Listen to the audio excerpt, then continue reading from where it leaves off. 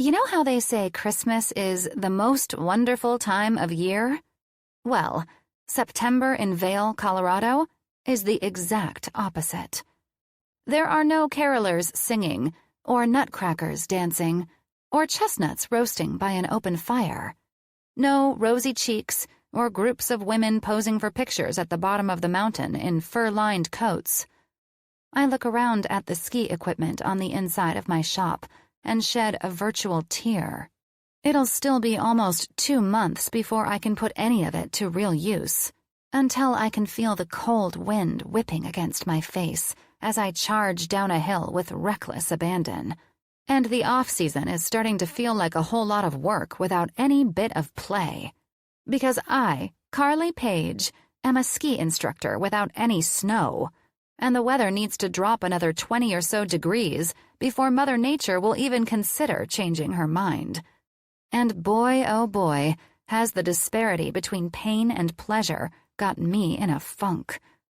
I watch as Broody organizes the shelves behind the counter, his perfectionist tendencies showing in every minuscule adjustment he makes to the brand new goggles we just got in last week, and wrinkle my forehead dramatically. A little to the left, a little to the right. He won't stop until everything is in its perfect place.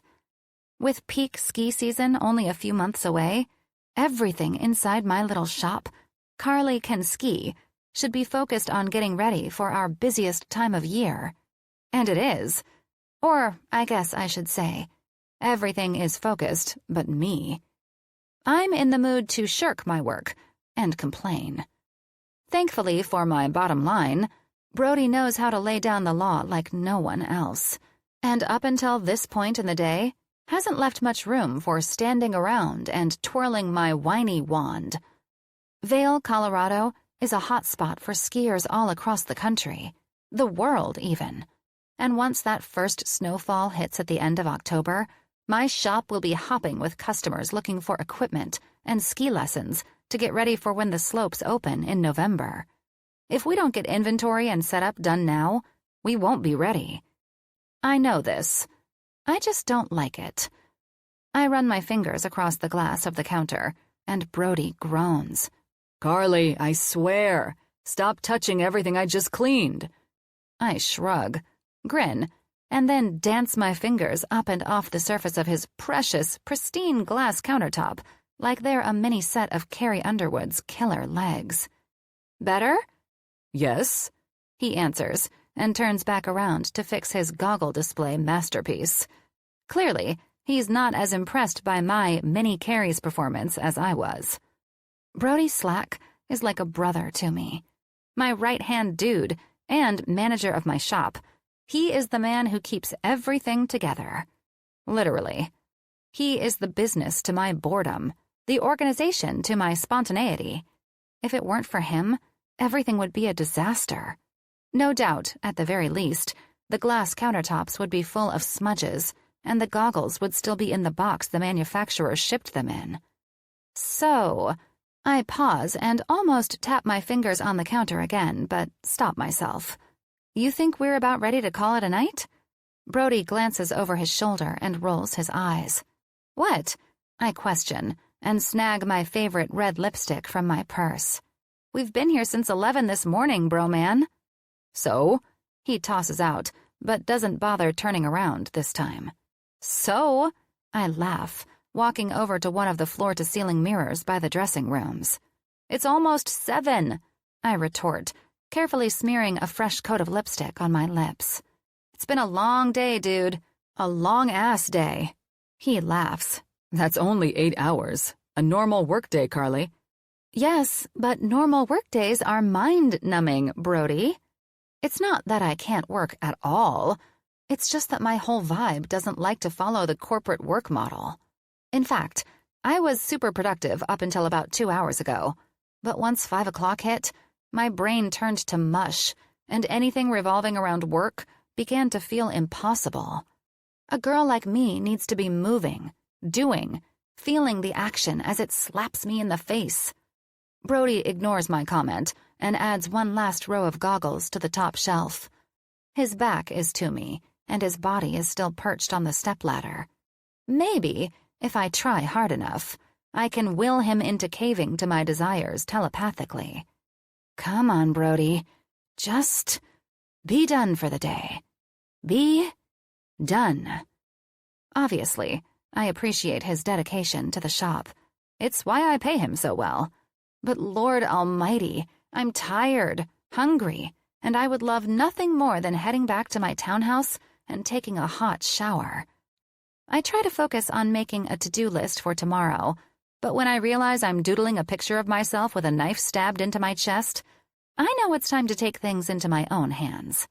Taking my cell phone out of the back pocket of my jeans, I pull up the one person I know will help me get my store manager off that damn stepladder and out the door. Me. Hey girl, do me a favor? Call your man and tell him it's time to come home. But I need you to really sell it, okay? I'm talking pull an Olive Garden and offer unlimited blowjobs with dinner kind of convincing sell. Please and thank you. Her response comes in a minute later. Nina. LOL. Big plans tonight, or he's just being a workaholic pain in the ass? Me. Definitely the second. Save me.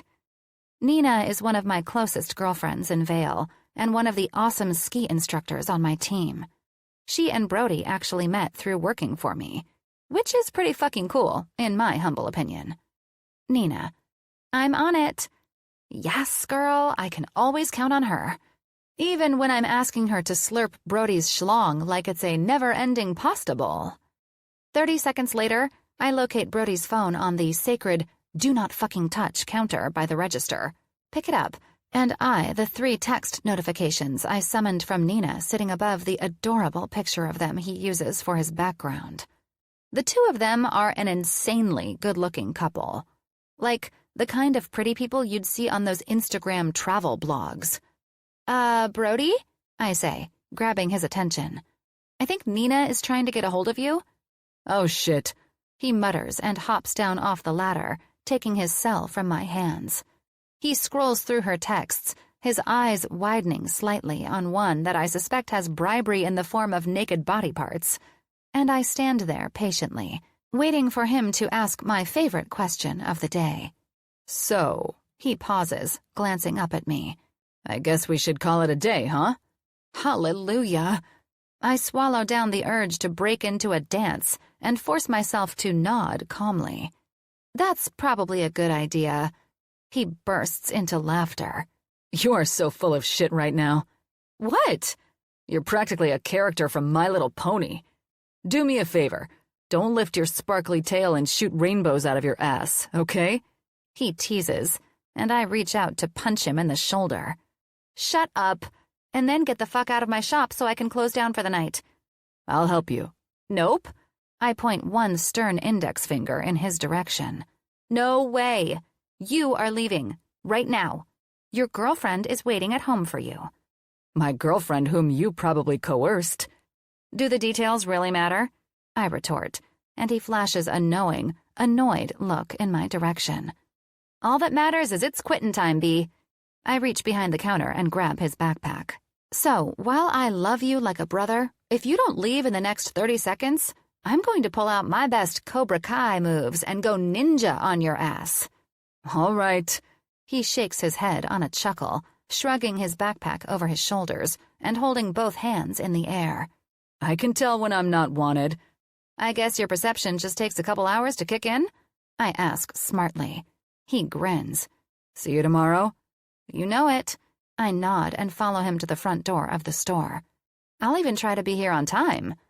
With the entrance propped open by my Converse-covered foot, I watch on as Brody offers a wave over his shoulder and heads toward his car in the parking lot behind the shop. I shut the door and lock it to the sounds of his Jeep's engine coming to life and his tires rolling over the gravel on his way out of the lot. Looking out toward the horizon, I see the sun has just set behind the Rocky Mountains, and my mind instantly starts fantasizing about the first snowfall of the year. The itch to glide across white-powdered mountains with blistery air skating across my cheeks is strong. But Mother Nature is stubborn, whispering into the warm, early September breeze, "Not yet, Carly." On a sigh, I head back into my shop and start the process of shutting everything down for the day. Turning off lights, making sure the register is locked, tossing the rest of the discarded boxes from our earlier stocking in the back. It's not long before I'm ready to head out, but I'm stopped in my tracks when my phone vibrates in the back pocket of my jeans. I pull it out to find "Incoming call, Josh" flashing across the screen. Oh, great. Just what I need. A douchebag distraction from my ex. I consider ignoring it, but then again, I know how much Josh loves a challenge. He won't go away with the power of suggestion. He needs his denials shoved straight into the back of his throat to get the picture. Hello? Carly, baby. Josh's familiar voice fills my ears. It's raspy and husky, and basically all of the sexy things a woman wants a guy's voice to sound like. A tool he's crafted by design. What are you doing? Not too much, I answer, keeping things vague. Trust me, vague is always best with men like Josh Nash when it comes to my whereabouts. I miss you, Carly.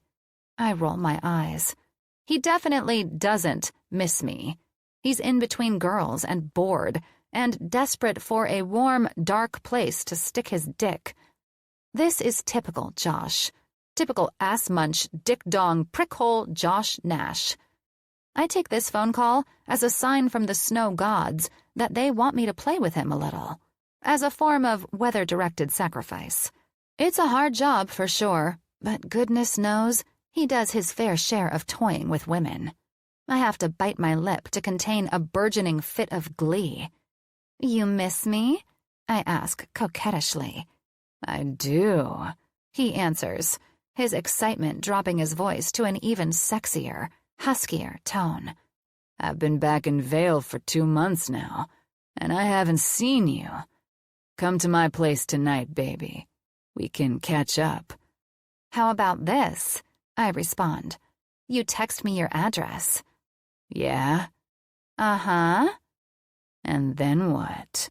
He questions, the tone of his voice bordering on seductive.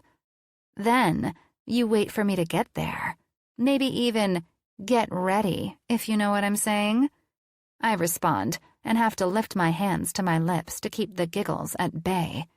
There is no way in hell I'm going over to his place. No fucking way. But the idea of him just sitting there, waiting for me, and possibly doing it with his pants off and his dick in his hand, oh boy, it's a beautiful visual. He sighs, obviously hearing a snicker or two I can't contain. You're doing it again, aren't you? Doing what? Fucking messing with me. I sigh, a little sad that he's caught on to my game this quickly. Josh, you only have yourself to blame. If I've told you once, I've told you 1,000 times. Stop calling me. Don't be like that, baby. I miss you. Really fucking miss you. He tries to butter my biscuit with his dumb words. You're the only one I want, and I'm miserable without you. If you're not willing to come over and keep me entertained, what am I supposed to do? I don't know. Go buy Monopoly? Download Candy Crush? Get a sock and some lotion and wank off inside it? I retort. It seems to me your options are endless. Sounds like someone's getting fired up. You miss me, and you don't want to admit it. Good Lord. I shake my head. You need help, Josh. Honestly, I'm starting to think you're mentally unstable. Hearing you right now, you'd think we were just 2 strangers who had, like, a one-night stand or some shit. He responds, like he actually has a point to prove. We dated for 5 years, Carly. 5 fucking years. Doesn't that mean anything to you? We dated on and off for 5 years, and it was a toxic roller coaster of bullshit. Josh is all about Josh. A smooth-talking, charming Lothario who will purposely say all the right things to pull you into his web. But once you're ensnared, you realize he's nothing more than a narcissistic jerk who loves himself more than he could possibly love anyone or anything else. And that's saying something coming from me. Being the baby of the family, I can occasionally display a selfish streak that rivals the best of them. But Josh takes it to another level. And while it took me about 4.5 years too long to realize that fact, I did eventually open my damn eyes and see it. Hence the reason we're no longer together. But see, since I'm the one who called it quits on our relationship over a year ago, Josh Nash's ego is still having a hard time coming to terms with it. Carly, are you still there? Uh-huh. And you don't have anything to say? Don't have anything to say? Ha! More like I have no desire to live in the past. I'll take the future, thank you very much. Josh, I unsubscribed from your newsletter of bullshit over a year ago. I don't want to communicate with you at all. He starts to say more things I couldn't care less about, but my mind gets distracted when I feel my phone buzz against my ear. I pull it away to see incoming call mom flashing across the screen. Immediately, I end the call with my idiot ex without a word of goodbye and switch over to someone I don't mind speaking to. Hey, Mom, I greet. How's sunny Florida? It's good. Good, she responds. I was just wondering if you happened to have a copy of my insurance card with you. I furrow my brow at the incredibly random request. Your insurance card? I question. Why would I have that? I just forgot mine and they need it and... Wait, who needs it? The, workers? The staff? I scrunch up my nose in confusion, but when I hear paging Dr. Langley cut through the background noise on her end of the line, my eyes go wide. Mom, where are you? I'm just, out running some errands. Getting some milk, you know. There is no way the lady at the checkout line is asking for your insurance card. I refute. Stella Page, tell me where you are right now. Fine. She sighs, like I'm the one exasperating her. I'm at the hospital, but it's no big deal. I'm good. The hospital? My goodness, Mom. Way to bury the lead. Carly, calm down. I'm plenty calm and I'm in terrific shape. My resting heart rate sits somewhere right above dead, so I'm sure my body can handle it if my blood pressure escalates a little bit. Now, why are you at the hospital? Her sigh is deep and long.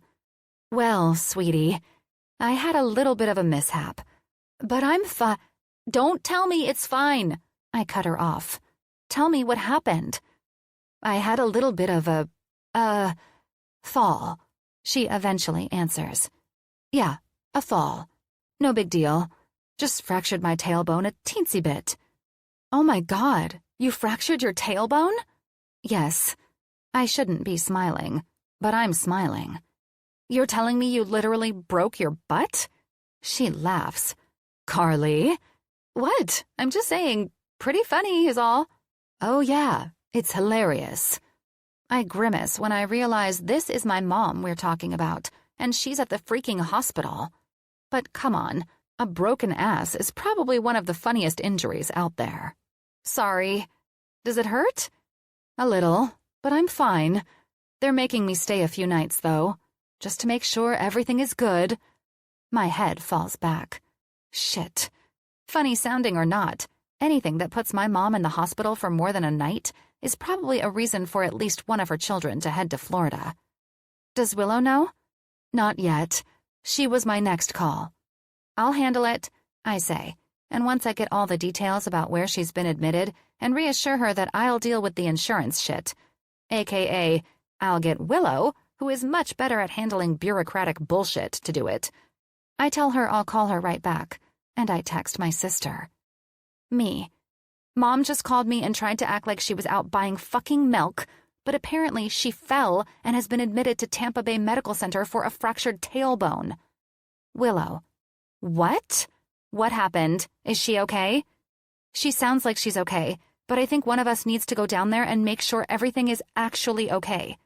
You know, one of us.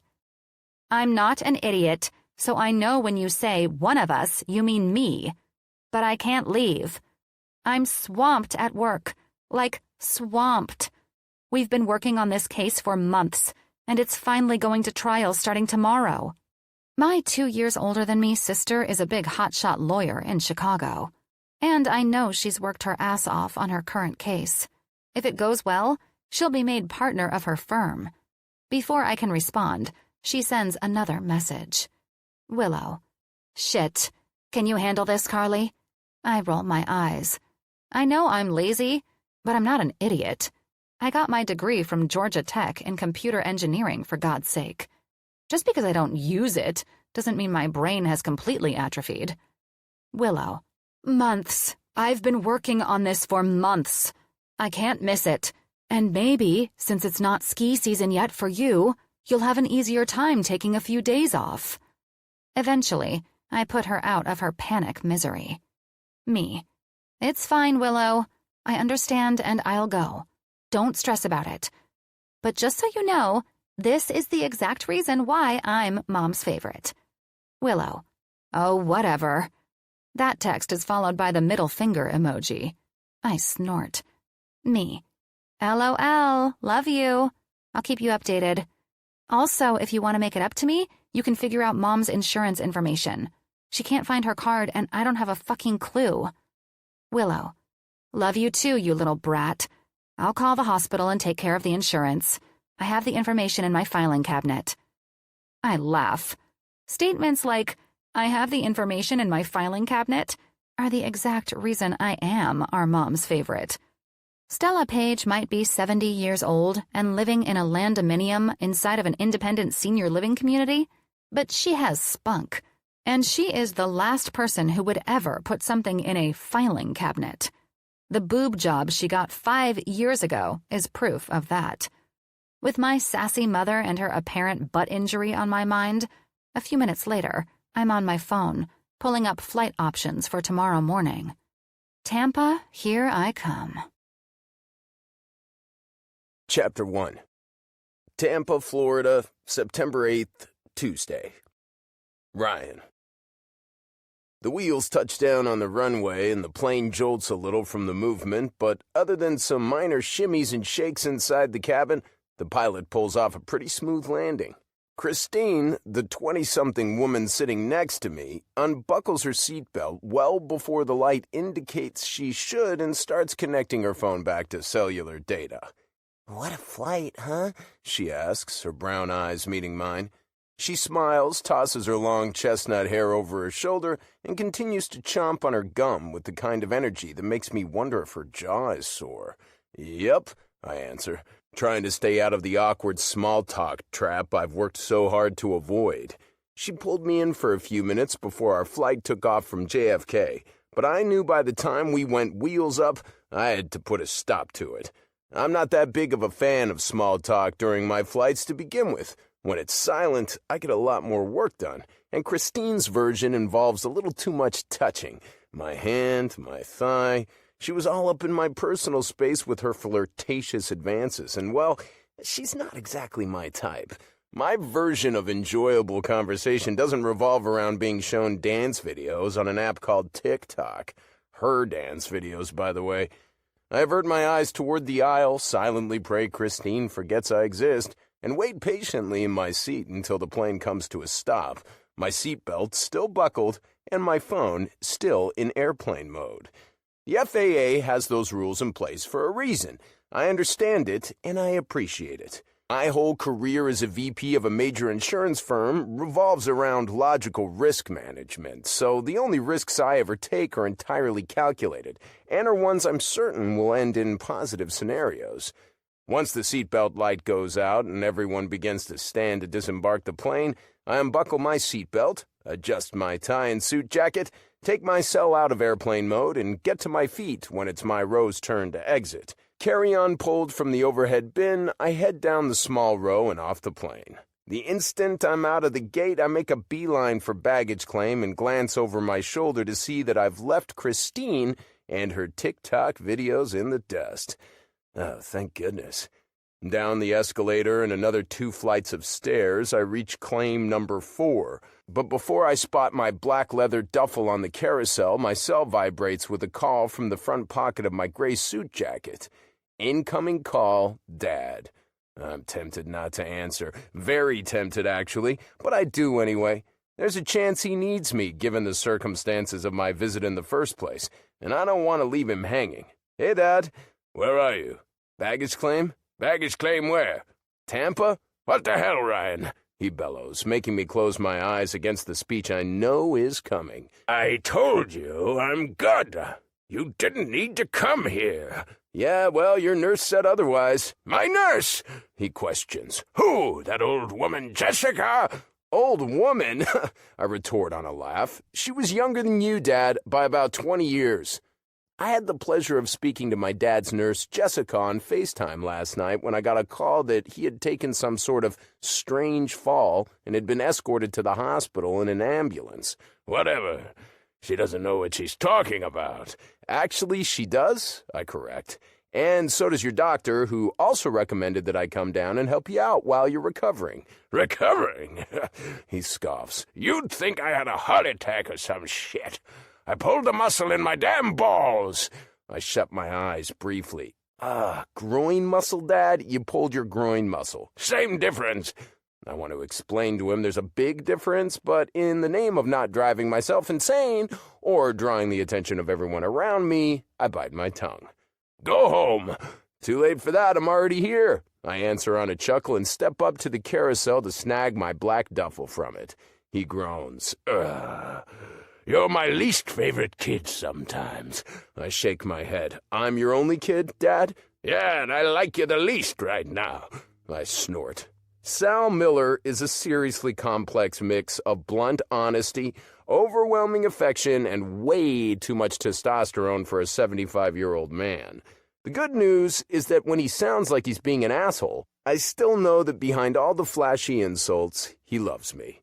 Hey, Dad? What? I'll see you soon, I say, and hang up the phone before he can respond. I scrub a hand down my face and take a deep breath. It's moments like this that make me realize how much shit my mom had to put up with when she was still alive. Mom, seriously, you were a saint. With my duffel over my shoulder and my small carry-on rolling behind me, I walk out of the baggage claim area and toward the taxi line. Normally, I'd rent a car, but since I had to book this flight so last minute, and there's apparently some kind of end-of-summer festival going on in downtown Tampa, there were no rentals available. Hopefully, though, I'll be able to arrange something tomorrow, or else I'll have to cruise around in my dad's Porsche while I'm here. Not such a terrible fate for me, personally, but as far as taking him places with an injury to his damn groin muscle, I'm thinking his late-life crisis Porsche won't be ideal.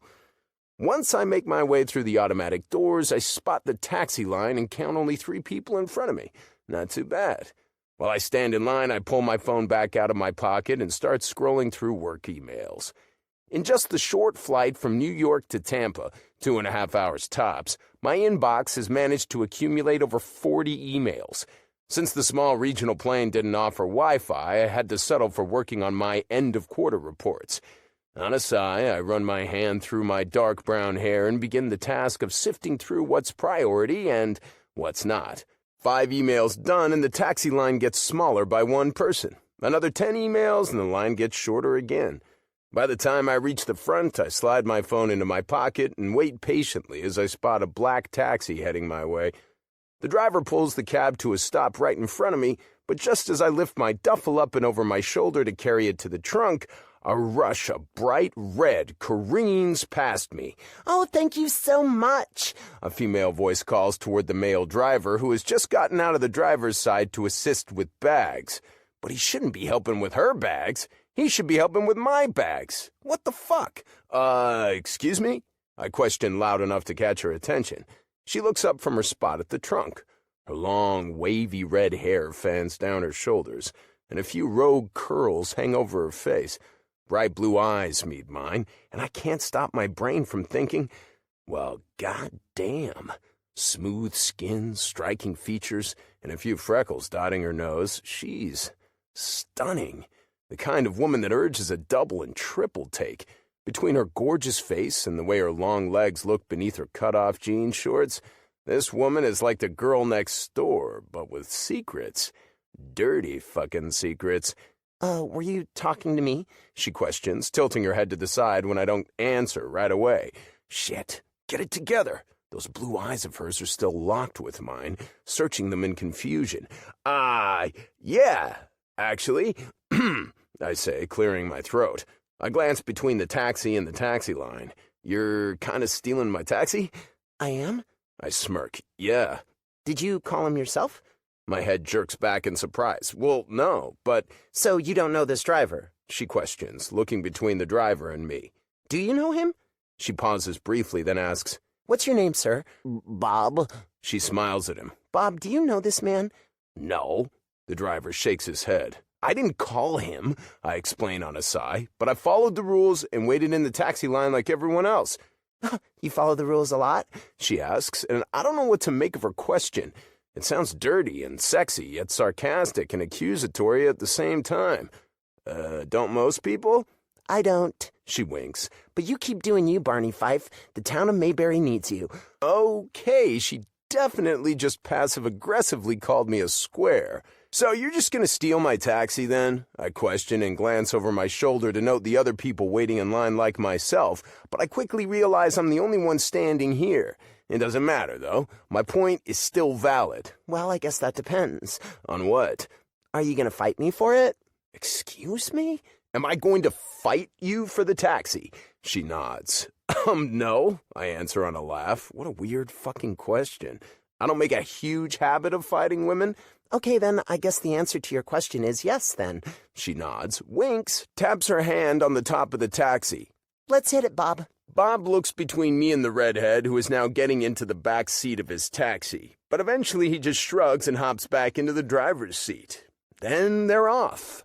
Just like that. And I don't miss the way the mysterious taxi-stealing redhead turns around in her seat to wave to me as they go, or the fact that I'm feeling a lot less attuned to how pretty she is. Her manners are apparently very, very ugly. What in the hell just happened?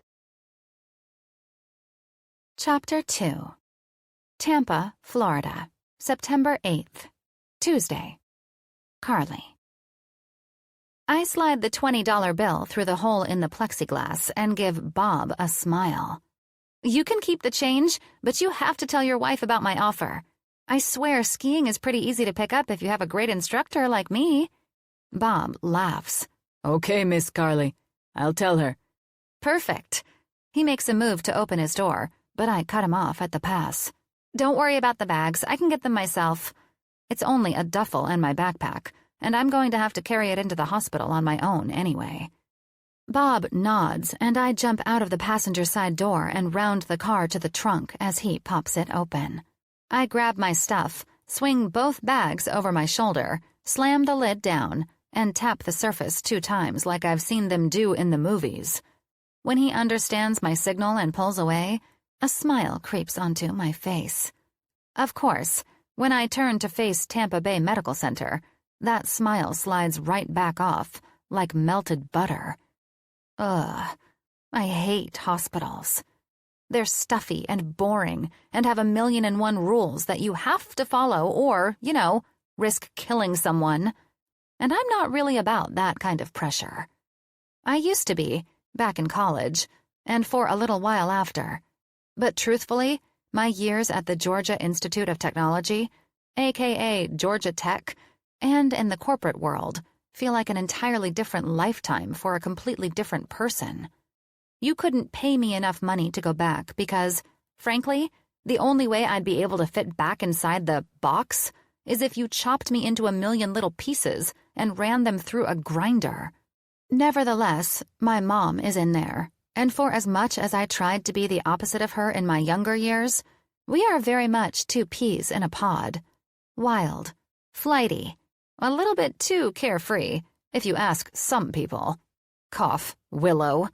And when I left my high-paying job at a freaking Fortune 500 company in California to move to Colorado and fly by the seat of my pants, my mom supported me.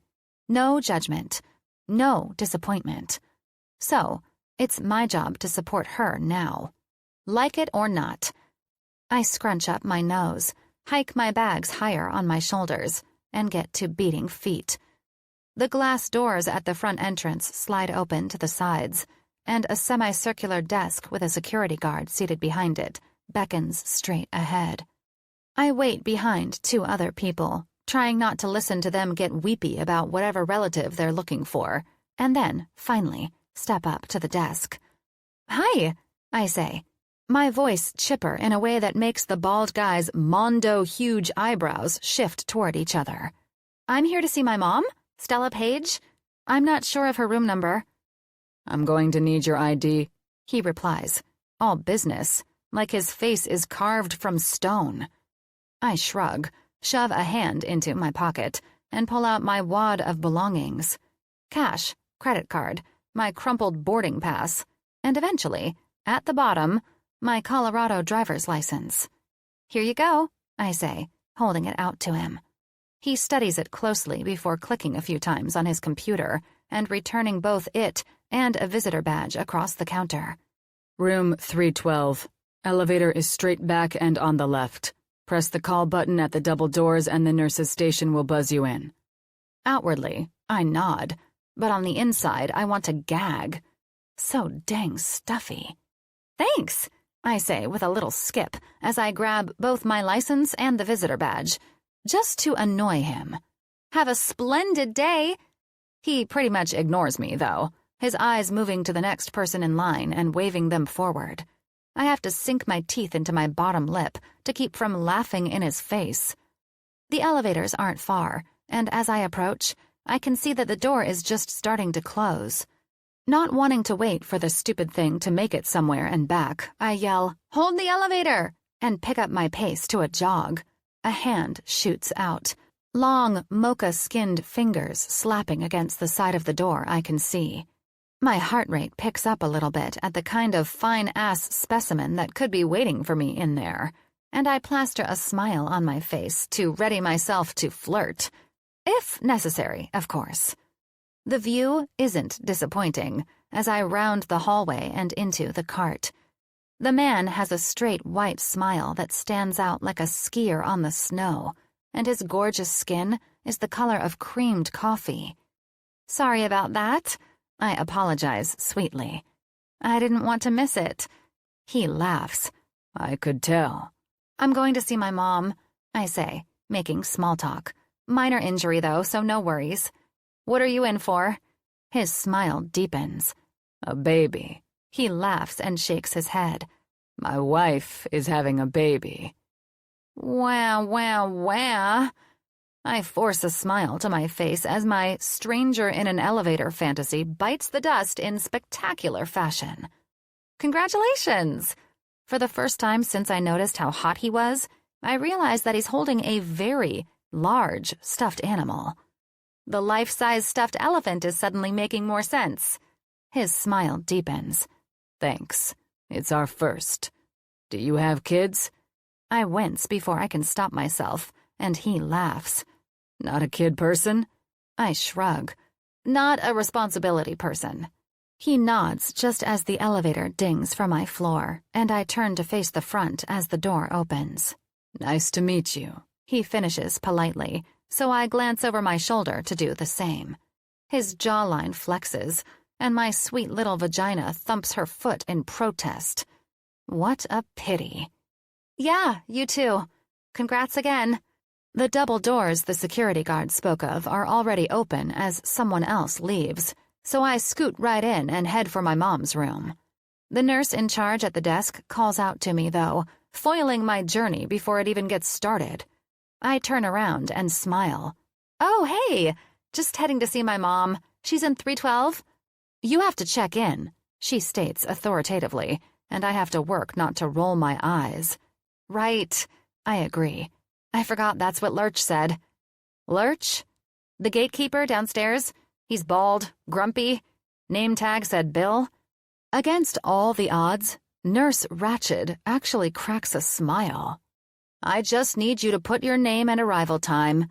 When you leave, stop back by to write your time out." "Okay," I oblige, stepping up to the counter and scribbling on her important paper. She takes the clipboard back behind the counter and points to my left. "Room 312 is around the corner and on the left-hand side." "Thanks." I hike my bags higher on my shoulders once again and follow the line on the tile floor around the corner and down the hall, looking at the number plaques on the side of each room as I go. My mom's is about halfway down, and the door is wide open. I step inside slowly, first finding an old woman with fluffy white hair sleeping so deeply that her snore sounds like a 747 engine. "Mom?" I call out in a whisper yell. "Carly!" My mom answers from the other side of the mid-room curtain, not bothering to quiet her voice at all. "Yay, you're here!" I scoot past the sleeper and around the curtain with 3 jog steps and smile when I find my mom sitting up in bed and swiping makeup across her eyelid. "Carly!" she yells again, dropping the eyeshadow and brush in the bag in her lap and waving me over enthusiastically. "Get over here and give your mama a hug," she instructs. I do as she asks, dropping my bags unceremoniously on the ground and driving myself into her chest so she can wrap me in her arms. She smells pointedly like Elizabeth Taylor White Diamonds perfume, just like she always has. And despite the inconvenience of having to come take care of her while she heals, it feels so good to be home. "I'm surprised you're sitting upright," I say from my position smushed against her chest.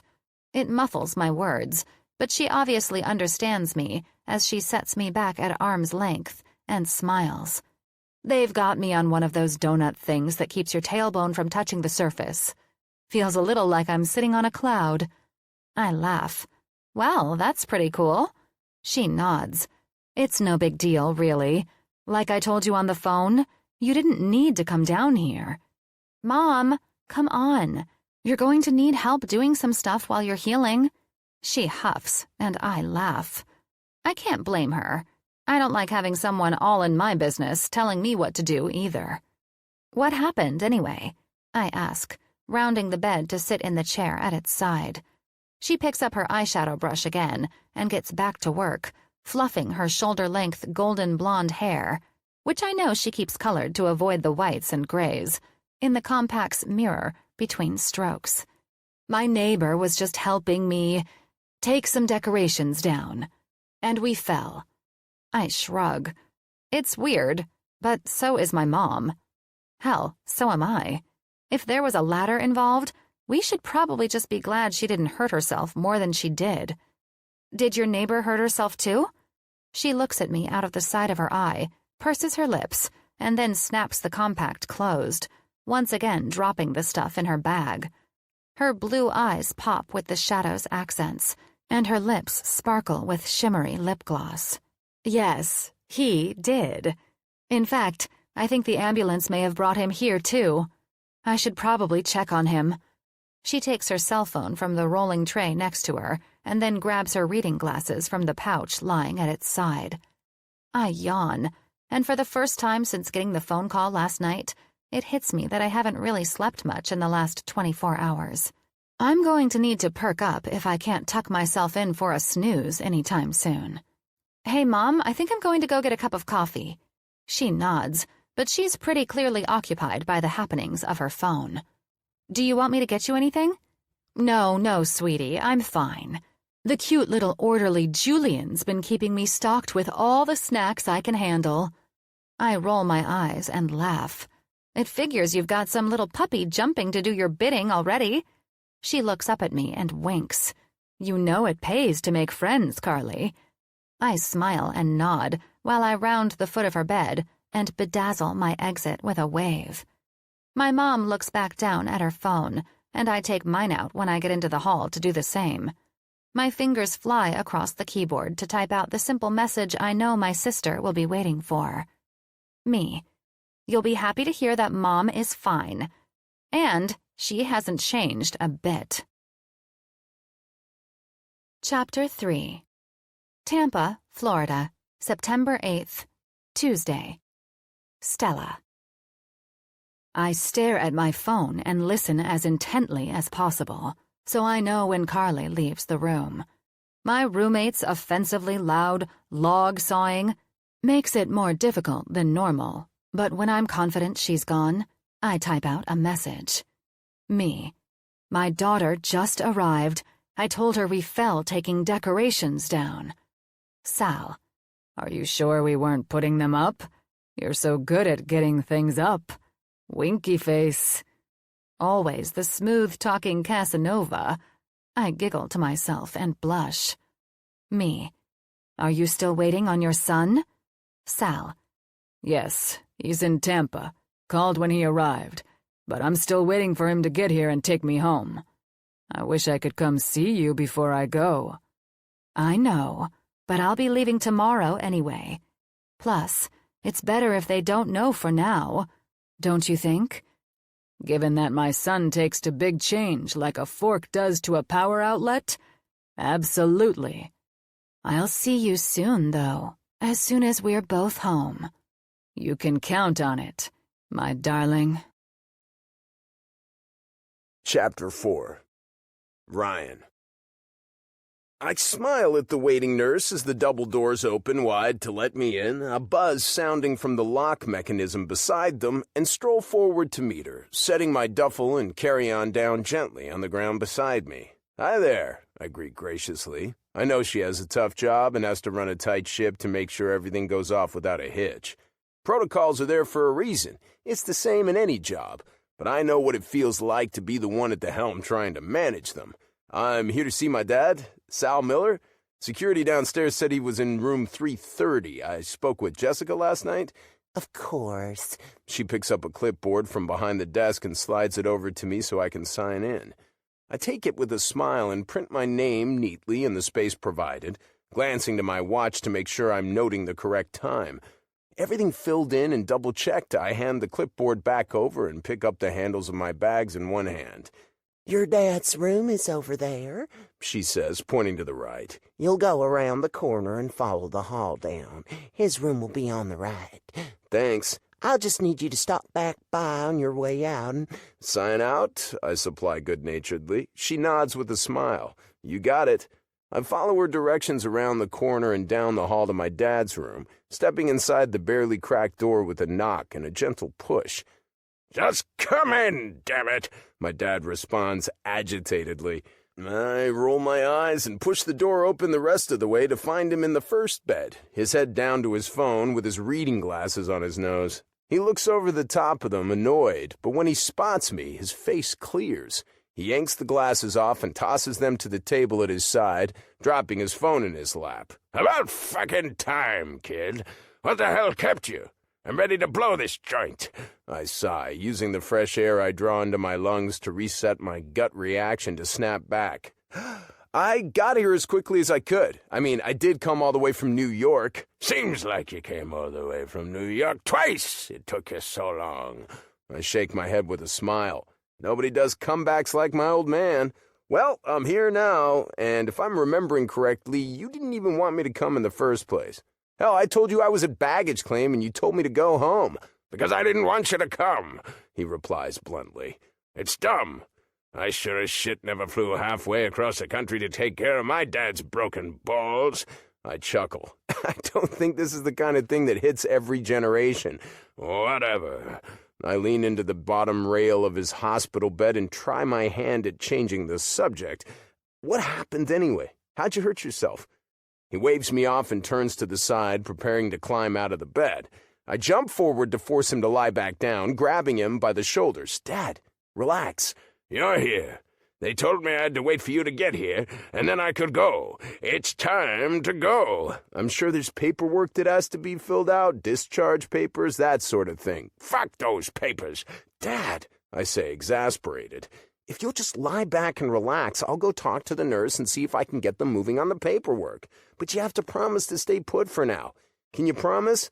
"Don't treat me like a kid, Rye." I shrug. "What am I supposed to do when you insist on acting like one?" He huffs and then, finally, sits back in the bed and glares. "Go get the damn papers."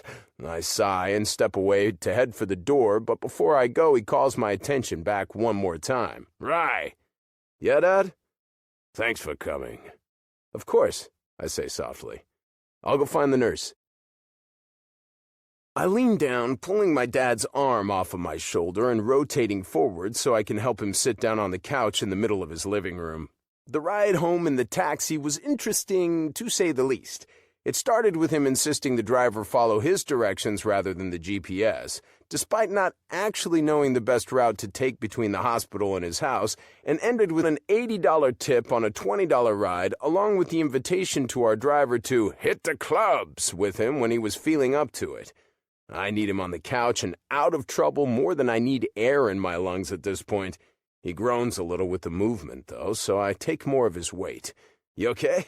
I ask as his ass meets the cushion. He grunts, which I surmise is his way of saying no without actually having to say it. "I'll get you some Advil. The discharge papers said you can have 3 every 4 hours for pain as necessary."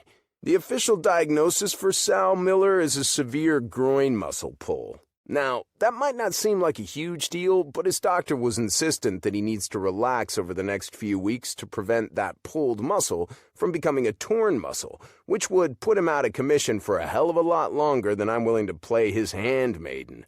"I don't need that shit." He shakes his head. "There's some whiskey on the bar cart. Just get me that." "Dad, it's 3:30 in the afternoon." And you don't think you should wait a little while before you start drinking?" He chuckles, then groans from the movement. Oh, yeah. It sure is gonna be fun having you here, son. A real party. We should probably buy a cake, get some damn balloons, make a whole thing of it. Lord, please grant me patience. As if he answered my prayers, within seconds my phone rings in my pocket and stops me from saying something rude to my clearly hurting father. I pull it out and check the caller, and even though I'm hesitant to do so, I know I can't let it go to voicemail. Dad, this is work. I have to take it. I'll be right back." "Can you talk and get whiskey at the same time?" he questions, and with an exasperated hand through my hair, I know if I don't want to be banging my head against the wall for the next 4 hours, I'm gonna have to relent. Still, I don't give him the satisfaction of verbal confirmation. I just put the phone to my ear and walk away. "This is Ryan," I say in greeting, striding around the sofa in my dad's front living room and heading for the small bar cart in the dining room. "Hey, hon, it's Marcy." A female voice fills my ears. "Just wanted to check in and see how your dad was doing." Marcy is one of the 13 employees who work directly below me at North American Insurance Group, also known as NAIG. We were in a late team meeting when I got the call about my dad, so it's not much of a surprise that she overheard some of the details. He's doing good, cranky, but good." "I can hear you!" my dad booms from his spot on the couch. I groan and run a hand through my hair. As you can hear, he's doing well enough to give me constant shit about everything. Marcy giggles on the other line. "Sounds like he's a handful." "You have no idea," I respond and pick up the half-empty glass bottle of whiskey, pouring the amber liquid into 2 rocks glasses. If he's gonna have a drink, then so will I. Maybe it'll dull the edges of Sal's back talk a little. "Anyway, I take it you're calling to give me an update on what underwriting said about our margins on the Franklin Motors account?" Yeah. Yes." she answers, her voice a little hesitant. Did something happen in the meeting today?" I question, my chest clenching with anxiety. The Franklin Motors account is a huge account that's had hundreds of hours of work put into it. It's a colossal financial stake to cover the number of policies the company requires. But we have to manage that with risk in order to keep the cost from being prohibitive. Underwriting was supposed to have a final decision on our margins today. No, she responds quickly. "It went well, really well. Underwriting is happy with what we proposed and pushed it through before we left today. As long as Franklin's CEO agrees, without too much pushback, that contract should be ours." The tightness in my chest eases with her words. Just the medical and life policies, or property casualty too?" "Underwriting approved everything." So it's all handled then. And I take it Jeremy is still handling things on the Franklin Motors end? "Yep, everything is good." "That's fantastic news," I say. "Great job, Marcy. I appreciate all of your hard work on this one." "Of course," she responds. "Thanks for letting me be a part of it." "Any other updates?" I ask, trying to move this conversation along. I'm so fucking relieved the Franklin Motors proposal passed underwriting, but it's been a long day, and it's not even close to over yet. I still have 30 task assignments to get through and a quick call with legal to fit in somewhere. Not to mention the guy currently staring bullets into my brain while he waits for his whiskey. He's not normally this grumpy, though, I have to say. But for Sal Miller, independence is a pretty big deal. "No, well, I just wanted to say that everyone misses you," she says, but then adds, "I miss you. Her words make me stop dead in my tracks, just on top of the threshold of the dining room entrance. Marcy, I don't know what else to say. This isn't the first time she's tried to blur the lines between professional interaction and her personal feelings. And I was thinking, She continues, pausing only briefly. when you get back, maybe we could, grab some dinner together outside the office. Shit. Marcy is an attractive woman, I won't deny that, but she's my employee, and dating a subordinate would be like shitting where I eat. Productivity would suffer, feelings would get hurt, and to be completely honest, it would make the constructively critical comments I'm going to have to give her at her year-end review pretty fucking awkward. Your pussy is very accommodating and all, but listen, your team delegation at the office could use some work. Marcy, while I appreciate the offer, I don't think that's a good idea. I say as bluntly as I can manage while remaining polite. Why not? Because we work together? Yeah, but there's no company policy against employees dating, She tells me, reciting the rules I already know. In fact, I'm the one who briefed her on HR policies when she was hired 3 years ago. Donna and Mark in accounting are married. And that's great for Donna and Mark, but I don't date coworkers. The line goes silent for a few seconds too long, and I shut my eyes in anticipation. The last thing I need is more stress at the office. I'm sorry, Marcy, I add, trying to give her an olive branch to use as a crutch to climb out of this hole she's digging. She's a pretty decent employee, and I'd really like to avoid the hellish process of finding a replacement. It's not personal, trust me. I just don't mix my personal life with business. And honestly, neither should you. It almost always ends badly, I find myself adding, trying to be encouraging. You're really smart, Marcy. Don't cloud that. Ryan, She asks, her voice purring in a way that makes me hesitant to even respond. I'm hoping I'm mistaken, and it's embarrassment making it sound that way. Yeah? I think I can convince you otherwise. God damn it, Marcy. So I'll take a rain check on this conversation, for now, at least until you get back from Tampa. And then the line clicks off. Christ! I sigh and stare down at the whiskey glasses sitting on the cart for a few seconds, and then pick one up and throw a big gulp back. It burns as it trails down my throat, but it doesn't matter. I hate complications. I hate the unexpected, and I really hate the idea that when I get back to the office, I'm going to have to either be on the lookout for Marcy doing crazy shit to get my attention, or face the incredibly uncomfortable position of reporting the situation to HR. Both are the absolute last things I want to be doing, and frankly, I don't have time for either of them. Hell, this damn whiskey is the only thing stopping me from running myself into the ground thinking about it.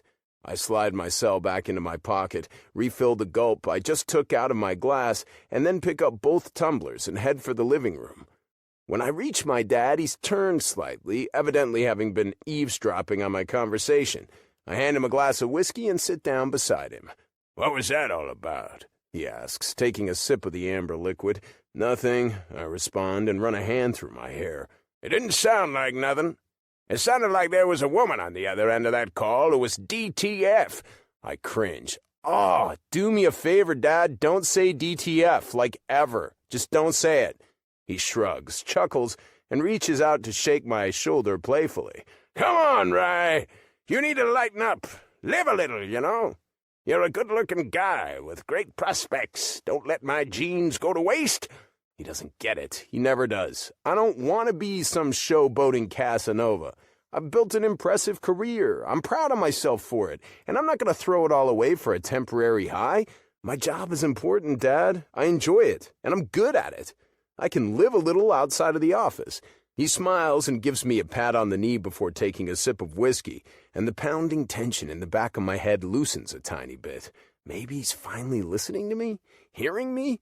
"I love you, Rye," he adds then with a smile, and I do the same back. "Love you too, Dad, and I appreciate your making an effort to understand." He guffaws then, and my eyebrows draw together. "I don't understand, buddy. Not at all. You're too fucking uptight. Too by the book. And I think if you're not careful, it's going to end up killing you young, or at the very least robbing you of true happiness. But I know you are the way you are, just like I am the way I am. And I don't think either one of us has much chance of changing the other. Am I right?" I nod. On that, we can certainly agree. "So, just so I'm clear, I take it your DTF chick isn't gonna get any D from you? Jesus. I sigh heavily, but also a soft chortle pops from my throat. You just can't help yourself, huh? I question and stand up from the couch to go to the kitchen, and his chuckles follow me the whole way. Not even a minute later, he asks, "Hey, what are you doing in there?" Finding a hard surface to bang my head against, I toss back, sarcasm evident in my voice. "Well, whatever you do, don't use the counter near the fridge. Damn thing's been wobbly for weeks." If there's one thing Sal Miller is good for, it's verbal judo. The man can do sarcasm and shit-talking and comebacks better than anyone I know. "I'm also getting some ice for you," I call over my shoulder as I open the freezer door. "What?" he questions. "Did you say you're getting ice for my balls?" "Yeah, Dad. Per Dr. Sampson's orders, I'm getting ice for your damn balls." I sigh and run a hand through my hair, already anticipating how many times I'm going to have to hear Sal talk about his balls while I'm here. It's going to be a lot, by the way. "Won't be the first time I've had to ice these puppies," he retorts and takes a long drink from his whiskey, punctuating his enjoyment with a smack of his lips and an "ah" at the end. "While you're up and at it, why don't you go ahead and top your dear old dad's whiskey off?" Man, oh man. Tampa sure is a blast. Chapter 5. September 10th, Thursday. Carly. Welcome to Sunny Creek Village, where everyone is over 65, and Stella Page won't keep her ass still for more than a minute. I swear, for a 70-year-old woman, my mother has far too much energy. After getting her home last night and enjoying a seriously shitty night of sleep on the ultra-firm mattress in her guest bedroom, I woke up to her shuffling around in the kitchen, trying to make a full breakfast. And when I say a full breakfast, I mean exactly that. Pancakes, eggs, bacon, waffles, you name it, and the ingredients were out on the counter, ready to be made. If it weren't for the X-ray her doctor showed me himself, there's no way I'd believe this woman has a freaking fractured tailbone. Normally, I'd be all for doing what your body tells you it can handle. But in this situation, her doctor specifically sat me down. Apparently, I don't look trustworthy enough to follow the instructions on the discharge papers on their own, and explained that she needed to lie low for the next few weeks to ensure the bone healed properly. Rest, ice, ibuprofen, Tylenol, and a donut cushion to sit on are the only ways to give the tailbone time to knit itself together without fucking itself up more. I believe Dr. Sampson's exact words were, "You can't cast someone's ass." As it turns out, however, following orders is easier said than done. I'll admit, I don't have a lot of experience with enforcing rules, but after spending the better part of today trying to keep my mother on the couch, I'm tempted to get Dr. Sampson on the line and request that he just go ahead and put the busy bee in a full body cast. I could change a bag of pee from a catheter if I needed to. At least, that way, I could guarantee she'd stay in one place. Aw, shit. I look up from my phone, where numerous boring email updates about shop inventory from Broody led me to watching old GoPro camera videos of myself and my instructors on the slopes, to find Stella attempting to carry a basket of laundry to the dining room table. She can hardly hold it up, and her back is hunched over at an awkward angle. I know a cast is out, but I wonder what they do if a crazy woman accidentally rips her ass bone in two. Glue it back together? "Mom!" I chastise and hop up from my spot on the palm tree-themed love seat in her living room. "What are you doing?" At some point in the last 15 minutes, when she told me she had to run to the bathroom to pee, she's managed to change out of her pajamas and into her favorite maroon velour jumpsuit with the word "juicy" written on the ass, and find a goddamn laundry basket filled with freshly washed clothes from God knows where. She's the over 65 version of the Energizer Bunny, and I'm running on old, leaky batteries. It's only the second day of chasing her around, and I'm already tired. Stella scoffs, then groans in discomfort. "I gotta fold these or they'll wrinkle." Oh my God. Seriously, Mom? I lean my head back for a brief moment, sigh, and take the basket from her hands before she hurts herself. What do I have to do to make you understand that you're not supposed to be doing anything right now? Stella's response? Mocking me in a high-pitched, annoying-as-hell voice. Sit down, Mom. Don't do that, Mom. What are you doing, Mom? I ignore her, obviously, and place the basket on the dining room table with a thud. When I turn around, she's standing there, scowling at me like I'm some kind of buzzkill. It's not a look I'm used to. You can be mad and mock me all you want, but it's not going to change anything. I will get you to follow Dr. Sampson's orders, even if it kills me in the process. I mean, come on, Mom. Your ass will not be able to proclaim itself as juicy if it's all broken and shit. Carly, I can fold my damn laundry, she says, voice exasperated. Unless you want to do it for me. I cringe before I can stop myself. I don't even fold my own laundry. I just take it out of the dryer, toss it in my closet, and leave it where it lands. My mom laughs at my reaction and smiles. Well, at least I know my little rule rebel, free-spirited Carly is in there somewhere. So far this trip, you've been a real wet blanket. I'm a wet blanket right now because I have to be. I'm here so you get better, not worse. Hands to her shoulders, I gently turn her around and lead her toward the couch. She tries to slap me away with her hand, but I ignore her and soldier on. You sit. Now, I order, and she rolls her eyes. And what am I supposed to do here? Relax. Watch TV. I pick up the remote and start switching through the channels. Look, they're playing The First Wives Club on TBS. You love that movie, I say, and glance over my shoulder to witness another eye roll heavenward. I've seen it 100 times, Carly. So? It's a great movie. Bette Midler, Goldie Hawn, Diane Keaton. It doesn't get any better than that. She crosses her arms over her chest and stares out toward the patio doors like she's a petulant child, and I just told her she can't play outside with her friends. Goldie Hawn's face appears on the screen, and she goes full badass bitch, storming into her ex-husband's office, and I can't help myself from glancing back and forth between Goldie and my mom. Gorgeous face, blonde hair, long dark eyelashes, petite yet curvy figure. I never really realized this until now, but Stella Page might as well be Goldie's doppelganger. I can only hope to age that damn well. Stella huffs and meets my eyes. Carly, I'm not an invalid, you know. I know you're not. I can take care of myself. I know you can, Mom, and frankly, I prefer it. But right now, you need a little help, and I need to be the one to give it. Once your tailbone heals, you can go back to your wild ways, and our family dynamic can return to normal.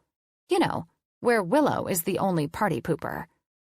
I don't know how wild one can get while living in a senior independent retirement village, but if anyone can manage it, it's Stella Page. Of that much, I'm sure. She breathes a harsh breath in and out of her nose. Well, at least hand me my phone, will ya?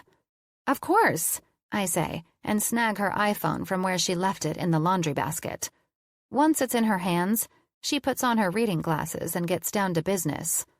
I don't know what that business is, but I imagine it's trolling Facebook to find out the latest news. I offer a silent prayer to the big guy upstairs that she'll stay like that for more than a minute. I know I'm 36 years younger than the broad, but hot damn, she's wearing me out. Back to the love seat across from her sofa, I plop my ass down and try to slog through all of Brody's emails. Each one has a ton of updates about what inventory he's ordered and what he's stocked, and previous clients who have already booked ski instructions for the winter months. And I know with all the work he's put into them, he's expecting me to actually read them. There are so many numbers and lists and appointments that my eyes cross over each other twice. Strangely enough, his tone feels happy, excited even. It's almost like he's enjoying the fact that I'm not there, getting in his way. Immediately, I switch to my text inbox and shoot him a message. It might sound like I paid more attention than I did, but I know Brody well enough not to worry. He knows all of this shit way better than me. Me. I saw all of your emails. It all sounds good. Thanks for keeping everything in order while I'm with my mom. Broody. No problem. Do you know how long you'll be in Florida? I haven't really decided how long I'll stay in sunny Florida, but after the way today has gone, I know I can't leave anytime soon. Dr. Sampson was explicit about the first 3 weeks being the most critical. Me. Since Stella isn't the best at following doctor's orders, it's best if I stay here for a little while to keep her out of trouble. Broody. LOL. Your mom is a trip. I snort to myself and type out a response. Tell me about it. 2 winters ago, my mom visited me in Vail for a few weeks. She did what Stella does best, won everyone over with her vivacious, outgoing, bubbly personality. Broody, Nina, pretty much all of my employees and friends fell in love with her. Put my mom in a room full of strangers, and she'll become the life of the party within 15 minutes. Not even kidding. Broody. Well, take all the time you need, Car. We're good here. There's no rush for you to get back. Call me crazy, but it feels like you're enjoying my lack of presence a bit too much. Me? What? No way. Liar. You're loving every minute of it, Mr. Productivity. I can't deny that I get a lot more done when you're not around. I smirk and type out another message. Words that I need to say, and he deserves to hear. Thanks for taking care of everything while I'm gone. I don't know what I'd do without you. We're basically family, Car. I got your back. Ditto, bro. Can you do me a favor? Of course. Don't work yourself into the fucking ground, okay? No long hours. The last thing I want is for him to start pulling insane hours because I'm not there. I'll try my best. There's no trying, Broody. Only doing. Uh-huh. Sure. Whatever you say, boss. I almost send him another message, but I'm quickly distracted when I notice my mom is now standing in front of the coffee table with her phone perched up, like she's about to record herself. What are you doing? I have to check in with my talkers. Your whaters? TikTok, Carly. What? Her response takes me aback. I know what TikTok is, of course, but I'm fucking floored that my 70-year-old mother does too. You're on TikTok? Uh-huh. I love it, she says, fluffing up her hair and making a kissy face toward the screen of her phone. Every day, I post a dance for my followers. Usually I do it in the morning, but I'm sure they'll understand why I've been MIA the past few days. Mom, you can't dance for a TikTok video right now. That's like the exact opposite of lying low. I hop up from the love seat and stride right over to her, snagging the phone off the coffee table before she can stop me. Carly, I have to. My followers will be worried about me. Nope. I shake my head and hold her phone behind my back. No dancing. Only sitting. Give me my damn phone. She huffs out a sigh and holds her hand out for me to obey her demands. I will, I say, once you sit back down on your donut. She glares. I glare right back. She huffs again. And while I wait patiently for her to sit down, I take a quick glance at the screen of the phone where her TikTok account is front and center. Stella got her groove back. That's her account name. I almost burst into laughter, but it gets stuck in my throat when I see how many damn followers she has. Over 200,000. What the hell? I question, just as my mom decides to give it up and ease herself back onto her donut cushion. What's wrong? She questions, her face pinching up in pain with the downward movement toward the couch. You didn't accidentally delete one of my drafts, did you? No. Mom, you have a crazy amount of followers on here. She nods. I went viral when I did the WAP. It's built pretty quickly from there. Instantly, my eyes go wide. Please tell me that's not what I think it means. When you did the what, Mom? The WAP dance, she says, and reaches up to grab her phone from me. She scrolls her fingers across the screen until she finds what she's looking for and hands it back to me. This one. And right there, on the screen, is everything I didn't want to come true. Only, it's even worse than I imagined. Pretty sure anyone witnessing their mom engaging in a dance that involves twerking and pelvic thrusts would want to stab themselves in the eyeballs just like I do right now.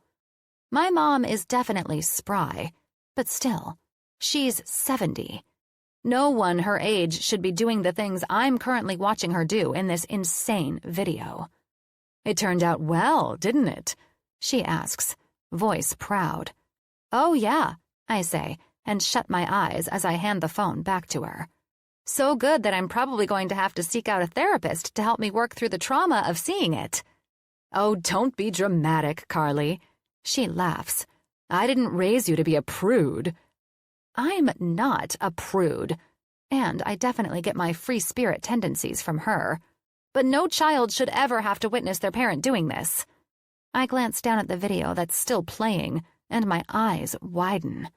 She's just gotten to the humping splits, and hot sauce and chicken wings. She's really fucking flexible. I smile then, despite all the odds, as I think about the one person whom this will traumatize exponentially more than it does me. "Mom, does Willow know about your TikTok fame?" "I don't think so." "Yeah, well, you should probably keep it that way. Or else we'll probably have to plan her funeral after she sees that profile of yours." My mom just smirks. "Willow is downright neurotic about sexuality. She could learn a thing or two from my TikTok." I strongly doubt Willow would learn anything from our mom's dirty dancing, but Stella is right about her personality. Willow has always been more like our late father, focused, determined, and very organized. She thrives on plans and stability. Though, if our father were still alive today, I think he'd get a kick out of his wife doing shit like going viral on TikTok for a dance to a song that's an acronym for wet-ass pussy. Ronnie Page might have been more uptight than his wife, Stella, but he loved that she was the one who always got him to loosen up. The mere thought of him causes a hint of sadness to swim around inside my chest.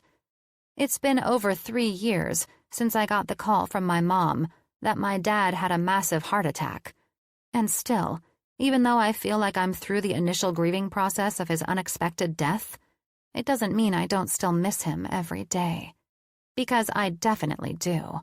"Oh, shoot," my mom exclaims, pulling me out of my thoughts. "I forgot it was Thursday.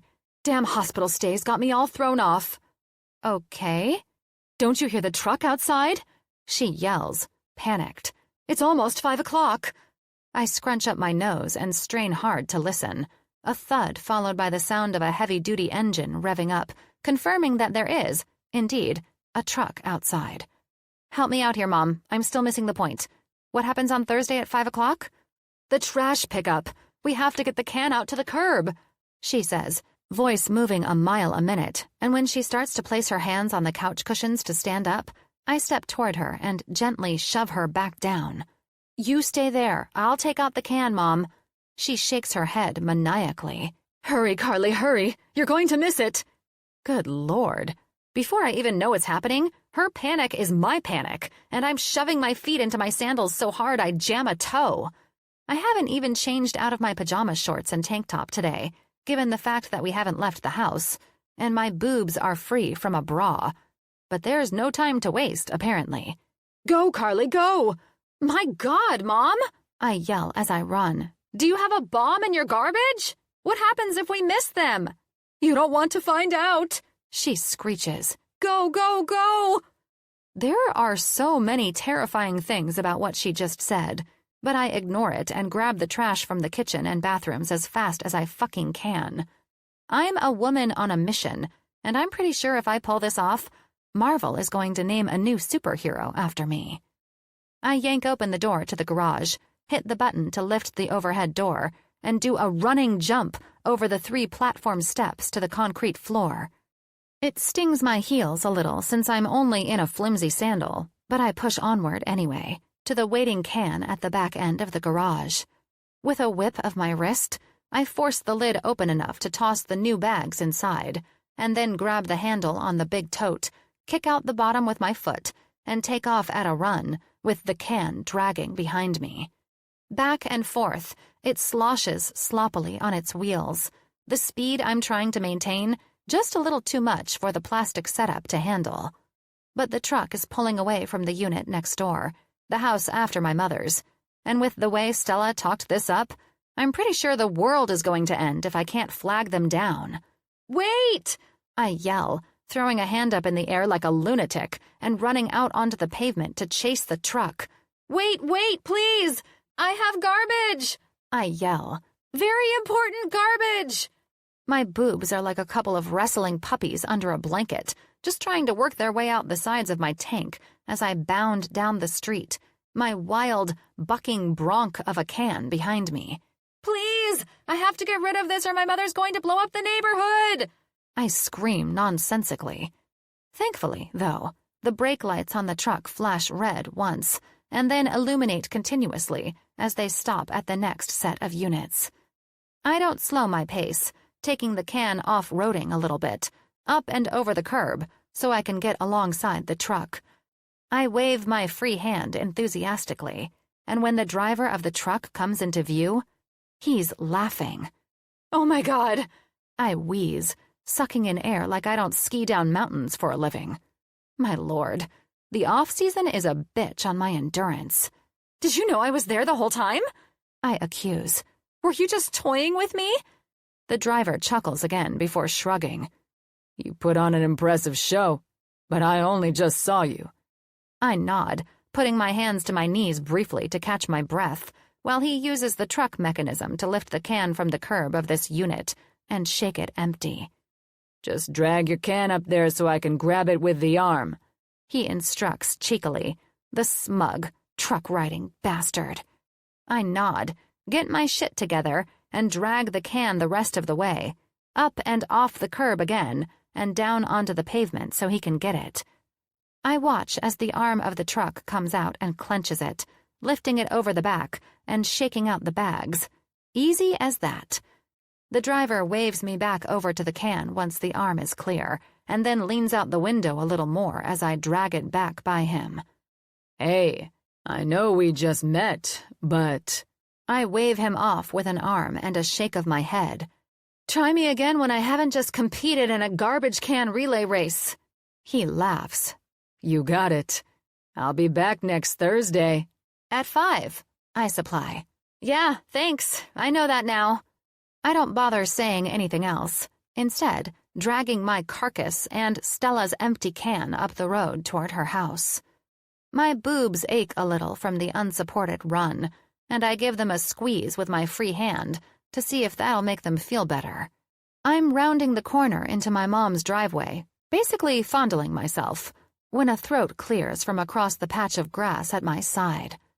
Right there, in the driveway next door, a way too young to be in Sunny Creek man with dark hair and striking blue eyes is covering his mouth to keep from laughing.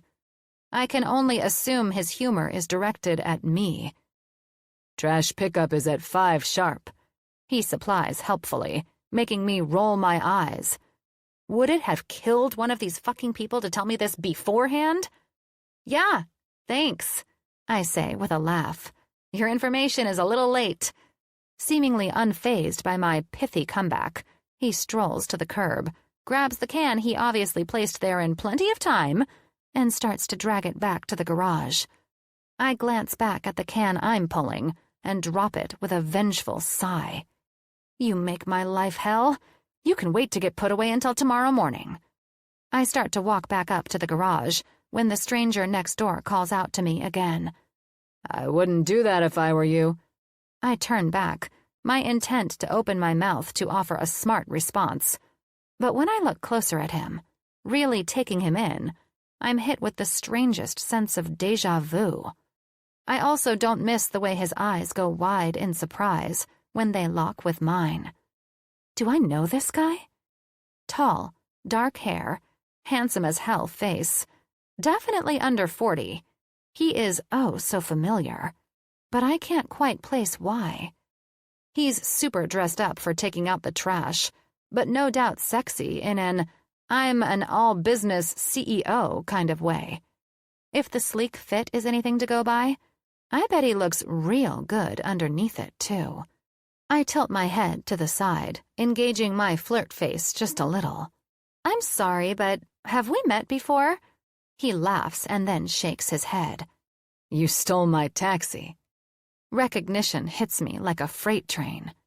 Oh, shit. It's him. Seriously hot Barney Fife from the airport.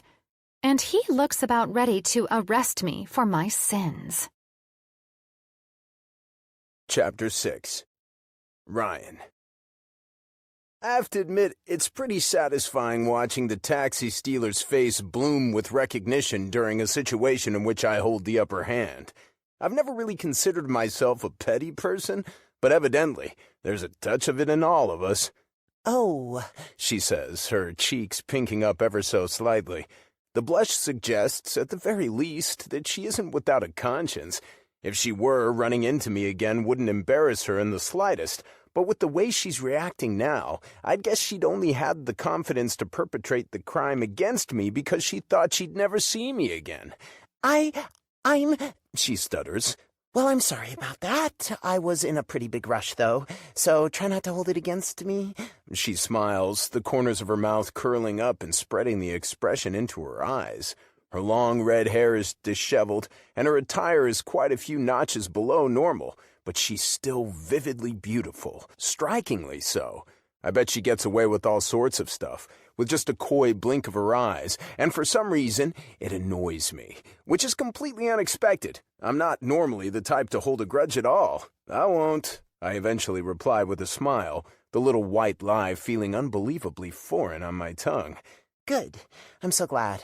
I'm here for a little while helping out my mom, and, well, I wouldn't want there to be any bad blood. She snorts.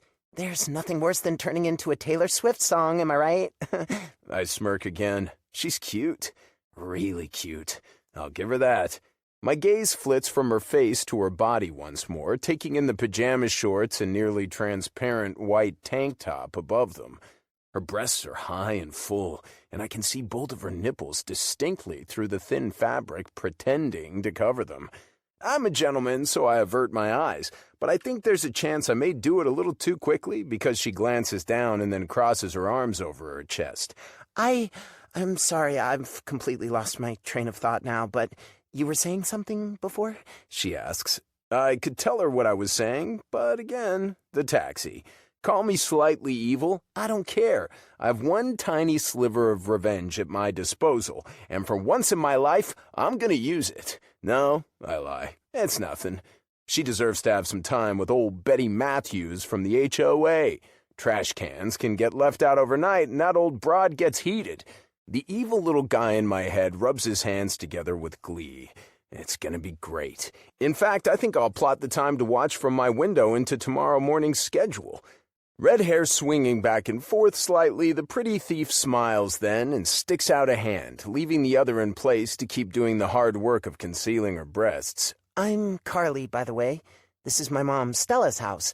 I take her petite, warm hand in mine and return the sentiment. Ryan, my dad, Sal Miller, lives here.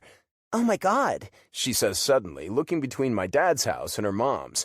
is your dad the neighbor who got hurt helping my mom with decorations? My eyebrows draw together. Is that what happened? My dad's been pretty tight-lipped about the specifics. Yes, She cheers. oh my God, how crazy. Yeah, she said he was helping her take down some holiday decorations, I think. My chin jerks back. Holiday decorations? In September? That's weird. What holiday? Carly's face scrunches into a laugh, surprised I'm questioning it at all. I don't know, Labor Day, I guess. Decorations for Labor Day? That's a new one. Whatever. Since it really doesn't matter, I decide to let it go. A peculiar bang sounds from the inside of my dad's house, and both of us whip our heads toward it in synchrony. What was that? Carly asks, and all I can do is laugh. I don't know, but I better go find out. She nods enthusiastically, jerking her thumb toward the inside of her mom's garage. I should probably do the same. Anyway, see you around, I guess. Oh, and sorry again about the whole taxi thing. I nod. Water under the bridge, sort of. I have a feeling Betty will ensure payback is achieved tomorrow, and after that, I should be able to fully let it go. I watch as she makes her way back into the garage and closes the door. One glance to the end of the driveway, and I note the trash can still sits haphazardly on the street. Yeah, tomorrow morning is gonna be good. When another bang sounds from the inside of my dad's house, I turn and take off at a run, smacking the button to roll down the overhead garage door as I go. When I get inside, it sounds like a vacuum is running in his bedroom at the back of the house, so I hurry down the hall. Theoretically, a vacuum wouldn't be a normal cause for concern, but the man already has a severe groin pull and limited mobility. Add in two strange, loud noises, and I'm slightly terrified of what I might find in there. The door is closed when I get to it, so I hammer 3 hard knocks into the surface, yelling, "Dad, what's going on? Are you all right in there?" I put my ear to the door to listen, but all I hear is the forced air of the still-sucking vacuum. For all I know, he could have fallen and hit his head or something, and the damn thing is just chugging along beside him while he bleeds out.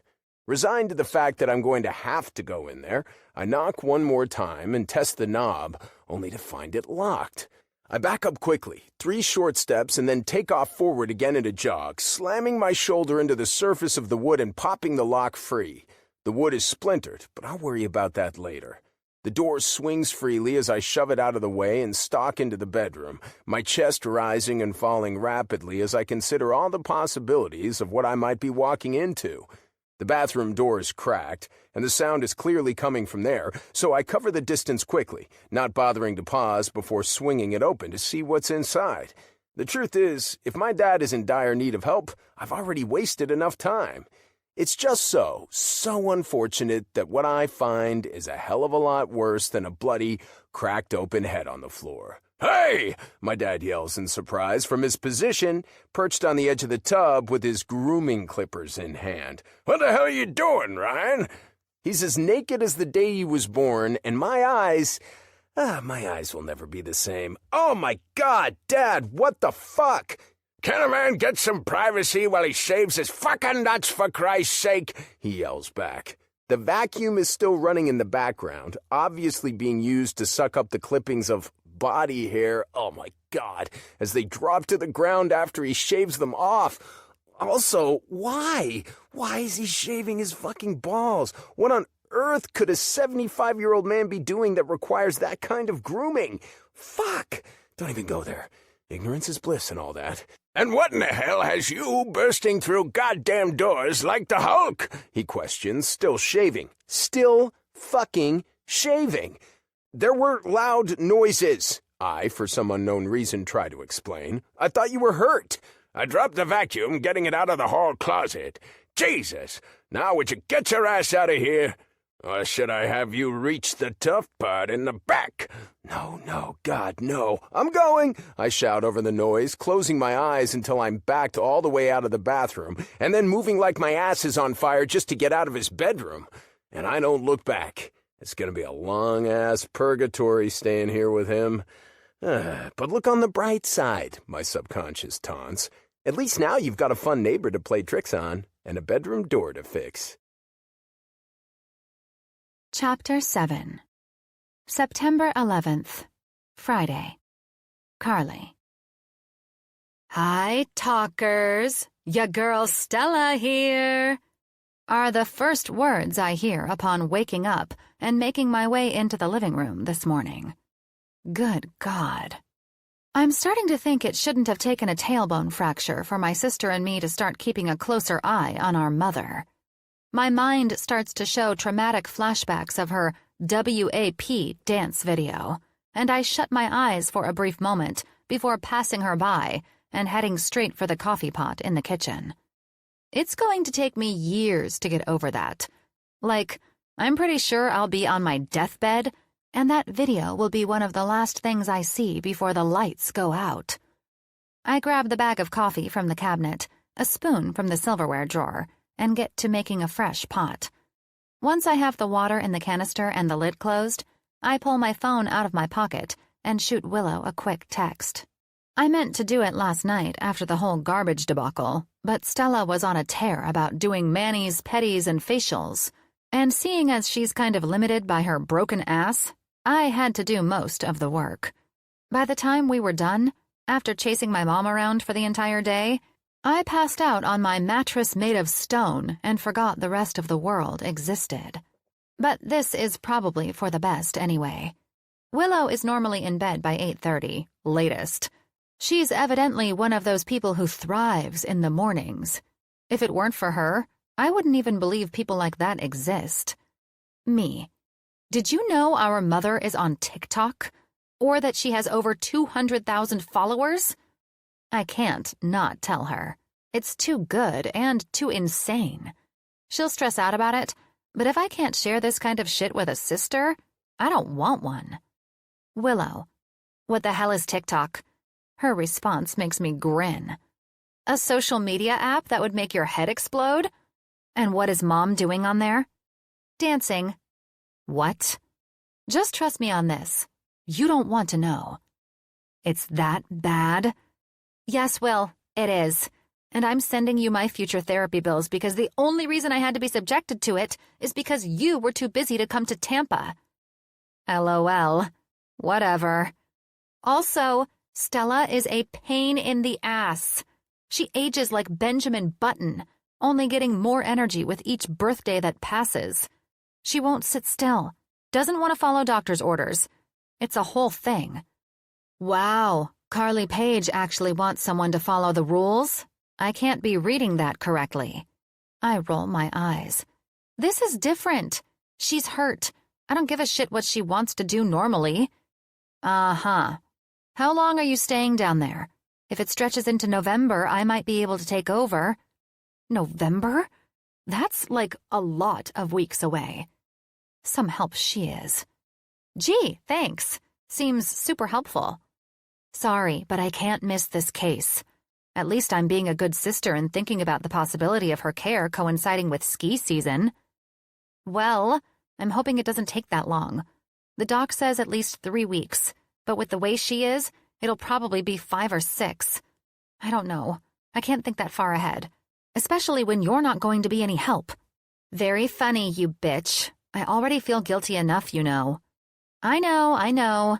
It's all good in the Sunny Creek hood, sis. No worries. I glance at the time on my phone and see it's just after 8 a.m. It's early, and I desperately need this cup of coffee. The gurgle of the pot's sweet brew signals there's enough to pour myself a cup, so I take a mug out of the cabinet, sweep the pot out of the stream quickly, and do just that before putting the pot back to collect my next 2 cups worth. I'm just about to put the rim of the mug to my lips when my mom screams bloody murder. I drop the cup, bobbling it between my hands, and thankfully shoving it onto the counter so it doesn't shatter. Hot liquid burns my skin, but I wipe it off on my pajama shorts and take off for the living room.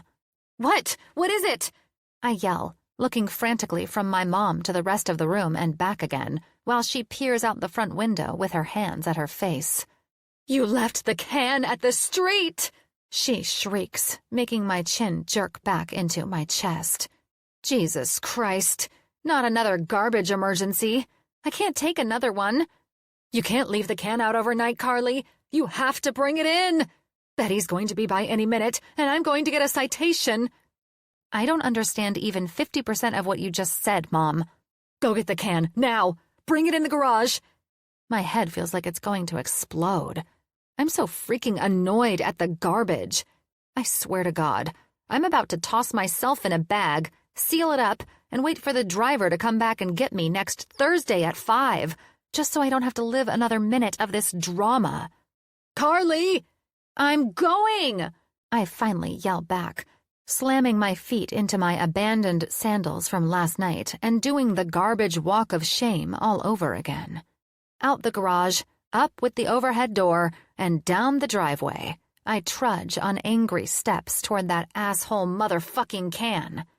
But I only get 2 steps forward before a golf cart comes to a skidding stop in front of my mom's driveway. A little old lady with white hair and a perm squints toward me from the driver's seat. You're late. This must be hard-ass Betty. I know.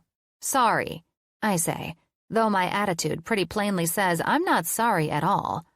Betty and her citations can blow a fucking goat. Continuing down the driveway, I get to the end and grab the can by the handle, dragging it back up toward the garage. I'm new to the rules. Where's Stella? She snaps. Inside the house, I say sharply, stopping in my tracks. I'll have to be the one taking her trash out for a little while because she was, injured. My voice is thick with all sorts of, old lady, fuck you. Is that why an ambulance came to her place the other day? She says then, her eyes narrowed unsympathetically. She took a fall, I say, putting a hand to my hip, braless boobs or not. Yeah, the woman snorts. I'm sure she did. And just what is that supposed to mean? She better not go running her mouth all over Sunny Creek about my mama. Excuse me? I question, but she's too busy worrying about her stupid rules to register my words. If you're going to be taking her trash out, you need to do it right, she states, mouth set in a firm line. I told you, I'm new to the rules. Next time, I'll bring the can in on Thursday night. Good, but you need to make sure your can is placed at the curb in an orderly fashion. It doesn't just go anywhere, all sloppy Joe like you had it, Missy. She points toward the curb and makes a straight edge with her arm. The can needs to be 2 inches from the curb, maximum, and the back should run a straight parallel line. 2 inches? Parallel lines? I question on a laugh. I didn't realize I needed to bring a measuring tape with me for garbage duty. Don't get smart with me. I bite my lip to avoid laughing again. I'd never dream of it, Betty. She furrows her brow and then scratches some scribbles down on the pad in her hand with a pen before ripping the page off the top. She holds it out for me to take, and I pull in a deep breath before making my way back down the driveway to do so. Give this citation to your mother. Well, damn. Betty means fucking business. She shakes her head, disgusted with me and my garbage practices, and I can't stop myself from saluting her. Yes, Captain Betty. At your service, Captain Betty. She rolls her eyes. You're just like your mother. And then, before I can say anything else, she's back to the races, zooming off in her little cart to stir up some shit in front of someone else's house. Good riddance. If there's only one thing I accomplish while I'm here, it'll be making sure Betty Matthews takes her bullshit to a doorstep that doesn't belong to Stella goddamn Page. And if that means I have to start creating drama in other people's yards, you bet your ass I'll fucking do it. I'm not above being petty. Damn the man and Betty's citations and all that. I'll start a garbage can revolt if I have to. Chapter 8. Ryan. What are you looking at out there? My dad asks, startling me into dropping the thick white curtain on the front window back into place. Shit, nothing? Nothing? He questions. You was sure looking for an awful long time for it to be nothing. Long time? It was 5 minutes tops. 10, 15 at the most. Whatever. No need to split hairs over it. He shuffles forward as I step away and run a hand through my hair, trying to pretend that I'm not affected, and it wasn't insanely sexy watching Carly go head-to-head with old Betty Matthews in her mom's driveway. She was confident and determined, and although I couldn't hear most of her exchange with Betty, I could tell by her animated facial expressions and hand gestures that she was being sassy as hell, and the way her curves looked beneath her tank top and tiny sleep shorts with cupcake graphics all over her firm ass. Well, let's just say Betty from the HOA should make it illegal for Carly to be walking around like that in a senior retirement village. Too many male residents here are already dealing with blood pressure issues and heart disease as it is. The last thing their tickers need is to come face-to-face with the way Carly's perky, braless tits look beneath her tank top. Son of a bitch. I was expecting the whole Carly versus Betty showdown to be entertaining, obviously, but I didn't think I'd end up this turned on. I'm sporting a fucking semi, for God's sake. My dad steps up to my vacant spot at the window and pulls the curtain out of the way. Ah, he says, humming with the kind of satisfaction that makes my asshole pucker. Sal's gotten an eyeful of way more than I wanted him to see, and I'm never going to hear the fucking end of it. Cute girl. I laughed, trying to play it off. I didn't know Betty Matthews was your type. I'm not talking about Ballbuster Betty, and you know it, kid. He retorts and glances at me with a sly grin. I'm talking about that sweet little number dragging the garbage can up Stella's driveway. When I don't respond, he lets out a disturbing wolf whistle. Well, I'll be damned. She's something, isn't she? He questions and glances between me and the window pointedly. Beautiful. Stunning. Yeah, Dad. I cut him off before he can spout off all of the things I've already noted about my temporary neighbor. Pretty sure anyone with eyes can see that Carly is attractive. Carly? He questions with an astute tilt of his head. How do you know her name? I met her yesterday when I was bringing in your trash can, I answer. Technically speaking, I met her at the airport when she stole my taxi, but there is no way I'm getting into that with Sal. And in the hopes of ending this conversation before it goes off the rails, I walk away from the window and back to my makeshift office at the dining room table. Between being fucking turned on by cupcake pajamas and feeling like a kid who got caught with his hand in the cookie jar, my equilibrium is all out of whack. No doubt I've met my quota of discomfort for the day, and getting into a discussion with my women-loving father about the looks of one specific woman is not the kind of thing I'm going to willingly participate in right now. Though Sal says otherwise, slowly following me into the dining room and coming to a stop at the threshold. He lifts a hand to brace himself on the wall and just stands there, staring at me. I try my damnedest to ignore his presence, sitting down behind my laptop and getting back to the 1,000,000 tasks I need to achieve today, but he doesn't budge. Do you need something, Dad? I eventually ask, lifting my eyes from the screen to meet his gaze. How is it that you met that gorgeous girl yesterday and didn't tell me about it? I laugh and then close my eyes against the pain of my memories. Could be because when I came inside, I got distracted by my father trimming 90% of the hair from his body. Could be because we talked for all of 2 minutes. Women like a man to be groomed, right? Not hairless or some freaky-deaky shit, but neat, clean. I shake my head. Okay, can we not? He narrows his eyes at me and taps his chin. Why are you so touchy? I know you like to keep your schedule just so, but there's no need to be a complete tight ass. I glance around the room in confusion. I don't know what you're trying to get at here, Dad. I'm not being a tight ass. I'm just trying to work. Son, I just caught you watching that girl through the window like it was your own personal glory hole. He smirks like the devil. You didn't even do that kind of shit in high school. And we had that hottie-toddy who liked to sunbathe every damn day during the summer living right next door to us. He pauses and snaps his fingers a few times. What was her name? Leanna? Lori. Laura Long! Lila LaRosa, I supply, despite my better judgment. Aha! He exclaims and points a finger toward me. So you do remember her. Dad, she sunbathed naked, and we later found out she was illegally filming pornos in her house. Of course I remember her. And I definitely did look. I was 16, for fuck's sake, and her breasts were like their own entity. Wait... She was filming dirty movies? He asks, and I want to laugh. We lived in the upper-middle-class suburbs of New York, where the biggest drama stemmed from PTA moms and kids playing basketball in the cul-de-sac. Trust me, everyone in our neighborhood knew about Lila LaRosa. Everyone but Sal Miller, apparently, which, given his personality, is shocking. Yeah, Dad, the cops raided her house. I honestly don't know how you don't remember that. It was a whole thing. I groan, close my eyes, and lean my head back. Now, if you don't mind, I need to get back to this. I turn back to my email and grab my headset, slipping it over the crown of my head. I almost get the earpieces settled when he opens his mouth again. You think Lila LaRosa was a stage name or a real name? I pull the headset back a little and turn to look at him. I have no idea. Why? No reason. He shrugs, but then he releases his hand from the wall and moves to my end of the table. Hey! Why don't you pull up the Google and type her name in the search bar? Dad?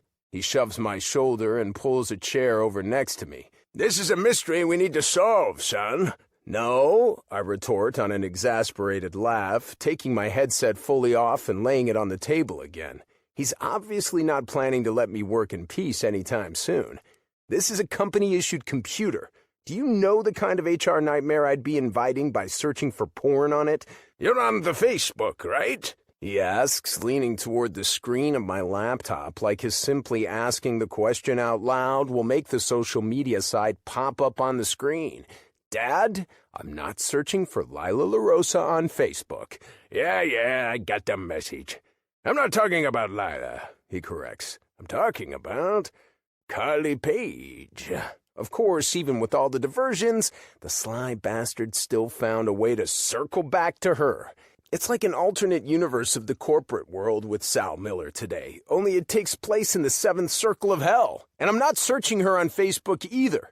If I were going to look up Carly Page on Facebook, I wouldn't do it on company property with my dad sitting right next to me. Hey, isn't it time to ice your balls or something? A hearty laugh escapes his lungs, but the movement makes him groan, and he reaches his hand down to hold his groin through the material of his joggers. Ah, hell. Don't make me laugh, kid.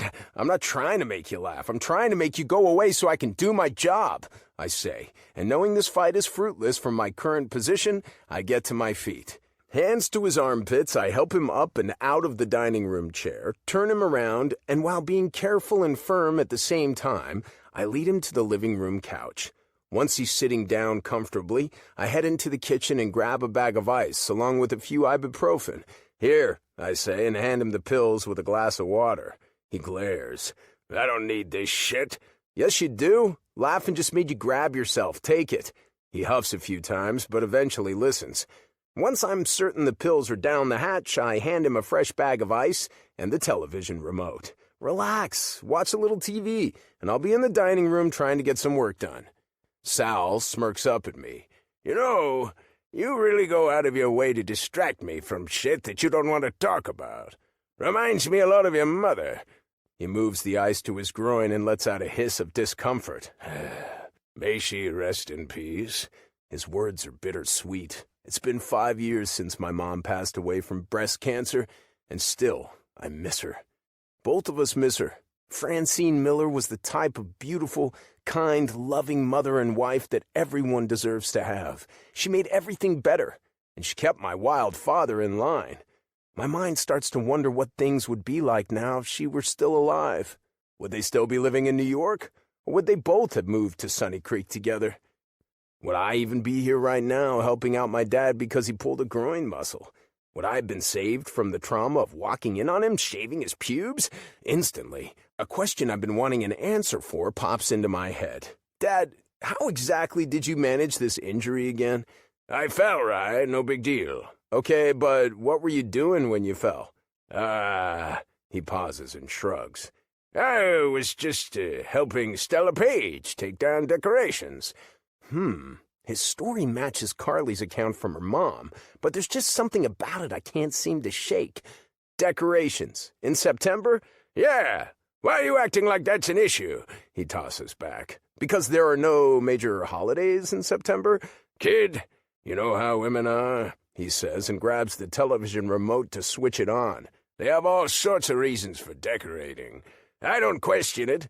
I just help when I'm asked. You should understand helping under duress pretty well. I smirk.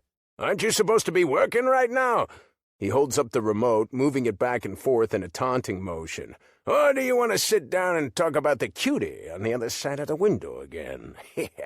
I scrub an annoyed hand down my face. He smirks at me, and I choose that moment to leave the room and get back to work before he can pull me into his loop of crazy. So what?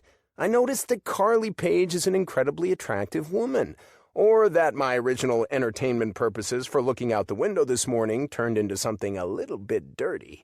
I'll be back home in New York in no time, and nosy dads and sexy old woman thrashing Carly Page will all be in the past. A certified non-issue. Chapter 9. September 14th, Monday. Sal. I hate this shit. Sitting around watching reruns of Bonanza and praying that my son doesn't ride my ass when I decide to grab a glass of whiskey before 5 o'clock in the evening. I might be in my 70s, but I'm a doer, a mover and a shaker, a man who prefers to keep living, keep grooving. and only sit down when it's my ass hitting the mattress to get some shut-eye. Of course, Jeremy. My son's voice echoes off the walls. A one-man corporate office come to life in my dining room. I'm glad we were able to get everything finalized. Since I've spent the last few days, he didn't even stop working over the weekend, listening to every one of Ryan's goddamn work calls, I'm certain this one is about to come to a close. Immediately, I glance at the clock below the television and see it's almost noon, otherwise known as time for Rye to force some kind of healthy lunch in my face and make me ice my nuts. Son of a gun. Times sure have changed. It was only a week ago that noon meant a whole different, far more glorious thing. The mere idea makes me grin, and I grab my phone off the couch cushion beside my right thigh. A very important text message is sent out shortly thereafter. Me. You know what I missed, darling? Lucky for me, my hot lady's response comes back a quick moment later. Stella. What's that, honey? Me. A nooners. Oh, the things I'd do to sneak in a nooner with you, Stell. Smiley winky face. You bad, bad man. And I miss them too. Smiley winky face. Whoa, doggy. I sure do miss my spicy senorita. It feels like it's been months since I've laid eyes on my woman. Gotta see you, darling. Think you can meet me at your back door so I can give you some sugar? I wish. I'm at the grocery store with my daughter. Frowny face. Damn it all to hell. I almost give up on trying to see you today. But then, like a gift from heaven above, a brilliant son of a bitch of an idea pops right into my brain. You at the Winn-Dixie? My woman loves her some coupons. And, if I had to guess, she's there because something's on sale. Yep, ground beef is half off. Might make a meatloaf tonight. I knew it. I smirk and my stomach growls just thinking about her cooking. The things I'd do to eat a stellar home-cooked meal. My mind almost derails my focus, but I hone it in and concentrate on the important shit. Seeing Stella. Don't tease me, darling. You just get there or about ready to check out. We just got here, and since Carly's making me drive around in one of those damn scooters like that cranky broad Nan, I'm sure it will be a while. Nan lives at Sunny Creek right next door to old Betty Matthews and about 2 streets away from Stell's and my places. She is certainly cranky, and second only to Betty, she's one of Stell's biggest enemies around here. Whenever those two get together, it rains bickering cats and dogs. And if you put Stella, Betty, and Nan in one room together, well, you'd best be getting the fuck out of there. Though, that's neither here nor there. Right now, my focus is on getting to Stell, which will happen today. I send her a quick one-word message to tell her as much. Perfect. Perfect? What are you up to, Sal? Just wait and see, darling. Smiley winky face. I smirk and set my phone back on the cushion beside me so I can slowly ease myself off the couch. My balls ache and a groan escapes my lungs, but I hardly notice any of it because I've got Stella on my mind. Old Sal is coming to see you, baby. Chapter 10. Ryan. I think that about covers it, Jeremy. I say into the receiver and double-check a few addendum notes in the policy to make sure we've reviewed them before ending the call. Everything on my end has been addressed, so I feel comfortable continuing. How about we touch base next month and see how things are faring on your end? Sounds like a plan, he responds. Shortly after I'm off the phone, and I tap my fingers against the keys of my laptop, adding several pertinent notes and questions that I'll need for next month's call with Franklin Motors. But I only get halfway through the task when my dad comes shuffling toward the dining room, a.k.a. my temporary office, in a huff. Sheesh! It's about time! I thought you'd never get off that damn call! He booms and doesn't stop his momentum until he's standing just outside the room. We gotta go, Rye. What? I question, taken aback by the request. Go? Where? Winn-Dixie. Dad, I'm working, I respond. I have 5 more calls and several different projects to loop in with the team about. I don't have time today, but I told you I'll get groceries tomorrow. That's not gonna work, kid, he retorts. I forgot I had to pick up my blood pressure medication. Ran out of it yesterday. What? I hold both hands palm up in frustration. Why didn't you tell me? He shrugs. I must have forgotten. I lean my head back on a sigh, my mind racing with all the important tasks I still need to get through before the day is over. Can you give me about an hour? I ask, and he shakes his head. Nope, gotta get there now. Pharmacy closes pretty soon. He walks toward the front door and slips on his favorite leather loafers. It's then that I realize he's actually managed to change out of his lounge clothes and put on a nice pair of pants and a golf polo. And either you're taking me, or I'm gonna have to call a Luber or something. A what? A Luber! He shouts, hand already on the doorknob. I don't waste time telling him that he probably means Uber. When Sal's mind is made up like this, it's all useless. The only thing that can be done is to go along with his plans. Shit, okay, I respond and start the process of saving documents and sending an email to my staff to let them know I'll be gone for a bit. Come on, Rye, Sal urges, opening the front door and walking out onto the porch. There's no time for that. You can do it when we get home. Christ, he's in a rush. I glance at my watch to see that it's only noon. How early does this pharmacy expect these early birds to be? If this were New York, there'd be a riot if a pharmacy tried to close up before midnight. I almost toss a mouthful of sarcasm his way, but since it's blood pressure medication that we're after, I bite my tongue and get ready to head out the door and drive my dad to the goddamn Winn-Dixie for my lunch break. I've barely pulled the Land Rover Discovery the rental agency was finally able to drop off yesterday to a stop in the parking lot of the Winn-Dixie before Sal is unbuckling his seatbelt and making moves to pop open the door handle and hop out. Whoa, Dad! Take it easy! I reach over and hold on to his arm that's resting on the center console as if that's somehow going to stop him, and, well, I guess if it is, he doesn't want to rip his shoulder out of the socket. You're gonna hurt yourself. Let me actually finish getting into space, and I'll help you. He huffs and turns back to the windshield, slamming a hand against the door. You drive slower than I do, son. By the time you park, I'll be dead from lack of medication. I roll my eyes. I don't drive that slow. I go the speed limit. The speed limit is just a suggestion, he says through a snorting laugh. I saw a lady with blue hair pass us back there.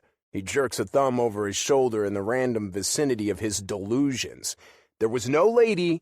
There was no blue hair. Yeah, whatever. Stop flapping your lips and get this hunk of metal shut down so we can get inside. I shake my head as I readjust and back up to straighten my position between the white lines on the pavement. This isn't my car, but I still don't want to come out to find dings on the door because I parked too close to one side or another. My dad grumbles audibly in his seat, and I shift into park and turn the engine off as a means to bring his one-man freakout to an end. Noticing that this vehicle has the option to fold in the mirrors automatically, I carefully read the instructions below the buttons and flick them downward to start the process. Truthfully, I might be doing this just to irritate him, but he doesn't need to know that. For the love of God, Ryan! I fight my urge to laugh, grab my phone from the cup holder, and climb out of the SUV. The parking lot is relatively empty, but there's a bus up by the entrance, unloading little old ladies in droves. Obviously, this Winn-Dixie is a happening place for the seniors. Rounding the back of the Discovery quickly, I trot up to my dad's door and open it for him, but he's sporting a scowl that says I didn't move quickly enough. I hold out a hand and he takes it. His face, however, makes it abundantly clear he'd rather be getting a double root canal than relying on someone to help him do simple shit like making midday runs to the pharmacy. I suck my lips into my mouth and gently turn him out of the way so I can close the door behind both of us. It's an extremely rare occasion when I don't want to snap at my dad with sarcasm, but I have to admit, seeing him like this and knowing how I would feel if I weren't in control of my own simple tasks makes me want to go a little easier on him. I tuck his elbow over my arm and point us in the direction of the front door. Sal shuffles a lot more than normal, but his speed isn't too shabby. He's obviously concerned about getting his medication filled. If the pharmacy is closed or something, I'll call the doctor, Dad. Don't worry. I'm not going to let you go without your blood pressure medication. His eyebrows do a weird, pinched roll sort of thing as he looks up at me. Oh, yeah, I know, he nods. Let's just get in there and get it. The glass sliding doors open upon our arrival, a cool breeze from the air conditioning blowing out and across my skin in time with it. Even in September, the humidity of Florida is no fucking joke, and I welcome the assault on my almost sweat-dampened dress shirt. There is a collection of carts on one side of the double doors, and on the other, a small convoy of electric scooters. The sheer number of them outdoes any store I've ever seen in New York, but frankly, after the busload of seniors I just saw coming inside, I'm surprised there are any left. Do you want to use a scooter? I ask my dad, unsure of whether he'll think that's better or worse than having to be escorted by me. He considers it for a second, his thoughts quite possibly similar to my own, and then finally nods. Yeah, what the hell? Might as well take one of those fuckers for a spin. I'm a little surprised by his acquiescence, but not put off in the least. It'll really make getting to the pharmacy a lot easier for both of us if we don't have to hobble along at a snail's pace, bickering the whole damn time. I help him over to one, and he gets settled in the seat. The controls don't look too complicated, so I flick on the switch to power it up and lean in to see if there's anything else important he needs to know. Sal doesn't wait, though, taking off like a shot right through the second set of glass automatic doors into the store and running over my foot in the process. Ow! I yelp, throwing my head back and dancing in place to try to make the sting go away. Sorry, Sal says half-heartedly, throwing up a wave over his shoulder without even bothering to stop as he zips into the store at full throttle. Fucking hell. Propping my foot out in front of myself, I inspect the damage to my favorite pair of black dress shoes. They're Italian leather, and I researched online for 3 months before I bought them. There's a smudge of a dirty tire track over the toe, but when I reach down with my hand to see how bad it is, it wipes off with no more than a brush of my thumb. Well, at least my fucking shoes are still intact. My current mental state, on the other hand, that's a whole other story. I know somewhere deep down inside that the state of my shoes, even if they were ruined, is a minor inconvenience, but on top of all the other frustrations of the last few days, and the current tattered state of my mental health while trying to juggle a heavy workload and a cantankerous father, finding out there's no permanent damage from his reckless driving is the news I need to keep from exploding. By the time I finish inspecting my shoe and move to follow him, he's completely out of sight, and if I had to guess, charging through the store like a wild man. Oh well, it's probably not the worst thing for either of us if we get a little space. 5 days of family time is nearly enough for anyone. But for Sal and me, it's been like the Olympic Games of visits, marathon squabbling over meals and drinking hours and noise level while I'm trying to work, hurdles over personal space and light usage, and by God, the crumbs the man leaves at the table could feed Joey Chestnut for a year. And don't worry, I'm surprised I know who the world champion hot dog eater is, too. I blame it on my friend Brandon. He's a walking, talking bullshitter if I've ever met one, and knowing random details about the world is part of his skill.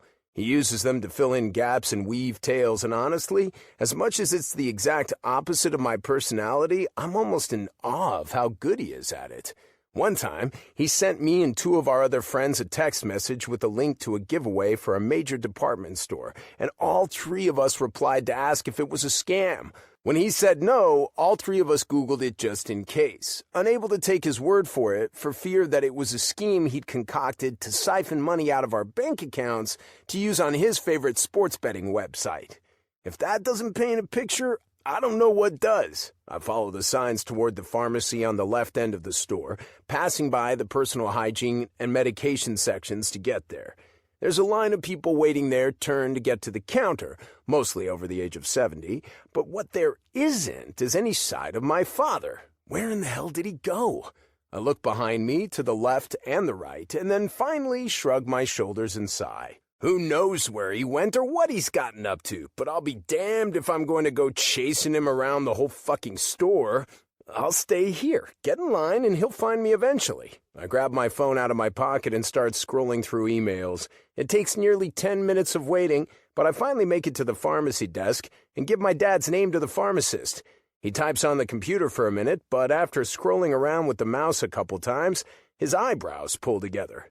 Is there a problem?" I ask, leaning into the counter. He smiles encouragingly and then swings the computer screen around for me to see it. "Oh, yes, it's fine.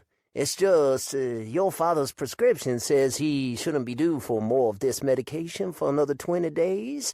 20 days? I question pointedly.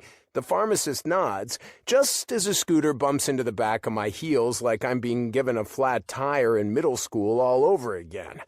Given the ratio of elderly patrons in the store, I can't automatically assume it's my dad, but when I turned around to check, I confirm it's him. "Dad, have you been taking too many pills?" "What?" he asks with a scoff. "No." "Dad, this is serious. They're saying you should have 20 pills left, and you said you have 0. If you've accidentally taken extra, you need to tell me now." "I haven't been taking extra pills," he snaps with a wave of nonchalance. "I probably just looked at the wrong bottle." I shake my head. This is too big of a deal. Maybe I need to go back home and check. I turn back to the pharmacist and lean into the counter again. What would happen if he'd been taking, say, 2 pills a day instead of 1 of this medication? He turns back to the computer and checks the details of the medication again, his eyes going wide, almost comically so, as he turns back like a robot to look at my father. "Well, considering it's a pretty strong blood pressure medication," he clears his throat, "he certainly wouldn't be functioning too well. Would possibly even be dead." "What?" I nearly shout, the panic making my throat constrict for a second before my dad smacks me so hard in the stomach I feel a little queasy. "Jesus, Fry, I'm right here, and alive. Woo, woo. I can make the noise, but I'm not a ghost. Obviously, I didn't take the pills." As annoyingly cavalier as he sounds, I have to admit he's right. He's not exactly dressed as the corpse bride while sitting next to me on his scooter. In fact, I haven't noticed any significant changes in his health or personality at all. "All right," I agree begrudgingly. "But when we get home, we have to get to the bottom of what caused this mix-up because there could be serious consequences if we don't." Yeah, son. Don't get your panties in a twist. Let's go look for some steaks. We can grill out sometime in the next couple nights." Steaks? Why is he talking about steaks right now? "Yeah, steaks. You know, the red meat that comes from cows. Some people put it in a marinade." I sigh and then turn back to the pharmacist one last time. "Thanks for your help." He nods, grinning. "Of course, sir.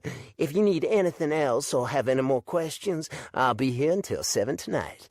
7? I nearly yell again, whipping my head back to my father. "I thought you said they were closing soon." "Yeah, well," he shrugs innocently. "What do I know? I thought I was out of pills."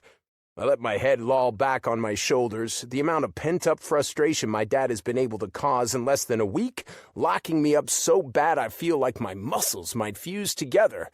Sal Miller, is that you?" a female voice calls, forcing me to open my eyes and turn around as my dad fires up the old engine on the scooter again and bumps me on his departure for the 3rd time today. I'm gonna end up with fewer toes than I started with before I leave this fucking Winn-Dixie. "Stella!" my dad yells, spurring the laughter of a female that gets my attention in a much bigger way than I'd like to admit. A female I haven't spoken to for a couple days but have unwittingly fantasized about more times than I can count. Carly Page.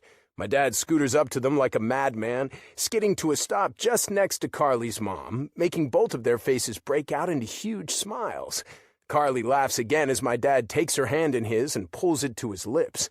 I roll my eyes a little but walk over to the grouping nonetheless, though I hate just how much I notice the delectable way her long, svelte legs and firm-ass look in those tight-as-hell jeans she's currently wearing. Fucking hell. Get it together. Carly's blue eyes flit up to mine, catching slightly on the way I'm trying my best not to look at her. Swallowing hard, I finally get control over my hormones and pull my lips up into a friendly grin. "Hi," I greet, and her lips curve into a little smile that makes the tiniest of dimples form in her right cheek. It's painfully adorable. "Hey there. Oh, my goodness. Stella coos, reaching up from her scooter chair, somehow grabbing my cheeks and squeezing. Aren't you a cutie? She turns to my father and repeats, Sal, he's such a cutie. Sal winks. He's got my genes, Stell. I'm bent over so much I'm not sure how she got my face in the first place, but I can't go anywhere until she releases me. Finally, she slaps my cheek one final time, agreeing. He certainly does. How wild, Carly comments casually, laughing at the cute little reunion between our parents. I can't believe we ran into our neighbors 5 miles from Sunny Creek. Sal and Stella laugh, a little weirdly for my taste, and my eyes narrow. The statistics of a run-in like this aren't great, but they aren't impossible either. Though I don't have enough evidence to accuse anyone of anything and don't know exactly what I'd be accusing them of at that. Being party to some huge pill scheme by my father? Even with Carly's taxi-stealing history, it seems unlikely. I shake my head to clear it, and unfortunately my ears start functioning again at a very strange time. Nice melons, by the way. They look ripe, Sal says to Stella, a bounce in his voice. I look from my dad to the basket on Stella's scooter, wide-eyed. A couple watermelons take up practically the whole space, so the comment isn't out of nowhere, but I can't seem to scrub the sensation of feeling really, really dirty after hearing it. They are, Stella replies. I think they're going to be pretty juicy. You and your son should come over and have some. My brain tries to perform its own exorcism or electric shock or something, but Carly's voice brings me back from the brink before I get the chance. His name is Ryan, Mom. Ryan, she says, a sassy tone to my name that makes my balls feel like they should freeze and put their hands up before anything else bad happens. That's right. I'm Ryan, I agree, lifting a hand in a pathetic wave. It's nice to meet you, Stella. Oh, you too, honey. I don't know how my daughter managed to do it before me, but we can rectify the damage tonight. My eyebrows lift up half the width of my forehead. Excuse me? What's happening tonight? Oh, we're finally going to have time to get to know one another. Oh, Sal, say you and Ryan can come over for meatloaf dinner tonight. Carly's mom says excitedly, bouncing on her own scooter. Sal nods without even pretending to confer with me. Of course, we'd love to. We'd love to, I repeat, though I don't think it escapes anyone that my tone is a touch more ironic. Carly bites her lip, I assume in a bid to keep from laughing, but it stirs all sorts of other thoughts in my mind. Thoughts, it seems, I'm going to be policing constantly tonight at dinner. Well then, we'd better get going, I say firmly, knowing I sound a little like an asshole, but having way too much on my to-do list to care. I have a lot of work to finish up before we head over tonight. Do you ladies have a preference in wine, red or white? Carly goes to open her mouth, but Stella beats her to the punch, clapping excitedly. Oh, hon, red all day, every day. I look to Carly. She shrugs, but the missing sparkle in her eyes suggests it's a gesture of, I'll just drink something else rather than agreement. All right, then. We'll see you at 7, Stella supplies helpfully. Can't wait. Oh, yeah. Should be a grand fucking time. Chapter 11. Carly. I'm in the bathroom when the doorbell rings. "Carly, they're here!" my mom shouts from the hallway. I swear, the woman has been amped up since we left the Winn-Dixie, her excitement on a different level. The entire time we cooked dinner together in the kitchen, music was blaring, and Stella was certainly working to get her groove back, singing, shimmying her sore ass, even though it kept making her grimace, smacking me on my ass to the beat. She did it all. Hell, I barely made it into the bathroom to pee, shower, and get ready without her joining me. "Okay," I yell back, leaning forward across the vanity to finish putting mascara on my lashes. "I'll be there in a sec." After helping her do a million tasks revolving around her famous meatloaf dinner, I've hardly had any time to get myself cleaned up. Since I have the culinary prowess of a donkey, I would have just ordered a damn pizza, but Stella Page hasn't been known as the dinner party queen for most of my life, for no reason. When she invites guests over for a meal, by God, she's going to cook them a fucking meal. Homemade, baked from scratch, self-created recipes. She pulls out all the stops. Today, though, thanks to the fractured tailbone, she had to turn to me for help like one of those episodes of Top Chef where they make the contestants bring in a member of their family for assistance, even though they don't know the difference between a spoon and a ladle. When it comes to the Pages, I am that family member. I eat frozen dinners or get takeout, or sometimes, when I'm lucky, my friends like Brody and Nina bring me the leftovers of their homemade goodies because they're painfully aware of how food inept I am. If it weren't for Stella's messed up ass bone, I'd have begged off entirely. If your face isn't fixed by now, it's not going to be, she clucks from the other side of the door, and I sigh. Lord, it's me, Carly. Please give me the strength to ignore my mother tonight. With the way she's been so far, I can only imagine how hopped up she's going to be with them actually here. Quickly, I rub on some lipstick and haul ass out of the bathroom, scooping up my dirty clothes and toiletries in the crook of my arm, and running down the hall to the guest room to drop them on the bed. My shower bag lands with a soft oof and bounces off the bed, but I don't bother going back to pick it up. Instead, I pull the door closed behind me, promptly hiding the mess, and hustle down the hall to where my mom is waiting in the entryway. She hasn't answered the door yet, which I don't understand, given the level of her earlier zeal, but what she has done, apparently, is change her clothes, too. She's wearing one of her favorite juicy jumpsuits again, and her boobs are pushed up to gravity-defying heights to showcase a serious amount of cleavage beneath her V-neck shirt and zip-up jacket, left perilously zipped until the point of maximum tension, right below her tatas. The doorbell rings again, and she looks me up and down. Is that what you're wearing? I glance down at my tank top and cut-off jean shorts and favorite Converse shoes before meeting her eyes again. What's wrong with this, Ms. Juicy? I question. I nod toward her cleavage. It looks like you're about to serve your tits for dessert.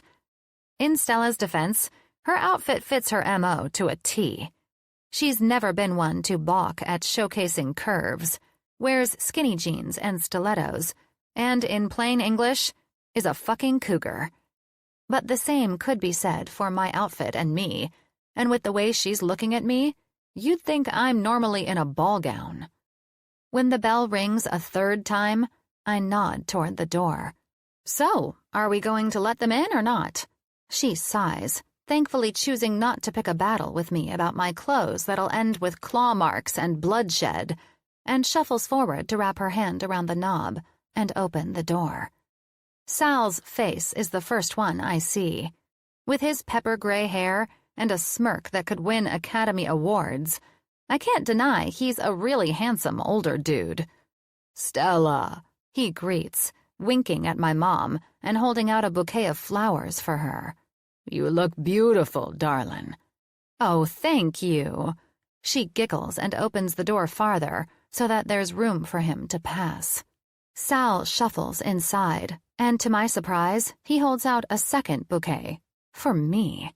Carly, you also look beautiful, darling. I smile. I can't help it. Sal Miller might be older than my mom, but when a man brings a woman flowers without prompting, he's going to get himself a smile, no matter his age. I wouldn't be surprised if all the ladies at Sunny Creek are fighting over him. Thank you, Sal, I say, taking the bouquet from his hands and leaning my nose down to give them a thankful sniff. Hi, Stella, his son Ryan says, the familiar, deep baritone of his voice surprising me by making the little hairs on my arms stand on end. His appearance, though, is not at all what I expect. No GQ, I'm a CEO, sleek suit. No dress shoes. No pretension at all. Ryan is 100% casual tonight, in dark, slightly faded jeans and a crisp white t-shirt.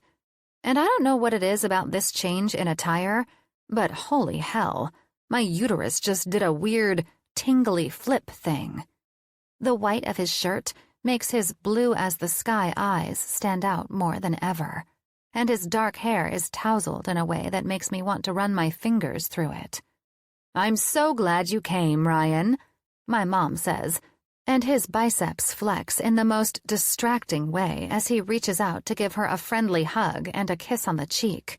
"And you brought the wine," Stella exclaims, promptly stopping my brain from going down a dangerous fantasy rabbit hole with just the sound of her voice. "Thank you so much." Ryan holds up 2 bottles, one white and one red. "I hope you don't mind, but I went ahead and got a white, too." "Oh, you didn't have to do that," my mom responds and waves her hand downward. "Red would have been just fine." "Well," Ryan's grin is tentative but friendly. Our gazes lock. "At the grocery store, it seemed like Carly maybe isn't the biggest fan of red, so I figured options were good." The simple gesture catches me off guard. He's not wrong. I only drink red on the occasions when white isn't available. Frankly, usually it's only when nothing else is available, because red gives me a headache. But the fact that he noticed all this and realized from a shrug at the grocery store messes with my equilibrium. And the actual gesture of caring enough to do something about it is even more of a mindfuck.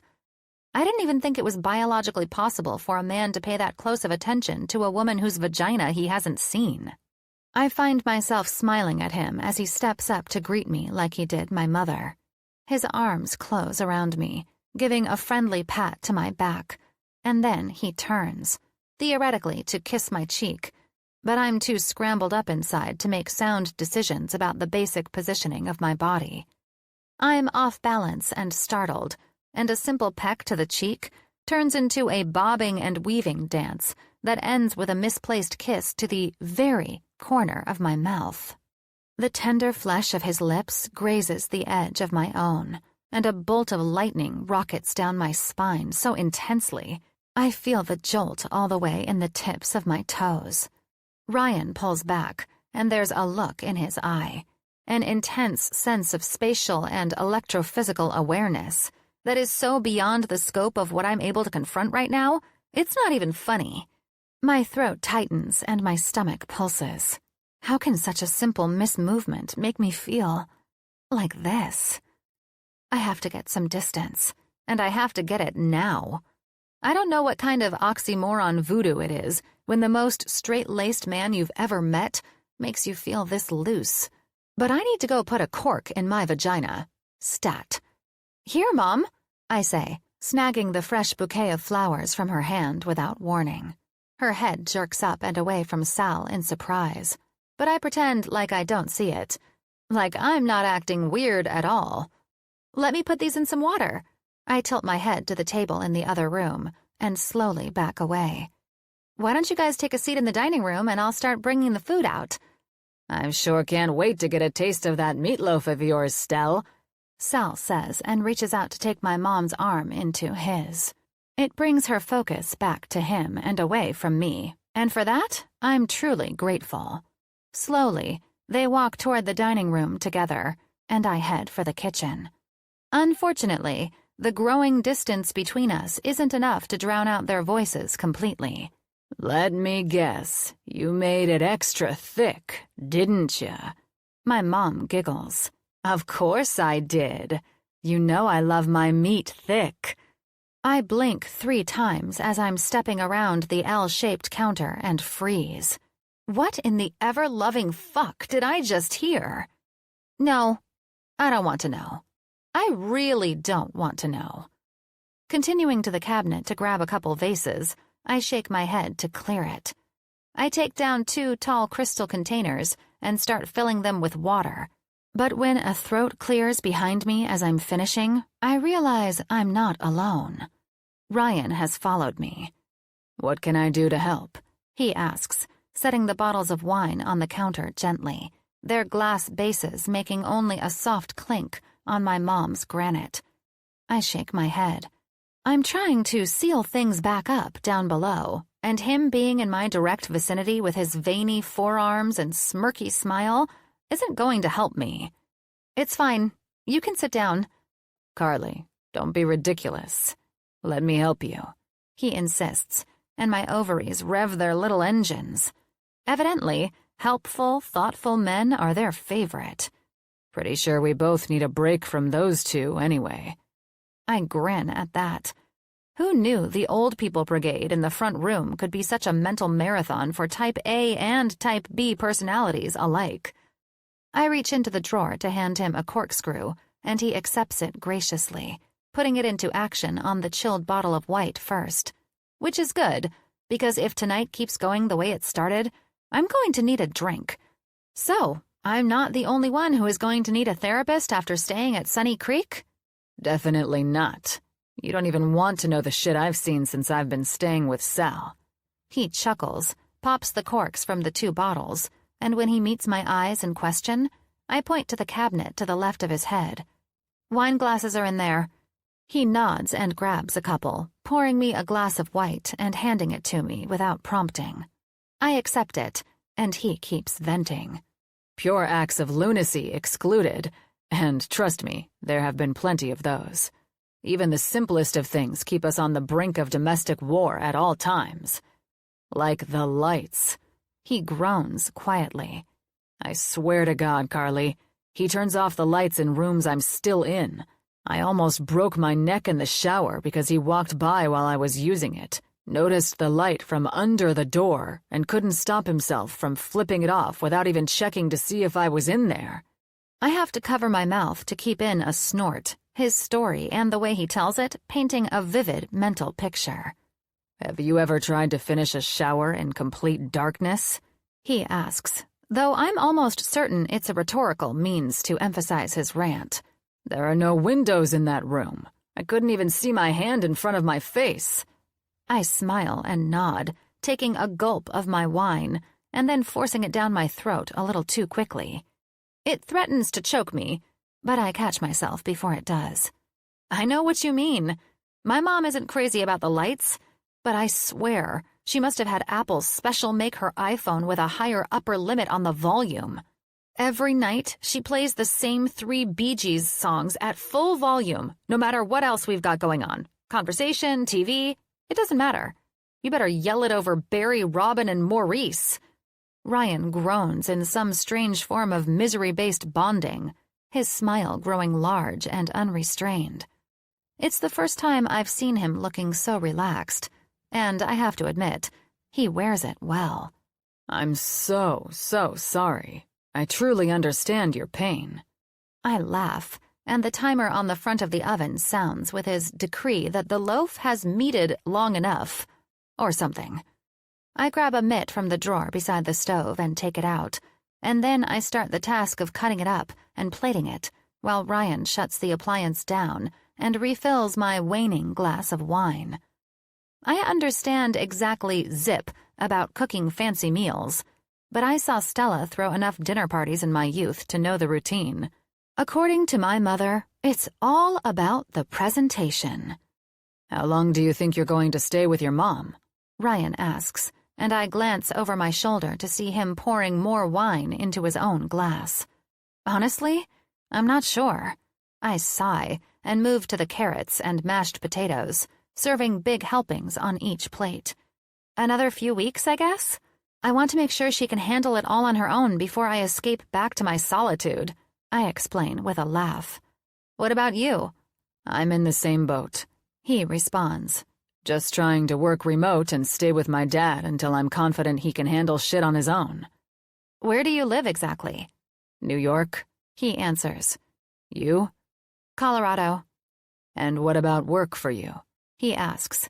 How are you managing it in Florida? I'm not, I answer on a laugh, meeting his eyes again. I own a ski shop in Vail that revolves around giving lessons and selling equipment. And, well, since it's the off-season right now, my store manager is handling everything. His responding smile makes me tilt my head to the side. What? I question. What's that look for? It just makes sense is all. He shrugs, his straight white teeth cutting playfully into his lip. Your job, living in Vale, it makes sense. I narrow my eyes, and he laughs, qualifying. In a good way. I shake my head and grin. In a good way. Sure. Do you like to ski? Actually, yeah, I love it. He nods. I just never have time to get out of the fucking city to do it. A suit-wearing New York workaholic. I grin at that. Now that makes sense. He smirks and glances down at his jeans and t-shirt. I take no offense. I love my job, and at the risk of sounding conceited, I'm pretty good at it. I'm a strong believer in getting back the effort you put in, so I put in a lot of effort. I don't know why I even think it, let alone ask it, but it's like the words in my throat have a mind of their own, and they bubble up and out into the space between us before I can stop them. Do you ever put that kind of effort into anything other than work? He studies me closely, his blue eyes lighting with a hue that reminds me of the hottest part of a flame. It brings an unnatural pause to the flow of our easy conversation. But when he finally answers, it's more than worth the wait. If I'm honest, it's a little bit scary, too. Oh, yeah. His voice is like black velvet. When it's worth it, I put in that much effort, and then some. Chapter 12. Ryan. You know what, Ryan? Carly's mom asks from across the table, her red-painted lips curling up into a little grin. What's that, Stella? I ask, grinning at the way her smile seems to take up her entire face. It's not just an expression for her, it's a feeling, one that could just about thaw even the coldest of hearts like my own. You're what my talkers would call a thirst trap. Instantly, wine shoots out of Carly's mouth on a shocked cough, spewing all over the table next to me and making my dad laugh almost uproariously. Good thing she's drinking white, I think sardonically as I survey the droplets all over the white tablecloth. Mom! Carly exclaims on a shriek. You can't just go calling dinner guests thirst traps like it's normal. I have to admit, I'm not entirely sure what a thirst trap is, but seeing Carly get all fired up about the thought of her mom calling me one makes me want to find out. Why not? Stella scoffs dramatically. He is. If I posted a video of him right now, they would go crazy. My dad turns and studies me for no more than a brief moment, nods in agreement, and lifts his glass of wine to take a hearty pull. Like I said, Stell, he's got my genes. He winks at Carly's mom, and she giggles like a schoolgirl. What exactly is a thirst trap? I question. Should I know what that is, or what talkers are? Talkers, Stella corrects me. Talkers? I ask for clarity, and she nods. Yes, as in tick-tock. Oh, God, TikTok. I thought I'd seen the last of that fucking app when I deplaned at Tampa International Airport. I'm not sure if my face matches my feelings, but if it did, it would probably look like I was being struck by food poisoning right about now. Thirst trap means you're a hotty-totty. Ooh. Carly's mom dishes excitedly, leaning into the back of her hand while propping an elbow on the table. I try really hard not to cringe, but I don't think I succeed. Carly sighs. Oh my God, just ignore her. Sal chuckles and Stella's eyes light up like she just found an extra coupon for $10 off at the Winn-Dixie. Oh my gosh, this is perfect. This is so perfect, she exclaims, but her injury makes it hard for her movements to match the urgent excitement in her tone. Slowly, she eases herself up off her chair, grimacing slightly when she's halfway between sitting and standing. You need a hand, Stell? My dad asks, but she waves him off. I got it, she says, and once she's on her feet, she walks away from the table, only coming back when she has her phone in her hand. Mom, what are you doing? Carly asks, the panic in her tone unmistakable. I don't know what it's about, but I can say with absolute certainty that it doesn't affect Stella one bit. She keeps typing, rounding the table to stand beside me as she does. Ryan, in honor of the fact that I missed last week's Thirsty Thursday. Mom! Carly shouts again, but Stella is determined to carry through with whatever she's up to, and I don't think any of us can stop it. Wanting to calm Carly a little, I shake my head and lower my eyebrows, patting her hand on the table. I'm sure it will be fine, though Carly's wide eyes and long blinks of her lashes say otherwise. It's time to flash that panty-dropping smile of yours, Ryan. Stella sings songs. I glance around the room and Carly drops her face into her hands, muttering, Panty-dropping smile? Oh, sweet Jesus. under her breath. Evidently prepared, Stella lifts her phone out in front of herself and stoops down beside me, so I can see both of our faces in the camera. Ladies, your girl Stella here for another edition of Thirsty Thursday. I know it's technically Monday, but trust me, you're going to love this one.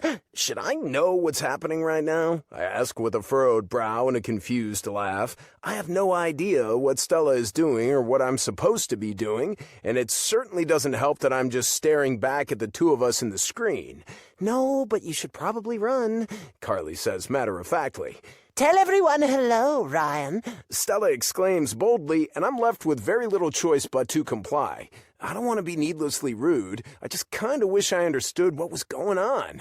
Hello, everyone, I greet, running a slightly embarrassed hand through my hair.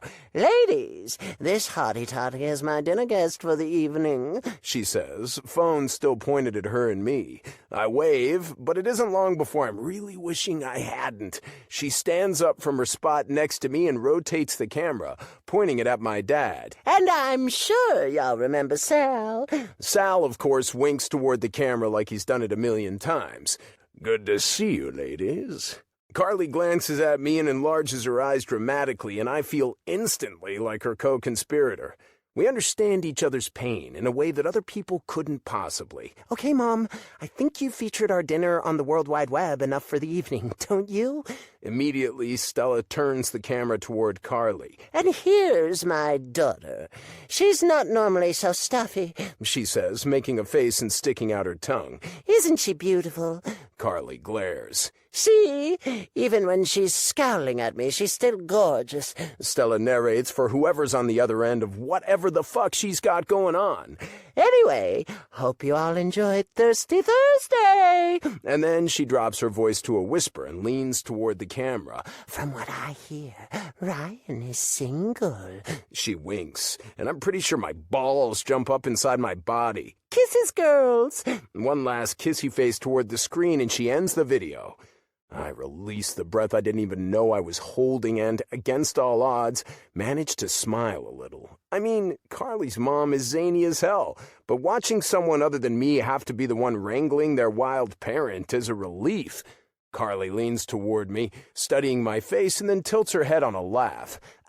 You do realize she posted that video of you to her TikTok, right? What? Shit.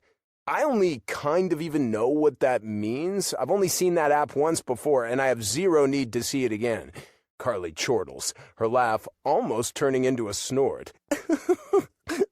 Well, the horses might already be out of the barn on that one, buddy. Stella's got 200,000 followers. That post with you might even go viral. My eyebrows shoot up my forehead, and my voice comes out much higher than intended. I'm sorry, what? 200,000?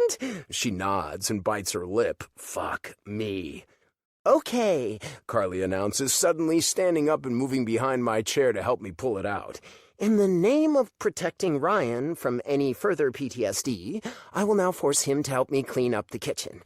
Buzzkill. Carly's mom sticks out her tongue before turning back to my dad, who's holding up his hand in the universal sign for hang loose. I look back at Carly as I stand and try to make sense of it all. What is happening? Why do I feel like everyone has gone insane? Because they have, Carly answers simply, grinning at me. Just trust me, the sooner we get out of here, the better. Her warm, tiny hand clamped around mine, she drags me out of the dining room and into the kitchen and deposits me in a spot against the counter with two steadying hands. Here, stand here, she orders, and I hitch a hip against the counter.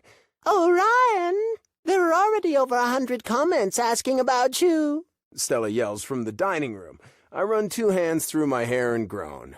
By God, this is like my worst nightmare. I already regret that so much. Don't worry, that's completely normal, Carly replies with a laugh.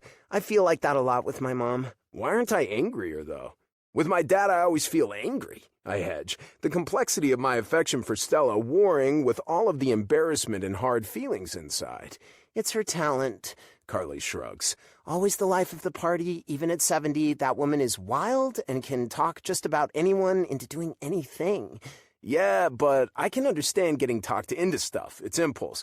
It's the lack of will afterward that's perplexing me, Carly snorts.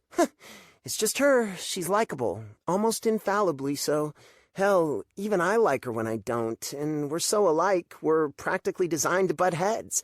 I grin. My dad and I are opposites. Carly nods. Yeah, he's a smooth-talking rule breaker, isn't he? I can see it. Yep, I agree. His heart's pretty much always in the right place, though. Carly wrings a dish towel in her hands, and I glance back toward the dining room.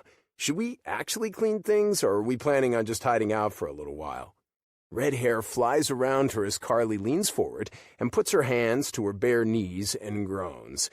I really wasn't thinking of the implications of using dish duty as my escape tactic. I laugh, and she whips her head back the other direction to stand straight again, her cut-off shorts-covered ass bumping into the cabinet behind her. Do we really have to go back in there? Do you think they'll notice if we don't actually clean up any food? Come on, I say encouragingly. We'll do it together, in and out quick, like a couple of Special Forces soldiers. Grab the dirty dishes from the table and get the fuck out. Stella and Sal will never even know we're there. Ugh, fine, she grumbles cutely, whipping the towel down on the counter and shoving away to bump me in the shoulder. My cheeks lift up with my smile, and I bump her back, wrapping an arm around her waist and putting pressure on her opposite hip when the impact turns out to be a little too hard. Her blue eyes are wild when she glances up at me at the touch. God, she's fucking pretty. As a consequence, I'm distracted as we make our way back down the hall to the dining room, but when we get to the doorway and find the over-table light fixture off, the room cloaked in absolute darkness as a result, I jerk a thumb over my shoulder and widen my eyes, whispering, "See, he even turns out the lights at your house." Carly giggles and steps forward to flip the switch, illuminating the room and the table and, much to both of our surprise, our parents in the tightest clinch of the century. My eyes bulge, and Carly slaps a shocked hand to her mouth and screeches, "Oh my God!" Two heads jerk apart as our parents break the seal of their mouths, but the damage is already done, and the damn cat can't be put back inside the bag. Stella's blonde hair looks like it's been through a tornado, and Sal's mouth and face, and sweet Jesus, I don't want to be thinking about any of this, are smeared to reddened bits with Stella's lipstick. "What in the hell is going on here?" Carly shrieks, and the two of them glance to each other before scowling at us. "I plead the fifth," Stella declares immediately, crossing her arms over her chest and holding her nose high in the air. "I've seen CSI. I know how this works." "Darling, I think you're forgetting that on that show they always encourage the truth," my dad contests, tapping Stella's hand supportively. "We need to tell them what's going on." So, done with feeling confused for the night, I decide to take charge. I'm gonna get some answers, and I'm gonna get them right the fuck now. Dad's right. The time for keeping us in the dark ended when Carly turned on the light. The second the words leave my mouth, I wince a little, and Carly's head jerks back to mine. I didn't mean to be that cute, I swear, I try to say with my eyes, and for the first time since we found our parents making out like fucking teenagers, she smiles a little. "Stella and I are in love," my dad announces, and in the distance, brakes squeal to a stop, police sirens go off, a bomb is dropped in an undisclosed location, and I blink what feels like 1,000 times. I'm sorry. You're what? "You heard me, son. Me and this beautiful woman right here are in love."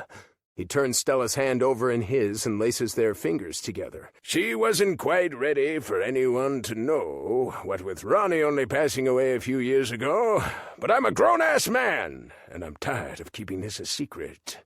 Stella gasps, and my dad turns to her, lowering her voice. "Sorry, Stell, but I am. I want to be with you, darling.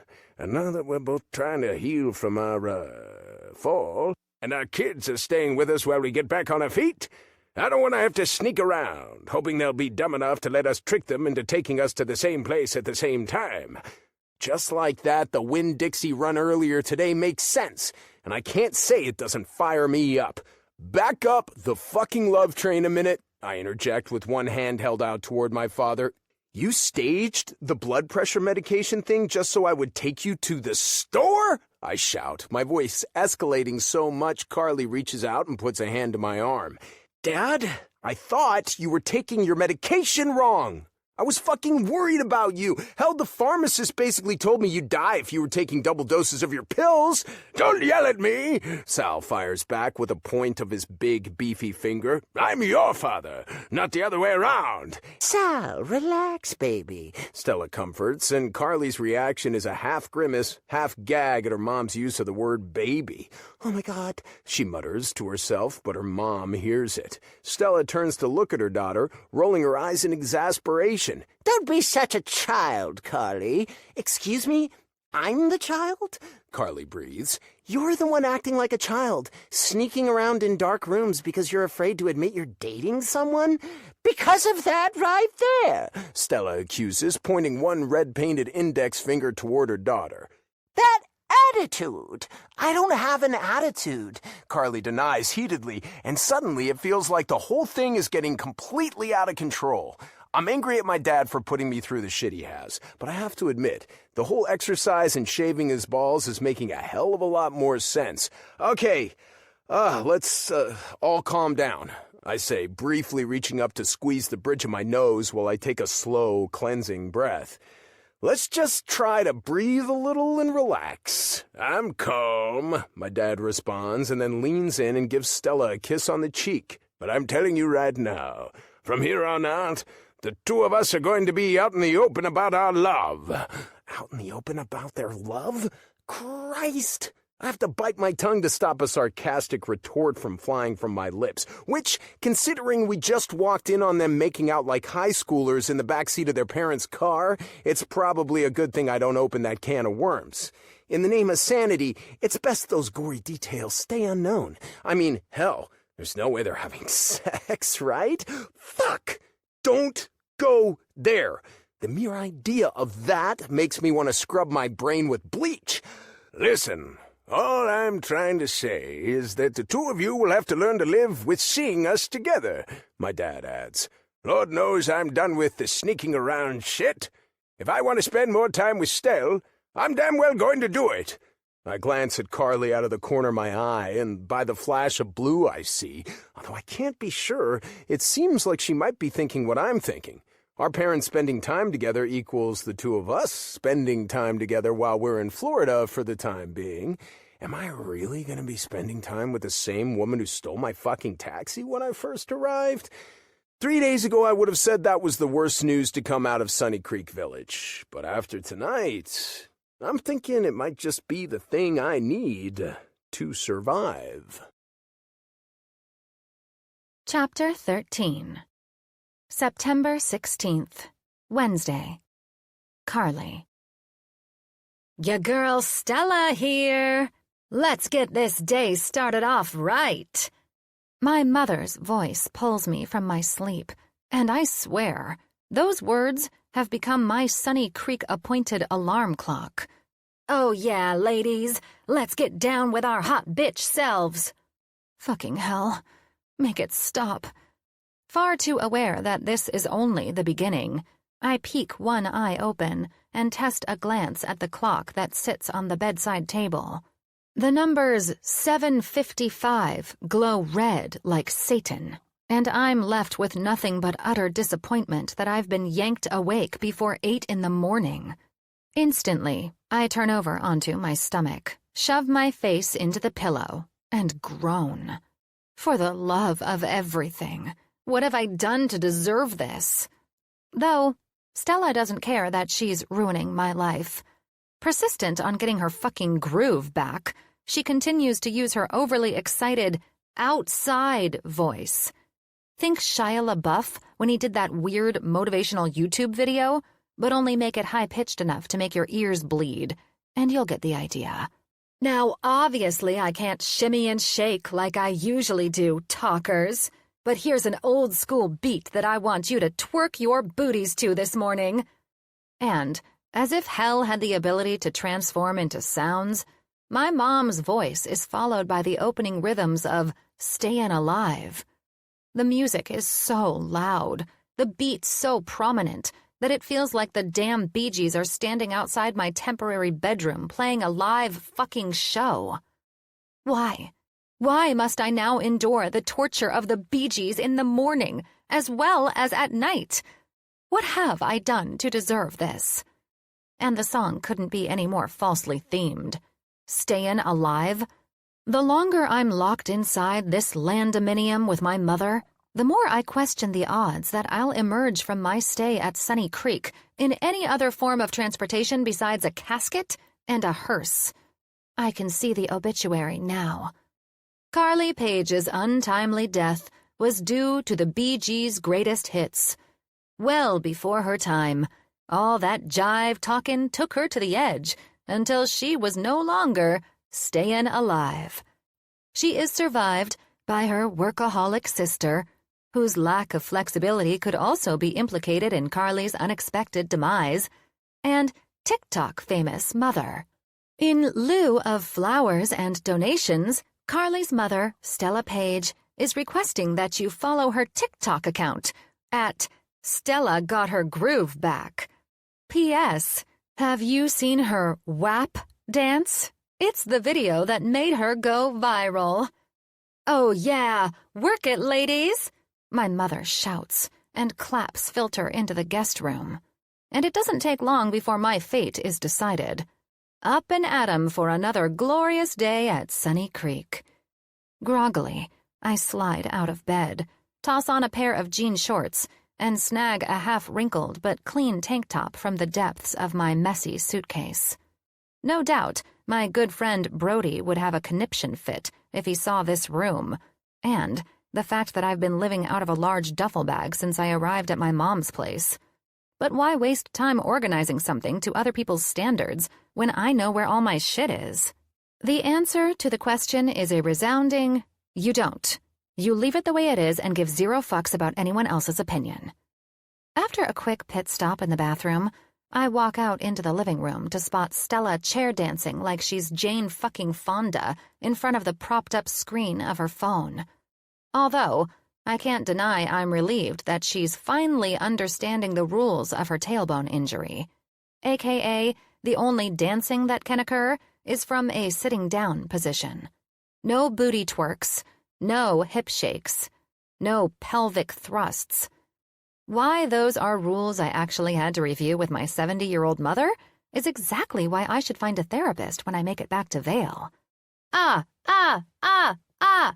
Stella sings along with her favorite band, and, with my head down, I avoid the possibility of eye contact and speedwalk into the kitchen before she tries to drag me into the TikTok insanity.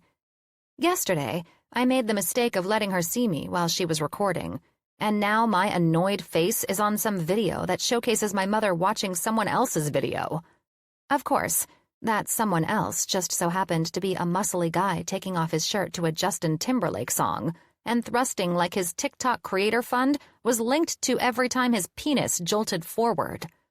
I shouldn't even know there's such a thing as a creator fund, an actual fund where people with TikTok accounts get paid for views. But I know this now because I watched Stella deposit an insane amount of money into her bank account. All because people watch her crazy videos. Who needs a fucking 401k when you can just shake your ass on social media, am I right?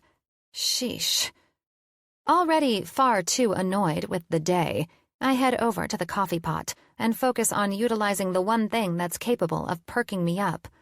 I'm never a morning person, but after spending an hour on the phone with Willow last night, explaining that our mother is in a relationship with a sweet-talking old man named Sal, I'm feeling even more nappish right out of the gate. Once I set the pot to brew, I pull my phone out of the back pocket of my jean shorts and start scrolling through missed notifications. Emails from Broody about the shop. A few texts from ski clients who want to book lessons for the winter. A thread from my sister asking about the complexities of starting what I've assured her is a casual relationship within the bounds of a retirement community. and 3 messages from my dumb ex Josh that are certainly not worth reading. I delete the texts from my ex.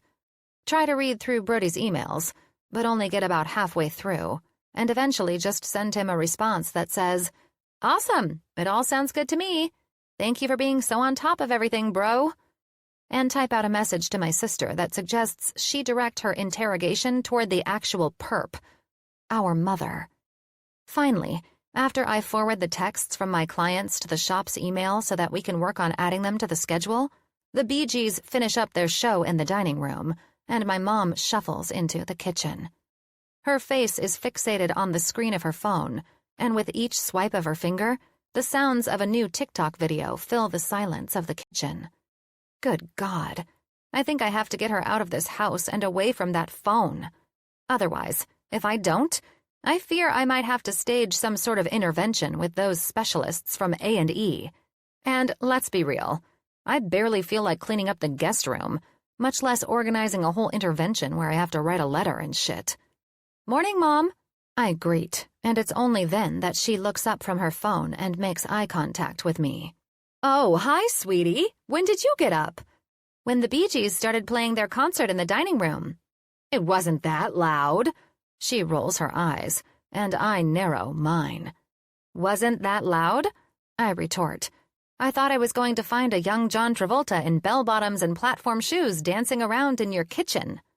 She ignores me and goes back to her phone, only lifting her eyes to do the small tasks of making herself a hot tea. Yeah, I have to get her out of this house today and away from that fucking phone. For another few quiet minutes, I stand there in the kitchen with the oblivious little social media addict and give myself enough time to drink my coffee. But once I've downed about half the cup, I decide to make my move. Stealthily, I close the distance between us, and quick as a whip, I reach my hand out and snag my mother's phone from her unsuspecting hands. "What the heck? Give me my phone back!" she shouts, and I shake my head, backing up a few steps from her. "No," I retort, without hesitation. "Today, we are taking a break from social media and doing something outside." "To do what exactly, Car?" One feisty hand to her hip, Stella glares. "It's already 80 degrees out there, and it's not even 9. I choose that time to walk to the front of the fridge and check out the monthly calendar of Sunny Creek's activities for the day. The instant I spot something that makes sense, I tap the paper with my finger. "This," I say. "Water aerobics class, 10 a.m. "No way! I hate that class," she huffs. "The instructor is so boring. The music she plays is the opposite of groovy, Car." I ignore her pointless excuse. "Mom, this kind of exercise is exactly what you need." "I do plenty of exercise," she retorts. "Every morning, I post my—" "Mom, Dr. Sampson suggested water workouts, not TikTok twerk videos. You need something that's low weight bearing. It's what's best for your joints and your still healing tailbone." She just stands there, trying to stab daggers into my eyeballs. Or wishing I would disappear. I'm not sure. Both feel pretty appropriate right now. "Come on. It won't be so bad." I try to reassure her. Frankly, I'm sure it's awful. But the sun is out and the weather is warm, and I just have to get out of this fucking house. The farther away I am from the Bee Gees live shows and my mother's juicy sweatpants, the better. Even if that means napping on a sun lounger while she skips around in the pool with her fellow Sunny Creek villagers to ungroovy music. "Mom, we're going," I say, more determined now than ever, and she quirks a brow. "You're going to go?" "Yep." I nod and lift my mug from the counter to take a sip from my coffee. "I'll be your moral support." "Wait, so you're going but you're not getting in the pool with me?" She questions, but doesn't even give me time to answer. "You know what? I've decided. I'll go, but only on one condition." "Okay, and what's that?" "Sal goes too." I search her face for an explanation, but she gives nothing away. Only serious eyes and lips set in a firm line. "Wait, You're serious? You're only going if Sal goes? You do remember you're going to see him later today for dinner at the clubhouse, right?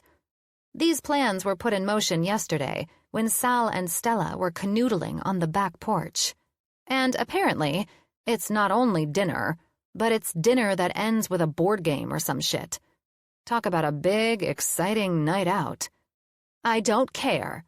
She nods and starts the process of carrying her tea into the living room. Either Sal goes, or I don't go. That's the deal. She calls over her shoulder. Take it or leave it. I sigh. Why do I feel like the mother in this scenario? And the mother of a teenage daughter trying to get permission to go over to her boyfriend's house at that. Instead of questioning the how or the what or the why, I pull my phone out of my pocket and find the most recent contact added to my list. Ryan Miller. God help me. I only hope I can handle the two of them. 2 nights ago, after we found our parents making out like fucking teenagers, we decided to form an alliance of sorts. One that revolves around us working as a team and keeping our wild and crazy parents out of trouble while they recover from their injuries. Thankfully, yesterday was relatively calm and quiet. Besides taking Stella to a few doctor's appointments and then keeping her and Sal stocked on lemonade while they spent the afternoon together on the back porch, I haven't had to deal with any craziness. Didn't even need to reach out to Ryan. Actually, today marks the first time I'll be utilizing his digits. With my fingers to the screen and my lips quirking up at the corners, I start to type out a message. Good God, why are you so fucking smiley right now? I roll my eyes at myself. Obviously, I'm smiling because I'm excited to arrange something that involves me doing nothing but napping by the pool. Uh-huh. Sure. Whatever you need to tell yourself, you liar. Ignoring my dumb and pointless thoughts, I hit send on the text and wait for his response. Me. Is Sal allowed to come out and play at the pool with Stella today?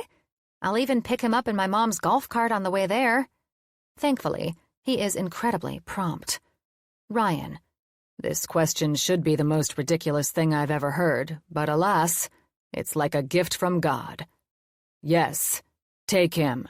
Get him out of here so I can work. I smirk at his candid response. So, the day is going that well, eh? Well, let's see. While I was in the middle of a Zoom call with an important client, my dad chose that time to loudly ask me to get ice for his balls. I cringe for him. Oh man, that's bad. But wait, Carly, there's more. About 20 minutes later, on a different Zoom call, he decided it was the perfect time to walk behind me in such a way that everyone on the video call could see him. Mind you, he got real dressed up for that appearance. Just a simple pair of boxers and a bag of ice pressed to his groin. Business casual, if you will. I don't know whether I should laugh, because I really want to laugh, or if I should cry for you. Obviously, I laugh. I laugh my fucking ass off. So, yeah, as you can see, everything is going really great over here. More laughs bubble up from my lungs as I type out another message. Well, I guess that settles it then. I'll take Sal off your hands for a trip to the pool. Can he be ready in about 40 minutes or so? 40 minutes? That long? Carly, I can shove his ass out the door in 2. I snort and shake my head. Make it 30 minutes and it's a deal. Thank you. I owe you big time. I'm probably going to take you up on that offer. You should. I'm a man of my word, Carly. All promises kept. Always. I have no idea why that last message is a turn-on, but it sort of is. Okay, fine. It is, hands down, a turn-on. It's like he's so confident in himself, who he is as a person, and it's not even about ego. He's just an awesome fucking guy. Pretty much the opposite of every man you've ever dated. Add in the fact that Stella is right. He's a legit thirst trap. And it's almost as if Ryan Miller is a certified catch. I shake my head and force myself to focus on the task at hand, getting my broken-ass mom out of the house. "Grab your suit, Ms. Juicy," I announce toward the living room, where my mom now sits on the couch, visibly pouting. I hand her phone back and verbally add the cherry on top of the hot fudge pool sundae. "Your boyfriend Sal is allowed to come to the pool with you. We're leaving in 30 minutes. Sad face instantly gone. I don't have to tell Stella twice. I slip my favorite sunglasses over my eyes and offer a helping hand to Sal and Stella as they slowly get out of the back seat of the cart. Once I'm confident their feet are safely on the pavement, I toss my backpack over my shoulder and grin up toward the sky. Surrounded by bright and breathtaking blue, the sun shines like a beacon. If there's one good thing about being in Florida, it's enjoying summer-like, jean-short-wearing weather in September.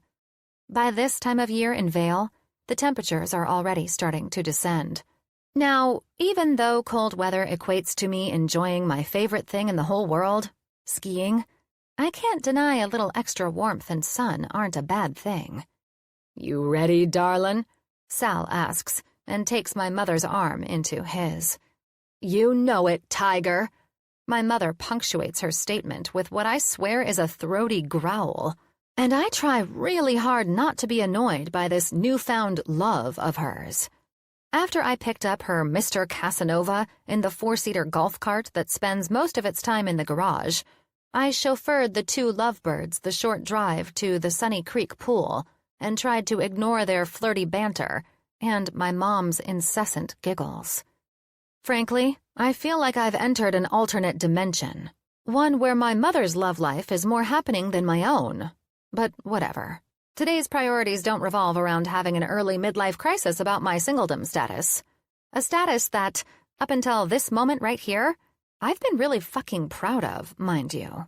My sole goal is to get Sal's and Stella's asses into the pool so I can stretch out on a lounge chair, attempt to get a tan, and take a fucking nap that isn't interrupted by the Bee Gees.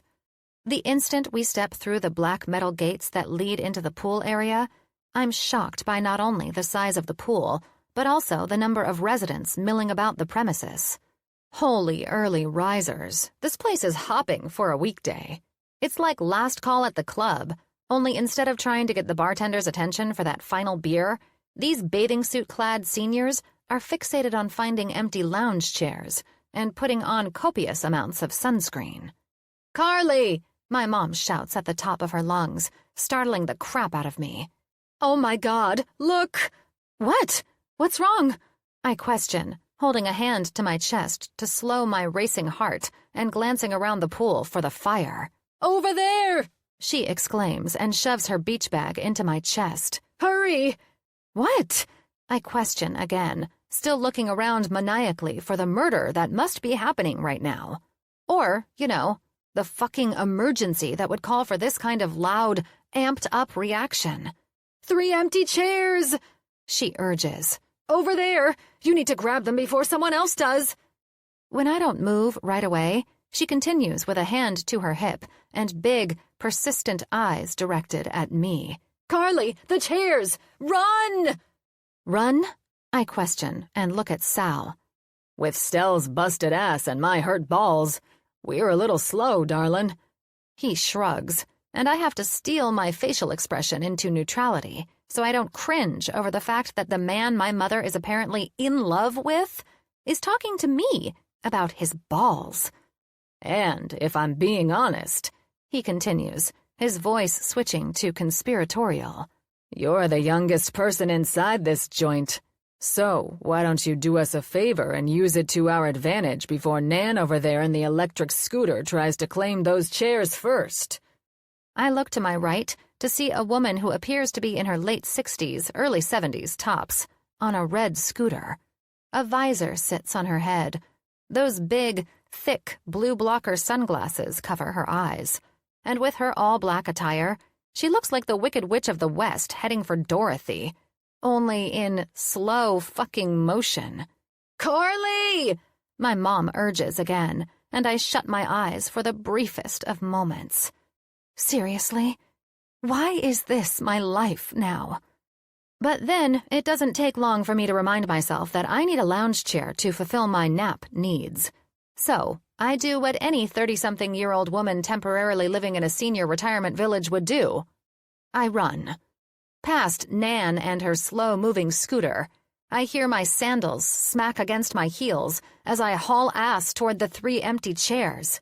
The instant I reach them, I toss my mom's beach bag down on the first one, my backpack onto the second, and proceed to plop my ass down on the third one.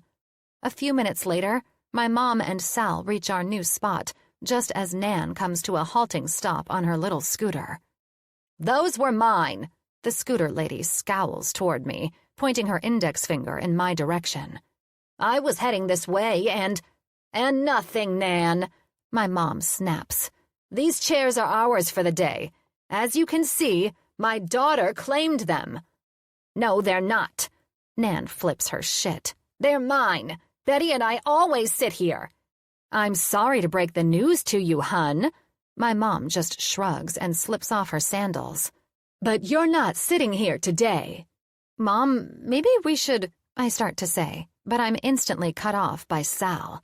"Just let it go, darling," he whispers toward me. "Nan is always pulling shit like this." "Pulling shit like this?" I whisper back on a surprised laugh. "I mean, she's in a fucking scooter, Sal. Don't you think we should throw the white flag and let her have the seats?" Sal just shakes his head, sits down in the lounger beside mine, and slips off his black sunglasses like he's settling in for a show. Any second now, I think he might pull a bag of fucking popcorn out of my mom's beach bag and start munching. "Sal, I really think we should just—" I start to whisper toward him, but he cuts me off. Again. "Trust me, Carly. Your mom and this woman butt heads worse than donkeys. Don't let that scooter fool you. Nan is one of the biggest shit stirrers in Sunny Creek. She's almost as bad as that neurotic broad Betty." "Betty?" I question quietly. "Do you mean Betty Matthews? The lady who goes nutso over trash cans?" "Yup, that's the one." An amused grin makes his lips rise at the corners as he watches my mother and Nan continue to bicker back and forth. "So just trust me, it's best to stay out of it." Suddenly, Sal's reasoning is sounding incredibly acceptable. It's not that I think my mom is in the right, but knowing that Nan is besties with Betty, well, it doesn't exactly make me want to come to her defense, you know? Truth be told, I'm kind of torn right now. "Oh, hey, Nan, if you don't mind, can you take your scooter away from the pool area? You know, since they're illegal to have here. It's interesting how your ride-or-die Betty can let your scooter bullshit fly, but when my daughter leaves the trash can out overnight, she damn near fights her in my driveway. You know I need my scooter because of my knee," Nan snaps back. "I heard it playing tennis." My mother rolls her eyes. "If by tennis you mean video poker at the clubhouse, then okay, whatever you say, Nan." "I play tennis," Nan persists, "all the time. You're just too busy being a floozy on the internets to notice what anyone else is doing. You know what I think about you, your fake knee injury, and your lazy ass using every excuse to ride around on that stupid scooter." My mother spits. "This." And with that, she lifts her middle finger high in the air and holds it out toward Nan. "Uh-oh." "That's it. I'm going to kick your ass, Stella," Nan shouts, and my eyes go wide in surprise. But my mom? Well, she just laughs. "Bring it," she says with a challenging raise of her eyebrow. "Get off that scooter and come at me, bro." Oh, God help us all. "Wait, hold up." Instantly, I'm on my feet before Nan can get her ass out of the seat. Let's all just try to relax for a minute. "Relax?" Nan retorts, quickly moving her blue blocker-covered face to me. "I'll kick your ass too, you little floozy." "Huh?" I question in utter confusion. "Wait, why am I a floozy?" "Because you don't even live here." Hold up. Am I living a real-life version of Mean Girls Geriatric Edition? Because it feels like, any second, Regina George is going to emerge. "Oh, give it up." My mom chimes in on a laugh. Move along before you say something I'm going to make you regret. Sal chuckles. Nan, I think it's time for you to find another place to sit. Don't you? Oh, fuck off, Sal. Nan snaps back, and it only draws more chuckles from his throat, which just makes Nan madder. A vein bulges beneath the wrinkles of her forehead, and I swear, any second, steam might start shooting straight from her ears. Tensions are high as fuck at the Sunny Creek pool, and I search around the perimeter, scrambling to find another row of empty chairs before Nan tries to get off her scooter and fight my mom. For all I know, these two crazy bitches have brass knuckles stored right beside the Ziploc baggies of butterscotch and peppermint candies in their pool bags. And frankly, I did not come to help my mom recover from an injury at her senior retirement village so that I could be initiated into a fucking geriatric gang. Thankfully, on the other side of the massive pool, I spot a recently vacated row of chairs. Hey, look, a few more chairs just opened up over there, I exclaim, my voice chiming over the shit-talking as I point across the way. A scowling Nan glances over her shoulder, following the direction of my finger, and the instant she sees what I'm seeing, the little biddy puts the old scooter in reverse. This isn't over, Stella, she mutters, and beep, beep, beep, her scooter chimes as she backs that sucker up. It never is with you, my mom responds, but thankfully, Nan is too focused on getting over to those empty chairs to care. Though, I don't miss the fact that she flips us off over her shoulder as she goes. Mom, you think maybe you were a little hard on her? I question once I ensure that my mother's apparent arch-nemesis has, in fact, secured the empty chairs. Psh, that old bat is always riding my ass. Probably because you have such a nice fanny, Stell, Sal comments, and it might as well be nails on a chalkboard to my poor ears. My mother giggles, and Sal winks at her. Well, darlin', looks like they're about to start the water aerobics class, he says, and stands up from his lounger to shove his navy Crocs off his feet. You ready to get a little wet? With you? My mom flutters her eyelashes. Always. And that's my cue, folks. Immediately, I tune out the two lovebirds by lying back on my lounger, slipping my earbuds into my ears, and turning on my favorite Spotify playlist that's focused on chill, relaxing beats. With calming music filling my ears, I look toward the pool to see that Nan is now in the water, and that old citation-serving bitch Betty is beside her. Together, they slowly wade toward a spot that's right below where a middle-aged woman in a black one-piece with a whistle hanging around her neck kneels in front of a boombox on the concrete. A woman I'm assuming is the instructor. I glance to my mom to see if she realizes the class is about to start, but all thoughts fly out the window when she takes off her bathing suit cover-up to reveal a bright, neon-orange bikini that appears to be missing the part that's supposed to cover her fucking ass. Mom! What are you doing? I exclaim, sitting up like a rocket in my chair. What? She questions, glancing around herself like there's a bee or something. What's wrong? What's wrong? I retort, and my jaw goes unhinged. Are you serious? What in the hell are you wearing right now? She scrunches up her nose and glances down at her body before meeting my disturbed gaze. My bathing suit? I can see that, but why is your ass flapping in the freaking breeze? She rolls her eyes. Because my cheeks need some sun, Car. And damn, aren't those cheeks of yours looking good, Stell? Sal reaches out and pinches one of my mother's cheeks, and I have to fight the urge to vomit. Slut, a familiar voice shouts, and I look out toward the pool to see Betty pointing in my mom's direction. Oh, for fuck's sake. Why is this happening? Don't slut-shame me, you jealous whore, my mom shouts back. Ladies, the instructor holds out two hands, trying to keep things under control. Let's all calm down. Calm down? Betty yells. How am I supposed to calm down when Stella is walking around dressed like a stripper from the Crazy Horse? She does this every time. It's inappropriate. Now, Betty, the instructor continues, Stella can wear whatever she likes to the pool. That's right, my mom shouts. It's not my fault you don't allow yourself to have that kind of confidence, Betty. If you were swimming with your ass out, I wouldn't say anything but you go, girl. My mom isn't exactly lying. I mean, if every woman had Stella Page's confidence, the world would certainly be a better place to live. She's just one of those people who lives her life for herself and doesn't worry what anyone else has to say. I've always admired that, to be honest. Doesn't mean I want to actually see her confidence in the form of her ass cheeks in my face. But still. You're such a liar, Stella, Betty shouts back, and my mother doesn't back down. You know what, Betty? I don't care what you think. And you heard Carrie. I can wear whatever I want to the pool. If I want to swim with my tits out, I can do that. Wait, no. The instructor, who I'm now figuring out is named Carrie, tries to backtrack from her earlier comment. Actually, Stella, you do need to have... I'm not going to take this class if she's taking it. Betty cuts her off. I'm taking the class, my mother retorts and looks at Sal. Right, Sal?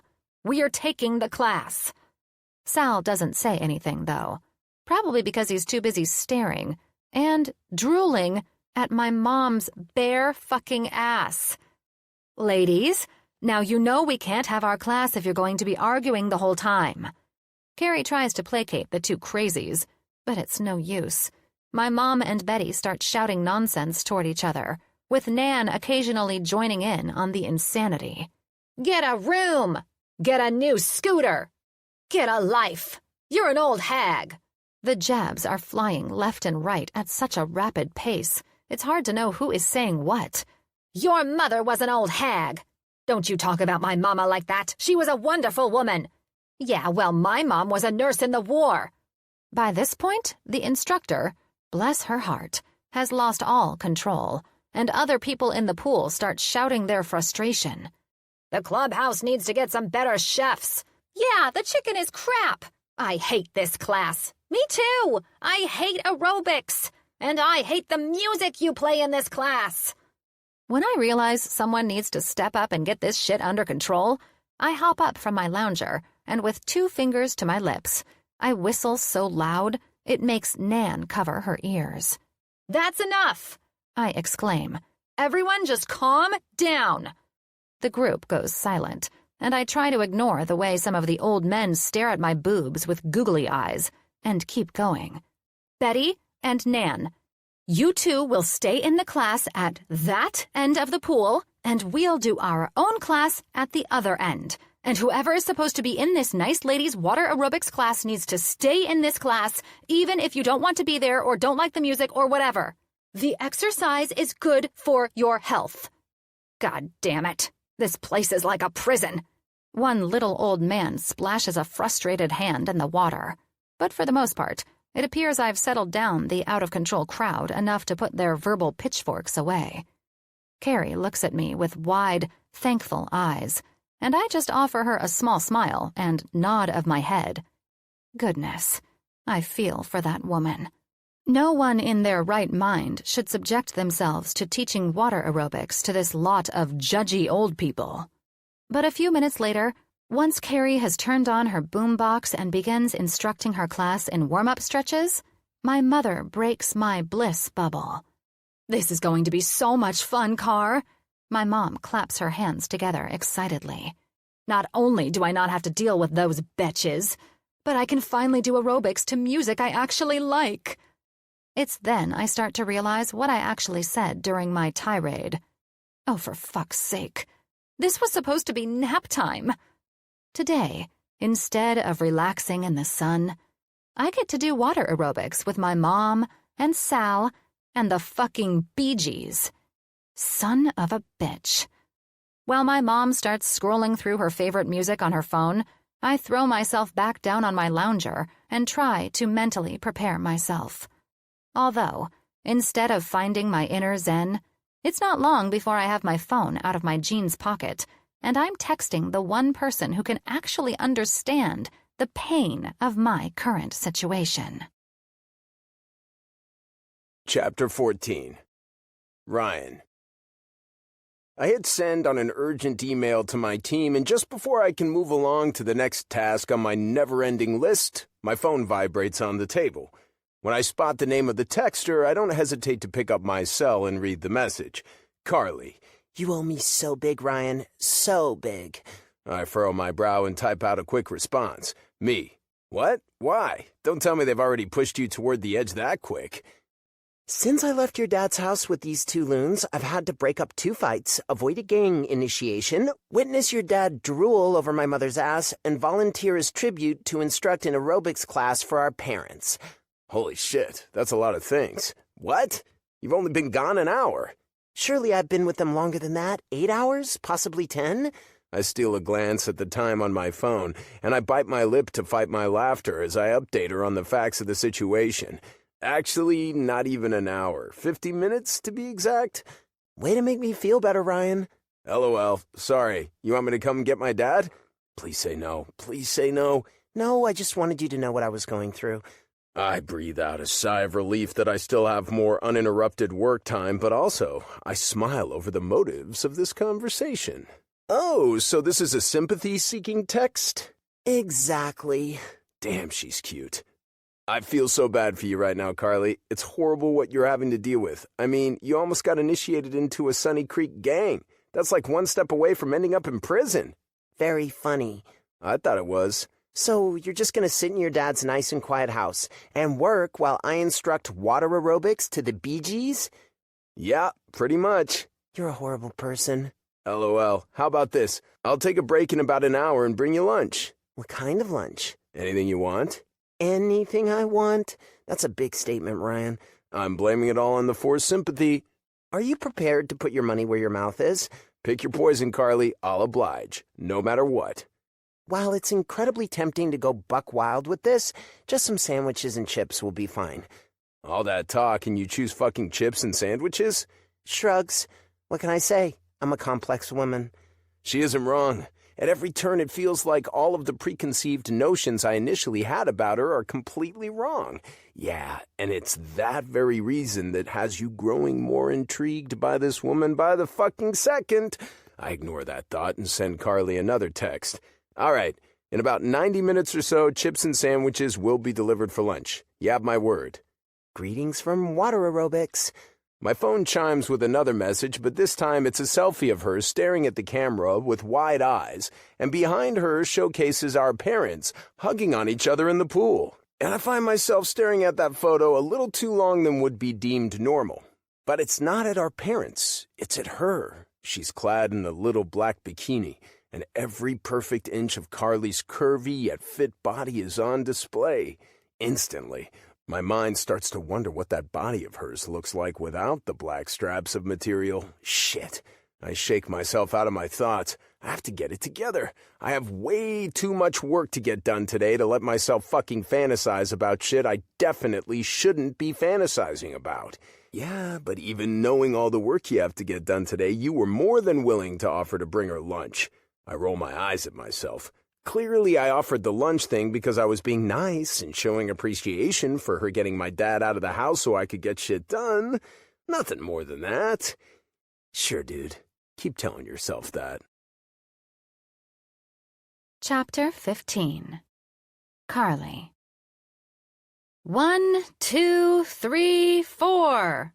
I count off, making my arms move up and down in what I think is an alternating jazzercise type of move, though I have no fucking clue what I'm doing. I'm just thankful Sal and my mom are following along. And more than that, I'm happy to see that, despite their injuries, they appear to be tolerating the pool workout without any difficulty. Plus, we've managed to spend the last half an hour in the pool without bloodshed. Sure, Betty's been shooting daggers at me the entire time. Like somehow the rivalry of Sunny Creek Village is all my fault, even though I've only been here for a little over a week. But Carrie's done a good job of keeping her group on task, and I've hobbled my way through the same. "Come on, Sal," I encourage. "Get those arms up higher." Heartened, perhaps, by my words, but mostly by the male ego, he takes his extensions to a new level. stretching toward the sky with the dexterity of someone 20 years younger. "There you go," I praise. "Now it's time to bend those knees. Down," I yell, squatting into the water until my shoulders go under and only my head remains above. "And up." Stella and Sal wink and make kissy faces at each other, and my mind reels with the kind of things they could be silently communicating to each other. Do not go there. Immediately, I turn around and face the edge of the pool, successfully avoiding watching their interactions, and continue to squat and call out instructions over my shoulder. Down and up. A deep, rich laugh vibrates above me, pulling my attention to the source, just as a shadow falls across my face. Ryan stands there, a grocery sack filled with what I can only assume is my lunch, dangling from his long fingers. A large smile fills the confines of his handsome face. He's still in full work attire, suit pants, dress shoes, and a tie.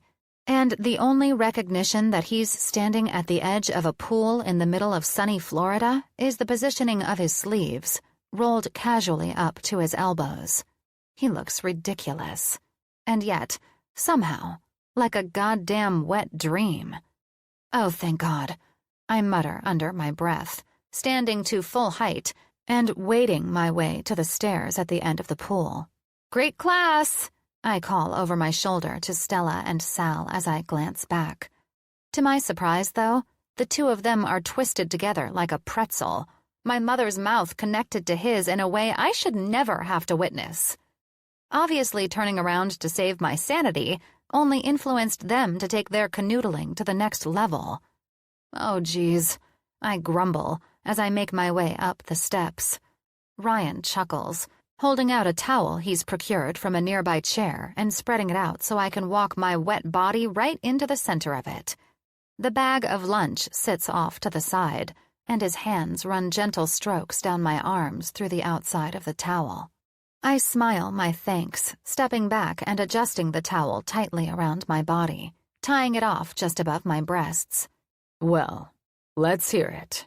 How have they been today?" Ryan asks, putting his hands to his hips. "Handsy," I reply, and it's the truth.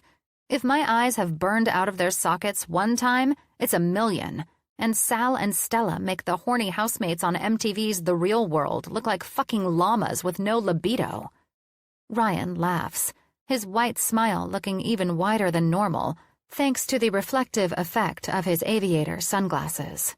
He's cute, painfully so, and the more time we spend together, the harder it becomes not to mount him like a puppy in heat. I move my eyes up and down the line of his suit, pointedly. "How was work?" He smirks. "You know, it's the weirdest thing. It wasn't handsy at all." I roll my eyes and mock laugh. "Good for you." "I never thought I'd be saying this, but maybe it's a good thing we're going to that dinner at the clubhouse tonight. Surely they'll cool it in public a little bit." I jerk my head over my shoulder, and Ryan follows the motion, his eyes looking out toward the lovebirds behind me. "We're in public now," I remind him helpfully, and he winces. "Jesus. I wonder if Betty Matthews has a citation for public indecency." "Betty Matthews is an old hag." Ryan grins, and I shade my eyes against the sun to get a better look at it. "What?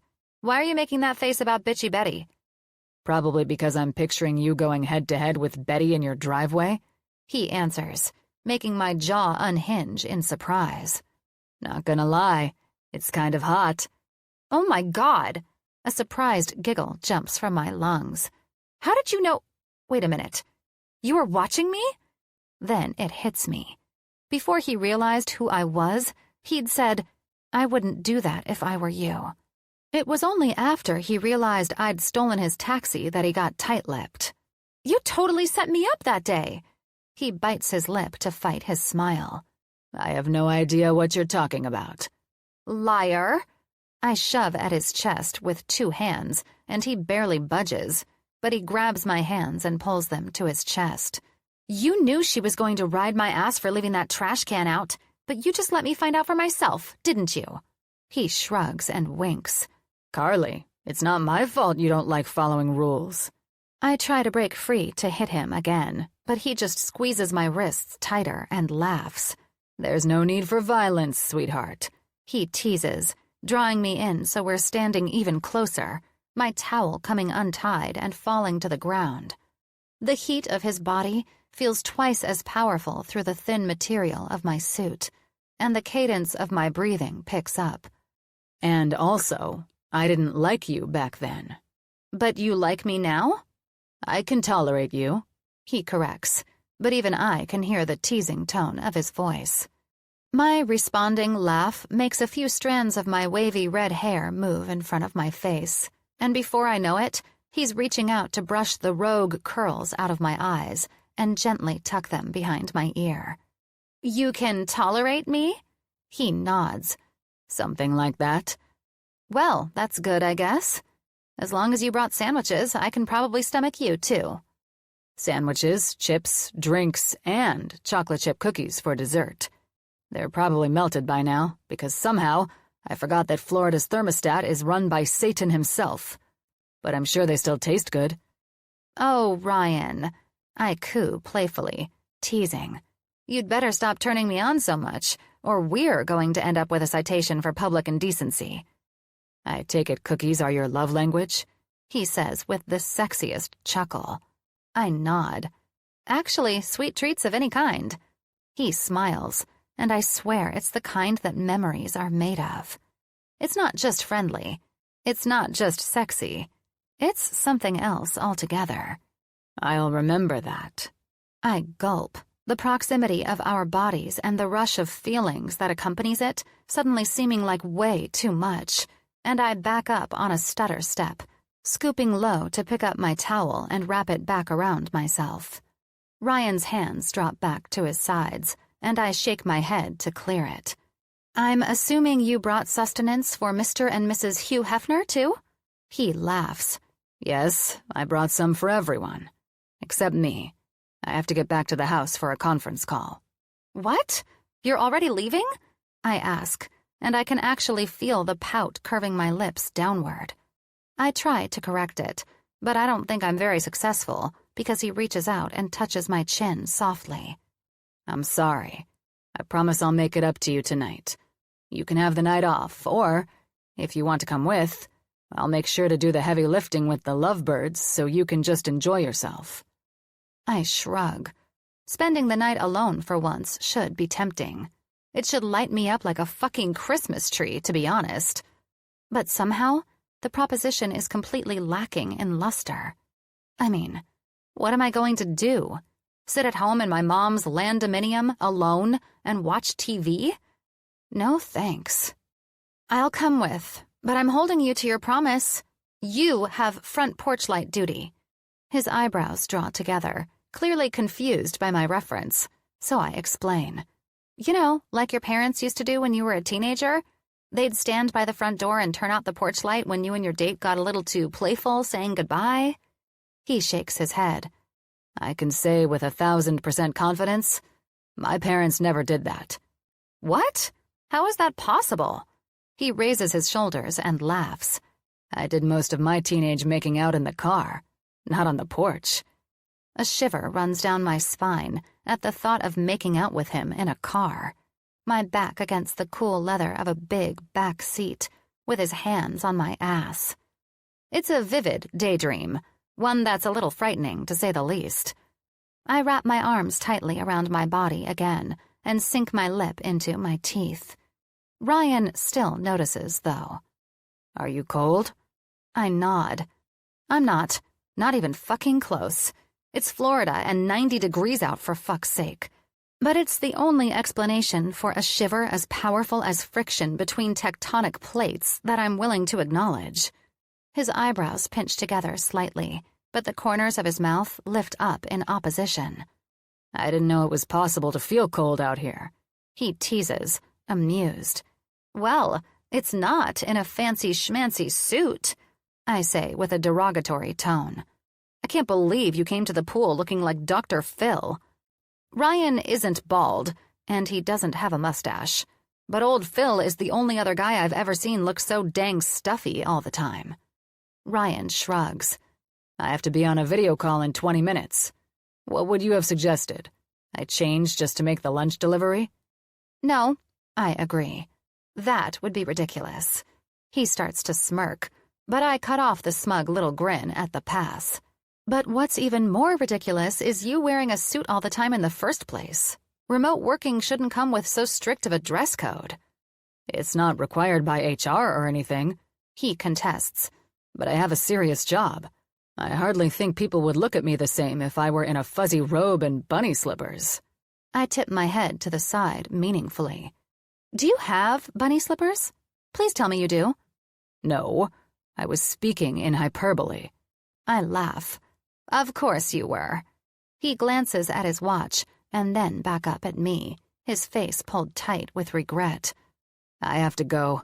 I'll never make it back in time if I don't leave now. Go, I say encouragingly, when the realization hits that, as much as he knows he has to be home, he's not going to leave without my permission. I'll handle Bonnie and Clyde for now. Thank you, Carly. Oh, don't thank me now, I say with a wink. You'll pay plenty of penance tonight. He chuckles, and just like that, with a smile and a wave, he's gone as quickly as he arrived. Chapter 16. Ryan. Dinner at the clubhouse is the biggest exercise in peacocking I've ever seen in my life. And I live in New York, for God's sake, the home of cocky men and the women who would eat their balls for breakfast. However, Sunny Creek Village, it seems, is as advanced in its posturing for social hierarchy as it is in age. The women strut, their best outfits in short kitten heels and neon colors strobing across the room like a psychedelic rainbow of sorts, and the men puff out their chests with the posture of 20-year-olds. There are smiles and coy looks, and my mouth has been gaping like a land-bound fish since the moment we arrived half an hour ago. With seating assignments emblazoned on place cards at the table, for the first time since this morning, I find myself glad that Sal insisted on calling ahead to confirm with the clubhouse that not only would he and Stella be there, but Carly and I would be accompanying them. Call me naive, but I had no idea the kind of formal circus this whole shebang would entail until the moment we set foot in the building. Gray-haired men mingle with drinks in their hands, their flirtatious counterparts all made up to the nines with shiny, bright nails and all the jewelry they own on their necks. There's an obvious social structure here in Sunny Creek, kind of like at a high school dance. And to both Carly's and my surprise, Stella and Sal might just be the most popular of them all. Good to see you, Mrs. Dickens. Sal schmoozes, kissing the biddy's hand. She's got to be at least 10 years his senior and is draped in silk from head to toe. Carly looks at me with wide eyes from the other side of Sal and her mom, and I shrug inconspicuously. She may have joked about our parents being Mr. and Mrs. Hugh Hefner at the pool earlier, but right now, tonight, I swear to God we've stumbled into the over 65 version of the Playboy Mansion for real. How's Tommy? Still dealing with pneumonia? Stella adds conversationally. On and off, Mrs. Dickens responds. They're pretty much keeping him in the care facility now. I'm sorry to hear that, Stella replies, reaching out to touch the silk-laden shoulder. A faint bell rings in the background, and Sal reaches out to take Stella's elbow. That's the dinner bell. We better get our seats. Dinner bell? Carly questions quietly to me, and I shake my head. I haven't got a fucking clue. In all my trips coming down here, I've somehow managed to avoid the group dinners at the clubhouse. We'll see you soon, Stella says in closing with Mrs. Dickens, giving her a kiss on the cheek and then stepping away. Carly and I fall in step behind our hobbling parents as they make their way to the dining room, and Stella glances over her shoulder to get our attention, seeing the duration of our walk as the perfect opportunity to get us up to speed. Mrs. Dickens is the richest woman in this place, she declares. Her husband bought Apple stock at $1, and they've got 30,000 shares. And she doesn't have kids.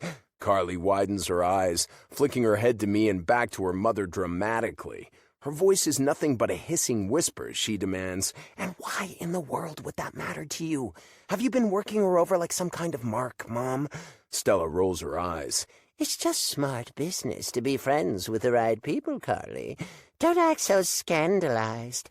"I'm sorry, but you just admitted to befriending someone with the purpose of landing her fortune in some sort of twisted inheritance, and you're lecturing me about how to be?" I can't help it. I chuckle a little, and Carly shoots eye daggers at me. "Oh, come on, Mr. Rule Follower. You can't seriously be okay with this." I shrug. Okay with it?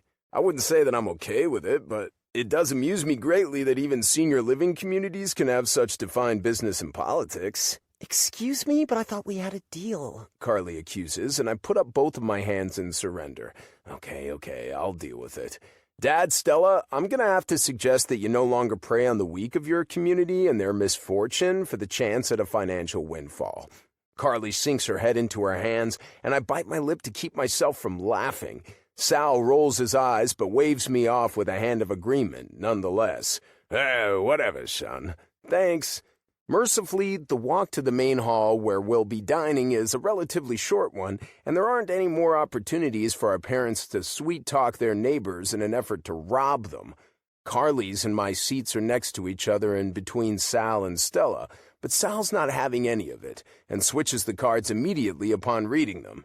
He and Stella sit together on one side, and Carly and I sit together on the other, Carly and her mom being in the middle. We're across from two couples we haven't met before, but when I go to introduce myself, Carly nudges me with her elbow. "They're all sleeping," she whispers softly, making my eyebrows draw together. I turn back to the silver-haired couples across from us, and after close inspection, determine that she's right. At first, I thought they were just concentrating on something on the table or in their laps, but they are, in fact, asleep, their heads drooped forward accordingly. Well, okay then. I chuckle a little. I guess that helps cut out the need for small talk, at least. Carly nods excitedly. "Thank God, I'm really starving and I just want to eat." The sandwich is worn off, huh? "Yes," she hisses. "It wore off about 2 hours ago when I walked into the kitchen to find Stella sitting on Sal's lap." My eyes go wide in shock. Wait, don't tell me they were... "My God, no! Pretty sure they can't do that with their injuries," she whisper yells back. "I mean, Sal did have his hands on my mom's freaking boobs, but they were fully dressed. No weird naked shit." "Why?" I whine. "Just why is my father feeling anyone's boobs right now even a thing?" She shrugs with a tortured laugh. "They're in love, I guess. Though I have to tell you, it really feels specifically designed for my suffering." I reach over to pat her hand, but she flips it over on the table, palm up, at the exact same time. It's unintended, but next thing I know, we're holding hands. Her palm is soft and smooth, and if I'm honest, just a little bit clammy, but a touch of sweating is to be expected, given the day she's had with our parents. Neither one of us pulls away immediately, and almost as if I'm completely removed from my body, I watch myself slide my fingers ever so slightly between hers. There's a small inhale of breath at my side, a sound I know comes from her, but one I'm completely unwilling to look away from our hands to investigate further. Her fingers curl upward, around mine slowly and purposefully, and overlapping at the knuckles. All of the sound in the room seems like it's in a vacuum, practically non-existent in its dullness. I can hear my heartbeat inside my chest, thud, thud, thud. And all the while, my focus is completely unable to leave the simple joining of our hands. "Excuse me," one of the waitstaff says suddenly. At least it seems abrupt, moving to place a big platter full of brisket down on the spot where our hands meet, and Carly and I jerk apart on physical reflex. Another staffer sets potatoes and green beans in the center of the table, and the little old couples across from us finally startle awake at the smell of fresh-baked rolls. With a quick clear of my throat, I take a sip of water from the glass to the right of my plate. Carly glances to the front of the room. I'm not entirely sure it's as a means to look away from me or if there's something attracting her interest, but either way, I give her the moment without interruption. I know how strange this connection between us feels for me. I want to give her the freedom and space to feel the same. "Is that?" she mumbles softly, officially ending the countdown on our time out. "Are they setting up bingo?" With her mouth pointed away from me and towards Stella and Sal, I can only listen as the two of them answer. Yep, Sal says matter-of-factly. Clubhouse dinners are always the same. Stella laughs, nods, and continues. They always start with the who's who of Sunny Creek happy hour, transition into family-style food, and then end on some sort of game night. Betty heads up the committee on the games, and she usually rigs it so one of her bitches wins. Her bitches? I mouth, tugging on Carly's arm to get her attention. Who? Carly questions, turning back to her mom instead of acknowledging me. Nan? Nan and Glinda. Maybe Sue, but she's more of their backup plan when the heat turns up. And what? You just let her get away with it? Carly asks in outrage, starting to get worked up. I put a comforting hand to her shoulder, but she shakes it off like a fighter in the ring who's ready to go a few rounds. Stella shrugs and forks a bite of potatoes into her mouth with a grin. Sal and I are usually too busy to care about who wins. Isn't that right, Sally? I gag a little in the back of my throat, and Carly scoffs, finally disgusted enough to bring her attention back to me. There's no less fire in her eyes, though, when she makes a declaration of, "We have to win." "What?" I ask with a small chuckle, but she doesn't return the laugh. Her blue eyes are sensationally serious, so much so that they start to look a little scary. "We have to win," she repeats with 10 times the emphasis. "We have to beat Betty and her biddies, and we have to do it in spectacular fashion. I'm not going to let her terrorize this place one more day." "Terrorize this place?" I question with a laugh. "That's a pretty serious accusation. Are you sure you're not—" "You weren't there, Ryan," she interrupts me to insist. "At the curb with the trash can, or today at the pool. She's ruthless, and if it's the last thing I do here at Sunny Creek, I'm going to make sure she gets hers."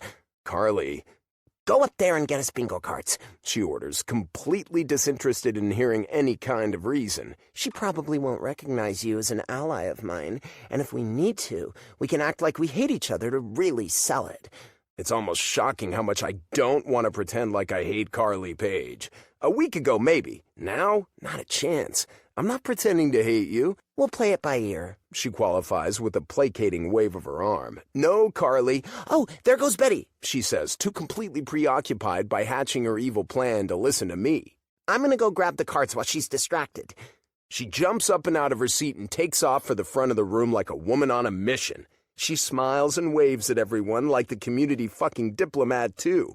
All as a means, I'm sure, to further ruin her mortal enemy, Old Lady Betty Matthews. She grabs 2 cards off the front table and a couple markers and then weaves her way back through the crowd to her seat next to me.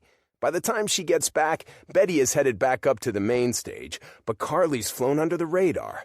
Bitchy Betty none the wiser. You know, if you win, she's going to realize you're you, right? You're not in disguise? Carly waves an arm, strategically marking her free space and getting reacquainted with the game and her card. "We'll deal with that when we get to it. But if I win fair and square, that old biddy is going to eat shit." I sink my forehead into one hand and do a semi-sigh, half-laugh thing. I'm honestly not sure if my brain knows how to feel about all of this.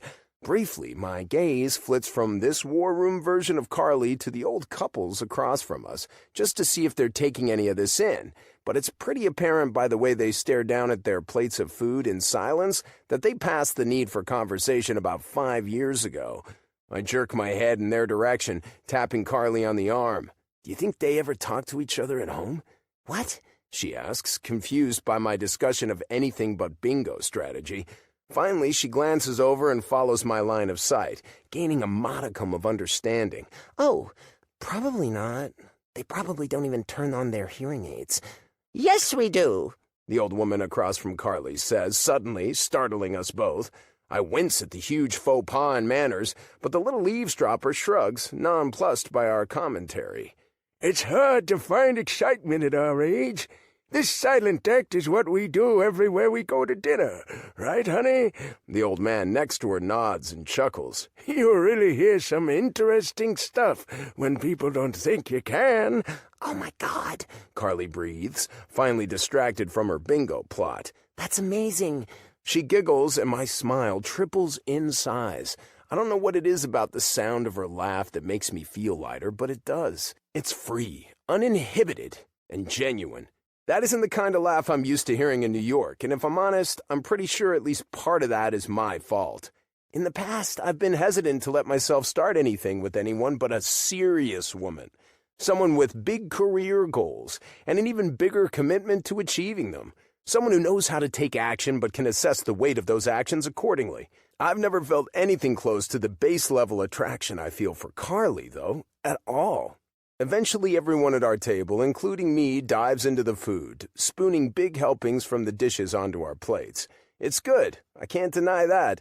And by the fervor with which Carly eats her brisket and momentarily forgets about beating Betty's ass at bingo, I'm happy to find I'm not the only one enjoying the spread. But all good things must come to an end, and when old Betty steps up to the microphone at the front of the room, Carly's food focus is a distant memory. Ladies and gentlemen, Betty announces, tapping the mic with 2 fingers to test the efficacy of the sound output, even though she just spoke into it. Quiet down, quiet down. Let's get some order in here, people. It's relatively quiet in here already, so much so that I can hear Carly growl under her breath at the bad woman. I chuckle.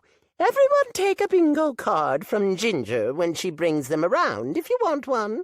Remember, 1 card per person, no switching allowed. Carly squares her shoulders and brings her card in front of herself, sweeping away her empty plate of food with her arm. It's go time. Stella and Sal, now apparently aware of the fact that there are humans at the table besides themselves, notice Carly's intensity for the first time, and Stella doesn't hesitate to comment. Oh, yay, baby girl. I'm glad to see you're getting involved. Just don't get too worked up. You always took these games so seriously as a little girl. I cough under my breath and mutter, "That's a little too late for that." Carly elbows me in the ribs, and I groan. "You want a card, Stell?" my dad asks casually as Ginger arrives at our table to hand them out. Stella shakes her head. I think I'll just watch Carly. I bet I can use the footage if I record to make a TikTok later. Carly rolls her eyes and drops her head back, and I can't help but smile. It's almost like watching her mom make her life so hard makes me feel better about the way Sal and I seem to go at each other on a daily basis. What can I do? I finally offer, reaching out and rubbing Carly's shoulder with a gentle hand. I promised my services tonight, so I have to know how best to assist. She smiles then, a tiny hint of light in her eyes. Just listen and keep the Mischief twins quiet. I don't want to miss a number. I smile and nod. It's weird, but I think this might turn out to be one of the most relaxing nights of the trip. By the way, there's a reason they say what they do about last words, or thoughts in this case, being famous. This bingo is rigged! Carly yells, her body straining against my hold as Betty Matthews challenges her from the stage, microphone in hand. Calm down, young lady, before I call the police. You're disgracing the name of our community, and I won't have it. I'm disgracing the community? Carly yells heatedly. You're the one saying you have bingo when they haven't even called enough numbers to get bingo. I'd never do such a thing. I'm all about rule and order, unlike you and your mother. Betty says with a disdain that makes my insides quake. Nothing sets off the protective instinct in a woman like an insult to her next of kin. Carly thrashes like a she-wolf, and I tighten my grip. Dad, can you handle getting Stella home on the golf cart? I ask, breathing hard as I wrap an arm around Carly's chest to hold her back. Her arms are swinging out in front of her like she's performing the opening scenes of Rocky, and I don't think I've ever experienced a more ridiculous night in my life. Old people Ponzi schemes and rigged games of chance, and now actual physical violence. I never expected it to turn so quickly. What in the hell is next if I don't get Carly out of here? Of course I can, my dad says easily, beating on his chest with a tight fist like some kind of Neanderthal. It's my fucking card, for shit's sake. I nod, rather than getting into another argument, and swing a still-fighting Carly up into my arms. It catches her off guard temporarily, but I fear if I don't take even stronger measures, I'll be at her angry mercy again in no time. Taking advantage of her shock, I keep flipping her, up and around until finally her stomach is settled on my shoulder and her head and arms hang helplessly down my back in a traditional fireman's carry. She fights a little, her feet kicking in a scissor motion while her fists bump into my back, but for all intents and purposes, she's the most contained she's been since the fight with Betty broke out 5 minutes ago. Put me down, she insists over and over again as we walk out of the main hall and the scene of many bingo crimes and into the entry hallway. It's much less populated, but I don't stop until we're all the way inside in the thick humidity of a Florida evening. I can't chance any more heated encounters. Finally, when we reach the relative safety of the parking lot, I bend at the hip and set her down on her feet once again. She shoves me immediately, hard in the shoulder, and I go back on a foot with a shake of my head. I'm sorry, Carly, but what did you expect me to do in there? Let you beat up an old woman?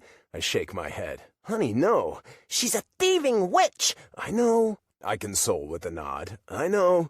Then why didn't you let me have at her? The people in there deserve to know who they're dealing with. I laugh a little, and she doesn't take it kindly. Fuck. I backtrack, holding my hands up in my defense. I'm not saying you're wrong, Carly. It's clear Betty's big head has gotten away from her. But if you don't think the people in there notice, I think you're kidding yourself. Look at the old people across from us tonight. We didn't think they were listening, but they were. They caught it all. And I guarantee it's the same for every single person in there with Betty.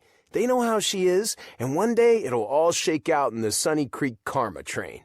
But I want her to have karma now, she shouts, and I can't help but laugh, grabbing her hand and squeezing. I know. But how about, for now, we go for a walk and calm down, and then, when cool heads return, we can figure out a scheme to give Betty the kind of karma she deserves and then some. Deal? She scowls, but after 10 seconds of narrowed eyes and mental jujitsu, she agrees. Fine, but I'm walking fast, and I'm walking angrily. If you want to keep up, you're going to have to churn those fucking legs. You got me? I smile and sigh. Oh, Carly Page, it's really beginning to feel like you're the one who's got me. Chapter 17. Carly. I walk as fast as physically possible without breaking into a run. Right foot, left foot, right foot, left foot. My strides are long, and my arms swish back and forth at my sides like I'm a tracksuit-wearing mall walker trying to get to Yankee Candle on Black Friday. I don't know what it is about Betty Matthews that grinds my gears, but I really don't like the woman. You know what? I actually do know what it is. That broad is the bingo-cheating, trash-can-obsessed, called my mama a slut, bully of Sunny Creek. And don't even get me started on her rules. She makes all these stupid fucking rules for everyone else, but when it comes to herself, she can do whatever she wants. I rarely follow anything revolving around politics, but it seems to me Betty is on the same level as every lying, cheating, scummy politician that claims to want what's best for the people, when in reality, she just wants what's best for herself. You doing okay over there? Ryan asks, and I glance to my right to find that he's still keeping up with me. Not really, I spit. But I know I would feel a lot better if you wouldn't have made me leave the clubhouse before I got the chance to shove Betty's bingo card down her throat. He smirks at that. So, you still think I should have let you kick an old lady's ass? Yes, I mutter. But then, when a visual of me tackling Betty Matthews to the ground pops into my head, I crinkle up my nose and say, okay, fine. No. I'm glad you held me back from getting into a brawl. Although, I have to say, since I actually took the time to do my makeup tonight, my mugshot would have looked hella fierce. Soft chuckles leave his lips and drift into the evening air. Which is exactly what everyone is concerned about when they get arrested for assault. Not finding a good lawyer or, avoiding jail time. But the quality of their mugshot. Hey, a bad mugshot will stay on the internet forever. And an assault record? He questions, and the teasing tone of his voice is my undoing. Stop making sense, Ryan. I laugh and reach out an arm to playfully shove his shoulder. Now is not the time for rationality. Now is the time to talk in nonsense circles and still think it's perfectly normal to get into a fight with a senior citizen over a game of bingo. Oh, right, he responds, and his blue eyes flash with amusement. My bad. I guess you could say I'm kind of new at this. A few moments later, he holds out a hand to stop our momentum until we come to a stop beneath a street lamp. You know what? He questions, but it's rhetorical. I think we need to go back. I tilt my head to the side. Huh? Did you forget something? No. He shakes his head, gently grabs both of my shoulders, and turns my body to face his. But we need to go back there so you can kick Betty's ass. Actually, we both need to kick her ass.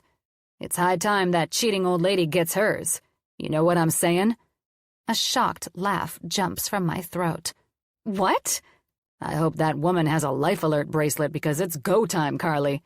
You want to throw the first punch, or should I? I search his face for the punchline, but the seriousness with which his firm gaze locks with mine forces my eyes to go wide. Ryan, Hold on.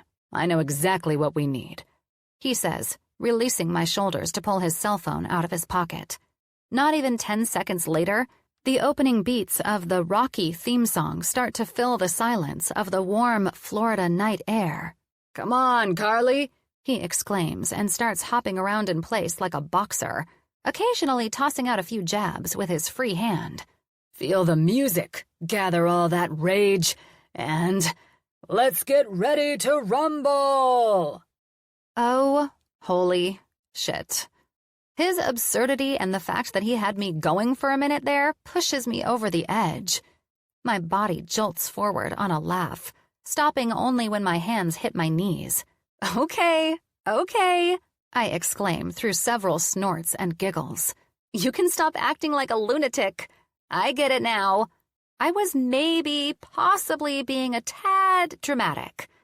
Instantly, the music stops, and I glance up to find Ryan smirking down at me.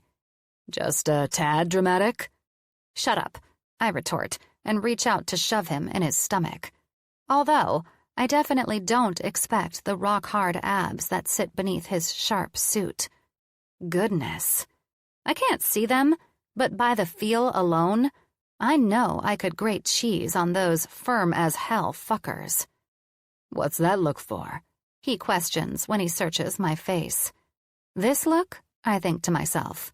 The one that's a combination of shock and horny awe? Oh, I don't know. Maybe it's because I'm now standing here wondering what you look like in a different kind of suit. A birthday suit, where your washboard abs and penis are on display, just for me. Though, I don't tell him that. I want to, of course, but I'm not sure Ryan Miller is ready to hear the kinds of things I want to do to him with my tongue. Nothing, I eventually mutter, and make a show of glancing around the street. Are we going the right way? I question, even though I have a pretty good idea of how to get back to our parents' street. Yeah? He nods and points toward the end, where a crosswalk sits at a stop sign. The gym facility is just up there on the corner. I jerk my head back. Gym facility? Uh-huh, he confirms. It's a pretty nice setup, if I'm being honest. I half expected an old treadmill and a single dumbbell the first time I visited, but it has a good variety of new equipment and a lap pool in the back. You haven't been in there? No, I shake my head. I didn't even know it existed. You've worked out there before? Actually, I work out there just about every morning. Well, if I can manage to get up before Sal's cranky ass, that is. What the hell? When does he find the freaking time? I mean, now the washboard abs are making sense. But between the shenanigans Stella is constantly pushing my way and the mattress made of rocks that's been giving me shitty sleep, I haven't even had time to go for my usual off-season runs. Anyway, he continues, we are going the right way. Just need to take a right up there at that corner, and your mom's place is only 10 or so houses down. Gotcha. Back to walking, only at a slower, more normal pace this time. I try to focus on the simple things like the night sky, and the houses, and the way the moon reflects off the grass. Not Ryan's sexy jawline, or his insanely blue eyes. Or Ryan working out. Or if Ryan's penis also likes to work out. My God, why have I never pictured a penis pumping iron before? It's surprisingly adorable. Guess whose house that is, he says, his voice grabbing my attention, and I follow the direction of his finger when he points to the other side of the street. Who? Betty Matthews. No shit. I stop dead in my tracks. That's Betty's house? He grins and points to the house just beside it. And that one right next door to it is Nan's. How do you know where they live? I question. Actually, how do you know any of this shit? I mean, I didn't even know there was a gym this close to my mom's place. I don't know. I guess it's because I visit my dad pretty often. Probably every 3 months. He shrugs. He's only been here for 2 years, but I guess you could say I'm starting to get the lay of the Sunny Creek land. You visit Sal every 3 months? I question, and I can't deny the inklings of guilt that start to stir around in my belly. I barely make it out here to see my mom once a year, much less 4 freaking times. Yeah. He nods.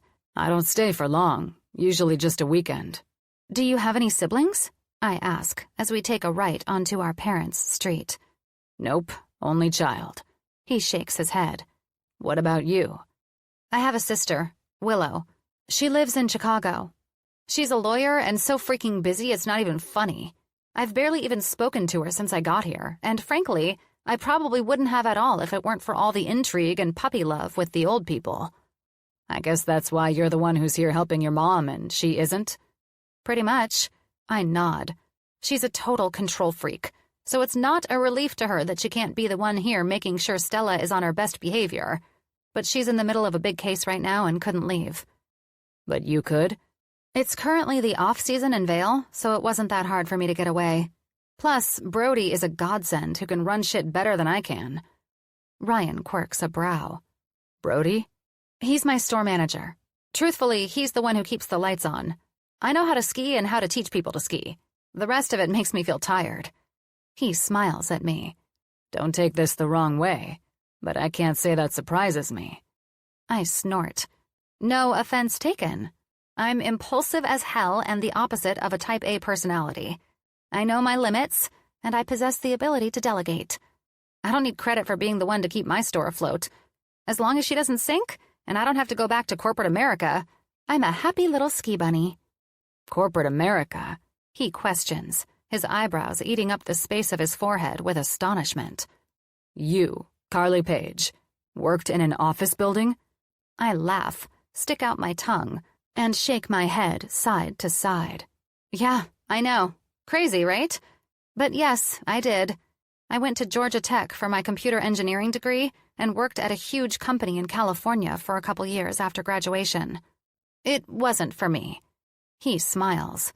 No, I'd imagine not. Vale's ski instructor suits you, though. He says, his voice soft. I'm having a hard time picturing you any other way. But could you picture me naked and riding your... My mind starts to go rogue, but I cut it off before it dives straight into the dirty deep end by stating the obvious. Well, it appears we made it back safe and sound, I say once I spot my mom's place a few houses up. Though, that realization is immediately followed by disappointment settling inside my stomach like a rock. It's like I have the sudden urge not to let this night end. It appears so, he comments, and I can't help but search his face, taking inventory of his blue eyes and strong jaw, and the way his dark hair looks perfect for my fingers to run through. There's just something about Ryan Miller that has me so damn curious to find out more about him, to witness more of his reactions and hear more of his thoughts. I don't know what it is about him, but I can't shake it.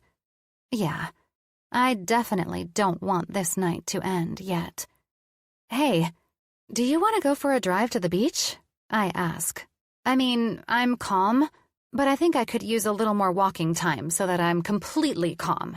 You know?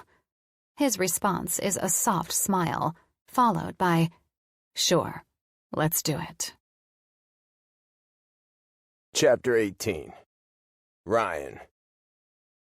At dusk, the beach is tinted almost sepia. The sand is more orange and the water a deep navy blue. All is calm around us besides the crashing of the waves against the shore. And when I look to my left, where Carly walks barefoot beside me, I don't miss the way the moonlight bounces off her soft skin. It's kind of sad how long it's been since I've been to the beach, she says, grinning over at me. I'm talking years. And my mom lives in Florida. You don't come to the beach when you visit her? No. She shakes her head. And being here makes me realize I have to strongly reconsider changing my year's itinerary. I mean, look at this place, she exclaims, her voice exuberant in the warm breeze coming off the water. It's all the things, Ryan. Beautiful, peaceful, freaking amazing. Even the sky looks like a work of art. I glance up and note the sky is completely clear, not a single cloud in sight. So clear, in fact, the stars look infinite. They light the darkness like little glittering snowflakes in a blanket of snow during a night ski. And the perfectness of the analogy my mind has concocted, given the woman I'm sharing the view with, makes me smile. I stare, waiting for one to rocket across the sky in a streak, but it never happens. They're so still, like they're not actually real, but instead tiny, bright flash glares from an old photograph. Carly holds out both arms and twirls around in a little circle, pulling my attention away from the vastness above us and back to her. Her face is gentle with a smile, and the wind tousles her hair. She's beautiful, agonizingly so, and I can't seem to find the strength to pull my eyes away from her. In this moment, it feels like nothing is a match for her. Not the ocean, not the night sky, not a single fucking thing on the planet, in the universe could be more stunning than she is right now. You know what we need to do? She asks, stopping in her tracks. She drops the flip-flops in her hand to the sand and proceeds to unbutton her jeans. What are you doing? We need to swim, Ryan. It's night, I retort on a shocked laugh, but my eyes are fucking fixated on her fingers as they deftly unzip her pants. I don't think that's a good or safe. Have you ever gone swimming at night? I shake my head. No, I can't say I have, especially not in the ocean. Me either. Her blue eyes turn wide and persistent. Which means it would be a travesty if we let this moment pass, she says. And just like that, her jeans slip down her toned thighs and don't stop their descent until they hit the ground. Her flowy shirt is next, and before I know it, right there in front of me stands Carly in just her lacy white underwear and bright pink bra. Fuck me. She's a goddess, every goddamn inch of her, and I'm at a loss for what to do. I want to reach out and touch her. I want to yank her toward me, slide my hands into her hair and kiss the fucking daylights out of her. I want to do a lot of things, and none of them is the least bit appropriate for a public beach. But Carly doesn't wait another minute. Come on, she exclaims and turns for the water. Her toes push into the sand and she darts off on a run. Carly, what are you doing? This is fucking crazy, I shout, but she doesn't listen. Instead, she does the exact opposite and runs straight into the water. Ah! She squeals on a high-pitched giggle once she's waist-high. It's a little bit cold, but it's almost as exhilarating as flying down a double black diamond on skis, she shouts over her shoulder, glancing back at me. Do it, Ryan. Get in the water. Christ, this woman, she's an enigma. I never know what to expect from her. I normally hate things I can't contain, things I can't plan for. But the more Carly Page shakes up my world, the more I'm drawn to her. I watch from the sand as she dives beneath a wave, and inklings of panic start to tighten my chest. Besides the moonlight, it's dark as shit, and she's in the fucking ocean, by herself. When 5 seconds pass and I don't see her head pop back up at the surface, I don't think anymore. I just act. My shoes drop to the sand, I sprint into the ocean and hop in, fucking suit and all. Waves crash against my legs, soaking my pants, and by the time I'm waist-high in the water, every square inch of my clothes is drenched. And it isn't until that very moment that Carly's head breaks the surface. Thank fuck. She pushes her wet hair out of her face, and when she opens her eyes, her gaze immediately locks with mine. Holy hell, Ryan. I can't believe you actually got in. I should be so pissed at her. I really should. But for some insane reason, all I can do is laugh. Yeah, I did. Carly takes in my current state, and her nose scrunches up. You got in with all of your clothes on. I shrug. I guess you could say I got a little worried. Worried? She asks, tilting her head to the side as she closes the distance between us. Yeah, I nod, sigh, laugh, run a hand through my hair. It's fucking night, Carly. And you went into the ocean by yourself. When you went underwater and didn't come back up right away, I panicked. Panicked? About me? She asks, and I'm taken aback by her question. Who else would I be worried about? I don't see any other crazy people going for nighttime swims, I add, and when a wave jostles her body, I reach out to steady her.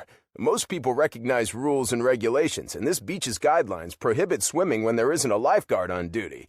She bursts into laughter. What? I question, a tiny uninvited smirk curving my lips at the sound of her laughter. Why is that so funny? Because that's such a Ryan thing to say, she teases, and something in my chest expands at the familiar way she says my name, and words I've heard from my friends in New York more than 100 times. It's true. I'm the unofficial dad in almost every situation, but the people who love me understand. In fact, it's something they love about me. And the way Carly said it just now makes me feel like she does too. So, now what? I eventually ask. Now that I'm standing in the fucking ocean in my suit soaking wet, what do we do? We swim, she says on a giggle, wrapping her arms around my shoulders. She presses a surprising smack of a kiss to my unsuspecting lips and grins back at me. And then what? I question, and she tilts her head to the side. What do you mean? Well, for one, we have no towels. I guess I didn't really think that part through, huh? She retorts, and a mischievous smile crests her lips, which is such a Carly thing to say. I toss back, and she giggles. We're each other's opposites, aren't we? I'm wild and impulsive, and you're uptight and neurotic. I'm not that uptight. Her responding smile calls bullshit. So I like things planned out. I shrug one shoulder. There's nothing wrong with that. I never said there was, she responds and flashes a wink at me. If anything, in my opinion, it's kind of sexy. It makes me incredibly curious what you're like in other kinds of situations. Other kinds of situations? Like sex? My chin jerks back into my chest and I smile. Are you hitting on me, Carly? Maybe. She shrugs one bare shoulder. I guess you'll just have to wait and find out. Ah, I hum.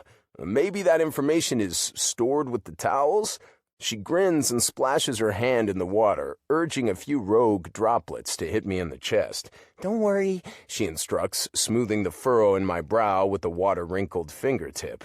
I have a solution for towels. Oh, really? What's that? And before you suggest it, I'm not shaking myself dry like a big dog. She grins and answers my question by pointing toward something behind me.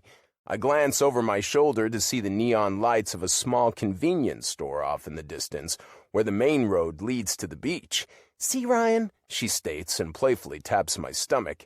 Sometimes you don't need to plan everything. Sometimes you just need to let life lead you because eventually it will all work itself out.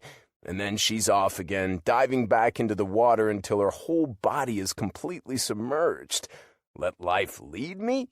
As I stand here in the ocean, watching the sexiest woman on the planet swim around in her bra and lacy underwear, I can't help but wonder, has life led me to Carly for some strange, cosmic reason?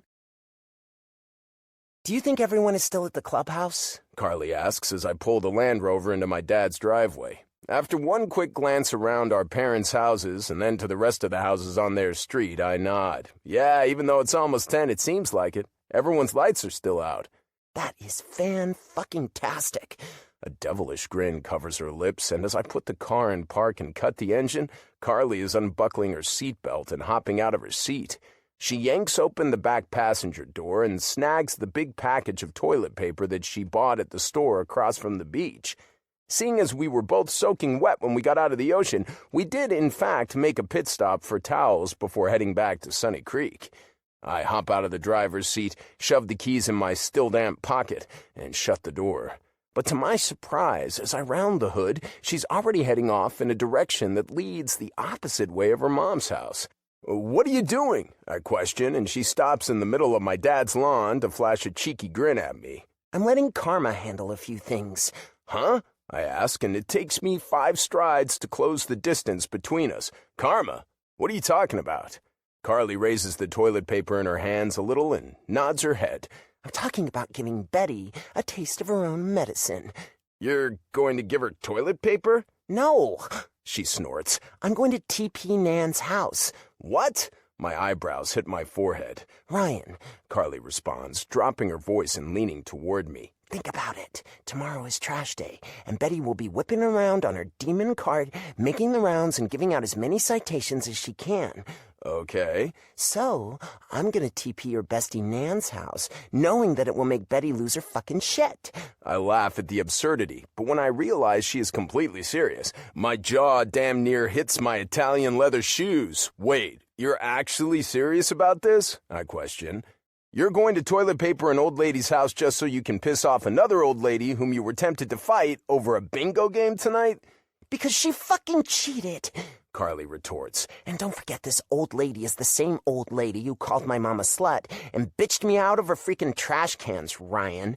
Not to mention, Nan isn't innocent. She's unbelievably nasty to my mom all the time. It's high time justice is served to both of them. And you think justice is going to come in the form of putting toilet paper all over Nan's lawn? You got it. Carly, I laugh, but it's more out of exasperation than anything else. I don't think this is a good... Ryan, it's happening. She cuts me off. I'm doing it. So you have two options. You're either coming with me or you're not. Fucking hell, this woman. I let my head loll back and breathe out a frustrated breath. But when I look up again, she's not standing right across from me. Nope. Carly is hauling ass up the street and heading straight for Nan's house. Shit! Between the almost Fight Club session at the clubhouse, the illegal night swimming, and now this, I swear this woman is going to end up getting herself arrested. Yeah, and since your legs are already heading in her direction, you'll probably end up in jail right beside her. I look down at my quickly moving feet and groan. Yep, I am, in fact, following her, probably straight to the depths of hell. By the time I catch up to her, she's standing in front of Nan's house, directly below a street lamp, with her arms wrapped around her toilet paper loot. So, we're a little out in the open here, I state, and she looks at me with a grin. We're? As in we? As in you and I are going to TP this house together? I scowl at her far too excited face. There's no need to look so damn happy about it, you little criminal. I've never broken the law before tonight, and suddenly you've got me on a fucking streak. She giggles at that, and thankfully gestures for me to follow her as she tiptoes over to the side of Nan's house that's devoid of fucking spotlights. I can't believe you're doing this with me, she whispers once we've both hidden behind a big bush. It's because you're nothing but trouble, I mutter, and it only makes her happier. God, I love this so much right now, she continues, outright glee in her voice. It's like Girls Gone Wild, but the Ryan Miller version. You act as if I've never done something like this. I roll my eyes, and she quirks an eyebrow at me. Well, have you? Have I TP'd a little old lady's house before? No, Carly, I can't say that I have. She snorts, and I yank the toilet paper package from her hands. Come on, let's get this fucking insanity over with. Oh my God, she whisper yells through more giggles. You're so mad right now. Yes, I am, I respond, tearing open the plastic to reveal 12 rolls of toilet paper ready and waiting to do some damage. Carly reaches out to wrap her petite hands around my shoulders and presses a smacking kiss to my cheek. Oh, don't be mad, Rye. Just think of how amazing it will feel when we get to see Betty stumble upon this tomorrow. I can't deny that the thought of seeing Carly see Betty find this mess in the morning makes my chest expand 3 sizes. There's something about her joy that's just so infectious, it apparently holds the power to convince me to do crazy things like TP a senior citizen's yard, or swim in the damn ocean in the middle of the night, or bring her lunch to the pool even though I was swamped at work. Her face is still mere inches from mine, and I have the strongest urge to lean down and kiss her. It's so powerful, so intense, that I'm mere seconds away from following through, but she steps back and takes a roll of toilet paper from my grip before I can act on the impulse. You ready to do this? She asks, and with one adorable hand to her hip, a devilish smirk appears on her lips. No, I mutter, but I also laugh. I'm not ready for this, but it looks like I'm committed, huh? She waggles her eyebrows. Yes, sir, you are. So what's the technique here? Where do we start? I question, glancing around Nan's lawn and trying to figure out the best plan of attack. Do we start at the front where the small palm trees sit by the front door, or Technique? she repeats, pulling me from my strategizing. Oh, sweet, innocent little Ryan. Sweetie, the only technique in a good TP assault is to get as much of this toilet paper off these rolls and onto as many surfaces as we can as quickly as humanly possible. Yes, I agree with emphasis. That's what I was trying to map out. There's no map. She insists with a laugh. Don't think, Rye, just do. Do, okay? And then, after snagging one more roll from my hand, she's off to the races, sprinting across the lawn in a way that makes it apparent Carly Page is in phenomenal shape, regardless of her lack of visits to the community gym. She lets 2 long streams of toilet paper fan out behind her, and she doesn't stop until she gets to the other side of the yard. Ryan, She whisper yells as she tosses one of her rolls over the first palm tree by the front door. what are you waiting for, an invitation? Shit, I cannot believe I'm doing this. Am I really gonna do this? Carly giggles softly, her face damn near lighting up the whole street with her glee. She's fucking ridiculous and possibly insane, but she's also so adorable. I can't help but want to be near her. And near her right now means over there, on a little old lady's lawn, spreading toilet paper over every surface I come in contact with. Despite resistance from every rational cell inside my body, I follow her lead, running across the grass with one arm holding the 9 remaining rolls and the other releasing the white paper damage to Nan's lawn with every step I take. By the time I reach Carly, she's moved on to the second palm tree, and I busy myself with wrapping the paper around the bushes. We get through 3 more rolls, and the wild woman instigator moves to the middle of the yard while I finish up the column on the porch. When I hear her cackling, I look over my shoulder to find that she's managed to create a giant outline of a penis. Oh, sweet mother of mercy, it's at least 10 feet long. I can't not laugh, and I've almost completely forgotten about the fact that what we're doing is definitely punishable by law. But when the familiar sounds of a golf cart engine vrooming off in the distance catch my ears, my heart starts pounding in my chest like a motherfucker. Shit! Carly! I shout as quietly as humanly possible, but she's too busy adding balls to her masterpiece to actually hear me. Carly! I say again to no avail, and when I spot the faint side of 2 tiny headlights in the distance, I drop the rest of the toilet paper and sprint to the middle of the lawn. We have to go, I tell her, and she turns to look at me with a tilt of her head. What? I'm not done. We have to go, I repeat, but this time I don't wait for her reaction. I suspect we're about 10 seconds away from a Wild West-style showdown with Sheriff Betty Matthews and her deputy Nan. I squat down, toss Carly's body over my shoulder like a fucking fireman for the second time tonight, and make a mad dash across the street before whoever is coming's lights reach our section of the road. What the hell, Ryan? You've got to stop doing this. We're not in an episode of Chicago Fire, for God's sake. Shh! I shush her, still running. Be quiet. I think that's Nan and Betty heading up the street, and I'm not yet prepared to dive in front of any bullets intended for a woman as beautiful as you or not. Once I know we're safely behind 2 giant evergreen trees of some kind in the yard across the street, I put Carly to her feet again, and we both peek out from behind the leafy blockade like a pair of peeping toms. Holy shit! She exclaims into my ear, her mouth moving a mile a minute and her breaths coming out in quick, fatigued pants. I think you were right. That's them. Not even 10 seconds later, Betty's golf cart whips into Nan's driveway, her friend's scooter mounted to a lift on the back. The instant the headlights land on the house, highlighting the new decor, she slams on the brakes and skids to a stop, rocking the whole rig so hard Nan has to reach up and grab the roof to keep from sliding off the seat onto the pavement.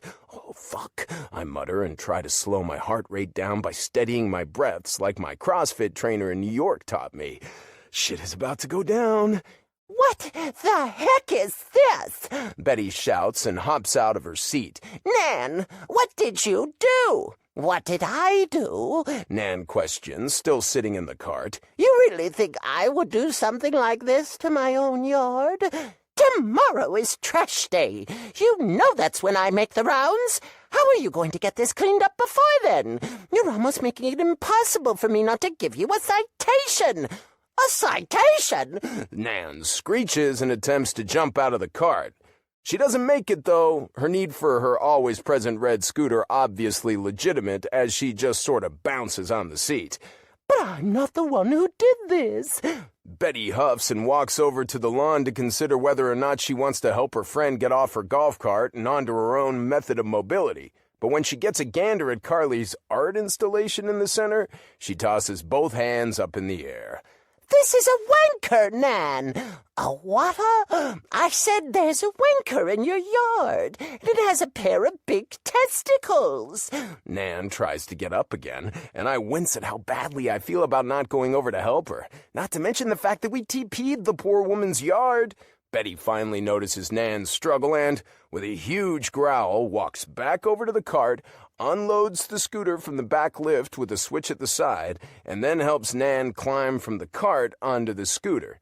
Finally back to the crime in question, Betty walks over to the yard penis, and Nan follows with a zip of her throttle. When Nan finally understands what Betty's been talking about, she screeches. Oh, for heaven's sake! Is that huge rooster shooting a load of jizz on my lawn like a teepee Ron Jeremy? Carly looks at me with wide, comical eyes, and between one blink and the next, her mouth morphs into the biggest fucking smile I've ever seen. And then she buries her face into my chest when a snorting giggle pops up from her lungs. Don't laugh, I whisper down to her and wrap my arms around her body. If you laugh, you're gonna make me laugh.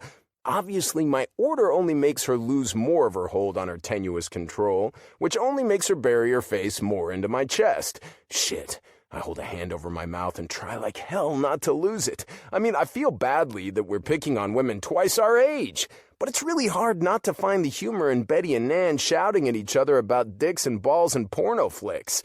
Shit, Carly, I'm not sure whether I should be pissed at you or kiss you for dragging me into this. My words draw her gaze back to mine, and all threats of laughter subside. With our eyes locked, it feels like time stands still, and everything around us doesn't exist. Carly stares at my mouth, and her tongue sneaks out and licks across her bottom lip. Fuck me. There's no denying my body's feelings about this woman anymore. Any lawyer worth their salt has already logged my hardening dick as compelling and irrefutable evidence and presented it to judge and jury. Kiss me, Carly whispers suddenly, leaning up and toward me by standing up on her tippy toes. Kiss me, please. Her words are my undoing. I slip my fingers in between the silky strands of her hair and pull Carly's mouth to mine. As our lips make contact, a soft little moan escapes her throat, and every cell in my body expands to absorb the sound of it. Her mouth is soft and warm and fucking perfect, and I have to have more of it, more of her. I deepen the kiss, slipping my tongue into her mouth and reaching down to grip her perfect ass in my hands. She responds with fervor, wrapping her arms around my shoulders and hopping up to close her legs around my waist. God, she feels good, tastes good, smells good, makes me want to rip her jeans down and slide directly inside her. I've kissed plenty of women in my tenure, but in all 39 years of my life, I've never felt the kind of mind-numbing, all-consuming passion I feel right now. I'm so tempted to keep going, to keep kissing her, to taste and smell and touch every fucking square inch of her body. But we're in a stranger's yard, across the street from two old women who, by the sound of things, are still trying to come to a resolution over citations and cleanup, and I can feel the prickle of a branch hitting me in the side of my jaw. This is definitely not the right time or place, but I swear on everything that's holy, I'm gonna make sure I find a better one soon. If I don't, the chemical makeup of my body as I know it will never be the same. Instead, overrun with enough testosterone to make my heart explode. Carly, I whisper as I pull my mouth away from hers and abruptly end the kiss, setting her away at enough of a physical distance that my dick gets the very cruel message. We can't. What? Still hazy from our tangle, she blinks several times, trying to make sense of my words. Not here, I whisper. Not behind a fucking bush. She searches my eyes, annoyance evident in the tiny frown on her lips. You know it's okay to let go sometimes, Ryan. Not every fucking moment of your entire life has to be rationally thought out and perfect, for God's sake. Her words sting a little, especially since they're not what's happening here at all, but I'm not the one whose feelings I'm worried about. Carly shoves by me, making my shoulder rock back and my body spin as she takes off out from behind the trees, through the yard and out into the dark street once she's past the glow of the streetlight in front of Betty's and Nan's. She's angry and maybe even a little upset, and the idea of living with the fact that I'm the reason her bubbly personality is flipped so distinctly on its head isn't stomachable.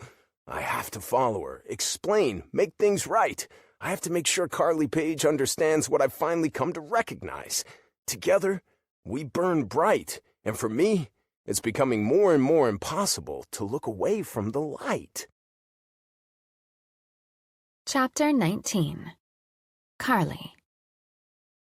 My feet slap against the pavement audibly as I stomp toward my mother's stupid landominium at 3 times the pace of my normal gait.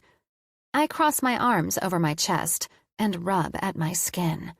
Suddenly, tonight, Florida feels unusually cold. But I guess that's what flat-out rejection will do to you when you're not expecting it. I suck my lips into my mouth and will tears not to fall. I will not cry over some uptight jerk. I will not cry over sexy Barney Fife. I will not cry. It's dramatic, but at the same time, it's not at all. I can't help how I'm feeling right now.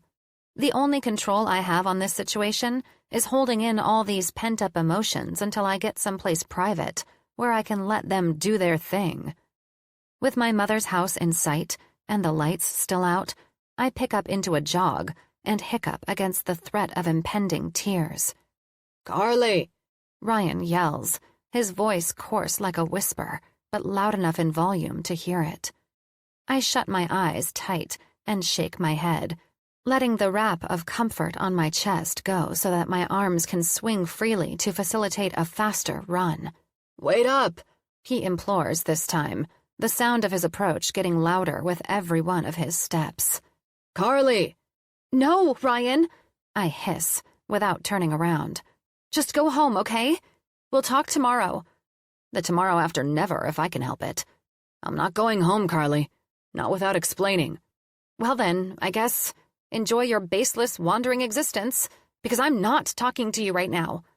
Ryan reaches forward and grabs me by the elbow, stopping my momentum and spinning me around to face him. Ugh. I fucking hate that there are biological, physical superiorities in one sex over the other.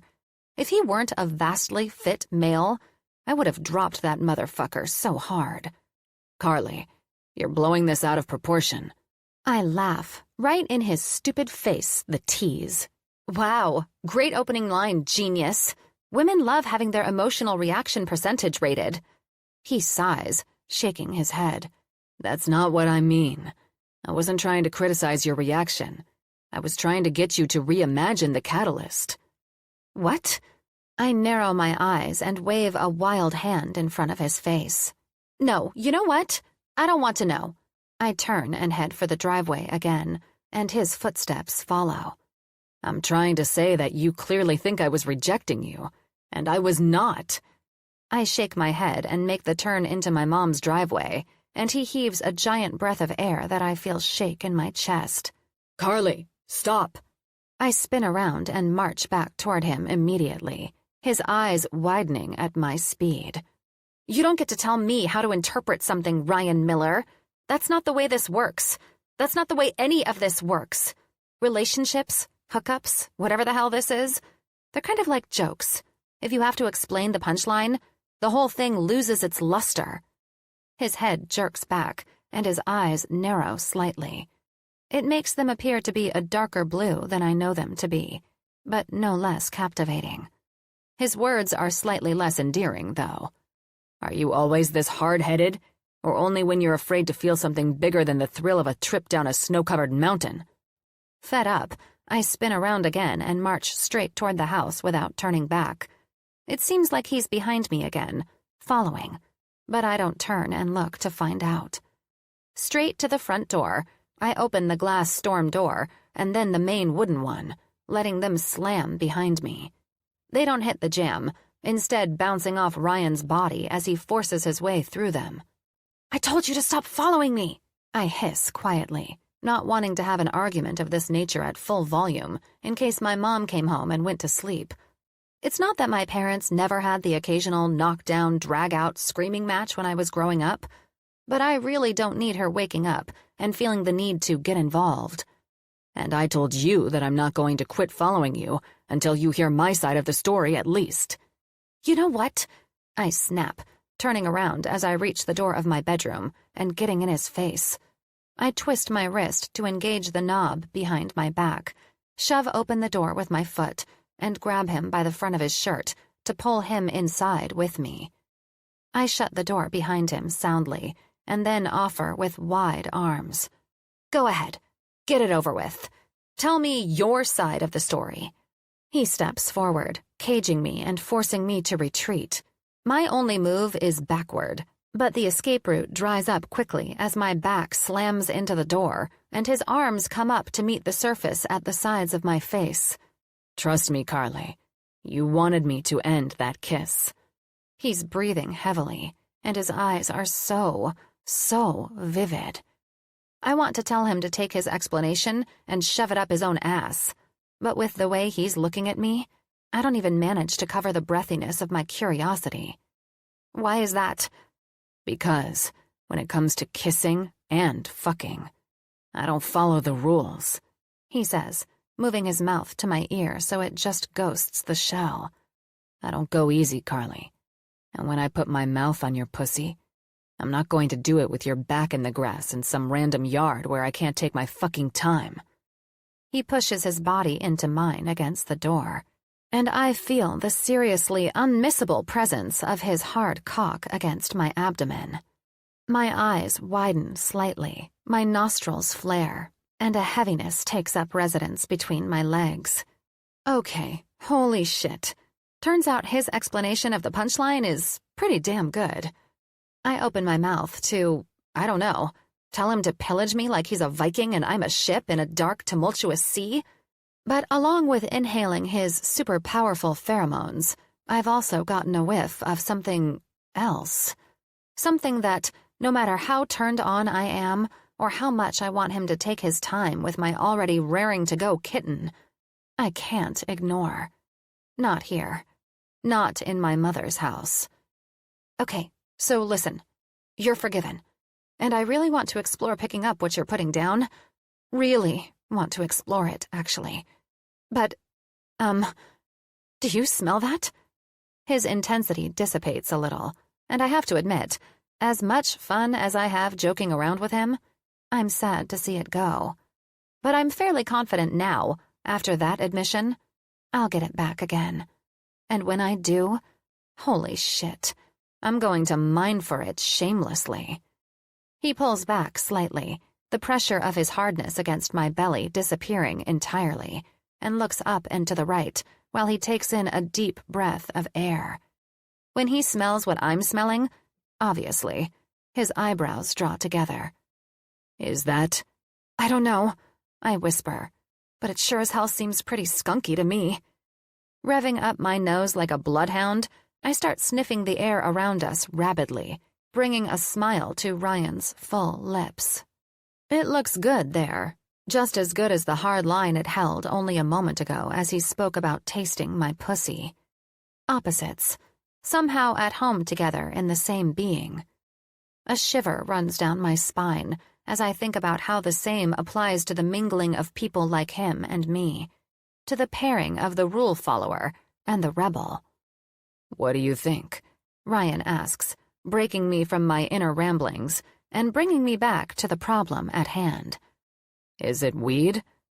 As a Colorado resident, I feel completely confident in my ability to reply.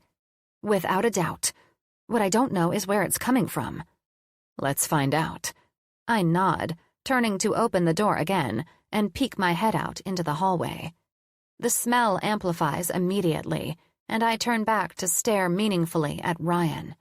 He steps around me, leading the way into the hallway fully, and spinning around in a brief circle with his head to the ceiling. There's an air vent directly above him, and his eyebrows pinch together as he looks at it. I think it's coming from inside the house, he announces doomfully, and my head drops back on my shoulders. No, I whine. Are you kidding me? He shakes his head, his face an unbelievably uncanny portrayal of the way I feel. I wish I were, but no. We're in a goddamn horror movie right now, And the call is coming from inside the motherfucking house. Carly, this is our version of when a stranger calls. I groan and let my head loll back. Only it's my mom, smoking weed. Exactly. God damn it, Ryan. I whisper-yell and lock my wide, shocked gaze with his. Why is living with old people like living with teenagers? Why? Come on, he says, grabbing my hand and pulling me down the hall toward my mom's bedroom. I pull back on the force with some of my own, scrambling my feet against the carpet. Wait, no, what are you doing? the same thing I'd do if it were a teenager smoking weed in the house. Busting them. Oh my God, this seems like a really bad idea. It doesn't matter, though, because before I even start to protest, Ryan has us moving again, down the hall and to the closed door, where he turns the knob without hesitation. I pray for it to be locked harder than I've ever prayed for anything in my life. But when I hear the click of the bolt leaving its metal chamber, I know this is going to be one of those unanswered prayers Garth Brooks likes to sing about. I cover my eyes, a gut reaction I can't stop, as Ryan pulls me through the door. "What in the fuck do you two think you're doing?" he says, in a seriously hot dad voice that makes me uncover my eyes just so I can get a look at his face. Unfortunately, that also means I get a load of the scene he's pulled me into.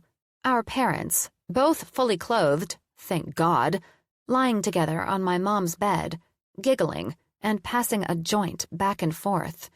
Ryan's demand for answers, of course, has only made them laugh harder. "Rye, my boy," Sal says, looking down the length of his body from his spot on the bed to the two of us. "Want a toke?" I suck my lips into my mouth as hard as I physically can in the gargantuan effort not to laugh.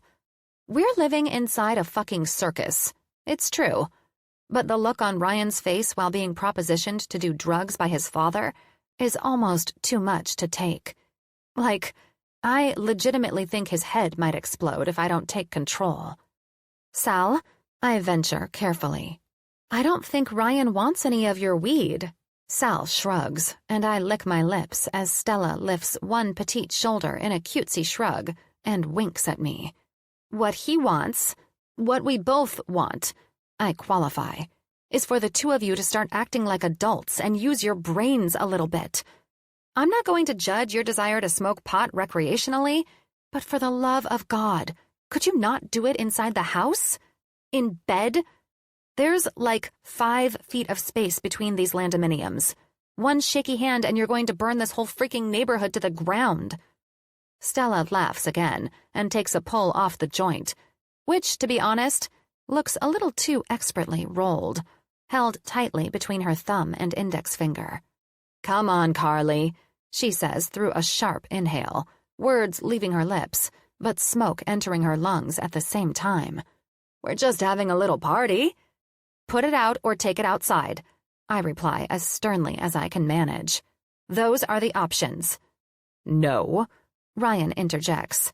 "Those aren't the options. Not tonight. Tonight you're going to put that fucking thing out and go to sleep. Right where you are so the two of you don't end up fucking falling again and getting more goddamn injuries. I mean, shit. Were you both high like this when you were taking down Stella's decorations? It would certainly make a lot of fucking sense." But Ryan doesn't give either one of them time to explain. He steps forward and takes the joint out of its place in Stella's hand and stubs it into an ashtray on her nightstand. "God damn," Sal grumbles. "Someone's got a stick up his—" "No," Ryan cuts him off. "No sticks. Just a really big fucking pain. I'm trying my best to ensure you stay safe and heal, Dad, and you're fighting me every step of the way. It's not that hard. Don't shave your balls. Don't smoke pot in the house. Don't drink whiskey every hour of the day." "Ryan," I interrupt softly, putting a gentle hand to his arm. "It's okay." I reach around him, snatch the joint from the ashtray, and then grab Ryan's hand and pull him toward the door to the bedroom. Sal and Stella are already giggling again as we step through the jam, and I offer a weird wave over my shoulder with the pot between my fingers. No more trouble tonight, you two. Their laughter follows us as I pull Ryan down the hall and back out the front door. Once I make sure my mom's house is locked up tight, I continue leading the two of us down the sidewalk to the driveway and across the lawn to his dad's house. He doesn't say anything, but I can feel the tension of his entire body in the hand clasped with mine. "Can you open the garage door?" I ask, jerking my head at the keypad attached to the frame. He nods a little woodenly, but he steps forward and puts in the code, starting the door whirring on its track. When it clears my head, I step inside the garage, past his dad's little sports car, and walk straight to the trash can, lifting the lid and tossing the now unlit joint inside. Ryan's brow is rumpled angrily still, so I reach up to smooth it with a gentle finger. "Come on," I say, bumping my elbow into his. "Just imagine the garbage day drama it'll bring if Betty finds out your dad has a joint in his can." "Unbagged." A smile peeks through, just teasing the corner of Ryan's beautifully full mouth, and I move my hand to touch it. Why do I let it all bother me so much? He asks, willing me to come up with an answer that'll make it all feel better. I don't have one. At least, I don't have one that uses words. I don't know why the parent-child relationship is so complicated when everyone is an adult. But I know at the end of the day, you love your dad, and he loves you, same as with my mom and me. And I also know that the only thing that's going to make you feel better, right now, in this moment, is to take me to your room and finish what we started earlier. My heart throbs in my chest, excitement and anxiety at the boldness of my statement raging an all-out war inside me. My breathing is labored, and my breasts are swollen, and by God, I'm more than ready for Ryan to show me what it's like to have him be the boss in the bedroom. Chapter 20. Carly. Time is fluid. It has to be. Because I couldn't even snap a rubber band in the space between the moment I invited Ryan to work out the vestiges of his tension with me and now, if I wanted to.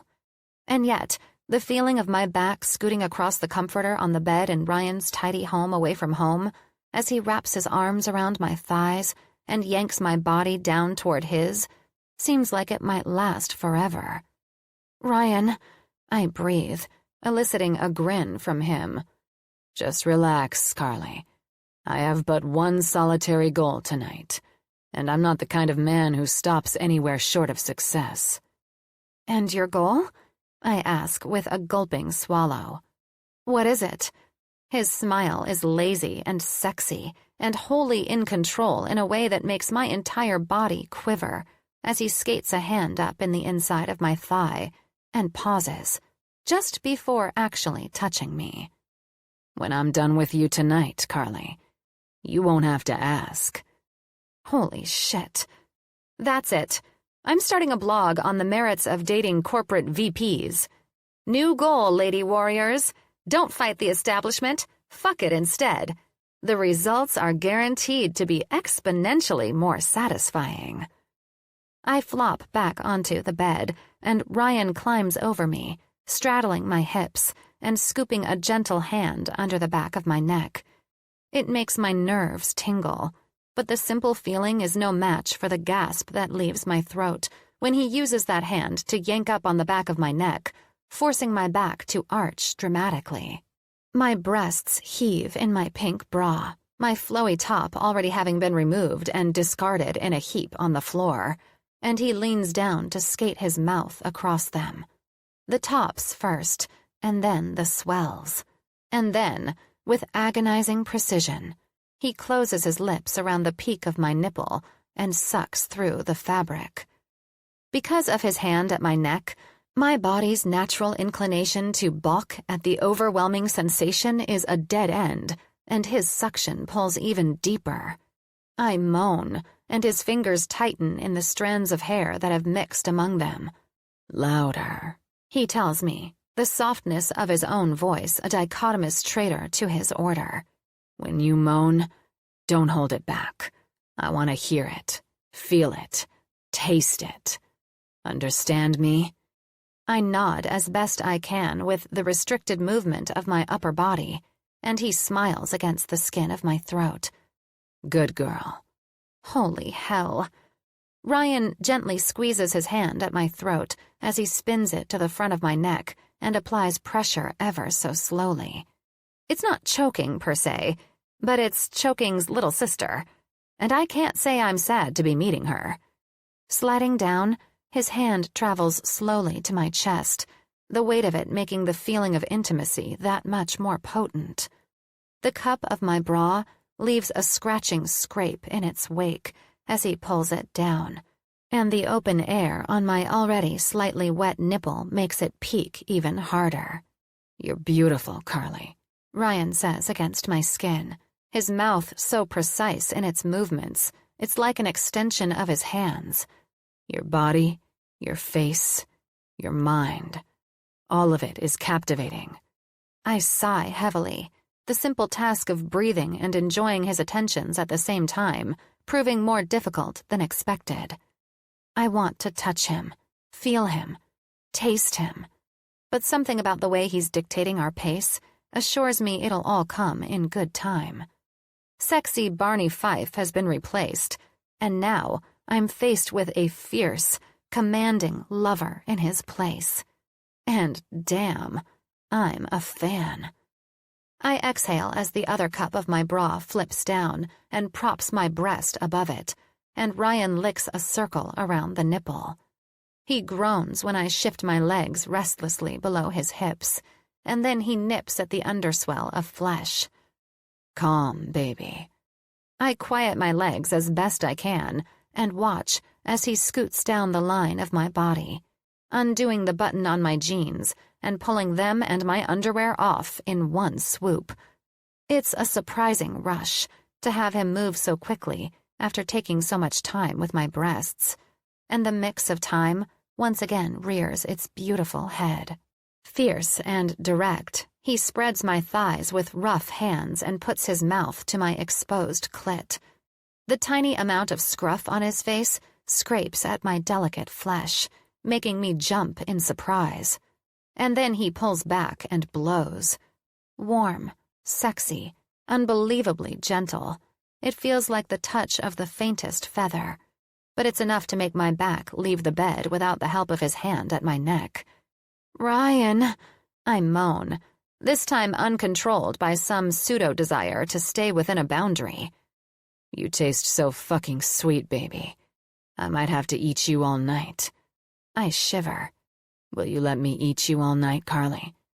Will I let him? Is that even a fucking question? I nod fervently, and he smirks, the look of sheer pleasure magnifying his features magnificently. Oh, sweet girl. You have no idea what you just signed up for. I don't? I ask. No, he says forebodingly. But you're about to find out. Chapter 21. Ryan. Carly grabs onto my upper back tightly, her legs wrapped over my shoulders and her back against the wall above the headboard. My cock out and hard. I stroke it as I do the same to her with my tongue for the second hour in a row. My mouth is raw, but she tastes just as sweet as the first lick, and I won't stop until she can't open her goddamn eyes anymore. Ryan, she cries again, her I've officially lost count orgasm hitting her so hard her whole body slams into the wall. I eat voraciously, sucking in every last drop of her pussy's offerings as the warm walls inside her pulse around my tongue. She yanks and tugs at my hair, the overwhelming tiredness of her body taking away any and all measure of her movements. I squeeze the base of my cock and flip her around on the bed again, her back to the messy tangle of sheets we've created. Again, I command, forcing her legs apart and licking one long swipe up the center of her tender pussy. She screams, shaking her head with fluttering eyelashes, willing her eyes to stay open. I can't. You can. I disagree, circling the tight bundle of her clit with my tongue and then slapping it lightly with my hand. Her back arches, and with just the pressure of one finger on the tight butt of her ass, while I shove another finger inside her pussy, she comes all over again. She screams and writhes on the bed, and I know with absolute certainty one more orgasm is all it'll take to make her pass out cold. While she tries to recover, whimpering slightly into the comfort of a wad of sheets, I grab a condom from my bag and slide it over the top of my dick and roll it down. My balls throb with the need to come, a pleasure I've denied myself entirely until this very moment, because I wasn't lying when I told Carly I had one goal tonight, to take her to the very brink of utopia without service to myself until I was absolutely positive she could enjoy nothing more.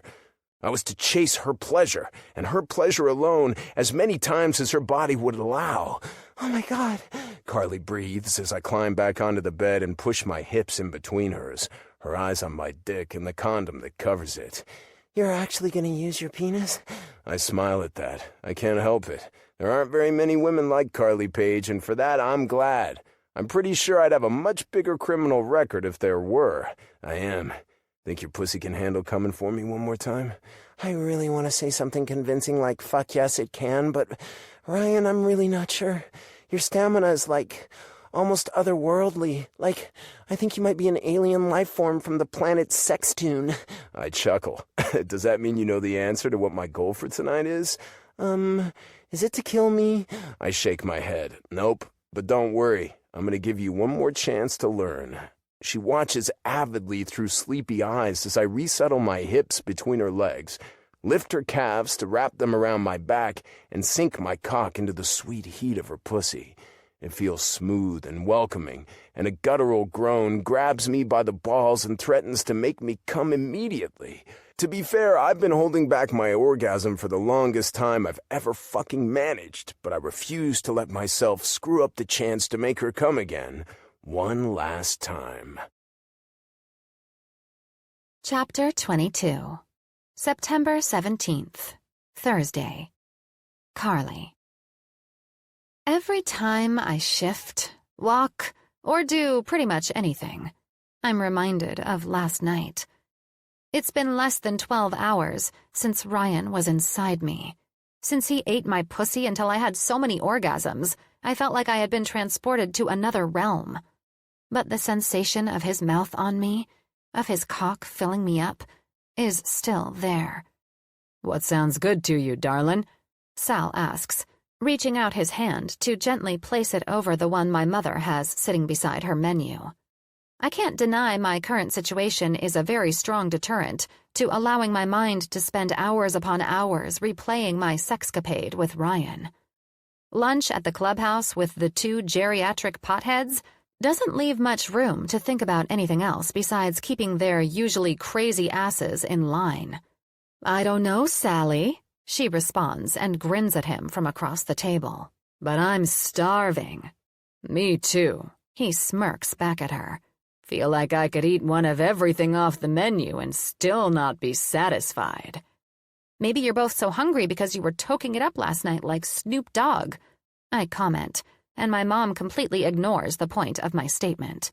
"You know, ever since he started collaborating with Martha, I really like that Snoop Doggy." I roll my eyes. "Nice deflection, Mom." "What? Don't tell me you're still mad about me smoking a little weed with Sal." "I know Ryan sure as shit is," Sal grumbles. "Gave me the silent treatment all goddamn morning." "Well, considering it just happened last night, I think the normal time frame to be mad is still active," I state, and my mom sighs. "Again, honey, it was just a little weed. No big deal." "You do realize that it's still illegal to smoke weed in Florida, right?" "Minor details." She waves me off. "And when did you become such a stickler for abiding by the law? I recall a time when I had to bail you and your girlfriends out of jail because you decided streaking across the field during the homecoming football game was a good idea." "I was 17, Mom. Everyone does crazy shit when they're 17. I toss back. "And I'm pretty sure Betty Matthews wouldn't consider it minor details if she caught you two passing a doobie back and forth." "Betty Matthews needs to take that giant stick out of her ass." And Truthfully, a little Mary Jane would do her some good. That woman is wound so tight, it has to be bad for her health. I sigh and start to resume my lunch menu browsing, but Sal's next question grabs my attention right quick. Speaking of old Betty, He pauses and grins like the Cheshire cat. did you hear what happened to Nan's yard? Oh, here we go. I should have known gossip at Sunny Creek traveled faster than a damn Kardashian sex tape on the internet. What do you mean? Stella tilts her head to the side. What happened? Someone pranked her, threw toilet paper all over the damn lawn. Word on the street is they even made a big outline of a dick and balls right in the center, just behind those stupid begonias she goes on and on about. What? My mom's face looks like a cartoon character, jaw dropped and eyes big and wide and comically surprised. You're joking. No, darlin', Sal responds. When I called Mrs. Dickens this morning to check on Tommy, she gave me all the details. When she had to take little Toby out in the middle of the night, she caught sight of Betty and Nan damn near getting into a fistfight over the whole shebang. Damn you, Mrs. Dickens. Besides Ryan and me, I thought Betty and Nan were the only ones who actually knew about our little TP prank last night. I mean, once he'd finished working my body over like a fucking orgasm expert, and we were just lying in bed half drunk off sex and euphoria, the guilt of thinking about Nan having to clean up her own yard became too much for Ryan to bear. And since I was too blissed out from the things his wicked tongue and big cock had managed to do to me, I didn't refute when he said we needed to get out of bed at 4 a.m. and clean it all up. Which we did. Not a single square of toilet paper was left behind. But what we didn't do was take Mrs. Dickens's Chihuahua Toby's bathroom habits into consideration. Stella remains shocked to silence for a good 20 seconds. But then, once realization really settles in, loud, obnoxious cackles follow. Oh my goodness, Sally. I think that's the best news I've heard all day. Was for me, too. Sal smiles at my mother's enjoyment. Who did it? She asks through another bout of laughter. Also, I demand that we make a pit stop at Nan's after lunch. I have to see this. Not a clue. He just shrugs. Though, Mrs. Dickens was pretty shocked with just how much ground the toilet paper tosser managed to cover. No way it could have been anyone with a hip replacement, knee replacement, or heart problems. So, like 75% of Sunny Creek residents are out, my mother comments, and he nods. Pretty much. And while I hate to be the bearer of bad news, darlin', we can't go see it. What? Why in the heck not? Because somewhere between the time Mrs. Dickens saw it when she took out that little dog of hers at 1 a.m. and when she got back up again at 5, someone had already managed to clean it all up. But Nan doesn't get up that early. Hell, even Betty doesn't usually get up before 7. Tell me about it. Sal nods in agreement. The whole thing reeks of an inside job. The fact that it was Betty's best friend's house, and it occurred on the night before trash day, and it's already been cleaned up? You can't convince me those are just coincidences. Goodness. What are they, CSI investigators? Any second, they're going to get Grissom and Willows on the case and start testing forensics and trying to find toilet paper remnants on Nan's lawn. Sheesh. I choose this very moment to grab my phone out of my purse and act like I'm checking very important emails. Of which I have none. I mean, Brody's emails are important, but not ignore lunch important, you know? What I'm actually doing is sending Ryan a text. Me. I think we've been found out. Although, I have a feeling it'll be a while before he can actually read my message. Early this morning, Ryan had mentioned how much work he had to get done today, so I picked up Sal on our way to lunch to give Ryan a little peace and quiet. But who could have managed such a thing? My mother remarks and, eventually, moves her eyes to me. I don't actually see her do it because, yeah, I'm still staring at my phone. But I can feel the weight of her gaze when it latches onto me. What do you think, Carly? I question, and make a show of pulling my eyes away from the screen in my hands. What do I think about what? Who do you think hit Nan's house last night? Huh? I inquire, making a point to play dumb. What are you talking about? Someone trashed Nan's house with toilet paper. For real? That's pretty wild. Yeah, my mom narrows her gaze. And by the looks of it, it wasn't someone with any major pre-existing medical conditions. She's on to me. That much I know. But there's no way I'm going to let her in on Ryan's and my big TP secret. I could never add to Ryan's guilt like that. I'd prefer not to make the man whose tongue is a gift from heaven above and whose penis can find my G-spot upset with me. Not when more orgasms are still within the realm of possibility. No pre-existing medical conditions? I repeat. But Mom, everyone in Sunny Creek is over 65. The odds of someone not having some kind of medical condition are pretty slim, wouldn't you say? Precisely my thoughts, she says, skeptical as hell. But, thankfully, at just the right moment, a nice, friendly server decides to step up to the table and take our orders. Sal orders not one, but 2 hamburgers, fries, soup, and an iced tea. Stella chooses her usual grilled chicken Caesar salad and lemonade. And I go with the BLT, fries, and a Coke. The server, whose name tag reads Devin, smiles as he quickly writes down all of our orders. But just before he can leave the table, a familiar voice grabs his attention. Can I put in my order before you go? I'm going to be joining them for lunch, too. I look up to find Ryan closing the distance to our table, and my vagina instantly grabs her pom-poms and starts cheering like he's going to stick his penis between the goalposts right here in the dining room of the clubhouse. Of course, Devin agrees with a friendly smile, and Ryan quickly tells him he'd like to have a hamburger and fries. Once Devin has his notepad and pen back in the pocket of his apron, he leaves the table to put in our orders. Ryan sits down across from me, right beside his dad, and it takes every inch of willpower I have not to do something crazy like crawl across the surface of the table and kiss his handsome face. Because, damn, he looks good. But I'm starting to find he always looks good. Suit and tie, jeans and a t-shirt, naked? Ryan Miller is a total babe. What the hell are you doing here? Sal questions. Ryan just shrugs. Had a little time between conference calls and figured I'd join you guys for lunch. So, you're not giving me the silent treatment anymore? Ryan smirks. I wasn't giving you the silent treatment. Bullshit. You ignored me all morning. You didn't wake up until 9, Dad, and I was on a call. Could have at least said good morning. Sal grumbles, and Ryan reaches out to wrap his arm around his dad's shoulder. Good afternoon, Dad. How's your day? Smartass, Sal mutters, but he also chuckles. And it was going good before you decided to show up and ruin my lunch with these 2 beautiful ladies. Ryan's eyes meet mine. They sure are something, aren't they?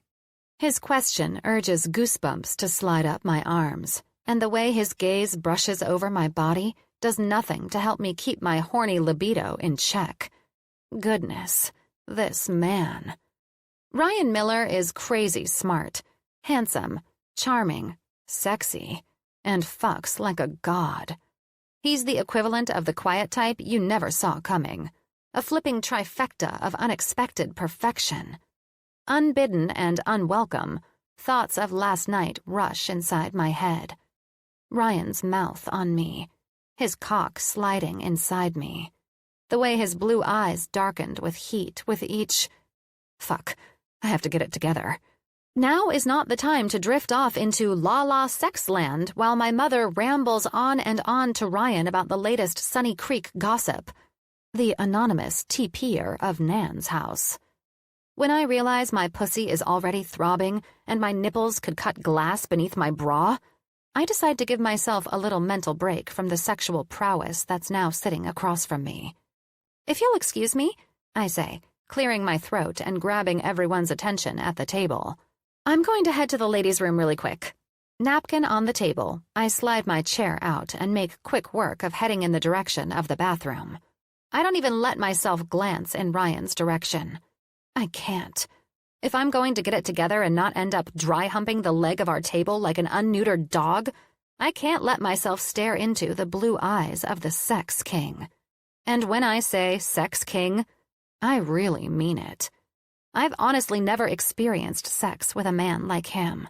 He's this mind-blowing mix of expert orgasm giver, bossy dom, and freak in the sheets. And I'd be outright lying if I said I didn't want to experience more of what he has to give. After I pass the hostess stand at the front of the clubhouse, I take a right and quickly slip inside one of the unisex single-stall restrooms. Door locked behind me, I rest my back against the wood and inhale a deep breath. Hand to my chest, I coach myself to climb off my tower of horny and act like a normal, non-sex-crazed human being. It's hard, though, I'll be honest. I've never experienced sex that good in my entire life. And apparently, my vagina's only way to cope is begging for more, like she's Billy fucking Idol.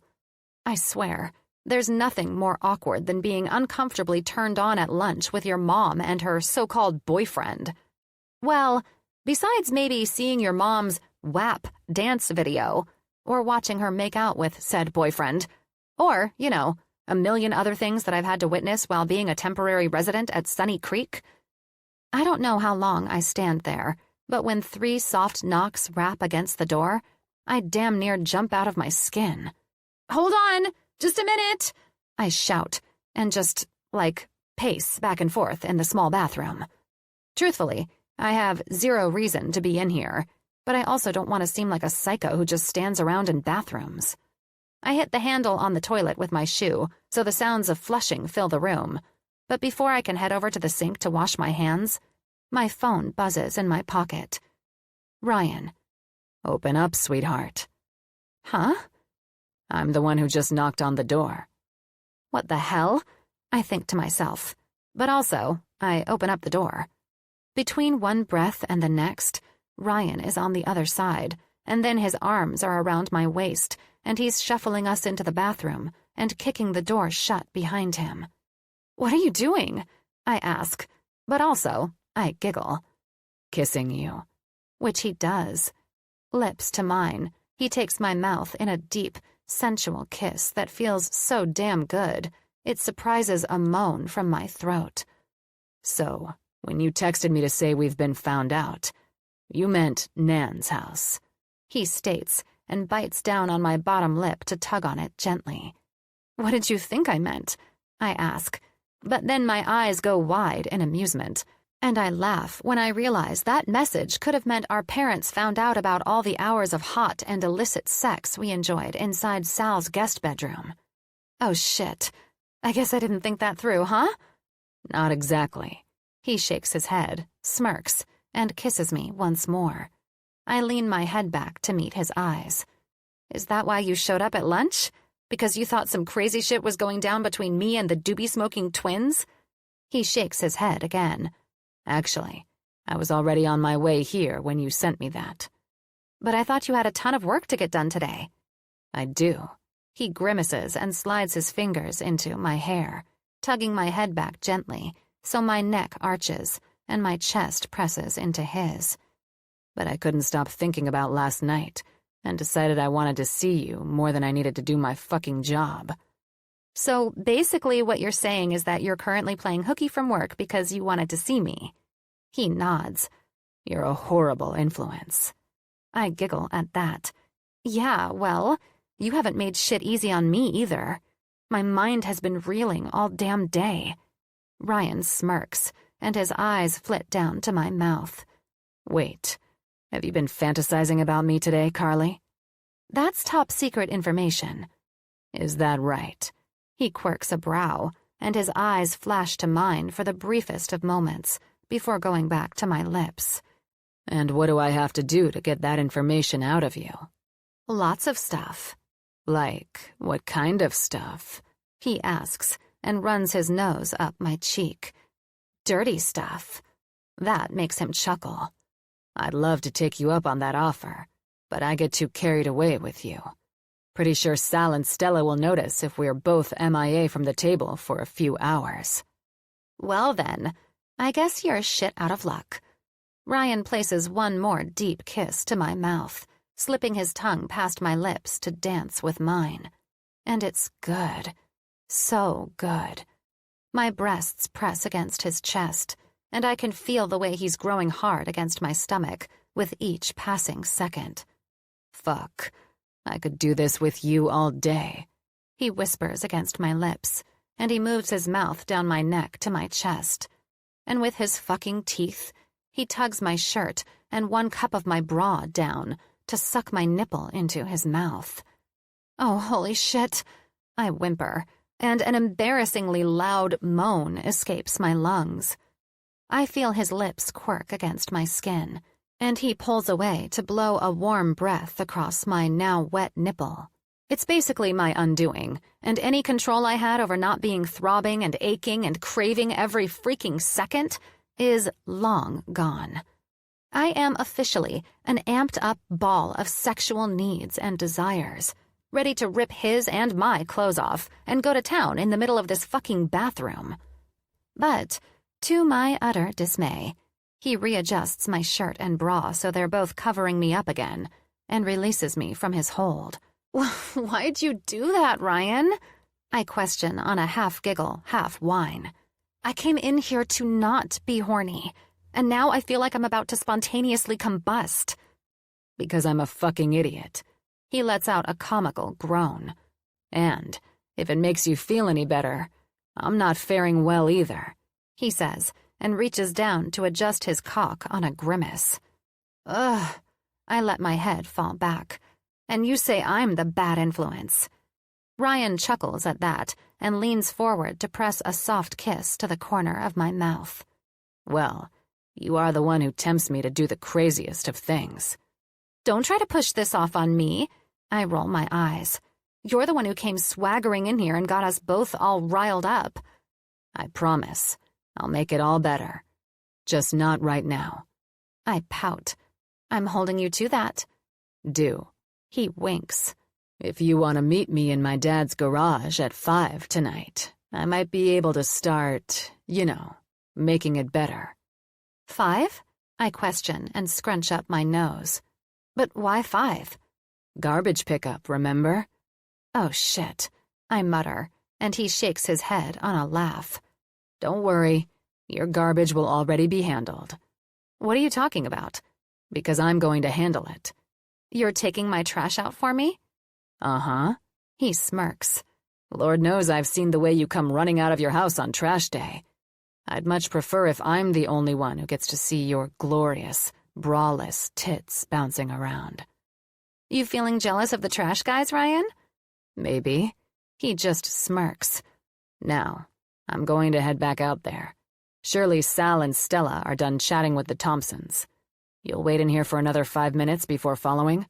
I nod, but also, right before he opens the door, I lift my shirt and bra and flash him.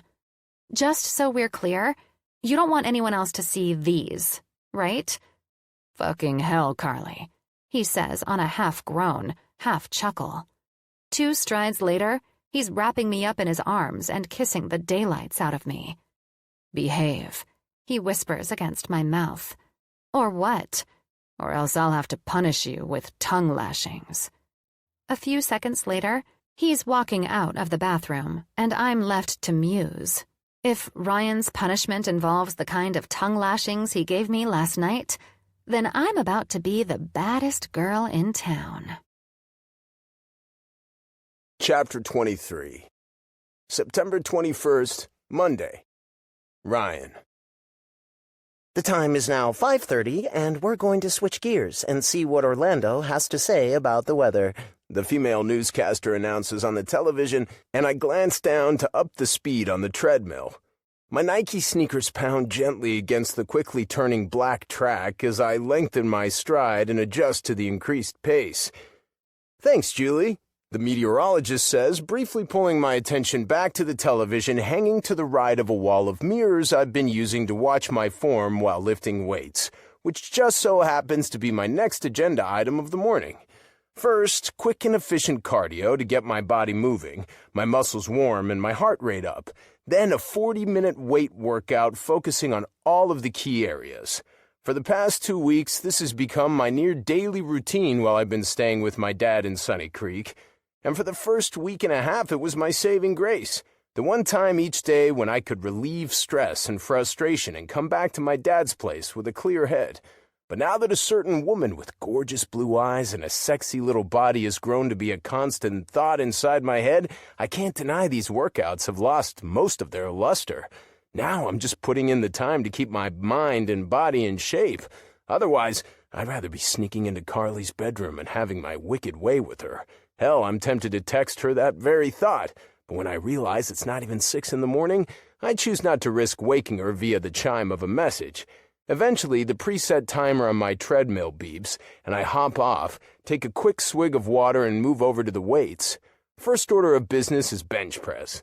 Once I finish getting my weights evenly distributed on the bar, I lie back on the padded cushion. Arms raised above my head, I grip the bar and inhale and exhale a deep breath. But before I can actually start my set, an all too familiar and extremely unexpected voice fills my ears. Fancy seeing you here.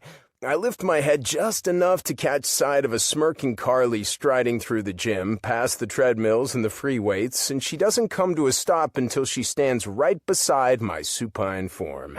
"Oh, what are you doing here?" Couldn't sleep. She shrugs, and I can't stop myself from noticing her current attire, tight as fuck neon green leggings, and a white sports bra that pushes her breasts up in the most glorious way. Figured I'd try to fit in a workout before my day gets filled with keeping our parents out of trouble. Lately on weekdays, while I'm busy with work, Carly has been the one keeping Sal and Stella occupied. Truthfully speaking, it's been a godsend for me. Although what I've gained in free time hasn't exactly equated to more productivity. Frankly, it's mostly just revolved around texting and thinking about and finding whatever secret, stolen moments I can with Carly. Talk about a one sexy as fuck game of cat and mouse. Trying to get back in the habit of your off-season runs? Something like that. Without preamble, she uses my chest to steady herself as she lifts one leg over my body and straddles my hips. Need a little help? She asks, grinning down at me. Need a little help? I don't even remember what I was fucking doing. Too fixated on the fact that I can feel the heat of her pussy through the thin material of her leggings, or the fact that she's literally sitting right on my now hardening cock, I drop my hands from the bar and reach out to grip her little hips. What kind of help are you offering? Oh, I don't know. She shrugs, grins, wiggles her fucking hips. I'm game for pretty much anything. My cock is also 100% game. With my hands keeping her firmly pressed against me, I carefully avoid the bar as I sit up, and I don't stop until we're nose to nose. That outfit you're wearing should be illegal, I say, my voice quiet but firm. Your tits look so good. Your ass too fucking perfect. Too good? She raises one challenging brow, and to my utter enjoyment, she reaches up and yanks her sports bra down so the top rests just below her now gloriously bare tits. These look too good in the bra? And what about out of it? Have mercy. I swear to God my mouth starts salivating over the idea of sucking one perfect pink nipple into my mouth. But then I quickly realize that we're in the goddamn Sunny Creek gym, and I look around with wide eyes just to be sure no one else has managed to show up while I've been too busy gawking at her. "We are the only ones here," she whispers. "And I might have locked the door on my way in, so—" I meet her mischievous gaze. You locked the entrance door to the gym? Uh-huh. I can't stop myself then. Leaning forward, I suck one pert nipple into my mouth, and Carly shifts around in my lap as several moans drop from her lips. So let me get this straight, I say, releasing her right breast with a loud pop and moving to the left. My lips hover over her skin, just barely grazing her nipple. You couldn't sleep, so you got up way earlier than you normally do and decided to come to the gym? "Yes," she whimpers and tries to push her nipple into my mouth, but I keep her steady. "And when you got to the gym, you figured it was a good idea to lock the door?" "Mm-hmm," she purrs. "You didn't come here to work out, did you, Carly?" I question, and she doesn't respond. Instead, she shifts her hips backward and forward so her pussy rubs against my cock in the most frustratingly pleasurable way. "What do you want, sweetheart?" I ask, my lips now close to her ear, Tell me why you came to the gym and I'll make whatever you say happen. She leans back and meets my gaze, shock and surprise mixed with downright giddiness heating up her blue eyes. Promise? I swear. Carly presses her lips to mine, taking my mouth into a heady kiss, and she doesn't stop kissing me until she gently fastens her teeth around my bottom lip and tugs. I came here because I want you to fuck me. My analytical brain takes a quick inventory of our current situation. You're in the one room of the Sunny Creek Community Gym where the only windows sit high on the walls, nearly 12 feet from the floor, and she locked the door on her way in, so you want me to fuck you, Carly? Right here? She nods, and her eyes glaze over with the kind of heat that makes all rational thought fly out the damn door. Right now. Fuck me. Hold tight, sweetheart, I say, gripping her ass with my hands as I stand up from the bench. Carly squeals a little from the sudden movement, but she still manages to wrap her thighs around my waist as I carry us over to the wall of mirrors. A little pout forms at the corner of her lips when I ease her back to her feet, but I don't bother explaining what I have planned. Frankly, it's something I've imagined in this very gym 1,000 times. Turn around and put both of your hands on the mirror. And whatever you do, don't move them from that position, okay? Okay. Her eyes flash with excitement, and I watch with rapt attention as Carly turns her body around, placing both hands on the mirror. She stares at me in the reflection, and I step forward to grip her hips, gently pulling her body back a step and nudging her legs farther apart with my knee. I move back to take in the view of her tits bare, her back slightly arched, and her sexy little body splayed out in the most delectable way. I lick my lips. I stand by what I said earlier, I say, and she quirks an eyebrow at me in the mirror. These leggings should be fucking illegal. Your ass looks too good in them, I explain. But now that I have you like this, I need to see what that ass of yours looks like bare of anything. Carly shivers. I make good on my word. Hands to the top elastic of her tight pants, I grip the material and slowly pull them down her body until they rest just above her knees. Oh yeah, I whisper. That's much better. One index finger to her spine, I run it down her skin, past her lower back, over the curve of her ass, and I don't stop until I hook that finger down and around and slide inside, where she's already wet and ready for me. You're soaked, sweetheart. She pants out of breath, and I slide my finger in and out of her. God, Ryan. Carly lolls her head back. That feels so good. You want me to keep going with my finger? Or do you want my cock? Your cock, she whimpers. Definitely your cock. With 2 fingers now moving in and out of her, I use my other hand to free my arousal from my shorts and boxer briefs. I'm so fucking hard I could probably hammer nails, and Carly's eyes flash with desire as she watches me. Now, Ryan, she begs, and I smirk. You're a greedy girl this morning, huh? She nods several times. You have no idea. With one step forward, I take the tip of my cock and press it right at her entrance. The sensation forces a whimpering breath to jump from her lungs. More? I ask, and she squirms her hips. All the way, she says. Fill me up. I want to fill her up more than I want to take my next breath, but there's one issue that's going to prevent this fantasy from becoming a reality. Well, sweetheart, I'd really fucking love to do just that, but we have one problem. She glances over her shoulder to meet my eyes. I don't make a habit of bringing condoms to the gym. Carly responds the exact opposite of what I anticipate. Instead of frustration, she fucking smiles. I guess it's a good thing I went ahead and brought one then. You brought a condom to the gym? Her smile widens. In the back pocket of my leggings. I furrow my brow and reach down to find she's telling the truth. She literally brought a condom to the gym with her. You weren't lying when you said you didn't come here to work out, were you? Nope. She shakes her head and giggles start to spill from her lips. But those giggles are quickly stopped once I slip the condom on, grip her hips, and slide inside her. In one steady motion, I push myself to the hilt, and a deep, guttural moan spills from Carly's throat. Her pussy squeezes me tight, and I have to inhale a deep breath to keep myself from rutting into her like a maniac. Good girl, I whisper through a raspy groan. Keep those hands on the mirror. She doesn't hesitate to obey, and the sight of her, the sight of us, is by far one of the most erotic things I've ever witnessed. And fuck, she feels so insanely good that I have to inhale and exhale several deep breaths to rein in the animalistic need to go hard and fast that pulses inside me. Once I get myself under control, I start a slow and steady rhythm, each thrust purposefully curved at the end, so I hit the one spot I know will have her shaking in pleasure like a leaf in the fucking breeze. Yes, she moans. God, yes. This is exactly why I got up so early this morning. I smirk at that, but also I start to move my hips rougher, faster, and push myself in deeper with each jolt forward. When I catch sight of the way her tits bounce with our movements, I release her hips and move my hands up to her perfect breasts, gently plucking at her nipples in a way that drives her mad. I have no idea how long we stay like this. Frankly, I pretty much forget we're in the middle of the Sunny Creek gym. But what I do know is that morning gym sex with Carly Page is about the best fucking way I've ever started my day.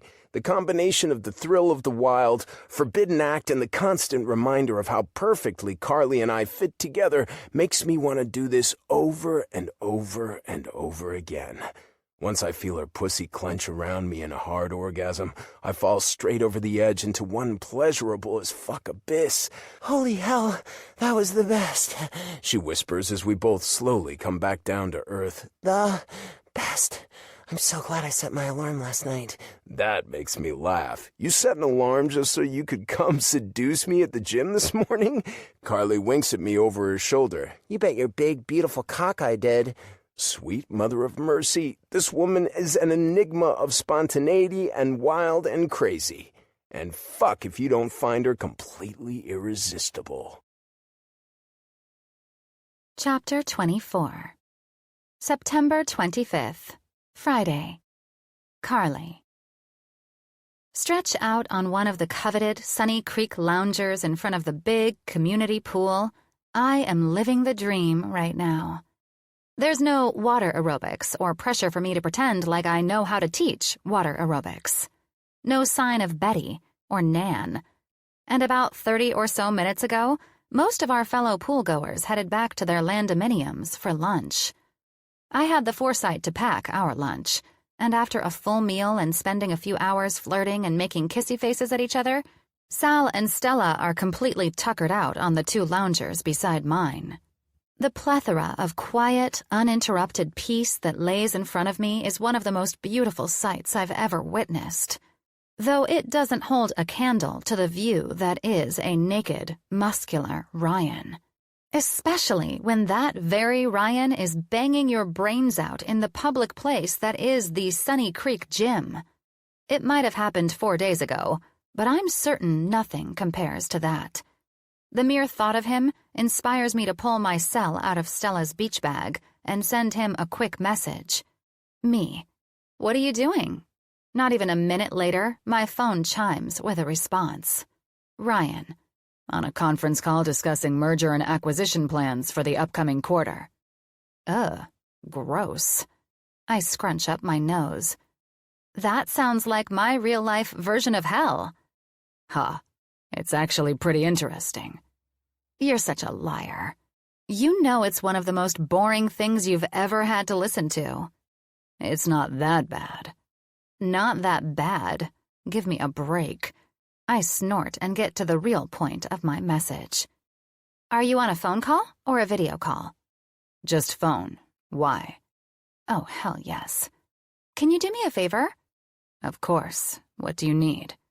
I smirk at his naivete. Send me a dick pic? If I'm being honest, Ryan Miller has the most glorious penis I've ever seen in my whole life. And it's big. Like, really big.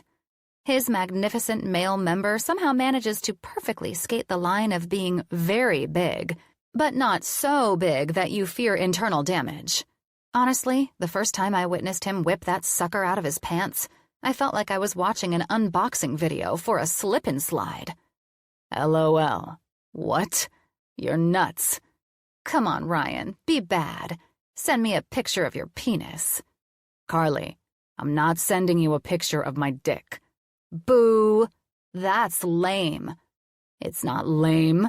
I'm pretty sure it's the normal response for any human being who is in the middle of a fucking conference call. Nope. Definitely lame. I see you've taken the peer pressure route, which I'm not falling for. But guess what I will do? Change your mind and let your dick take a selfie? I'll show you my dick once Sal goes to sleep tonight. Okay. Keep talking. 11:30 p.m. I'll be on your mom's back porch. And your glorious penis will be there too? Only if that delicious pussy of yours promises to make an appearance as well. Tell your penis I'll be the girl in the pink robe without anything underneath it. Damn it, Carly. You're making me hard. Uh-oh. Does this mean you're going to have to punish me again? You'll have to wait and find out tonight. Oh boy. I could sure go for a Ryan Miller tongue lashing. Fingers and toes and legs and pretty much everything crossed, that tonight I get served a punishment that fits my hornball crime. Chapter 25. October 2nd, Friday. Ryan. Once I finish reviewing an updated contract from the Dolan account that my assistant Kelly sent over, I promptly draft an email back, letting her know I'm happy with the updates and to send it over to legal for a double check. This Dolan account has been a client of ours for many years now, and it's not abnormal to have to update contracts on a yearly basis.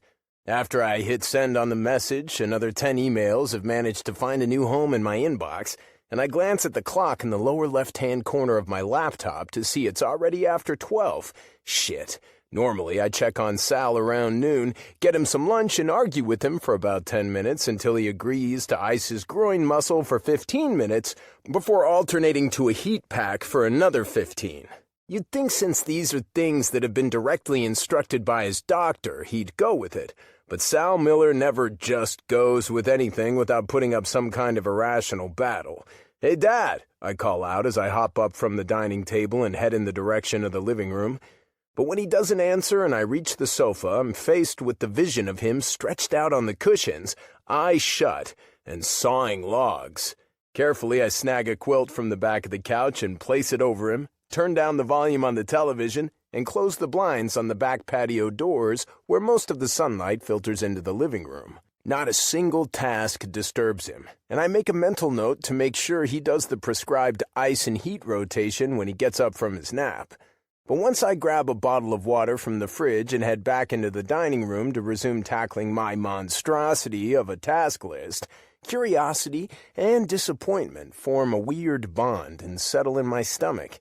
I'm disappointed that this is what I have to do right now, which truthfully is very unlike me. I'm one of those weird types that actually like my job. It's just that my job can't compare to the siren's call that is Carly Page. Hence the curiosity. Phone in my hand, I shoot her a quick message. Me. "How's your day going, sweetheart?" Carly. Meh. Considering I'm currently lying on my rock-hard mattress watching reruns of Below Deck on my laptop, it's safe to say it could be better. She's not kidding that the mattress in her mom's guest room is rock hard. I know this because she snuck me in through the window 2 nights ago, and the instant my back hit that fucking mattress, I felt like I bruised my spine.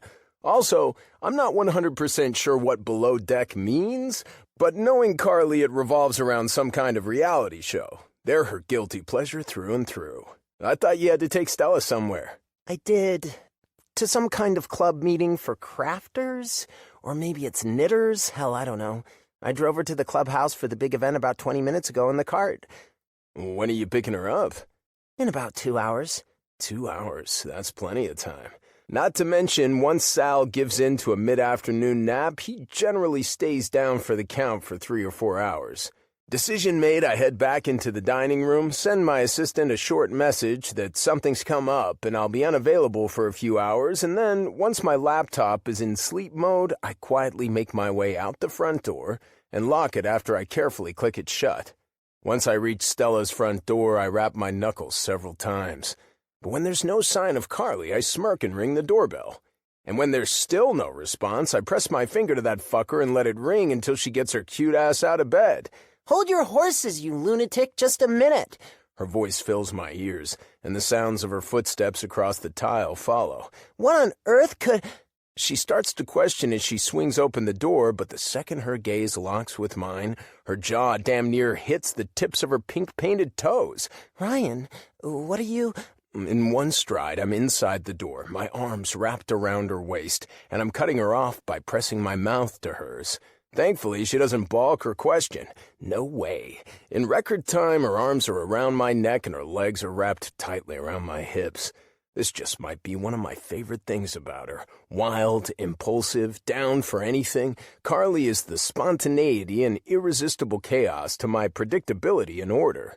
A moan reverberates from her lungs, and I step inside the house, kicking the door shut once I've cleared the threshold. Don't get me wrong, I'm thrilled you're here, but I thought your day was jam-packed, she asks breathlessly against my lips. Oh, trust me, I have a ton of fucking work to do. She leans back and meets my eyes. But you decided to come do me instead? I chuckle at that. Yeah, actually, that's pretty much what happened. Ryan Miller is playing hooky again? Carly rubs her nose against mine. For me? Like I've said before, you're a horrible influence. She grins at that, but also hops out of my arms, grabs me by the tie, and drags me away from the entryway. You in a rush, sweetheart?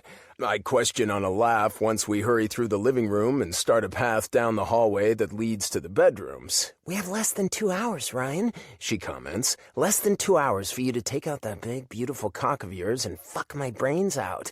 I grin. Well, by all means, lead the way, sweetheart. Wait. She stops halfway down the hall and turns to face me. You're letting me boss you around for once? I quirk a brow. As opposed to me being the one who does the bossing? She nods and licks her lips. Uh-huh. You think I boss you around when we're having sex? In a sexy dom sort of way, she retorts. Oh, hell yes. A dom? I repeat. As in BDSM? You heard me right. Carly pauses and smirks like a mischievous, obstinate child. Sir? It makes me hard as hell. Oh, I see what you're doing, I retort. You're looking for trouble, aren't you? I have no idea what you're talking about, she replies and flips her hair over her shoulder as she turns her body back toward the entrance of her bedroom. But I'm already hip to her game and more than ready to give in to her little demands. If she wants me to punish her with my tongue and cock, I take zero issue with it. I'd be obliged, in fact, to punish Carly in the form of making her lose her fucking mind. The instant she steps foot in her messy bedroom, I force my Type A personality to ignore the clutter of her suitcase and clothes strewn all over the fucking place and hop on the bed before she can beat me to the punch. Wait, what are you doing? She asks, and I slide my arms behind my head and get comfortable. I'm getting myself ready for the show. I take it I'm the show? She questions, and I nod. Take your clothes off, Carly, I instruct, and she puts one defiant hand to her hip. And then what? And then, once that beautiful pussy of yours is bare, I want you to crawl up my body and straddle my face. She digs her teeth into her bottom lip, but she also doesn't say a word. Instead, Carly follows my instructions, and piece by piece, she slowly removes her clothes. She even has the audacity to have some fun with it, dragging it out and flashing coy little looks my way. It's the best fucking version of foreplay I've ever witnessed. By the time she's completely undressed and I've unzipped my dress pants and pulled my cock free, I stroke myself a few times to the side of her. You're a goddess, I tell her as she crawls up my body. I can't wait to taste you. But the little minx has other plans. When she's face to face with my cock, she stops her momentum and takes me into her mouth before I can stop her. Fuck me. That mouth of hers is divine, and the way she flicks her tongue around the tip spurs the best kinds of sensations to shoot up my spine. Oh, God, that's good, I groan, and she sucks me deeper into her mouth. So good, Carly. She moves her mouth up and down my length several times before I decide that this isn't enough for me. I need to taste her, lick and eat at her.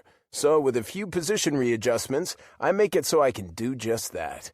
But Carly is determined, and while she straddles my face, she leans forward and sucks me back into her mouth. And somehow, some fucking way, we stay like that, sucking at each other until we manage to bring each other to climax at the same goddamn time. I don't know what it is about Carly and me, but there's yet to be anything that doesn't work when it comes to us together. Not a single fucking thing, if I'm being honest. Oh, thank everything you decided to play hooky from work again for a few hours, Carly says once we're both lying on our backs, catching our breath. It just might be one of the best ideas you've ever had. She giggles and I grin over at her. She isn't wrong, and I have absolutely zero regrets, which should completely terrify me. Her presence has flipped my normal, rational, predictable reality on its head. I'm so into her that I'm skipping work, and our living situation is entirely temporary, but I can't seem to find the need to care about any of that. My mind is solely fixated on spending more time with her, in whatever way I can manage. Chapter 26. October 5th, Monday. Carly. This weekend was a total bust. Every time Ryan and I tried to meet up on the down low, Sal and Stella found unintentional ways to deter us. On Saturday, I tried to get up early and surprise Ryan at the gym, but when my alarm went off at 5, the damn Bee Gees were already providing the soundtrack of the morning, and when I slid out of bed and reached the kitchen, I found my mom busy making homemade muffins. She never gets up that early, but for some reason, that day, Stella was up and at 'em with more energy than should be physically possible for someone her age. And even though every day she's getting more range of motion and movement without discomfort, I couldn't exactly leave her to her own cooking devices. I also had zero reason to leave the house at 5 in the morning. That evening, I was determined to get my Ryan fix. But when he texted that Sal had called it an early night, Stella was wide awake and doing a live video on her stupid TikTok. Then, on Sunday, Sal had demanded Ryan take him golfing, and that threw another wrench in any top-secret plans we could have made. I'm starting to find that Sal and Stella are inadvertently becoming the worst cock-blockers on the planet. And now, it's been almost 3 days since I've seen Ryan's penis, and I'm about to explode from sexual frustration. Which is crazy, but true. Somehow, over the past few weeks, all this sneaky hot sex we've been having has forced my body to expect it to happen all the time. "Sal! Carly! Let's eat our lunch on the back porch!" My mom calls from the kitchen, and I try like hell to disengage myself from the plans. "Hey, Mom, I think I'll let you and Sal enjoy a quiet lunch to yourselves today," I offer as I step into the kitchen to find Sal sitting down in one of the chairs, his eyes pointedly fixated on my mom's ass while she prepares her homemade chicken salad. "Don't be silly, Car. We want you to join us. Right, Sally?" Of course we do. Sal grins over at me. It's always a pleasure to have you around, darlin'. "The feeling is mutual," I respond. "But I think I'll just eat my lunch in my room or something while I go through all the update emails from my shop manager." My mother turns around and tisks. "Carly, I'm sure Broody understands that you're busy spending time and taking care of me. Leave the emails for the afternoon and eat lunch with us." "But I won't take no for an answer, sweetie," she says and points the spoon in her hand in my direction. "You're not going to be here with me for much longer, and I want to soak up all the time I can." I roll my eyes. "Mom, I'm literally sleeping in the same house as you. You see me practically all day, every day." "Yeah, but my tailbone is healing, and it's getting close to the time when you have to go back to Vail because ski season will be kicking off." I wish I could say she's being overly dramatic with that statement, but she's not. Technically speaking, I only have about 2 or 3 more weeks that I can physically stay here in Sunny Creek before I have to go back to Vail. A few weeks ago, I would have been excited to get back home. But now, the mere thought of having to leave makes me feel unsettled. Pretty fucking sad, even. I think about Ryan and how quickly we've gone from 2 complete strangers to 2 people who are always trying to find ways to secretly see each other behind our parents' backs. It's crazy how fast the tables have turned. The first time I met him, he thought I was an asshole for stealing his taxi, and I thought he was an uptight, suit-wearing CEO with a stick up his ass. And now, I'm having a hard time imagining not seeing him every day in some form. Even if it's just eating dinner with Sal and Stella at the clubhouse, or feeling the power of his handsome, sexy smile directed at me when I pick up his dad in the afternoon to go to the pool. Seeing Ryan has become a true high point of my day. Just a high point? Finding ways to spend time with him has become your sole focus. "Here, Carly," my mom says, grabbing my attention by holding out 3 plates toward me. "Start getting the outside table set for us. Lunch will be ready in a few minutes." Hell's bells. Looks like I'm having lunch with the geriatric lovebirds today. And here I thought I might be able to sneak over to Sal's house and get freaky with Ryan. Pff, obviously I was sadly mistaken. Plates now in my hand, I head through the sliding glass doors and start setting the table for the three of us. And just before I turn to head back inside to grab cutlery, napkins, and glasses, my phone vibrates in the back pocket of my jean shorts. Ryan. Get your cute ass over here, please. Damn it. I pout. Me. I can't. Stella is forcing me to have lunch with her and Sal. Played the whole, you're going to be leaving soon and I want to soak up as much time with you as I can, guilt card. Son of a bitch. Tell me about it. Right after I hit send, a new message appears on the screen. Though it's not from Ryan. It's from my sister. Willow. Hey, is Mom's physical therapy evaluation tomorrow or Wednesday? I wince a little before typing out a response. I meant to text her a couple days ago to let her know. But, truth be told, I've been a little too wrapped up in Ryan to think of anything else. It's tomorrow. Will you call me after and let me know how it went? Of course. Tomorrow is the big day when Stella gets evaluated by a physical therapist from Dr. Sampson's practice to see if her tailbone fracture has created any prolonged issues with independent functioning, or if she'll need to make some changes in her daily routine. Per Sunny Creek Village's rules, after any type of mobility-affecting injury, this type of evaluation is required to ensure that you can stay a resident here. At first, it sounded ridiculous to me, but once Dr. Sampson explained it's to make sure everyone living here can maintain an independent living status, it made a lot more sense. Bottom line, they just want to ensure safety, which is why both Stella and Sal have to complete PT evals tomorrow. Wait a minute.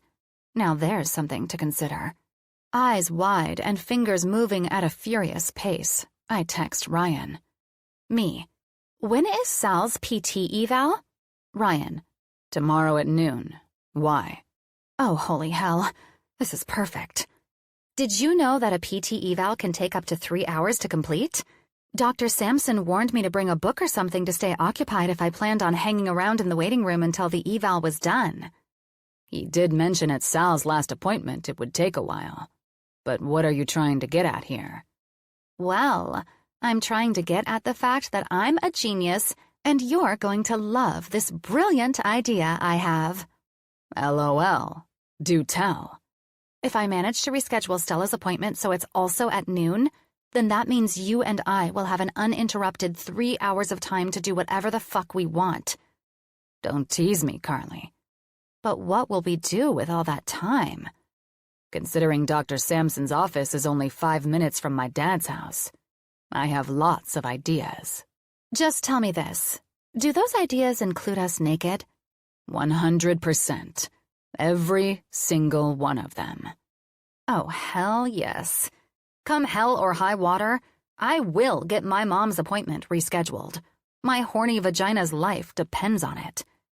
And what about your heart? Pretty sure she's a part of this equation, too. Chapter 27. October 6th. Tuesday. Stella. I stare out the passenger window of my SUV while my daughter drives us out of the parking lot of First Watch and in the direction of Dr. Sampson's office. Personally, I would have preferred to enjoy another cup of hot tea, but Carly was adamant about getting out of the restaurant at 1:45. A real brunch buzzkill, if you know what I mean. I still don't understand why we had to leave so early. My appointment isn't until 3. What on earth are we going to do for 3 hours in Dr. Sampson's waiting room, Car? She sighs and flashes a glare in my direction. Mom, I already told you 50 times. It got moved up. You didn't tell me that. Honestly, she probably did. But sometimes, if I'm too busy texting with Sal or chatting with my TikTok friends, I might ignore her a little bit. Yes, I did, my daughter says through another sigh. You're just not very good at listening. Why on earth would they move my appointment up? I don't know. Carly shrugs while keeping both hands on the wheel. Maybe they had some cancellations or something? Cancellations? They never have cancellations. Everyone loves Dr. Sampson. They covet his appointments like they're winning lotto tickets. Not even kidding. It took my friend Belinda over 2 months just to get an appointment for her flu shot. Well, you're not seeing Dr. Sampson today. Carly updates. You'll see him next week. You're just seeing the physical therapist. What? I turn slightly in my seat to stare at her. I have to wait until next week for Dr. Sampson to tell me that I'm good to go? Yes, she replies. And don't get too far ahead of yourself on the whole good to go thing. You need to get through the PT eval and prove that to them first. That's so dumb. Why did you schedule it like that? I didn't, she retorts. His office made me do it like that. I guess he needs time to chat with the physical therapist about your evaluation before seeing you. Darn it. Instant disappointment fills my belly. Today, I was hoping I'd get the green light for being fully independent again, without any activity restrictions, aka the go-ahead to get freaky-deaky with my Sal. But now I have to wait another whole week? This couldn't be worse news. It's been a month since the accident, which means it's been a whole 30 days since I've been able to get busy with my tiger. Though I'm not going to mention that to Carly. She'll get all prudish like my eldest daughter, Willow.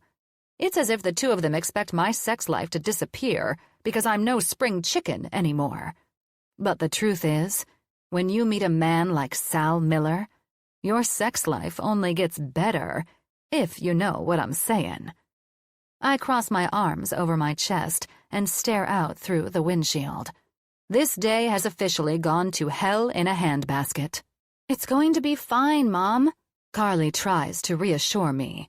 I'm sure a week from now, Dr. Sampson will be happy with what the physical therapist found and will be ready to take away all activity restrictions. Whatever.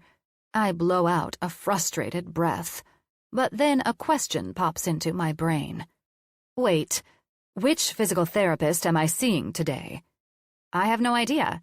Does it matter? Does it matter? Of course it matters. When you're my age, shit like that always matters, Car. She glances at me out of her periphery. I don't even know what you're saying right now. I'm saying that I hope I'm booked with Sean Rutherford today. Who is Sean? Sean Rutherford is a 30-year-old cutie patootie. And while I love my Sally more than anything, sometimes a woman can use a little assistance from enjoyable eye candy to help her get through a tough day. I roll my eyes. He's only the hottest male physical therapist in Dr. Sampson's practice. Geez, Carly, get with the program. And how in the hell do you know that? You've never had to do PT before. I have eyes, I retort, and plenty of friends with hip replacements. Carly snorts and takes a right turn onto the street that leads toward my doctor's office building.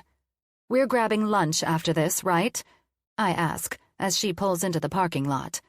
Lunch? Carly rolls her eyes. We just got finished eating a late brunch, Mom. Yeah, well, these appointments can take hours. I know I'll be starved by the time I'm done. Carly ignores me completely and pulls into the parking lot, and while she finds a spot to park, I choose to use my time wisely, aka grabbing my phone out of my favorite Gucci purse and snapping a quick video of me getting groovy to a viral hip-hop song on TikTok, so I have something fun to post for my followers later today. What are you doing? Carly asks as she puts the car in park and cuts the engine. Shh! Mom, it's 11:58. There is no time for a freaking TikTok video. It's fine if we're a few minutes late. No, it's not fine. You have to be there at 12 on the dot, Mom. The receptionist was very adamant about that when I called to get this appointment rescheduled. Wait, what? I question and pull my eyes away from the screen of my phone to look at her. Why did you reschedule the appointment? She scrunches up her nose. Huh? You just said you rescheduled the appointment, but earlier, you said they made you reschedule the appointment. I meant that I had to call them back and reschedule. They left me a voicemail about it. Oh. So move your ass, Stella, Carly says and opens her door to get out. We have to be on time.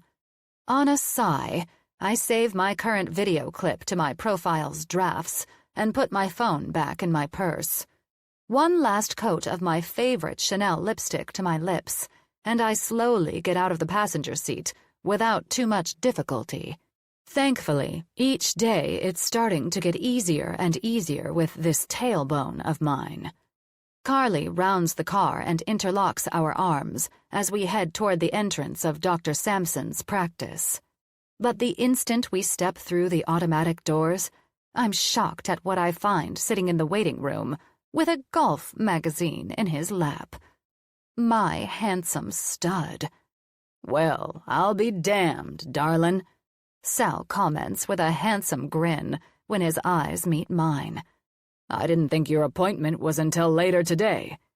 "It got rescheduled," I answer, and honestly, I'm surprised I didn't put the pieces of the puzzle together when Carly said my appointment was at noon instead of 3. I knew Sal had to be here at noon today.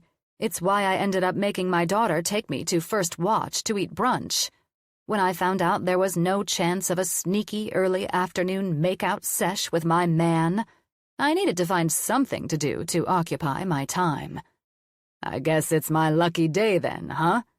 Sal wiggles his brows, and I wink at him. "It just might be." "Get over here and give me some sugar, darlin'," he says, and I giggle. "You're so bad." He flashes the kind of smirk he knows I can't resist. The handsome devil. "Oh, you have no idea." I walk toward him, and the instant I'm in his vicinity, the scent of his familiar cologne fills my nostrils. My Sally always smells so good. After a quick kiss to his lips, I turn around to tell Carly to check in for me, but I notice that she and Sal's son Ryan are standing close together, talking about something near the entrance doors. "Carly!" I try to get her attention, but she doesn't hear me. "Carly!" I repeat a little louder this time, and it startles her enough that she takes a step back from Ryan. "Huh? What did you say?" she asks, clearing her throat. "I didn't say anything yet," I tease. "I wanted to ask if you could check me in." "Oh, yeah, of course," she says, and clears her throat again, like all of a sudden she has some kind of weird, nervous titter. To be honest, the whole scene feels a bit strange. But before I can put too much thought into it, I feel a hand reach out and squeeze my butt. "Looking good in them jeans, sweet cheeks." I glance down to find Sal grinning up at me, and all focus on my daughter's sudden weirdness evaporates. I wink at him and giggle, even shimmy my ass a little for his enjoyment. This man, I swear, he makes everything better. Chapter 28. October 8th, Thursday. Ryan. I head out of my dad's garage and drag his trash can to the curb with 15 minutes to spare on the strict 5 o'clock timeline. Once I arrange it to Betty Matthews' particular specifications, I head over to Stella's house to do the same. Since I already have the garage code memorized and I know Carly took her mom on a shopping trip to the mall, I figure it's best for everyone involved if there's no opportunity to piss off old Betty. Because a pissed-off Betty equals a pissed-off Carly, and I'd prefer not to repeat cleaning up toilet paper off someone's lawn at 4 a.m. again. Just before I grabbed the large trash can by the handle, I send Carly a quick text. "Me, taking Stella's trash out for you." I'd bet money when she reads it her first thought will be, "It's trash day?" Her track record with remembering that day, along with the set-in-stone time and Betty Matthews' strict rules, is non-existent. The simple thought of it all makes me grin. Pretty sure you mean the thought of her makes you grin. I can't deny she has become someone who's important to me.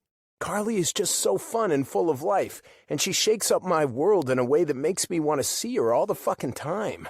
I like her. Okay, I really like her. Actually, you're falling for her, man.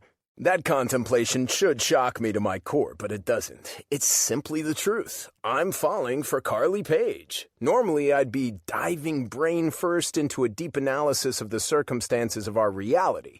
But for once in my life, I'm not going to overanalyze every finite detail. I refuse to weigh out the pros and cons of our impending departure from Florida, or the fact that I live in New York and she lives in Colorado. Or that I'm a very career-focused VP in the corporate environment, and she's an adorable ski bunny who has to rely on her shop manager, Broody, to keep shit in order.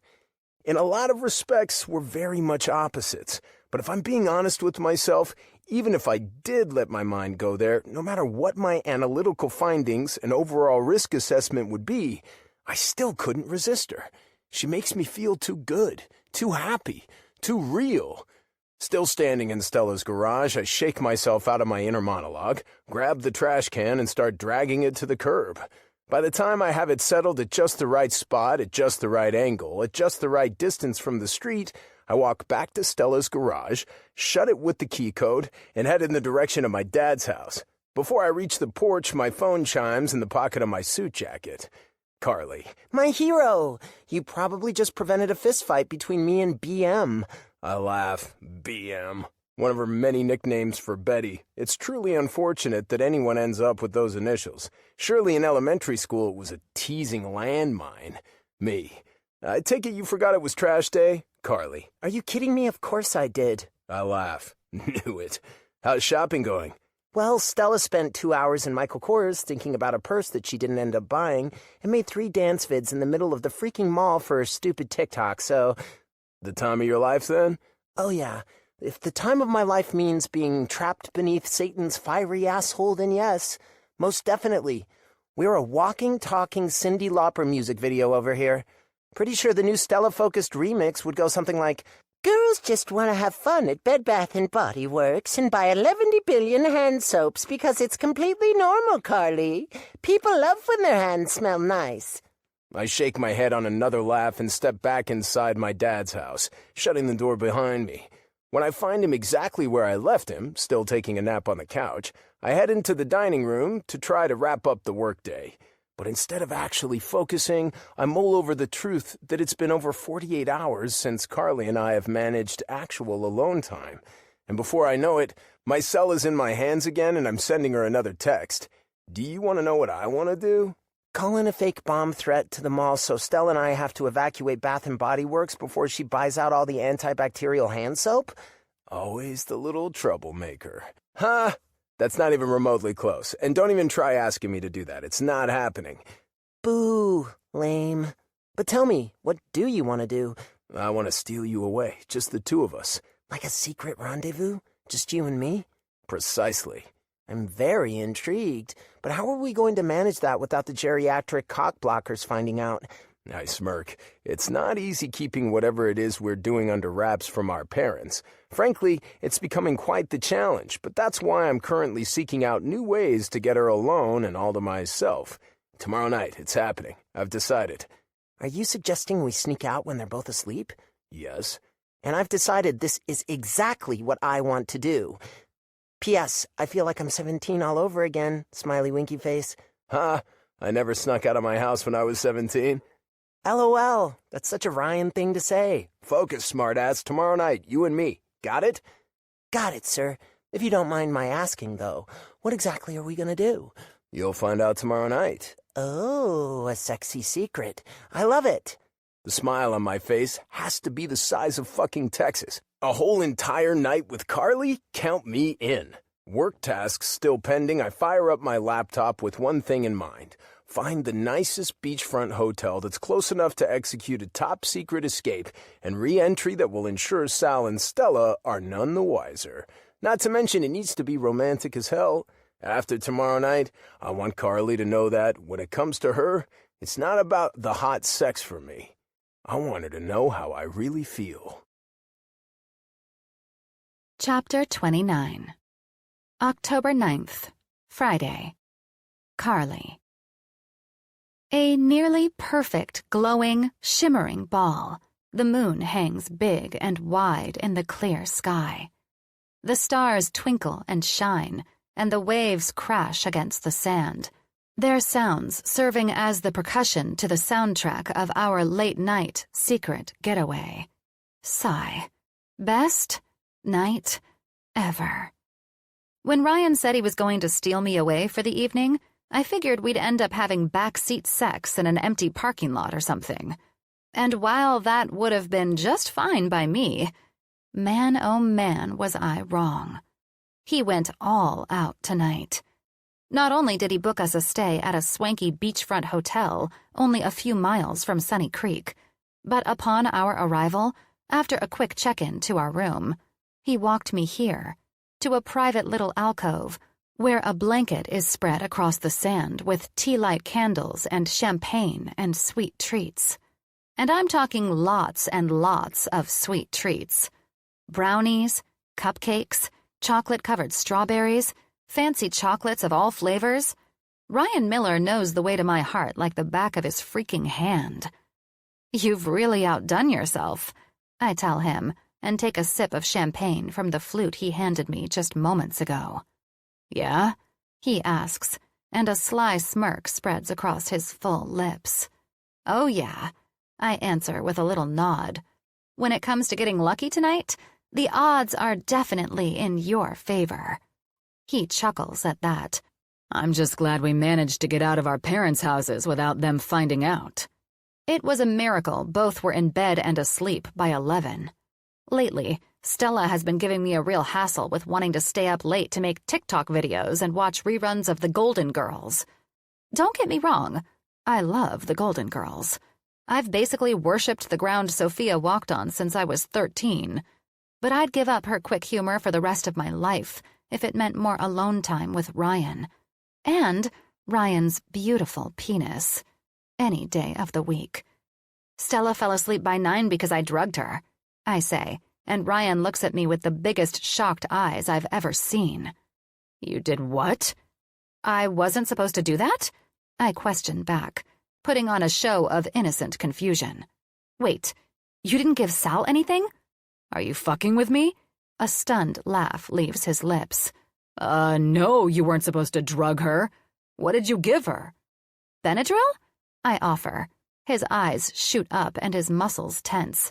But then I tell him the truth. "Of course I didn't drug her. I just wanted to see you freak out over it." "Christ, Carly," he retorts through more laughs and runs a hand through his hair. "You're fucking crazy sometimes, you know that?" "Uh-huh." I grin. "You love it, though." His laughter dissipates, and his eyes morph into a mix of serious but gentle, latching on to mine. "You're right," he answers, and I tilt my head to the side. "Right about what?" His eyes search mine. "Carly, I've never met anyone like you before. At first, every vibrant thing you have to offer seemed scary and intense and out of place for me. But now," he shrugs, "I really like you, Carly." Now it's my turn to be shocked. You do?" "Carly." He reaches out to set my champagne glass down and take my now trembling hand into his.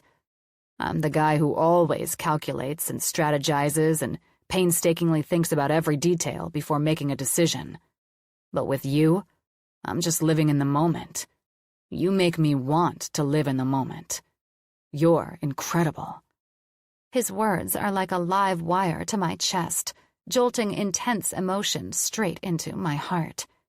"In the past," he continues, "I chose relationships based on shit like financial stability and career goals. I'm sure you can imagine how fucking terrible that mindset pans out when it comes to dating and relationships and finding someone." "I wouldn't envision it helping," I answer with a knowing smile, but that's quickly replaced by a grimace as my own weird relationship vices start to filter into my head. And for some insane reason, I find myself openly telling him about them. Although I don't have any room to talk, Ryan. My dating and relationship track record isn't good either. And I wasn't evaluating prospective boyfriends by their place on the success ladder.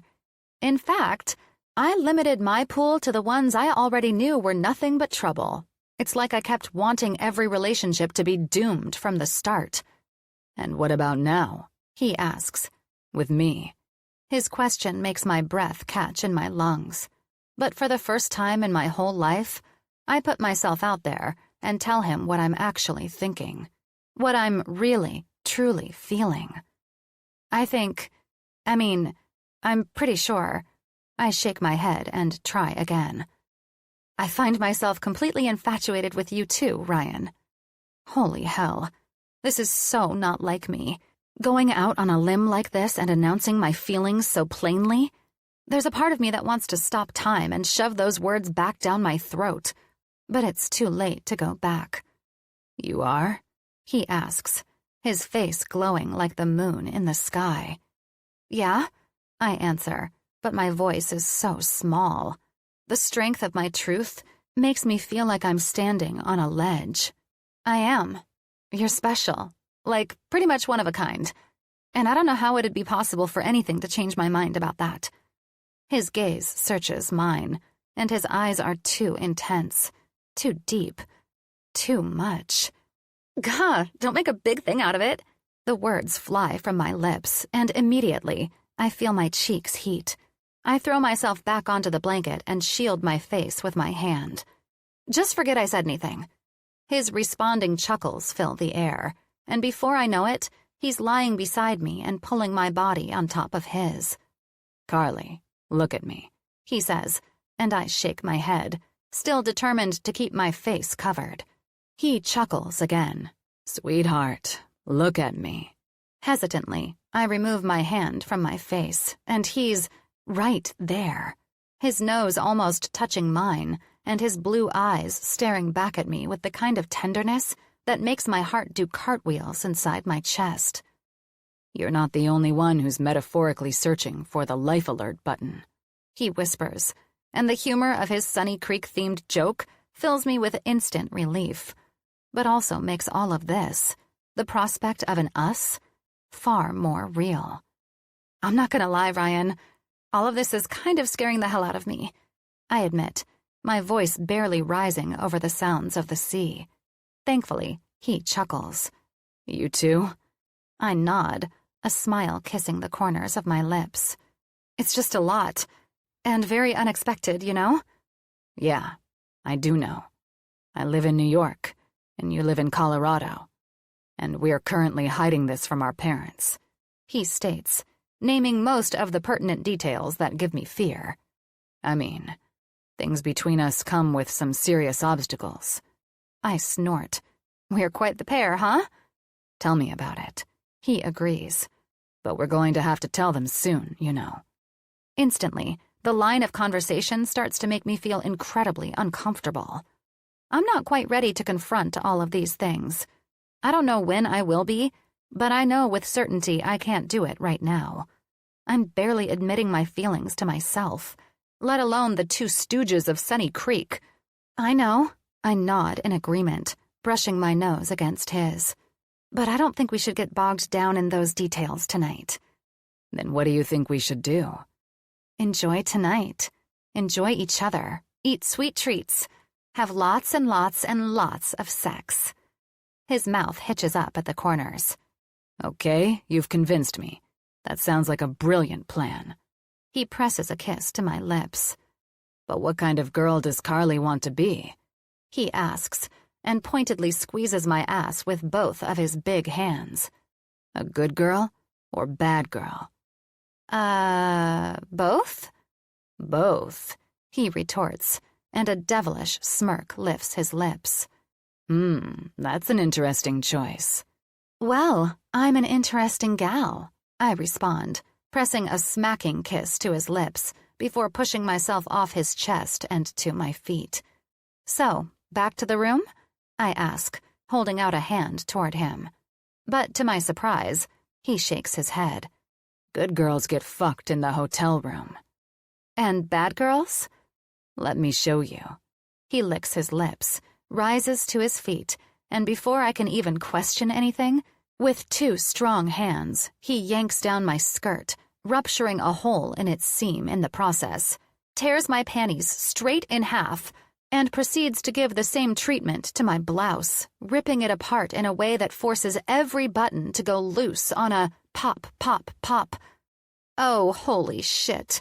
Sexy Dom Ryan is in the mother-flippin' house. And Carly Paige and her kitten aren't leaving to go anywhere. Chapter 30. Ryan. The sound of the waves crashing into the sand fills my ears, and I step back and admire my handiwork. Carly's breasts peeking out from her open blouse, her panties and skirt a mere memory on the ground. I didn't exactly plan on tearing her clothes to shreds, but fuck, when it comes to her, sometimes I just can't help myself. My girl looks so excited she could burst. It's cute as hell, and normally I'd be tempted to kiss her, but right now there's work to be done. Bad girls get hot and dirty sex. On your knees, sweetheart, I say, and she doesn't falter to obey. She's a quick learner, understanding that following my instructions during sex always equates to orgasms, and I can imagine she's expecting me to take out my cock and request she puts her mouth on me, but that's not tonight's game. Tonight is all about anticipation. Like a lion stalking his prey, I walk behind her, each step calculated and strategic.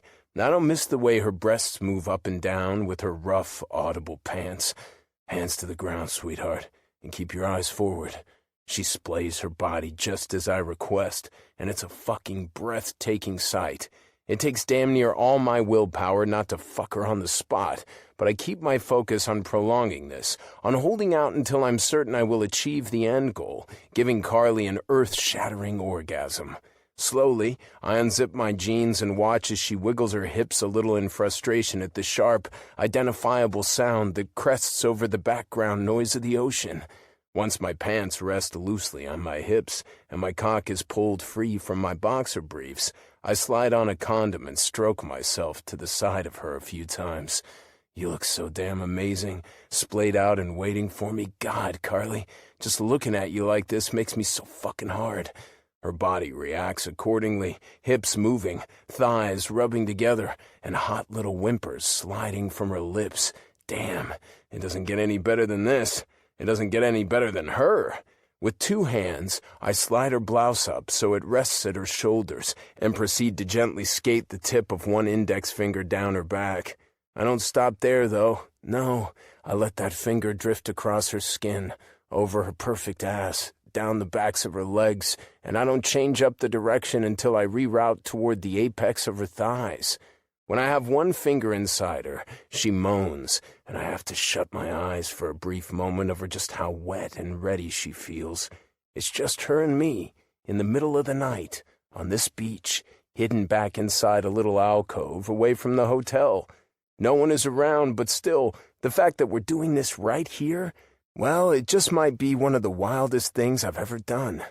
But I'm finding that this is what Carly brings out in me. She gets me to let loose, to give in to desires, to not overthink. With her, I can actually live in the moment. The anticipation and sexual tension grow tight like a rubber band, and between the two of us, we're both breathing heavily enough that the sounds of each of our inhales and exhales overpower the sounds of the ocean. No longer able to hold out, I kneel behind her and grip her hips in my big hands. Then slowly, oh so slowly, I slide inside her 1 pleasurable inch at a time. A deep, guttural moan rasps from Carly's throat, and it makes me lose all control. My hands don't move based on choices or decisions or wants. They move based on visceral, carnal, undeniable need. My fingertips pulse into the skin on her hips as I shove her flesh away from my own quickly, the cool breeze from the ocean whispering over the wet warmth of our connection, and a shiver ripples so powerfully down Carly's spine that her thighs squeeze almost violently. I slide my hands along her perfect skin, up and around to the innermost cushion of her thighs, and shove them back open. "Ryan," she groans, greedily, racked again by the bluster of the outdoor air. "Leave them open, Carly," I command softly, fingertips dancing across newly exposed skin. "I don't think I can," she denies, her breathing a sharp pant. "You can, and you will." Using action as my punctuation, I slam our bodies back together, seating myself so deep inside her, her entire body vibrates with the impact. "Feel me," I order, pulling back out and moving roughly to fill her again. Words catch in her throat, and breaths turn to pants as I repeat the two motions over and over and over again. Rough, fast, deep, downright animalistic. I can feel every inch of her and every inch of me as though our nerves are raw and exposed live wires. This isn't just sex. What this is transcends the physical and crosses into an experience that can't be categorized with a simple label. I pump faster, harder, and Carly lifts her hips to meet my strokes, both longing for the relief of my retreat and demanding I rectify it at the same time. My heart feels like it'll burst inside my chest as I creep closer and closer to my climax and will it to wait for Carly's to come first. Stroke after stroke, my dick throbs with the pressure of impending release, and Carly's head shakes back and forth in the agony of pleasurable purgatory.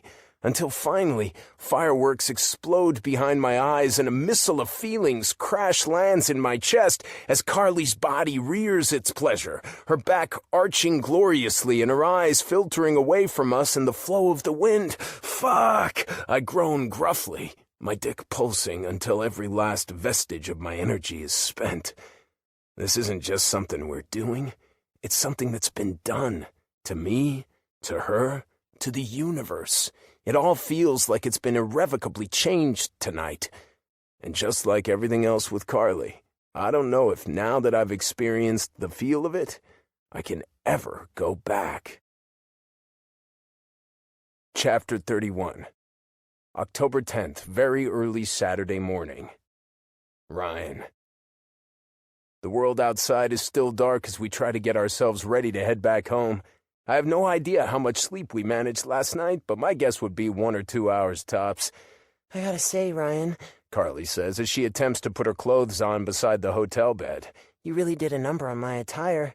Normally that wouldn't be such a problem, but you're the one who told me not to bring an overnight bag, so... I smirk over at her. Sorry about that. I guess I got a little carried away, huh? You think? She teases. But also, please never stop getting carried away. That makes me chuckle as I pull my boxer briefs and pants up my thighs. So, does that mean Carly prefers bad girl sex over good girl sex? Carly prefers every kind of sex as long as it's with Ryan. I flash a wink in her direction. The feeling is mutual, sweetheart. Although next time, when you tell me not to bring an overnight bag, and you're planning to rip my clothes to shreds, maybe bring me an extra pair of boxers, a t-shirt, something. Deal. I chuckle, toss my shirt over my head, and finish with my socks and shoes. It's a damn good thing Stella won't be awake when I get home. She'd probably think I got mauled by a gator or something, she announces on a half-whine, half-giggle. I mean, it's like I'm on Project Runway over here trying to fashion some clothes out of pine cones and wrapping paper. And it's all thanks to the Sex King.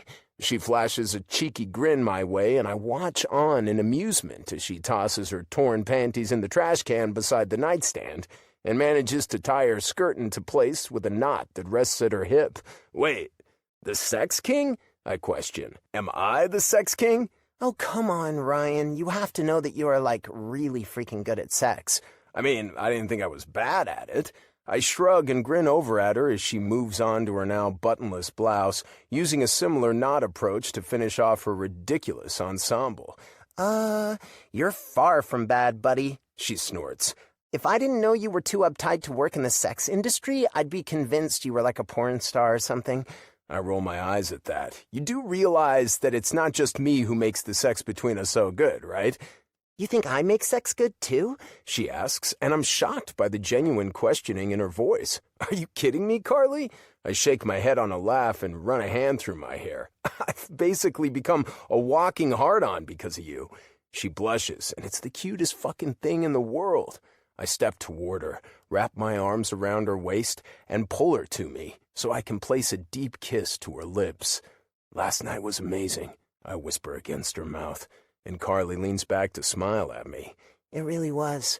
And I hate that it has to come to an end, but we should probably get going. With one final kiss to her nose, I step back, and she grabs her purse. I head toward the door of our hotel room, passing by the bed where the sheets and pillows are still left from the 3 rounds of good girl sex we had once we got back from the beach. Truthfully, I'm gonna be feeling pretty fucking tired today, but it was well worth it. Last night was everything I wanted it to be and more. Not only did Carly and I have insanely hot sex all night long, but I also got to tell her how I really feel about her. And more than that, I got to hear that these feelings are not one-sided. We're both falling for each other. Can I just say that I love hotel getaways with you, but... She pauses to allow room for a yawn. I really don't love leaving said hotel at 5:30 in the morning. I chuckle at that and hold the door to our room open for her. Yeah, I can't say I disagree with that one. I'm used to getting up early to hit the gym before work, but not while there's a beautiful woman in my bed. Ooh, ding ding, someone just scored some bonus points by calling me beautiful and pretending other women don't exist. I laugh. Keep up your streak by agreeing to grab some pancakes on the way home. I smirk and wrap my arm around her shoulder, leading us toward the elevators. Your wish is my command. Carly responds by leaning up on her tippy toes and pressing a kiss to the corner of my mouth. You're the best. I shake my head. You are. Oh no, are we going to be one of those couples? She questions on a fake grimace. I push the button to call the elevator and tilt my head to the side at her question. One of those couples? What does that mean? You know, the ones who say stuff like... She increases the tone of her voice several pitches to repeat our prior words. You're the best. Oh no, you're the best. It makes me laugh, but she still has more to say. And not only do they say shit like that, but they also have cutesy nicknames for each other, too. The kinds of nicknames that make everyone around them want to puke.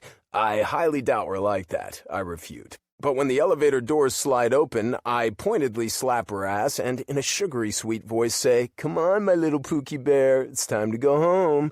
"Oh my God, Ryan!" she exclaims as she steps onto the elevator. "That's so awful," she adds, slapping a hand onto my chest. "Change of plans. We can't even joke about cutesy nicknames. Scrub it all. Start over." Then she bursts into the kind of laughter that makes my heart expand 10 sizes. Eventually, though, her giggles stop, and she looks at me with her all-business face. "But wait, I know I said start over, but we're still getting pancakes, right?" It's my turn to laugh. "Ha! Yeah, Carly, we're still getting pancakes. There's no turning back from pancakes. The truth is, I'm starting to think there's no turning back from the woman who wants them either." Chapter 32. Carly. With sleepy eyes and a satisfied belly, I glance at the clock on the dashboard and note it's nearing 7:30. My breakfast demands weren't exactly on the schedule, but when Ryan drove past a Denny's, I couldn't help myself. At first, he tried to convince me to just do takeout, but after a little coaxing, we ended up dining in. We probably spent a little too much time inside, but since it's Saturday, and I know Stella and Sal have nothing on their agenda, I figure it'll probably be fine. Worst case is I'll have to act like I decided to take an early morning walk or something. Surely my attire would be brought into question, but I'll come up with something. Hell, I'll even resort to telling Stella I was working on an idea for a TikTok video if I have to. The talk is always a perfect distraction for her. Ryan takes a right into Sunny Creek Village, passing the big welcome sign and guard shack, and about a mile up the road, he turns onto our parents' street. Red and blue lights strobe in the early morning haze, caused by the quickly warming temperatures. It takes a moment for the meaning to register, my own happy fog doing quite the job of concealing my ability to think clearly. It's chaos in Sunny Creek, and by the look of things as I count the number of houses on the street, the epicenter of the emergency is right in front of my own mother's house. I turn to look at Ryan with wide eyes. "Oh my God, Ryan!" My hand leaves my lap and slams into his, clamping so hard around his fingertips, I make his tanned skin whiten. "My mom! Your dad!" My attention whips back to the gaggle of police activity. I try to calm myself, to consider a possibility or two other than the worst. But I admit, I don't do a very good job. "Why are there so many police? Do you think something happened to them?" Jaw hard, Ryan steps on the accelerator to speed down the tiny street and skids the Land Rover to a stop on the side of the outermost police car. There are more than 5 police officers on the front stoop of my mom's house, all of them talking to one another with varying degrees of concentration, and half a dozen of their vehicles are scattered throughout the street and blocking its passage. I unbuckle my belt quickly, shoving open the door with a tight lump in my throat and a sick ball of lead in my belly. Ryan follows suit. At least, I think. The sound of his door slamming shut behind mine, barely even registering, as I rush through the chaos toward the front door of my mom's house. My palms tingle and my heart pounds like I'm on the last leg of running my very first marathon. My legs feel as if they'll go right out from under me if I let them. The officer with his back to the front door notices my approach first, since he's facing my direction, and he puts one hand out and the other to his gun on reflex. I hate to say I understand, but I suppose I am barreling toward them while looking rather hysterical. I can't see my own face, but I know without a shadow of a doubt I look anything but rational or calm. He shoves through the other officers as they notice him take a stance of alertness, and he holds up his hand toward me, palm out. Whoa, easy, young lady. Calm down. What's your name? I clamp my hands across my braless chest, the tatters of my ripped shirt tied together in the front making me feel exposed, and I beg them to give me some information. I don't want to get sucked into the vortex of endless questions about me. I want to know if my mom is okay, if she's hurt, if she's scared. My mom, she lives here. I need to see her. Is she okay? Is she hurt? What happened? Why are there so many of you? I ramble along frantically. I feel Ryan's hand touch my shoulder, the familiarity shockingly powerful in identifying it's him, even without being able to see him. Stella Page is your mother? One of the other officers asks, a trim mustache sitting perfectly above his top lip. I nod frantically and almost don't notice when one of the other officers steps off the concrete pad of the stoop and into the lawn. Ryan's hand leaves my shoulder as the officer orders, "Sir, step back." That, I'm afraid, I can't miss. I glance back to him, momentarily worried that they're misunderstanding the situation. But Ryan meets my eyes and mouths, "It's okay." I turn back to the mustached officer and nod again. Yes, she lives here. Is she okay? Did she take another fall? Is your name Carly Page? The officer directly in front of me questions instead of answering, his eyebrows drawing together. Yes, I answer impatiently. I just want to know if my mom is okay. I don't know why they have to beat around the bush so much while I'm feeling like this. I need to know what's happened to her. Radio in hand, the mustache-sporting officer, Sergeant James, according to the tag on his shirt, puts his lips to his shoulder and reports obscurely, "We've got the girl, we've found the girl. I repeat, we've found the girl." What? I ask, looking between the men who seem to be completely unconcerned with telling me where my mother is or what's happened to her. What girl? I'm looking for my mom, Stella Page. She's about this tall, I say, holding up a hand to illustrate. And she has blonde, fluffed hair and bright blue eyes and... I look up just as the glass storm door slams open, and Stella herself comes barreling through everyone to wrap me in her arms. I hug her back, the notion of seeing her alive and well and uninjured stunning me too much to do anything else. "Mom," I mumble into the thick of her shoulder. "Carly, thank God!" My mom yells in my ear so loud I cringe. "I thought you were taken. I thought I was going to have to use the rest of your father's retirement money to hire Liam Neeson instead of getting my boobs relifted." I can't say I'm proud of how confused I am, or the fact that my sexy Barney Fife really does have some sort of prowess in detective work. But I also can't deny that Ryan catches on a whole lot quicker than I do to what's really going on here. "You thought Carly was missing?" he asks, his rich voice, and the way it sounds when he uses it to say my name, making my body spasm with some Pavlovian response to all of our sexual endeavors, especially last night and early this morning. "Yes!" Stella shrieks immediately, shifting me in her arms so that I'm plastered to her side, and the front of my body is newly exposed.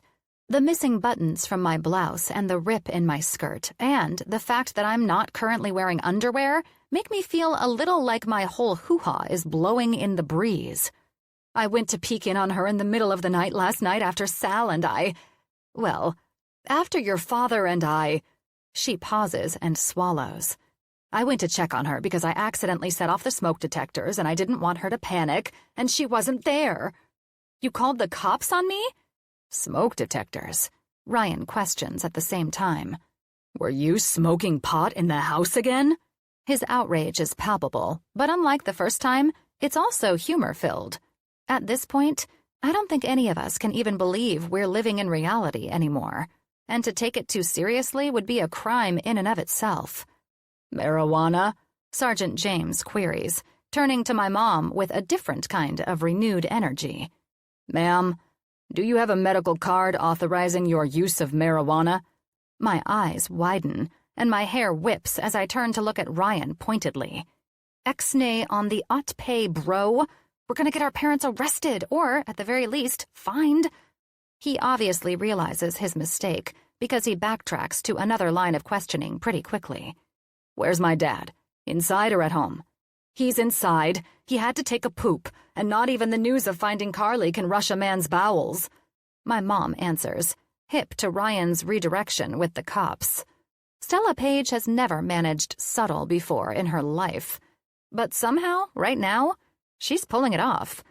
Well, sort of.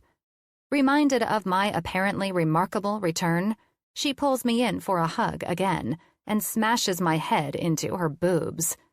Okay, yeah, Ryan says through a shake of his head. That's more than enough information. Mom, I wasn't missing.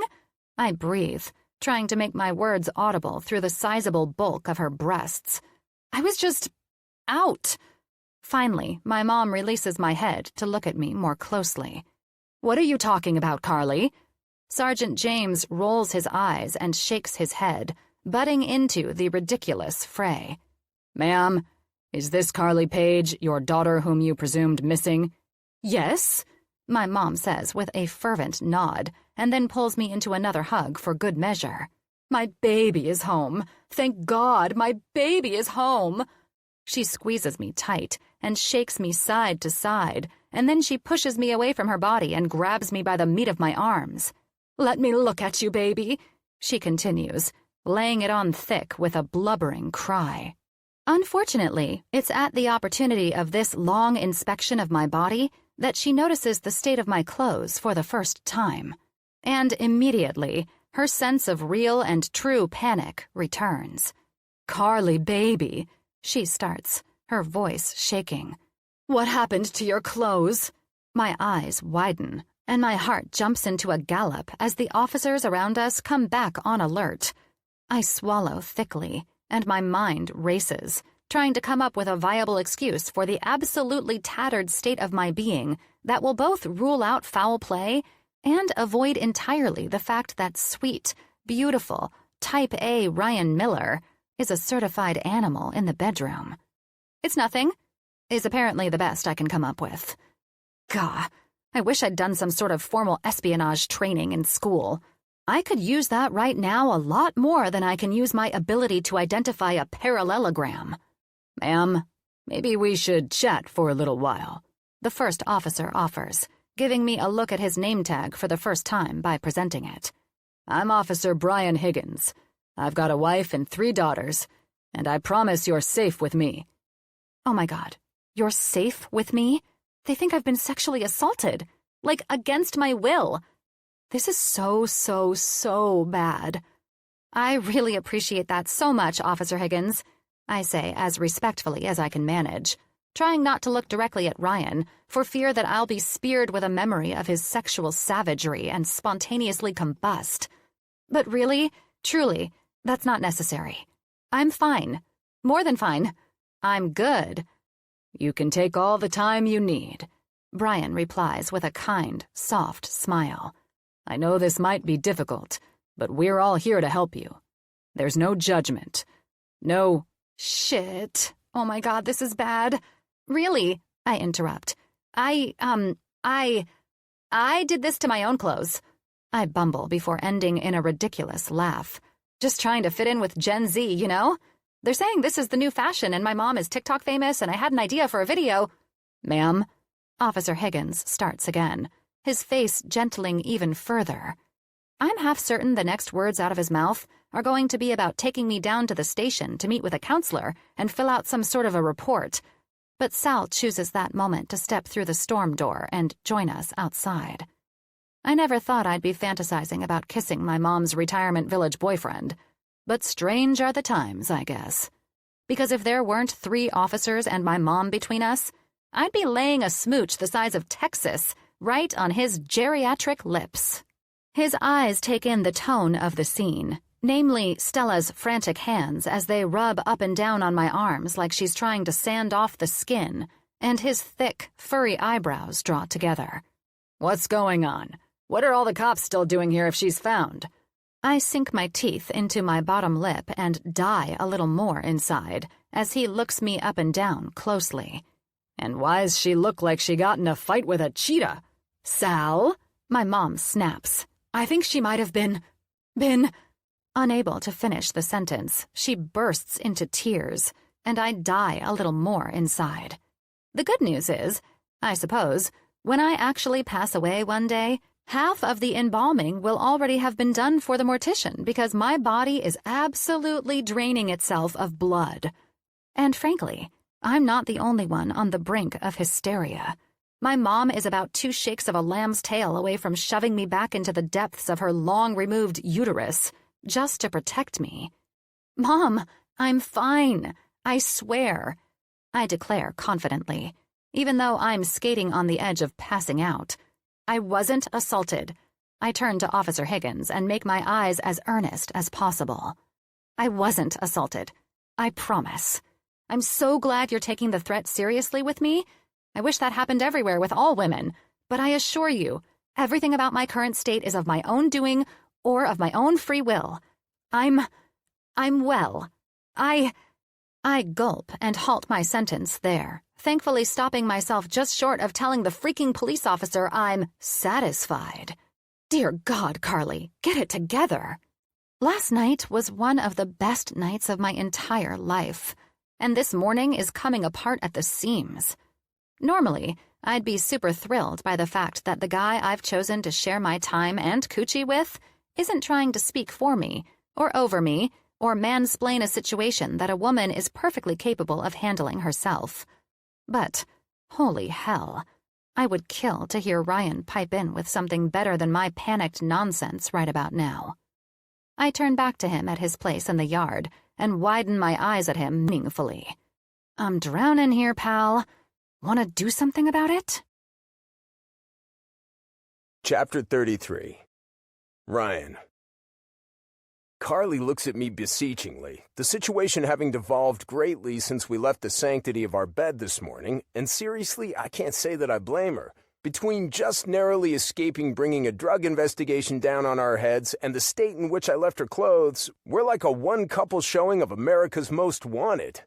There hasn't exactly been a ton of opportunity for me to jump in verbally, or physically for that matter, thanks to the stern-faced officer who's been holding court in front of me to keep me in my place since we arrived.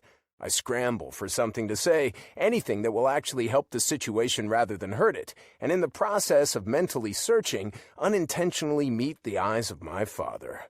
"Were you gone too?" he asks suddenly, his eyes narrowing on the imperfection of my outfit from last night. Given that it's a Saturday morning, I wouldn't necessarily be in full business casual at this point, but I definitely have completed a shower and put on a fresh t-shirt at the very least.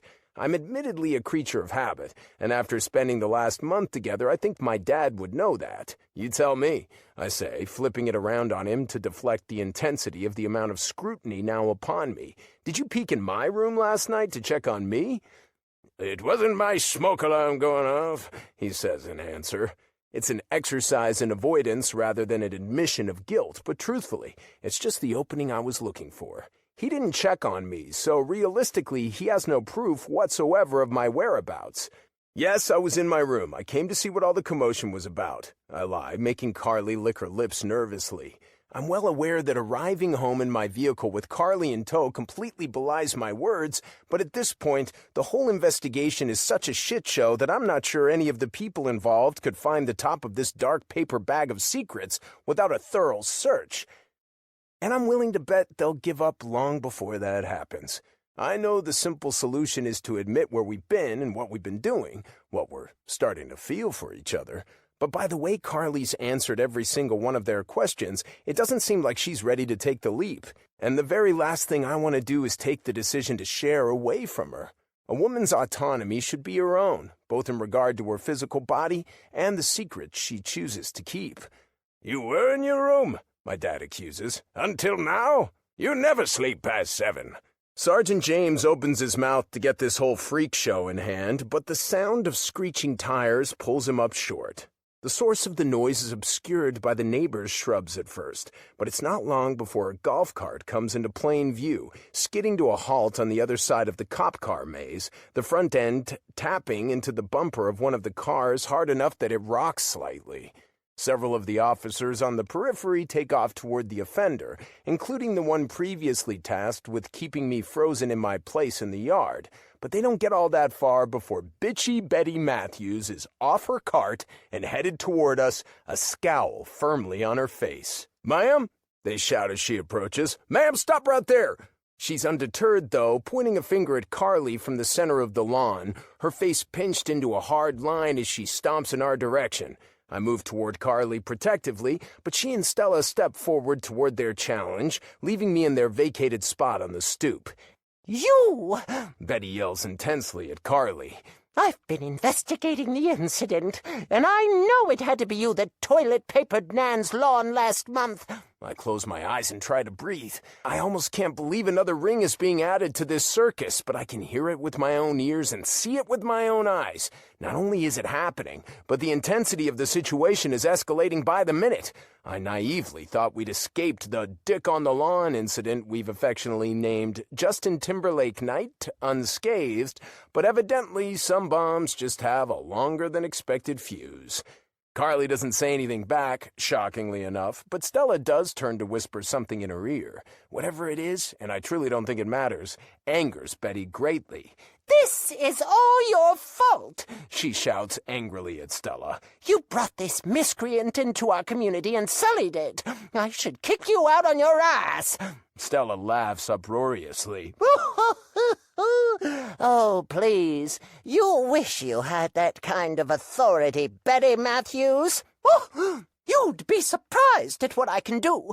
Betty threatens back. In fact, she continues to shout, I'm going to have these officers arrest you and your classless daughter right now. Ma'am, Sergeant James says, stepping away from Carly and Stella and into the new fray. Arrest them! Betty shrieks, her marbles officially scattering all over the Page front lawn. Arrest them right now! I demand it, or I'll have your badge. Ma'am, you just struck and damaged police department property with your golf cart, Officer Higgins offers. I don't really think you want to add threatening an officer of the law to the list of your offenses right now. My offenses? Betty screeches. I'm the director of this community, sir. I am the law of this place. Carly snorts, fighting in her mom's arms to get at Betty, but Stella holds her back, gesturing to pump the brakes and let Betty dig her own grave. No, ma'am. Sergeant James disagrees, his attention on Betty. You're not. He holds out a placating hand in an effort to calm her, and she swats it away. Everyone in the yard goes on high alert, and Carly's eyes nearly bug out of her head in excitement. She can't believe this is happening. That much is obvious. But then again, I don't think any of us can. Ma'am, I'll warn you to watch yourself. And I'll warn you to take note of who you're talking to, Betty asserts stupidly. My husband donated to your fund generously for the length of our marriage, but I'd be happy to send my money to someone else with some actual priorities if you wish. We're tax dollar funded, ma'am, Officer Higgins says bluntly. I don't give a damn where you put your dollars. If you don't calm down, we're going to be forced to take action. Sergeant James, closer to Betty at this point than any of the rest of us, leans in and takes a whiff before asking, Have you been drinking? Operation of any vehicle leaving a golf cart while under the influence is considered a criminal offense in the state of Florida. Oh, please. I had 3 mimosas at the early serving of breakfast in the clubhouse this morning. I'm hardly under the influence. Ma'am, do you realize that you struck a police vehicle with your cart upon arrival? That was just a little tap, she argues. Give me a break. Why? Carly boldly insists. You don't give anyone else a break around here. Why should they give you one? If I were your mother, I'd wash your mouth out with soap, you dirty little witch. Putting that obscene picture on Nan's lawn shows just what a hussy you are. You should be ashamed of yourself. Well, you're not, Carly shouts back. Stella Page is, and lucky for me, she knows how to raise a badass bitch who doesn't take shit from bullies like you. Ladies, please, Sergeant James says, trying to calm the situation. Sal and I glance at each other, and when I get a look at the crazy old bastard's face, he's positively beaming. Against all odds, I feel my face starting to lift into a little smile, too. Arrest her, Betty shouts crazily. Did you hear the way she just spoke to me? Arrest her! Ma'am, let us give you a lift back to your house, Officer Higgins suggests. Sleep off the mimosas and discuss your issues with this family when you've sobered up. I can't believe you're treating me like a criminal, she protests. Stella and Carly Page are dirty little skanks, the two of them. I mean, look at the way they're dressed. Carly sucks her lips into her mouth again and covers herself as she shoots me with eye lasers. I know now that I'll never live down the ripping of this outfit until the day I die. Stella, however, looks like she always does, wearing a hot pink jumpsuit with the jacket zipped down to reveal a large portion of her breasts. It's revealing, sure, but now that I know her like I do, I can't imagine her dressing any other way. Excuse me, I assert. Are you trying to slut-shame these two women right now? In the middle of whatever it is that's brought the police to their lawn? You don't even know what's going on, and yet you have no sympathy. Don't you see that? I know that the last time Stella Page had red and blue lights on her lawn, it's because your father got a little too frisky while they were doing their naughty business. You're probably just like him, so I don't want to hear boo from you. Her accusation makes my chin jerk back into my chest, and Carly gasps audibly. I don't think either of us had fully considered the possibility of our parents actually getting it on, despite their obvious fondness for each other. I'll have you know my son couldn't be more my opposite. Sal jumps in, making me roll my eyes. I can't believe he's going to point out my flaws right now, of all times. Where I'm impulsive, he's thoughtful. Where I'm crass, he's class. Don't you go talking about my boy like you know any goddamn thing about him. Maybe if you found a man to give you some naughty business, you wouldn't be such a stuck-up bitch. Shocked at the complimentary things he says, I look at him again with renewed eyes and love. We may not see eye to eye very often, but it's indisputable right now. My dad loves me, and I love him. Thanks, Dad, I find myself saying. Folks, Sergeant James shouts over all of us. Come on now, let's take it down a notch. Arrest him! Arrest her! Arrest them all! Betty screeches like a banshee and grabs Sergeant James's shirt in a tight grip, yanking him forward. I want them all locked up! Oh no, that can't be a good choice. Sergeant James doesn't react to Betty, but he looks to Officer Higgins, signaling something with his hand, and Brian steps forward with a nod. Ma'am, release my shirt now? And I'm only going to ask you one more time to calm down. Sergeant James orders Betty. She gulps like a fish, the outrage of her meltdown nowhere near leaving her face, but she does release the hold she has on his uniform and steps back a few feet. Though her violence toward the officer doesn't stop there. When he apparently doesn't do what she wants him to do, she goes back to throwing an outright fit. Do your job, she shouts and steps back toward Sergeant James, slapping her hands at his chest. Arrest them! Now! I demand it! Officer Higgins pops forward in a flash and grabs one of her wrists while Sergeant James grabs the other, forcing them behind her back as gently but pointedly as they can manage at the same time. Holy shit, Carly breathes from her spot a few steps away, and I shake my head. Bitchy Betty is getting arrested. Right now. Right before our very eyes. I can't fucking believe it. This is the best day of my whole life, Stella says emotionally, and I swear I see the glisten of a tear in her eye. Betty screams her protest like all holy hell as they escort her to one of their cars and place her inside the back seat, covering the top of her blue-haired head just like they do for all the criminals on all the cop shows. When she's safely inside, Sergeant James confers briefly with the other officers who then retreat to their cars, and then he paces the distance of the lawn back up to us. Carly opens her mouth almost immediately. What's gonna happen to her? Is she going into the clink? Maximum security? Please tell me it's a work camp at least. Community service. Oh my God, yes. I need to see Betty in orange coveralls. I have to bite my lips and shake my head to keep from laughing aloud. She's so fucking happy right now, she's glowing. We'll just file a misdemeanor disorderly charge, so she'll probably be out on bail in the morning.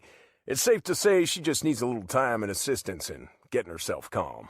Carly's smile deflates a little, and that makes me want to laugh even more. Never has there been a greater rivalry in a retirement community than the one between Betty Matthews and Carly Page. Of that, I'm almost sure. If there has, I don't think I'd want to see it. It's a simple charge, and she'll hardly be left with a hugely tarnished record. But I think this morning, on the streets of Sunny Creek Village, in a pink jumpsuit and ripped clothes, Stella and Carly Page have finally been vindicated. I can hear the Munchkins from The Wizard of Oz singing now, "Ding dong, the witch is dead." Chapter 34. Carly. Spirits are officially at an all-time high as Sergeant James pulls away from the house with Betty in the back seat of his car to take her to booking. Booking, I tell you! Jail! I never imagined there could be an ending to our feud as good as this. But sometimes life comes up with some wonderful surprises. Miracle babies, puppies, lottery wins. And for me, today, Betty Matthews in the back of a gosh darn cop car. Come on, my mom says, ushering me into the house by crowding me. I've got coffee and muffins inside, fresh baked just a couple hours ago. Her hands guide my shoulders, and I have to walk quickly to keep from tripping at the pressure of her pace. Still, it's not too much that I don't have the control needed to steal a glance at my cute little rule follower. I look at Ryan over my shoulder and waggle my eyebrows. Betty in the drunk tank and muffins? My brain squeals with glee. It doesn't get much better than that. I don't care that I've already had a big pancake breakfast. After being a part of the real-life episode of Cops that just went down on my mom's lawn, I can manage a muffin or two. He smiles, shaking his head at my euphoria. I don't even have to express my joy verbally. He just knows. It's written in the very bounce of my normally stable step. I follow my mom down the hallway into the kitchen and sit down at her little four-seater eat-in table. There's a basket of muffins in the center and several abandoned mugs of half-drunk coffee, likely those of the police officers who just took their leave. Ryan steps up beside me, brushing against my body with the side of his as he grabs a couple of the mugs and carries them to the sink to rinse them out. I rub at the pebbled skin of my arm that he's left behind, and then look up and directly into the narrowed eyes of Sal Miller. He looks beyond curious, dangerously so, and my capacity to confront it head-on given the events of the morning is bottomed out somewhere below 0. So I straighten in my chair, grab a muffin from the basket, peel off a piece of the top of it, and shove it in my mouth. "Ryan, sweetie, could you pour Carly a cup of coffee?" my mom asks, taking a seat in the chair next to me and scooting it nearer to grab my closest forearm. "There should be enough there for a few more cups. Make one for yourself, too, and then I'll start a fresh pot." "Of course," Ryan says politely and gets a couple mugs down from the cabinet to fill. "She takes 2 sugars and splash of milk," Ryan finishes with the sexiest of smiles. "I got it, Miss Page." A shiver runs down my spine at just the sound of his voice. I am but a weak woman for him, and I don't know what to do about it. Let it run rampant and control the course of my life? Squash it like a bug before I reach a state from which is unrecoverable? I just can't seem to decide. Ha, that's hilarious. Like you even have a choice at this point with how deep you're in it with him, girlfriend.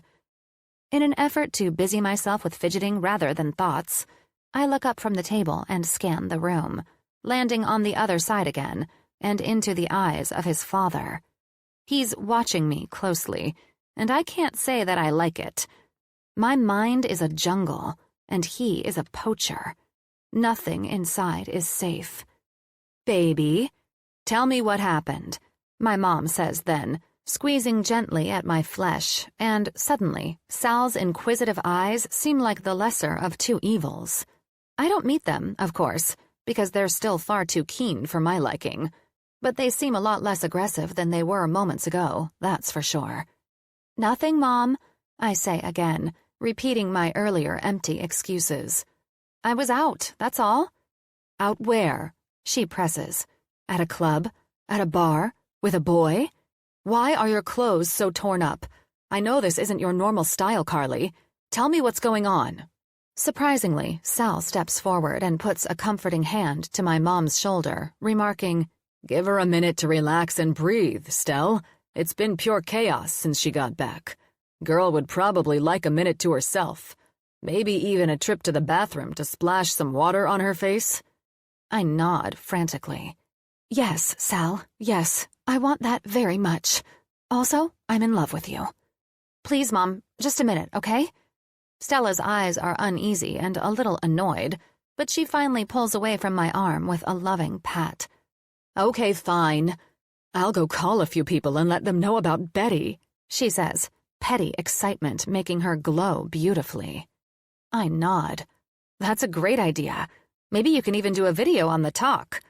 Quickly, I jump up from the table and head for the hallway, jerking my head at Ryan when he looks up at me.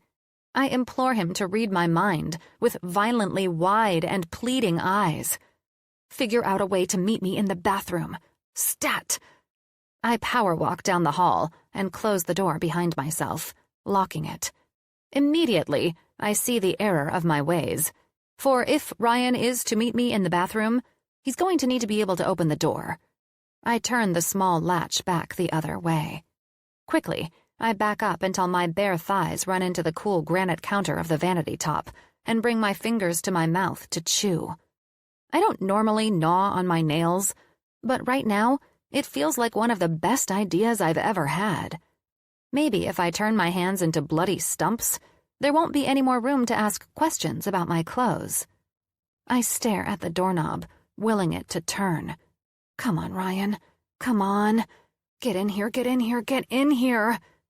It's amazing, though, because when the knob actually turns and the door swings open to reveal the man I'm waiting for, I still jump at least a foot in the air like I didn't know it was going to happen. He doesn't hesitate to step inside, sweeping the door closed behind himself and locking it once more. It's cramped with the two of us in here. It's just a teensy little powder room-style bathroom, and the front of his body hums from its position 6 inches away. Gah! Warm, beautiful, muscle-filled heat. I want to rub my face against it like a cat and purr. He stares at my lips, and I stare at his. And before I know it, his hands are sinking into the fall of my red hair at the back of my neck and bringing my face upward. Our lips touch, and my mouth opens in reflex. He feels so good. Scary good. So good that if I'm honest, I'm not sure I've ever experienced anything better. Not sure. You're sure, you liar, because you most certainly haven't. I clamp my hands onto his hips and fuse his body to my own, and participate eagerly as he dances his tongue around the space of my mouth. It's titillating and stomach-flipping, and I don't know if I'll ever be the same for kisses after the ones I've shared with Ryan Miller. He's the kind of guy that I don't know. He's the kind of guy that turns worlds upside down. The kind of guy that makes you flip your own world upside down. When you fall for a guy like him, you don't get back up. Neither one of us has admitted it aloud, but judging by his remark about the life alert button, we're both lying on the floor holding our hips and waiting on a rescue that may never come. It's hard, but eventually, I recognize the reason I demanded his company in this bathroom. And the fact that it's not so that we can once again get it on. And I shove him away with 2 hands at his chest. He smirks, evidently smug in his success to commandeer the amount of time he did. "Stop distracting me," I chastise, poking his muscular chest with the tip of my finger. "That's not what this secret bathroom meeting is about, and you know it." "It's not," he says with a pout. "It should be." I shake my head, a smile just barely edging into the corner of my mouth. I love playful Ryan. He's a rare gem, to be treasured always. But using him right now, when we have serious matters to discuss, is a breach of good faith. It's dirty warfare, and the scoundrel more than knows it. "We have important things to talk about." "Is it your breasts?" he asks hopefully, lifting a hand to cup the swell of one. It feels good, I'll give him that, but it's only a matter of time before one of our parents realizes we're in here together. I swat his hand away, and he watches as my boob bounces in its wake. I put a finger under his chin and lift, directing his attention back to my eyes. "Listen here, I'm not joking around. What are we going to do about this? What am I going to tell my mother? About where I was? The clothes?" He twists his cute, full mouth up briefly and then nods. "I've got an idea." "You do?" I stand up straighter from the sink behind me. He nods. "Well then, what is it?" I shriek in a whisper. "We tell them the truth, that we're together." "What? Are you joking?" A third question niggles at the back of my mind, but I don't ask it out loud. Just exactly how together are we? We've acknowledged feelings, sure, but I'm feeling suddenly desperate for a label. Boyfriend? Girlfriend? Plaything? What is this? My poor overworked brain screams inside. "No, I'm not joking. I think my dad knows anyway." "Oh my God," I groan, sinking my head into my hands. "You saw that too?" "Carly, what's the big deal? We're adults. They're adults. We're all adults." "Yes, we are. And you have an affinity for ripping clothing. And I don't know, Ryan, don't you think that's a little too extreme of a visual for our parents?" "Why?" He grabs my hips and sways them teasingly. "By the sound of things, it seems like they have some pretty active sex, too, if Betty's accusation about their injuries is true." "Oh, bleh," I say with a jolt and shove my fingers into my ears. "La la la la. Don't you say those things aloud to me. I've been doing a really good job of ignoring that little ditty since Betty suggested it, and you're ruining my ability to compartmentalize." He laughs. "Come on, Carly. Let's just tell them. It's not like they're married and we're doing something freaky. They're fooling around, and we are too. The attraction must run in the family." "Oh my God, never say anything that creepy again." He chuckles again, and I sigh. "Fine, we'll tell them. We'll go back out there. I'll change really quick just so the visual isn't quite as strong. I'll do a couple shots of tequila, and we'll tell them." "Cut out the tequila and replace it with letting me give you a couple orgasms, and I'm on board." "No!" I slap his chest. "What is wrong with you?" He shrugs and brushes a piece of hair out of my face before touching his lips ever so gently to the corner of my mouth. "I just like you, I guess." He whispers there. "God, I like you too," I breathe back. He smiles. "I know. Go change. I'll meet you back in the kitchen." I put my hand out, and he places his on top of mine. "Ready? Set? Go." I close the door to my room behind me, my outfit finally replaced by a fully fastenable pair of cut-off shorts, a bra, and a tank top, and head down the hallway of my mom's landominium back toward the kitchen. The sound of laughter and happiness pouring out of it makes me smile as I approach and turn the corner through the entrance. My mom and Sal are seated next to each other, and Ryan is standing at the counter, his hips against it, and a coffee mug in his hands. He picks up another mug from the counter and holds it out to me with a grin. "I warmed it up a little," he offers as I accept it and put the warm ceramic to my lips. Thanks, I murmur. Come on, kids, my mom calls, pushing at the chairs across from her and Sal. Take a seat. There's something we want to talk to you about. I roll my eyes and glide slowly toward the table. Mom, I really don't feel like talking about last night. I'm all talked out about it, to be honest. She glances to Sal. He nods, and then she looks back at me. It's weird enough to make my eyebrows draw together. Ryan holds out my chair, and I take a seat, and then he does the same, before anyone says anything. I know, Carly. This isn't about last night. I respect your privacy until you're ready to talk about it. Now that makes my eyebrows climb clean to my hairline. Stella Page is a pusher, a meddler, a busy fucking body.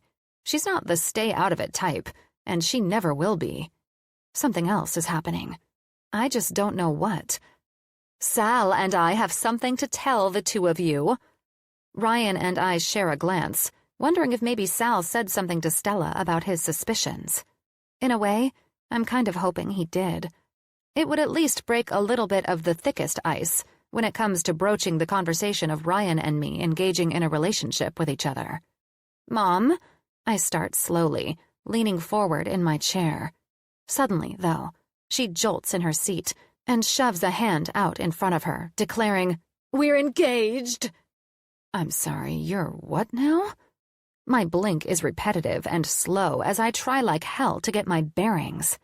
I'm normally really good at math, but something here is not adding up.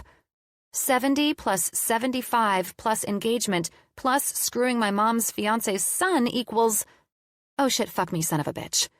Oh shit, fuck me, son of a bitch. Ryan finds his voice first. I don't know if it's because he's not busy making fucked up equations in his head, or if he's just better at it. But damn, the ability to speak right now is seriously impressive. You're engaged? Like, to each other? Sal snorts. Shit, son. Yes, each other. You think I went out and found some other broad to marry, and Stella would be this excited about it? We're going to be family, my mom shouts, throwing her arms up and into the air. Isn't that exciting? Family, I repeat woodenly with a nod. My mom squeals. Isn't it so great? She reaches across the table and grabs Ryan's chin, shaking it back and forth. Not one, not two, but 3 times. His eyes retreat to the corners and stare me down as she suggests, and there's no pressure at all, but oh, sweetheart, I'd be absolutely thrilled if you wanted to call me Mama. What? Oh my God. My heart beats so hard in my chest it threatens to jump right out and flop on the table in front of me. The coffee and Denny's breakfast and the muffins roil in my stomach, and I look to Ryan in a panic. We can't tell them now. We can't. I mean, what am I supposed to say? Oops, I've fallen for my brother?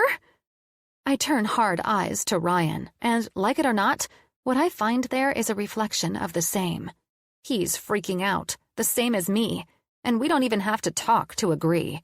We cannot, and I mean cannot, tell our parents that we're together now. Chapter 35. Ryan. There's something particularly disturbing about watching a woman voraciously eat a corn dog while prompting you for the 1,000th time that day to call her mama. Combine that with the fact that you've also been sexually intimate, repeatedly, with the woman who could actually call your future stepmother by that moniker without any irony at all, and the awkward dials up to a 50 on a 10-point scale. Nevertheless, neither Carly nor I had the heart to tell Sal and Stella that their momentous news came with quite the sour note for us, nor that the trip to the street vendors by the beach to celebrate didn't sound like such a good idea on our queasy stomachs, or that for every time they told another human that they're getting married and we're all going to be one big happy family, another million of my sperm and a couple of Carly's eggs die. They're elated, and who can blame them? To find a second chance at true love at their age must be exhilarating. But what about you getting your first chance at it?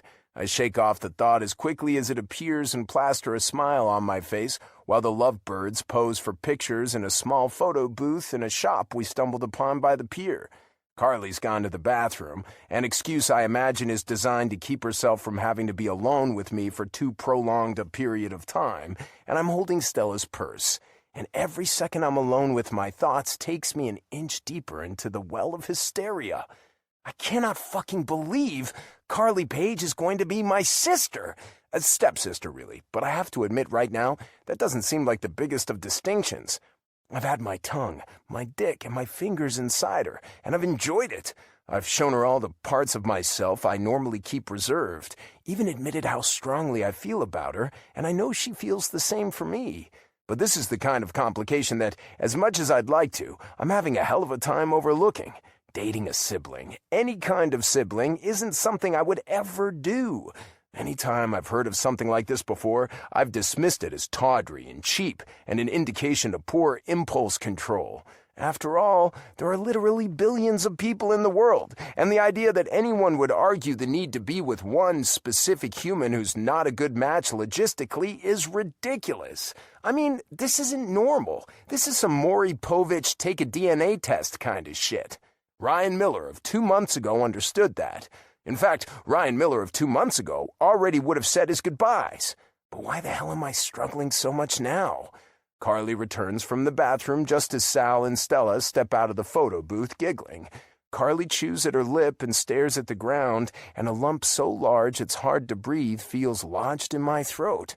I don't know what to say to break the awkward tension, to bring back our easy nature and laughs, and I don't know if I ever will. The truth is, it's hard to be the voice of reason when the things going on in your mind aren't attached to logic at all.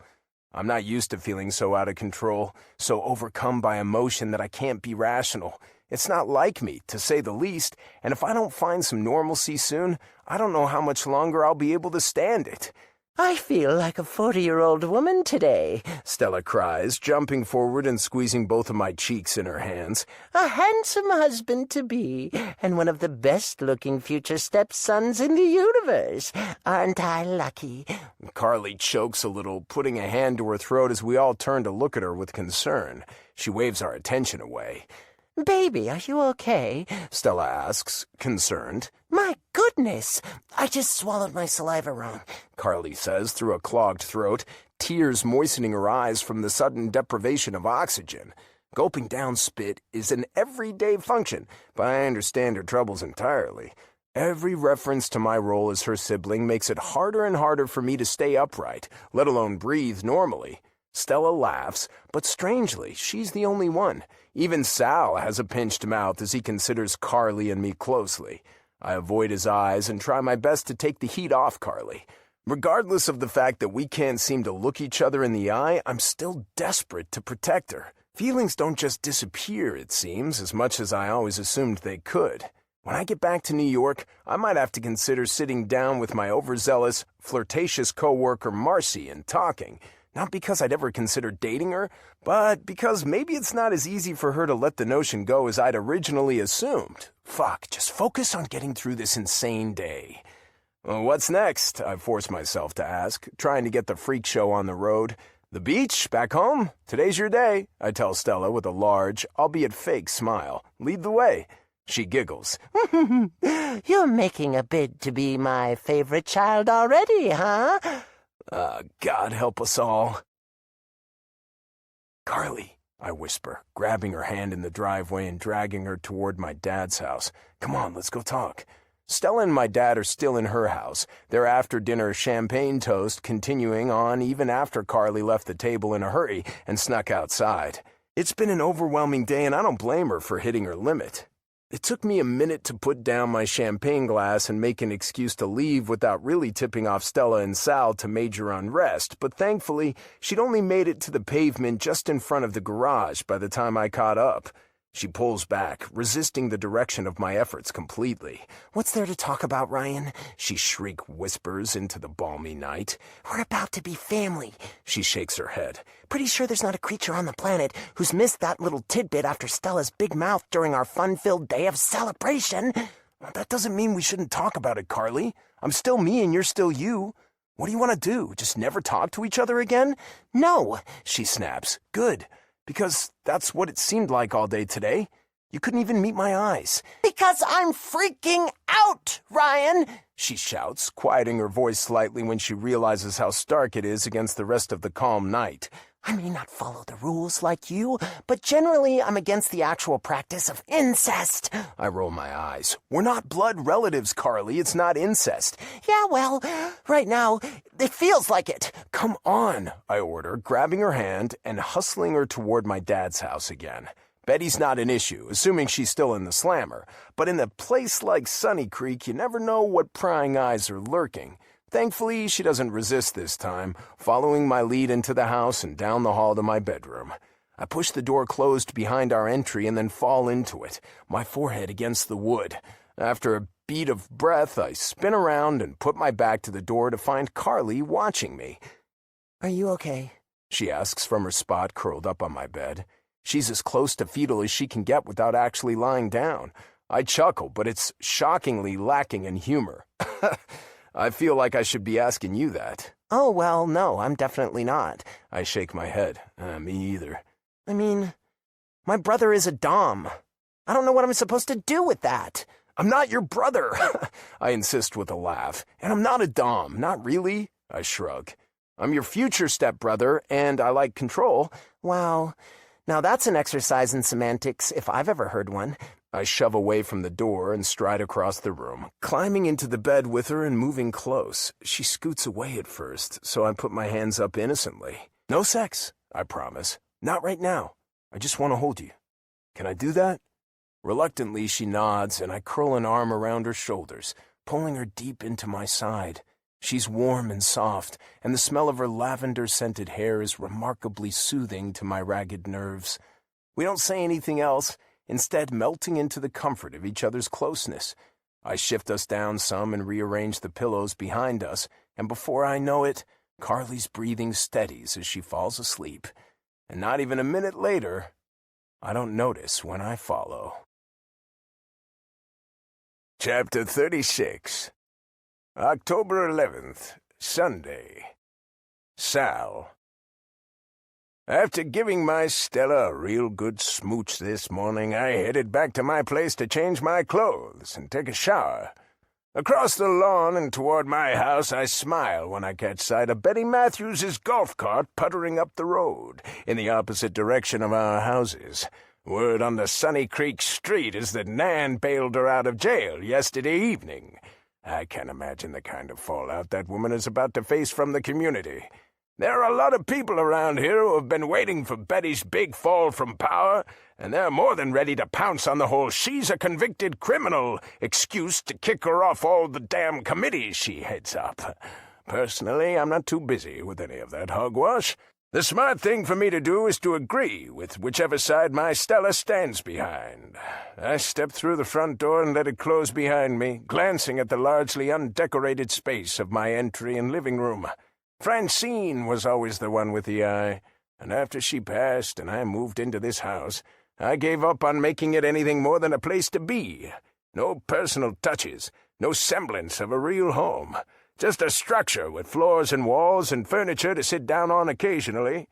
I never dreamed I'd be as happy as I was with her again. I considered myself lucky to have one great love who overlooked my flaws and the soft spot underneath. But being with Stella and feeling seen again makes me believe I'm in the prime of my youth all over again. I drop my phone on the dining room table as I pass it by and head for the back of my house and my bedroom.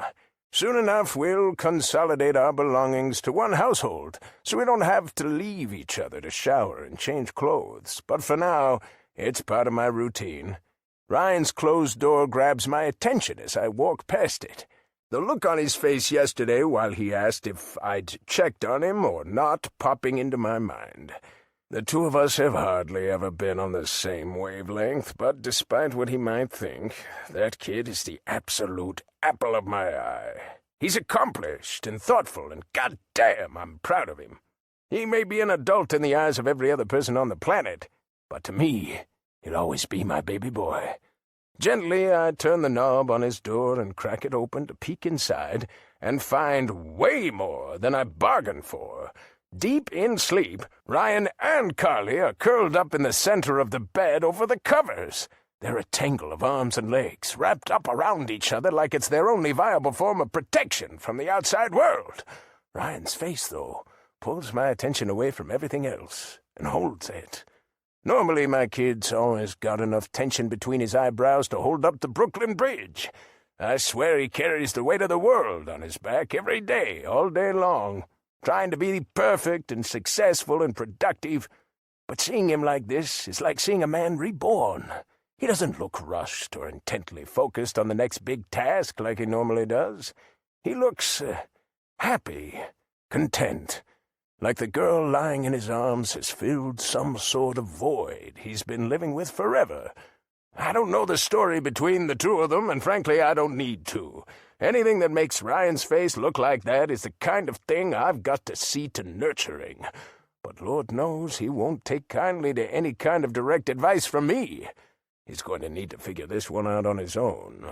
I just have to do everything in my power to facilitate it. Slowly, quietly, I back out of the bedroom on light feet and pull the door shut behind me. Stella's over at her house whipping up breakfast, so I shuffle toward the dining room, grab my phone off the table, and type out a text. Me. We've got to talk about the kids, Stella. Why? What's wrong? We'll talk about it fully when I get back, but I'm pretty sure they're in love with each other. What? My Carly and your Ryan? Yeah, darling. Carly hasn't said anything, though. Why wouldn't she tell me? Probably because I'm guessing she doesn't know. Remember how dumb you and I were at first? How much we fought the spark?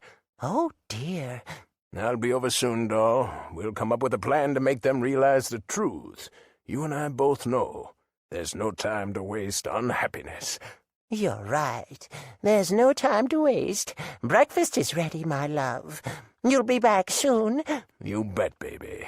Nothing could keep me away. I mean it. A herd of wild horses wouldn't stand in the way of me being with Stella, and neither would a bomb. Nothing should keep anyone away from the person they love. Chapter 37. October 13th, Tuesday. Carly. Carly, I am so excited I can hardly stand it, my mom says, her voice giddy and bubbly and all of the things I'm not currently feeling. I follow her into Dr. Sampson's office and try like hell to plaster a smile on my face.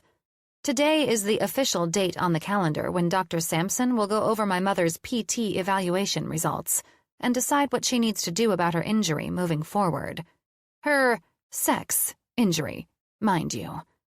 Finding out that my 70-year-old mother lied to me about the reason for her fall, instead of it occurring while taking down holiday decorations with Sal, she broke her damn tailbone while getting boned by Sal, has me seriously considering seeking out therapy when I get home.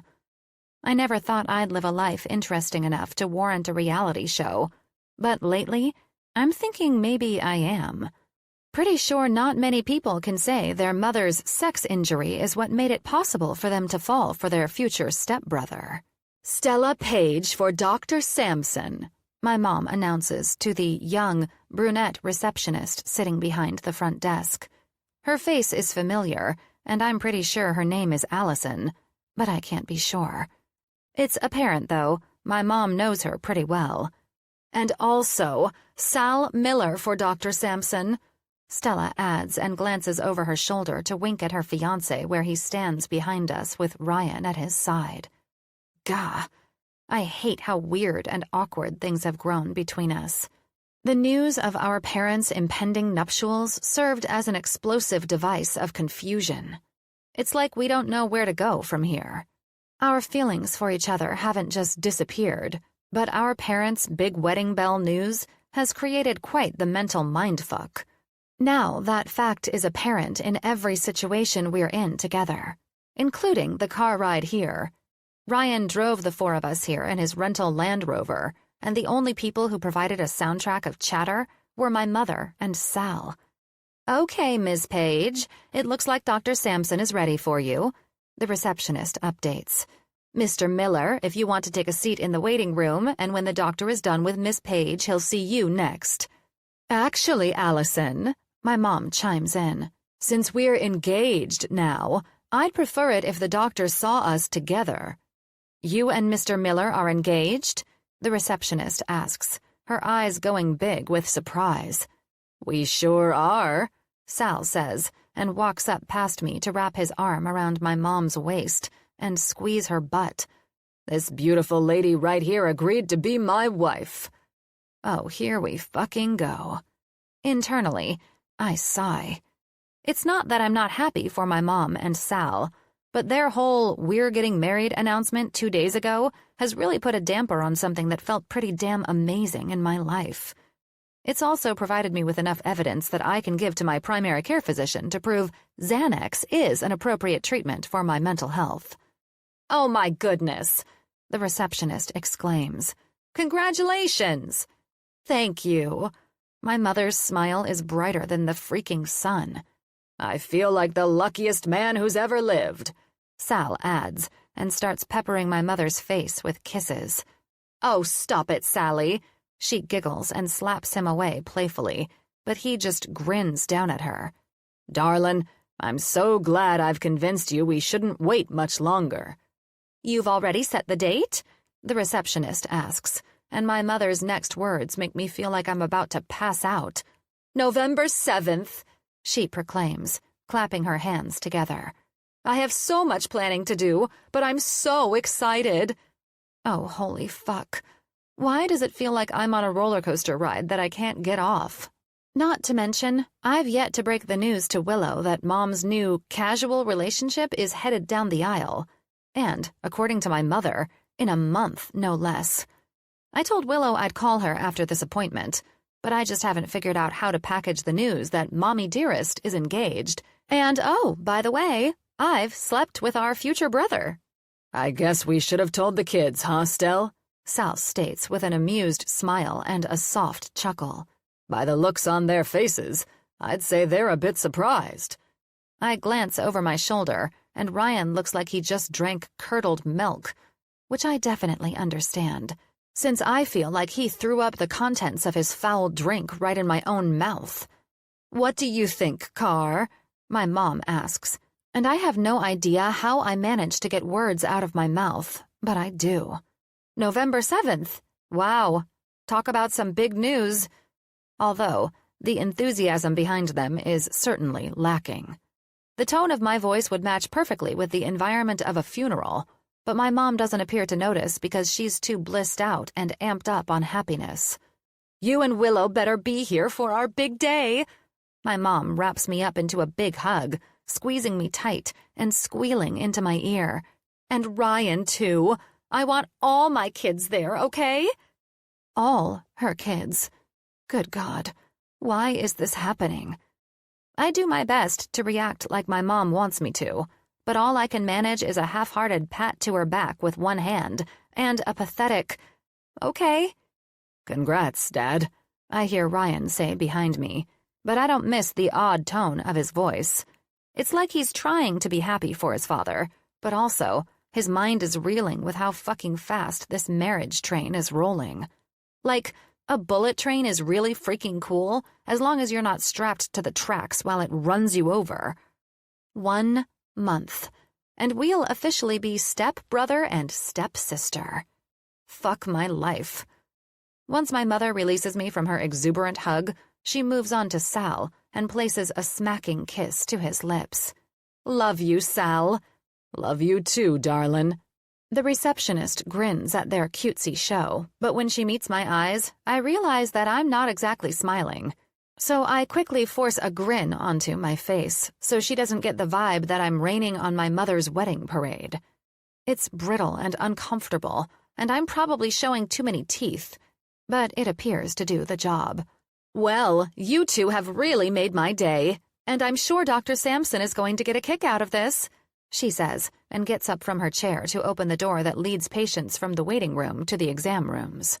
Congratulations again, she adds, holding the door open for a giggling and smiling Sal and Stella. Ryan and I follow their lead, and when all 4 of us file into one tiny exam room, I instantly feel claustrophobic. I also have the urge to look at Ryan, to memorize his face and his blue-as-the-sky eyes and his strong jaw. I want to run my hands through his hair and touch his lips with my fingertips. The desire to be with him, to make him smile and laugh, to touch him and kiss him, it's all still there. Hasn't gone away. If anything, it feels like you need it more. Need him more. God, I just wish everything weren't so fucking confusing. I mean, there's a part of me that's actually thankful our parents boned, which is nuts, but it's what led me to Ryan. There's also a part of me that is completely grossed out by it and doesn't understand how to move forward with anything, knowing that soon I will be related to the man who gave me 1 billion orgasms. My soon-to-be stepbrother is the sex king. This is so messed up. You okay, Carly? Ryan asks, his voice just loud enough for my ears. His words pull my attention, and I realize I've just been mindlessly staring at a poster about kidney stones while my brain tries to grapple with everything that's gone down over the past few days. It's mental overload, right? I can't be the only person who would feel this. I search his eyes for a beat too long, and he tilts his head to the side. It's finally then that I realize I need to speak words and answer his question. Yeah, I'm okay. You sure? Am I sure? No, I'm not. We just found out our parents are getting married in a freaking month. I shrug and actually give him some semblance of truth. Things are just kind of weird, you know? But before he can even answer, my mother is chiming into the conversation. What's weird, Car? Nothing, Mom. Is something wrong? I shake my head. All is good in the hood. Good in the hood. Fucking hell. That sounds like something my mother would say on one of her stupid TikToks. Ryan's eyes are no help either. They're still watching me closely, and I don't miss the concern that lies behind them. Though, this isn't the time or place to continue the line of conversation that's probably running through his head. And when Dr. Sampson steps into the room, all focus goes directly toward what he has to say. So, I hear congratulations are in order. He greets, and his pepper-gray eyebrows curl around his eyes when he smiles. They sure are, Doc. Sal responds and stands up from his chair to shake the doctor's hand. This beautiful lady right here has agreed to marry me. I'm very happy for both of you. Thank you, Dr. Sampson. My mother responds, her face brighter than the fluorescent lights of the exam room. And it appears we have even more to celebrate today, Dr. Sampson announces with a grin. I've reviewed both of your PT evaluations thoroughly, and Sean said you passed with flying colors. He recommends that you can now go back to living the high life at Sunny Creek without any major activity restrictions. Stella bounces around in her seat. Oh my goodness, this is great news. Isn't it great news, Sally? A sly grin spreads across Sal's lips. Oh, darling, this is good for a lot of reasons. He waggles his eyebrows, and it doesn't take a genius to figure out what he's insinuating. Dr. Sampson chuckles softly and moves his attention to Ryan and me. And it also appears that you two are off the hook. He grins. I think both Stella and Sal can be completely independent now, and it's actually a great thing that they officially have each other to lean on. I can imagine you two are very excited for them, maybe even a little relieved, knowing they have each other now. I should definitely feel all of those things, but I'm mostly just feeling really fucking disappointed. Definitely, I say, through what has to be my 50th forced smile of the day. Ryan offers a similar sentiment, but I'm too busy inside my own head to dissect his words and expression. We're off the hook, both Ryan and I.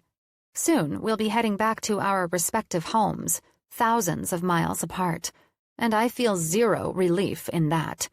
Sure, I'm happy for my mom, and I'm happy she has Sal.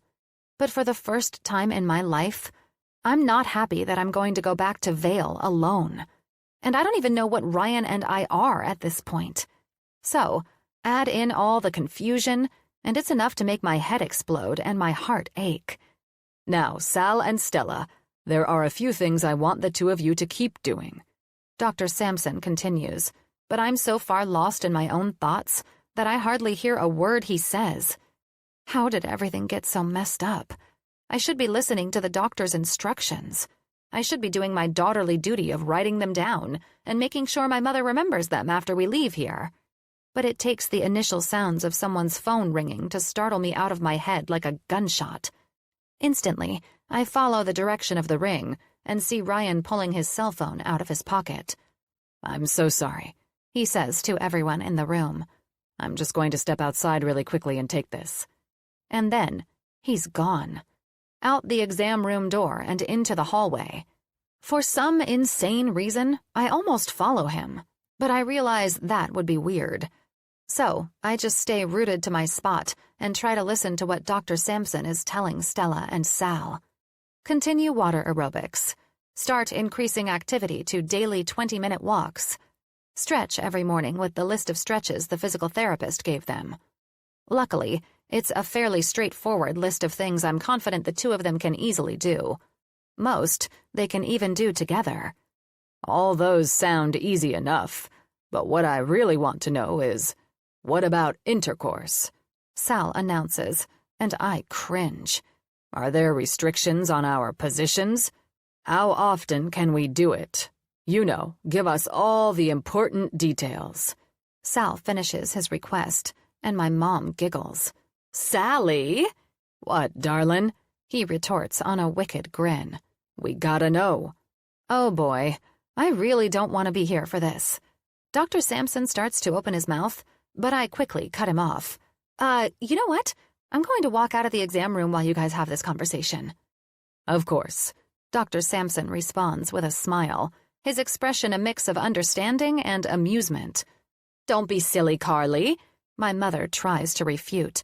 Sex is a normal... I shake my head on an exasperated laugh. Mom, I'll be waiting out there for you. 2 seconds later, I'm clicking the exam room door shut behind me, and my mind instantly focuses on trying to find Ryan. Everything feels a bit messy and weird and uncomfortable and confusing right now, but I just really want to talk to him. Be near him. I don't know.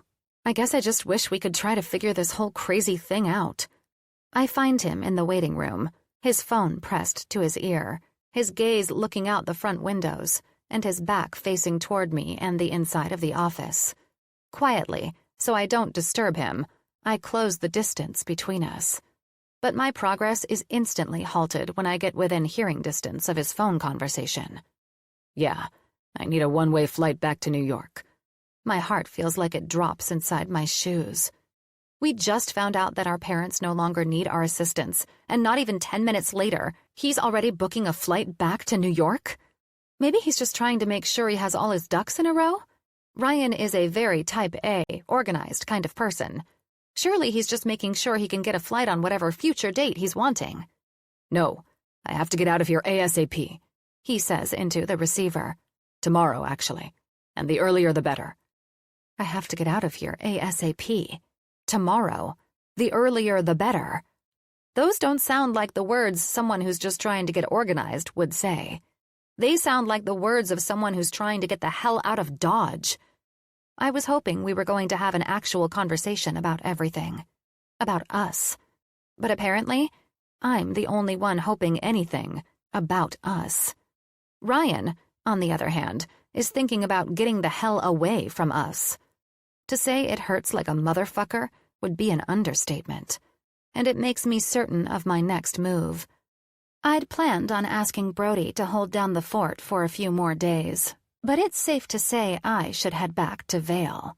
ASAP. Obviously, I'm going to have to be back here in a damn month, but I'm choosing not to think about that right now. All avoidance coping mechanisms climb aboard. It's full steam ahead. Chapter 38. Ryan. Once I get off the phone with Delta Airlines, I call Thomas, my boss, back. He answers on the first ring, completely avoiding pleasantries. Tell me you got a flight tomorrow. 20 minutes ago, when I was standing inside the exam room with Sal and Stella and Carly, listening to Dr. Sampson give us the lowdown on the fact that he's clearing them of all activity restrictions and feels they no longer need the additional help Carly and I have been providing, I received an unexpected call from my boss.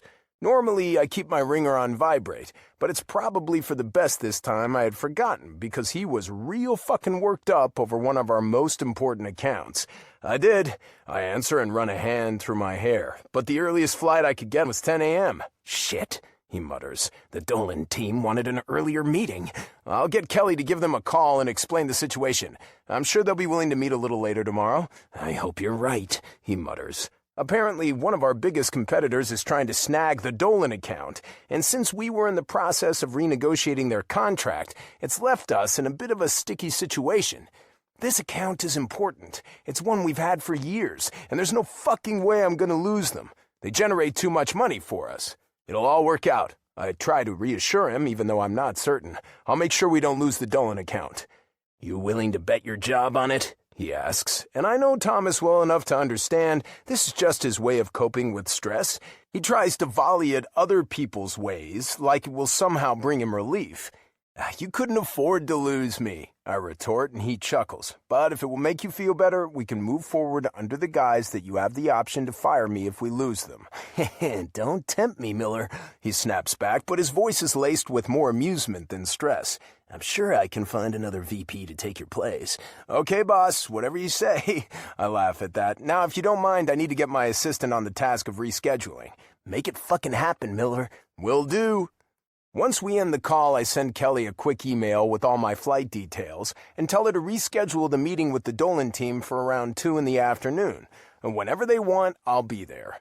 She promptly responds with her understanding, and once I feel like all the right balls are set in motion, I slide my phone into my pocket and try to focus on what feels like my biggest priority of all. Carly. Leaving tomorrow morning was not at all what I had planned. Fuck. Before Thomas called me, I'd planned to stick around another day or two so that Carly and I had time to actually talk and figure things out. But since I'm leaving in the morning, I highly doubt that's going to pan out. Which is why I now have to start working on Plan B. I'm not sure what Plan B is, but I'm hoping it includes either me flying out to Vail to see her, or her visiting me in New York. I know we now have a surprise wedding to attend on November 7th, but fuck, I just don't see that as an ideal time. Plus, it's an entire month away. That's too damn long. On a deep inhale and exhale, I turn on my heel, away from the front windows of the office, with the intention of going back into the exam room. But when I spot Carly standing outside of the entrance doors, I furrow my brow. Are they done already? But I don't see Sal and Stella anywhere near her. She's on the phone and pacing back and forth on the sidewalk. I walk out of the waiting room, through the entrance doors, and once I'm outside, she's ending whatever call she was on. Hey, I greet, but her response is lackluster at best. Hey. So, are they done in there? Not sure. She shrugs. I had to come out and make a few work calls. Everything going okay with the shop? Yeah. She answers and slides her phone back into the back pocket of her jean shorts. Just need to get back there is all. Got a flight out tomorrow. Oh, I respond. A little surprised she's also leaving so soon, but I can't really blame her. I mean, I'm in the same boat.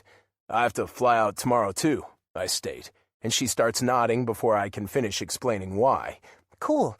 Cool? What the fuck? Is everything okay? I ask, and she nods again. Of course. Why? I don't know. You just seem off? Distant? I guess I just have a lot on my mind, she answers, but it's half-hearted at best. I mean, Sal and Stella are fully recovered, and it's time for us to get back to our real lives, you know? I don't really know what to say to that. I'd planned on asking her to meet up between now and the wedding, but she's so distant right now that I can't even get the words out. It's uncomfortable. And heartbreaking. But I guess we'll be back in a month, right?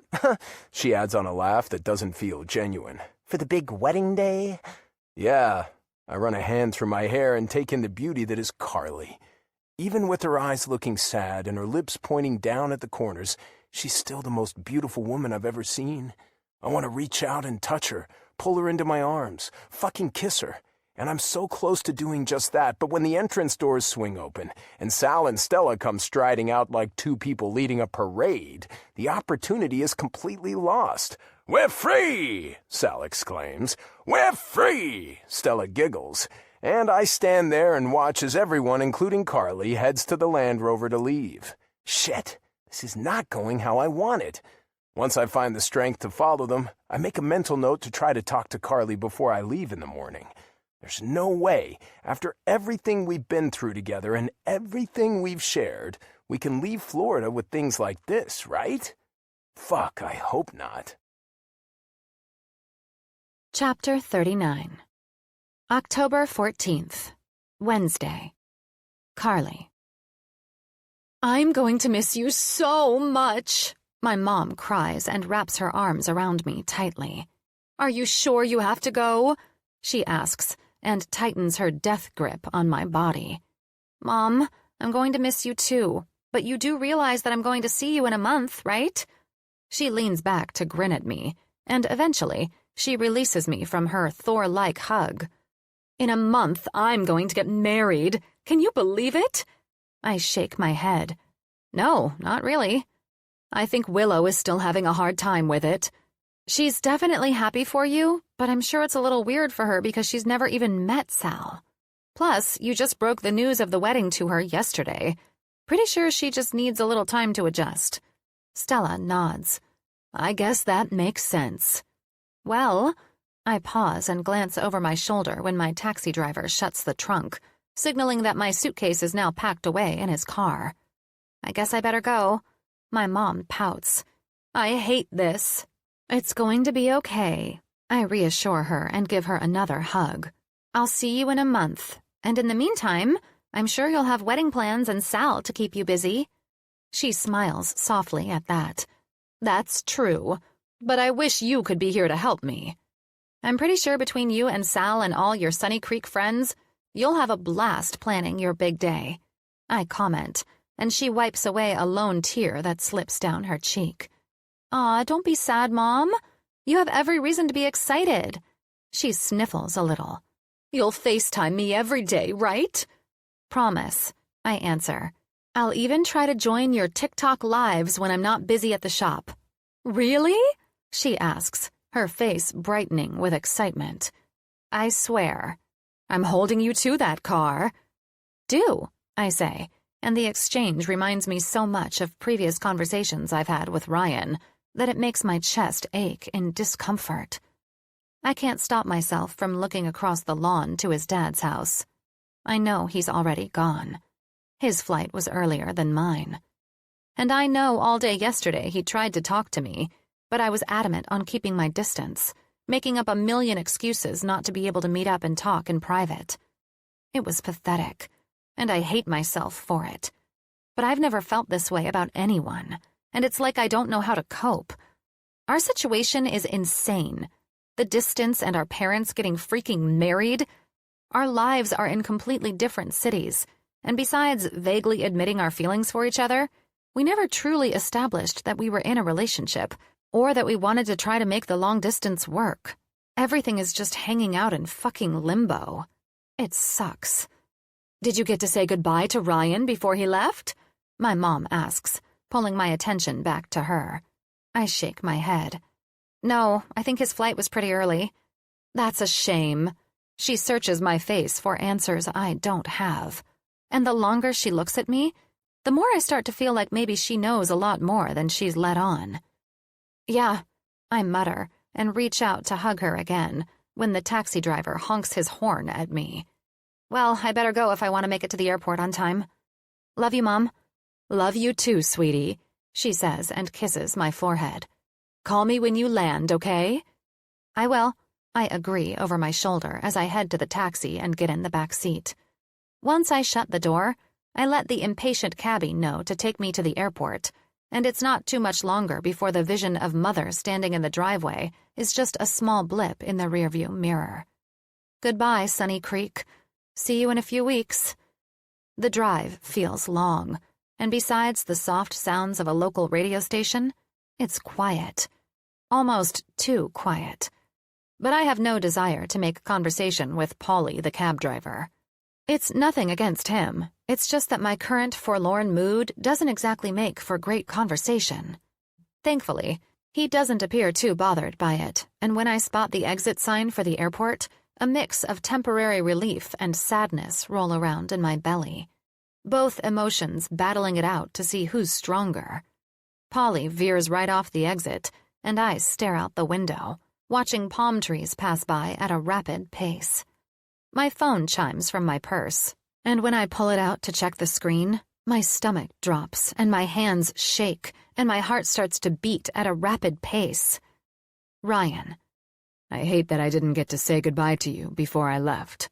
I tried, but you weren't at your mom's. I guess you were out running errands or something. Me.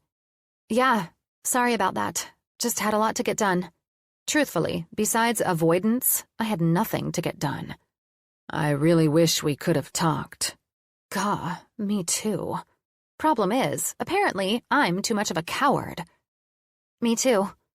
I'm going to miss you. Tears prick my eyes. I'm going to miss you too. Like an idiot, I can't just leave it at that. Which is the truth. No matter how weird our situation is, I'm going to miss him like crazy. My feelings for him haven't changed. Instead, I send another message that waters down the truth of it.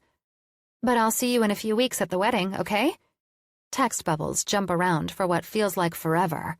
But eventually, he responds with one simple word. Okay. On a heavy sigh, I toss my phone back into my purse. Somehow, Ryan and I have gone from telling each other we're falling for each other to what feels like complete strangers trying to navigate through an uncomfortable conversation. I hate that everything is so fucked up right now. But where do Ryan and I really go from here? Our parents are getting married. Shit is awkward as hell between us. And we practically live on opposite sides of the country. It feels like every possible odd is stacked against us. Chapter 40. New York City, New York, October 23rd, Friday. Ryan. Still haven't heard from her? Brandon asks, making my attention jerk up from my phone and back to the chaos of the bar, Slim Tim's. I haven't told him everything, but apparently between how long he's known me and the way I've been acting since I got back from Florida 9 days ago, I've told him enough. I shake my head. Not since the painful exchange upon arrival home. I'm pretty sure I'll be receiving a Pulitzer soon for my well-thought-out prose. I lower my voice to mock the gist of the only text message exchange Carly and I have had since I came home over a week ago. So, did you make it home okay? Yep. You? Yep. Brandon chuckles. That bad, huh? I roll my eyes and scrub a hand down my face before nodding once. Every day since I got back from Florida, I think about her. I think about texting her, calling her, but I always stop myself when I have no idea what the hell I want to say. This is why my daily workouts have turned into twice daily. It's the only way I've been able to handle all of this pent-up stress and frustration and sadness. Between two fingers, I rub the top of my beer bottle and chew on my lips as I consider telling him more. He watches me closely. I know it because I can feel the weight of his stare.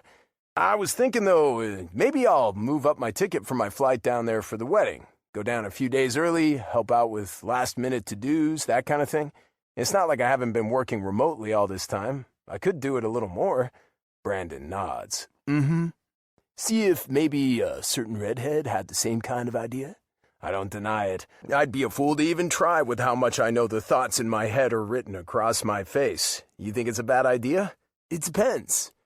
Have you grown the balls to get over the whole stepsister thing? Because if you haven't, save us all the fucking heartache and let the relationship die with the dignity it's managed so far. I didn't make it more than a day at home before I told Brandon about the complicated mess I left behind in Florida. I didn't tell my other friends, but if I had to guess, I'd say Brandon did. He's got a big mouth when it comes to anyone's secrets but his own. It's understandable, though. One man can only hold so many things in the mental vault before he goes crazy, and Brandon has been involved in more intrigue than any other average Joe. You say that like it's something I should be able to get over. And finding out we're going to be siblings is kind of a big deal, Bran.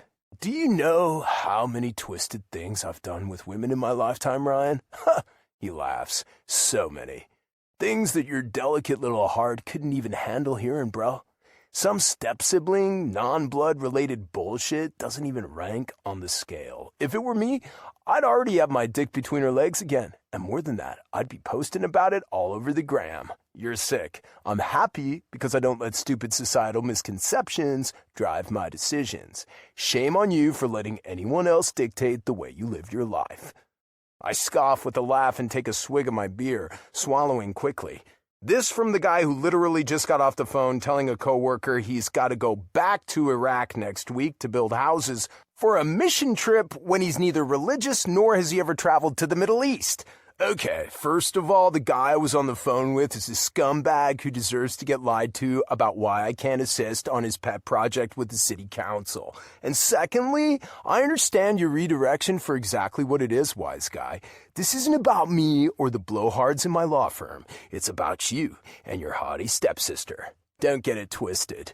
Ryan! An overly excited female voice says from behind me, making me twist around in my seat to inspect its origin. I naively expect an old friend, or even an ex-lover, but who I find instead, in a tight, short, metallic silver dress and tall heels, is so much worse.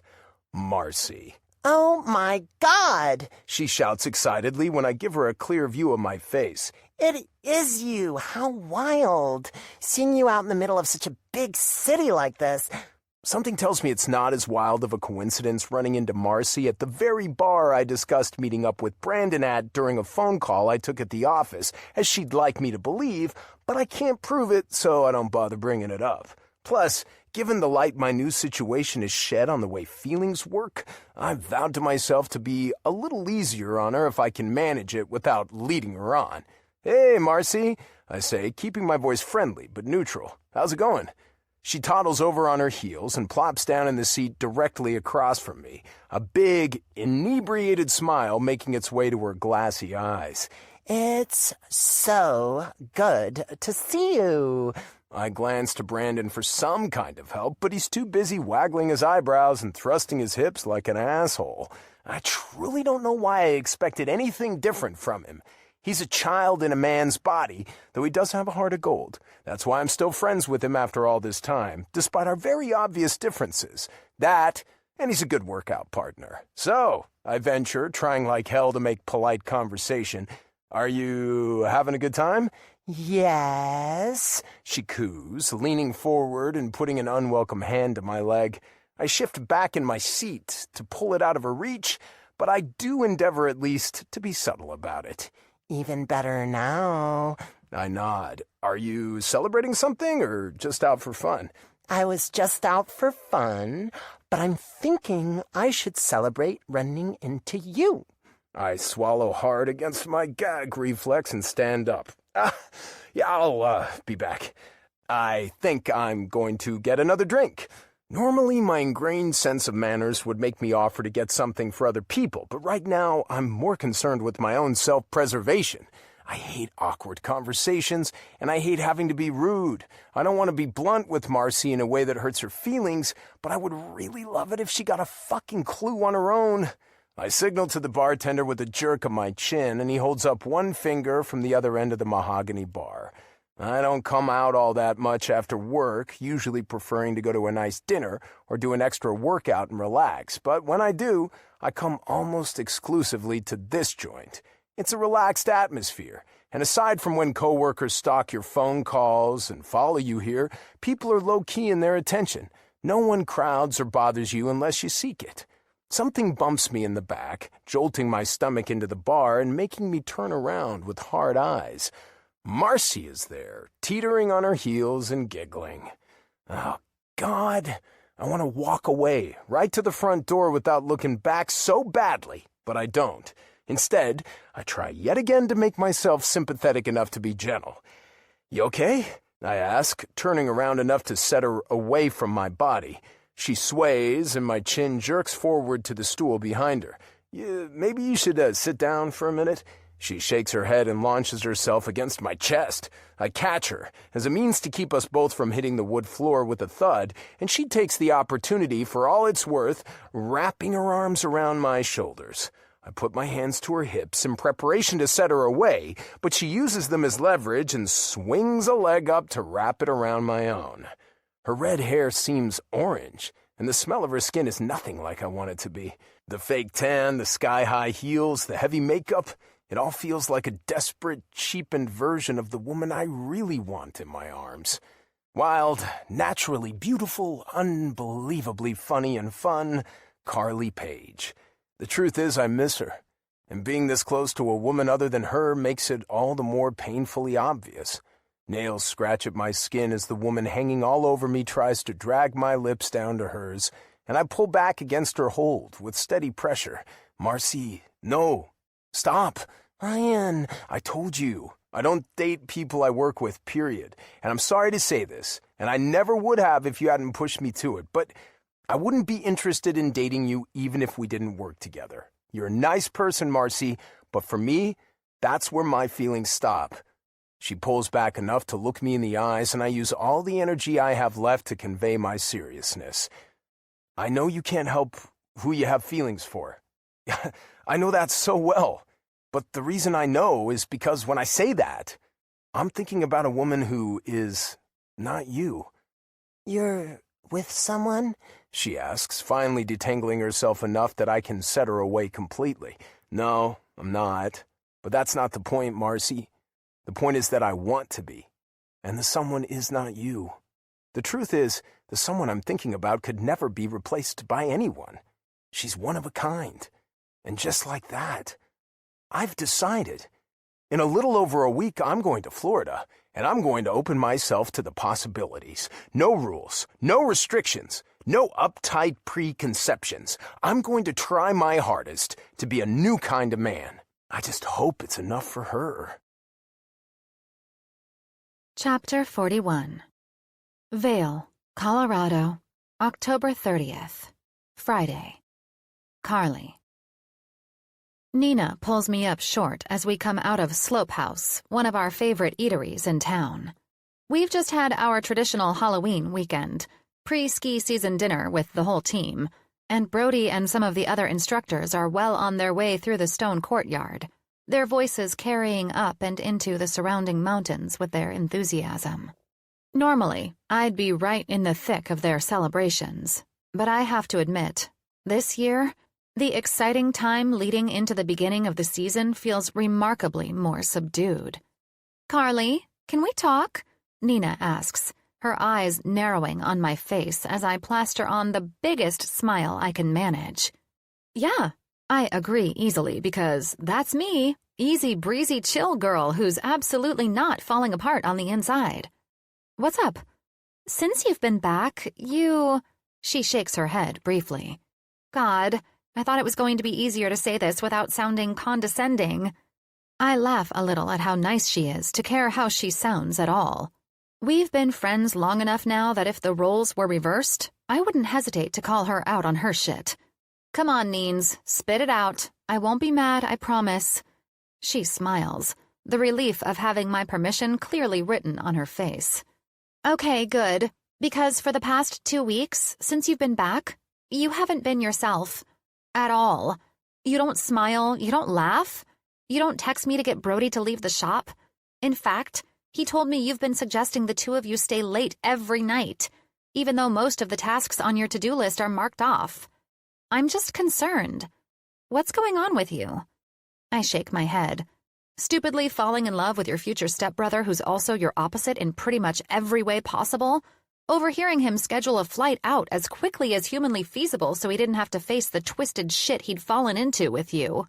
And the resulting emotional shitstorm you're currently battling is so not the conversation to have during a fun night out with your friends and employees.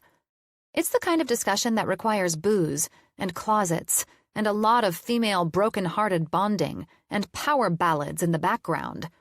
At least, that's how they handle these kinds of things in the movies. Not in the middle of a public courtyard while one of your friends pretends to pee in the fountain. "I'm okay," I say, avoidance at the forefront of my mind. Sure, I'll probably tell Nina all about my problems one day, but not tonight. Not now. Carly, I'm fine, Neens. Gah, don't worry about me, okay? I say, and unexpected tears make my nose start to sting. She looks at me closely and steps forward to put a comforting hand to my shoulder, but I retreat immediately. I know her touch will be my undoing, and like I said, I'm not doing this here. I've held it together this long after getting home. I'm going to continue to hold it together now, goddammit. You know what? I say, my tenuous grip on my control fleeting by the minute. I think I'm just going to run to the restroom really quick. I should have gone before we came outside. Silly me. Carly! Nina calls, but I pick up my step to a jog and run back toward the restaurant as quickly as I can manage on my chunky heels. Be right back! I choke out over my shoulder, but it sounds a little bit like I've swallowed a bag of marbles. I grab the handle on the big carved doors and swing one open wildly, not even pausing to speak to the hostess on my way to the bathroom. I'm not sure whether she'll remember that I just left or not, but the good part about looking like a hysterical woman is that, generally, people who don't know you want to steer as far clear as possible for fear that your crocodile tears will jump out and bite them. Quickly, I run down the ramp toward the neon sign that proclaims the location of the restrooms and skid to a stop before shoving through the door with the lady on it. It's empty, thank God, because whatever control I had before has flown the fucking coop in a hurry. I can feel the rivers left behind by the tears streaming down my cheeks, and a snot bubble is rearing its ugly head at the opening of my nostril. I wipe at the unwanted fluid, but there's a grittiness in my strokes that indicates my crying has taken on quite a bit of mascara debris as it's progressed, and my face is likely a stage 4 disaster. I can't stand to look in the mirror, though. The truth is, I can't stand to face myself at all. If I could, I wouldn't be avoiding hashing out all of the dark thoughts in my mind with the help of well-meaning friends. I stumble into the stall and fall to the floor, thanking the grace of God that this restaurant is a super clean establishment. It's still probably a little gross, but I'm wearing pants, and I'm in the midst of a crisis. A few bathroom floor germs are just going to happen. All the emotions of the last 2.5 weeks come crashing down around me like Niagara Falls. I've never actually seen the wonder of the national landmark, but I know it pumps out a shit ton of water, and right now, so are my freaking eyes. A sob catches hold of my body and bucks it violently, my cries renewing like I haven't let any out at all. I don't know what I'm going to have to do to get a hold of myself, but with the way my face almost definitely looks, I'm considering faking my death and leaving the shop to Broody just so I don't have to face him and Nina again in this state. Oh, Carly, I hear from behind me, Brody's soft voice startling me so hard, I bang my head against the cream-colored stall wall. Nina is behind him, and I watch, hazily, I admit, since my vision is pretty well blocked by my tears, as she puts a hand to her mouth in silent horror. I know! I shout, slamming my head back into the stall wall again, this time with a meaningful thud. I'm a fool! I never in a million years thought I'd be, and yet here I am, blubbering in a damn bathroom like one of the characters on One Tree Hill. Look at it this way, Nina says supportively from her position behind Broody. At least you're in great company. Broody looks over his shoulder at her in question, and she shrugs. What? James Lafferty? Hot. Chad Michael Murray? Hot. Sophia Bush? Hot. Okay, Broody says with a laugh, turning back to me and putting a supportive hand to my knee. I think we get it. He rubs the denim of my black jeans for a moment, letting me catch my breath in order to get my heaving sobs under control. When I finally find some semblance of heading back toward half-cocked, he ventures into the breach. What's going on, Car? I don't think I have to explain that this is a little out of the ordinary for you. We're concerned. We want to help. Tell us what the hell happened under the bright skies of Florida. I shake my head, and he sighs. Taking off his sport coat and handing it to Nina, he shifts to the side, putting his back to the other side of the stall wall, and scoots down to the floor to sit across from me. In a public restroom, for God's sake. Man, I picked some good friends. Is it your mom? I shake my head and breathe a sigh of my own, so not in the mood to go through a long, drawn-out version of the guessing game. It's not even funny. And since I don't think Broody is going to leave without an answer, I may as well go ahead and get this shit off my chest. I met someone. In a retirement community? Nina questions. How old is he? I snort at her abject fear and shake my head. Not old at all. Well, not retirement age anyway. He's 39 and he was there to take care of his dad, who, incidentally, is dating my mom. Dating your mom as in... Yes, Sal. The man Stella is about to marry. Okay. Broody mumbles, trying his best to suss out the situation. And this is upsetting? I shake my head and sigh again, sinking my head into my hands. If I'm going to say this shit, there's no way I can do it while looking them in the eyes. No? Well, yes, but not for the reason you think. I'm pretty sure I accidentally sort of, fell in love with the stupid, sexy Barney Fife, and now he's going to be my stepbrother. I can't date my fucking brother, guys. So it's all a disaster. Okay, I'm gonna need you to back up a little, pick your head up, and say some of that again. Broody commands, reaching down to lift my head out of my hands himself. Because I only caught some of it, and I'm not even sure I understand what I heard. Take it from the top. I groan. Who is sexy Barney Fife? Nina asks, trying to help.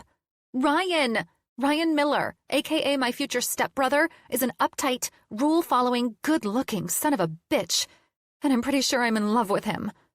Pretty sure. Huh. No one cries this many tears for a pretty fucking sure. You are in love with him. No one says anything for a minute, and my lip quivers with the renewed urge to cry.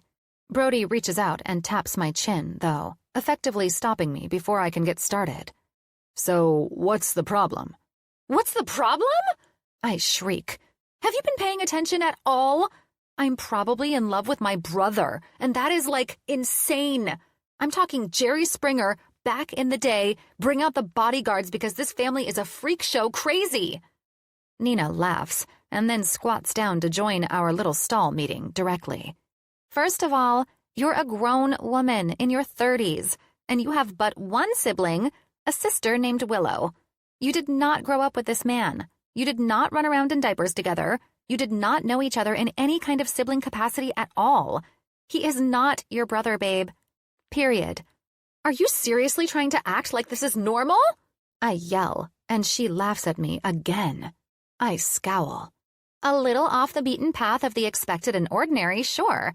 But, Carr, I've got to tell you, that's how love's supposed to be, Nina states, her voice steady. If it weren't, don't you think you'd be finding it all the time? Broody is silent, so I turn to him and hold out a hand, palm up, hoping he'll fill it with some knowledge. What do you have to say about this? Don't tell me you think it's normal, too. Broody shrugs, and then, believe it or not, has the audacity to smile. The bastard. Nina is right. There's nothing wrong with your situation. Honestly, it sounds to me like you're just scared, and you're using the stepbrother thing as an excuse. You cannot be serious right now. I am, and more than that, you know I am, Carr. What have you got to lose here? You're going back for the wedding next week. Since the groom is his father, I'm assuming he'll be there too, he says with a snicker. I point a stern finger in his direction. This isn't funny. Oh yes, honey, it is, he replies. When you go back for the wedding, open up your mind. Talk to him. See where it leads. I've never heard you use the word love so freely, and it would sure as hell be a shame to throw that sort of thing away. I stare at Broody for long moments while I try to absorb the things he's telling me and actually let them stick. If he and Nina don't think it's a big deal that Ryan's going to be my stepbrother, is it really? I don't know. But I do know that whatever the case may be, the mess I left in Florida is more complicated than a simple change of heart. God. Truth be told, for the last couple weeks, Ryan and I have been nothing but strangers. Who knows what kinds of things in his life may have shifted since we parted ways. Broody climbs to his feet, and I hold out a hand for him to help get me up. Can you help me get off my ass? You bet, babe. And if you open your heart and your mind, I might just help you do it in more ways than one. Chapter 42. Tampa, Florida, November 2nd, Monday. Ryan. Nerves twist in my stomach as I pull away from the guardhouse at the entrance to Sunny Creek Village and drive down the main street toward my dad's landominium in my rental Yukon. It'll likely be the last time I visit him and stay there, in the bedroom where Carly and I first had sex, and the finality of it all has got me on edge. Sal's set to put his house on the market next week after the wedding and move in with Stella full-time. I look from the driveway to the shrubs to the front of each house as I pass, willing my stomach to stop its revolt against my return. It's not that I don't want to be here that's twisting me up, that I don't want to see Carly. It's the fervor with which I do. I'm not used to opening myself up to the possibility of failure or rejection of any kind. I enter every task with the objective to achieve and to do it stellarly. But when feelings are involved, it's not so black and white. That much I understand. In fact, it's probably the reason I've never dared to go out on the long-term relationship limb in the first place. Scrubbing a hand down my face and blowing out a huge breath to get a hold of my runaway emotions, I return my focus to the street around me. Immediately, my eyebrows draw together. What's going on? Isn't it Monday? Every few houses, a trash can sits at the curb, a shallow pool of water on top of the lid from an apparent rain shower. Beyond that, at some of the landominiums, the trash can sits outside of the garage or at the side of the house, a violation of the code of Sunny Creek and then some. What in the hell is going on? After one more turn, I'm on my dad and Stella's street, and my heart kicks into overdrive. Beyond the hope to see Carly again, every foot I drive feels like it comes with its own memory. The original showdown, watching Carly with Betty through the window, the walk from the clubhouse, the toilet paper, the first time we kissed, the hot sex we had in the gym. All of it's here, in the quiet, independent living community that boasts a motto of calm waters and clear skies for the rest of your days. What I wouldn't give for the next couple of days here to grant me that kind of serenity. Slowing the Yukon to a crawl, I pull gently into the driveway of my dad's place, careful not to hit the trash can at the curb on the way into it. Under any other circumstances, I'd think the thing with the garbage something of a coincidence or timing discrepancy. But with the way things were when I left, in complete anarchy as to the chain of command of this community, I have to believe there just might be something more to it than a simple slip of the mind. I put the car in park and shut off the ignition, and Stella and my dad both step out onto the stoop of Stella's house, obviously having heard my arrival. They wave eagerly, and I smile back, feeling a seriously surprising amount of happiness at seeing them again. They drive me crazy, but somehow still they seem to make everything better. "Hi, son," my dad greets, breaking away from Stella to meet me halfway between the rental and her front door. He wraps me in a big hug, and I welcome it with a backslapping clasp of my own. "Ready to be a married man again?" I ask with a smile, and Sal laughs. "Ha ha! Like you wouldn't believe it, right? Like you wouldn't believe. Ha ha!" I have to look down at the ground and suck my top lip into my mouth. An unexpected pang of emotion hits me so hard in my chest. I don't know what it is about the way my dad says that makes me miss Carly even more, but it does. As a means of distraction, I jerk my thumb over my shoulder to the can at the street. What's with all the cans? Trash day different now? Sal laughs boisterously and leads me across the lawn toward Stella, who waits with open arms. "Ha ha ha! Oh, no. Pickup is still Thursday. The cans, I reckon, are a message of solidarity for your dear old dad and Stell." "Against Betty?" I ask eagerly. I never ever expected myself to be a man of gossip, but I think a part of me has been forever shifted by the time I spent here. "Oh yeah, Betty's persona non grata around here now. Seems people don't take too kindly to having their rules enforced by a certified breaker of the law. Stell's been the most popular lady in the clubhouse every time we go over there. Words of someone's social demise never would have brought me any joy before my extended stay at Sunny Creek, but the way they hit right now, I honestly think I could shed a tear if I let myself. And I know it's all because of one stubborn, foolish, ball-busting, rule-breaking woman and the absolute ache with which I miss her. I swallow hard against the emotion in my throat and steady myself. I don't want to sound desperate when I ask the one question I want the answer to the most. When is Carly getting here? She'll be thrilled to see the change. My dad's eyes soften considerably, and a hand comes up to squeeze my shoulder, but thankfully, he doesn't confront me with his obvious awareness aloud. She won't be here until the day before the wedding. Called Stell just this morning to let her know. He glances to Stella, whose smile has lost a substantial amount of its luster. It's hard to look happy and pity someone at the same time, and by the way she looks at me now, it's more than a little clear that's what's going on. Seems she's pretty busy at home with ski season right around the corner and really can't be gone for more days than necessary. She and her sister Willow are flying down together. I nod, an involuntary hand skating to my chest to put pressure on the stabbing pain. I don't know why I seriously thought getting here early meant Carly would too, but whatever part of me it was wrong. Now it seems all I can do is wait. Come on, Rye, my dad says then. Let's go inside for a little while. I nod. I can only hope my emotions will take kindly to the change, and the time, the fickle fucker, will move fast. Chapter 43. Chicago, Illinois, November 6th, Friday. Carly. The sun is heading toward the horizon for nightfall, and the sky showcases hues of pinks and oranges and purples and blues. And I stare out the window as my second flight of the day goes wheels up, taking off from Chicago O'Hare and heading for sunny Florida. The plane jolts a little as we speed into the air, quickly accelerating and rising in altitude. "You want anything?" Willow asks, sitting in the middle seat to the right of mine. "Want anything? What do you mean?" I question, but she's already too busy with reaching down to pull her purse out from underneath the seat in front of hers to actually hear my question.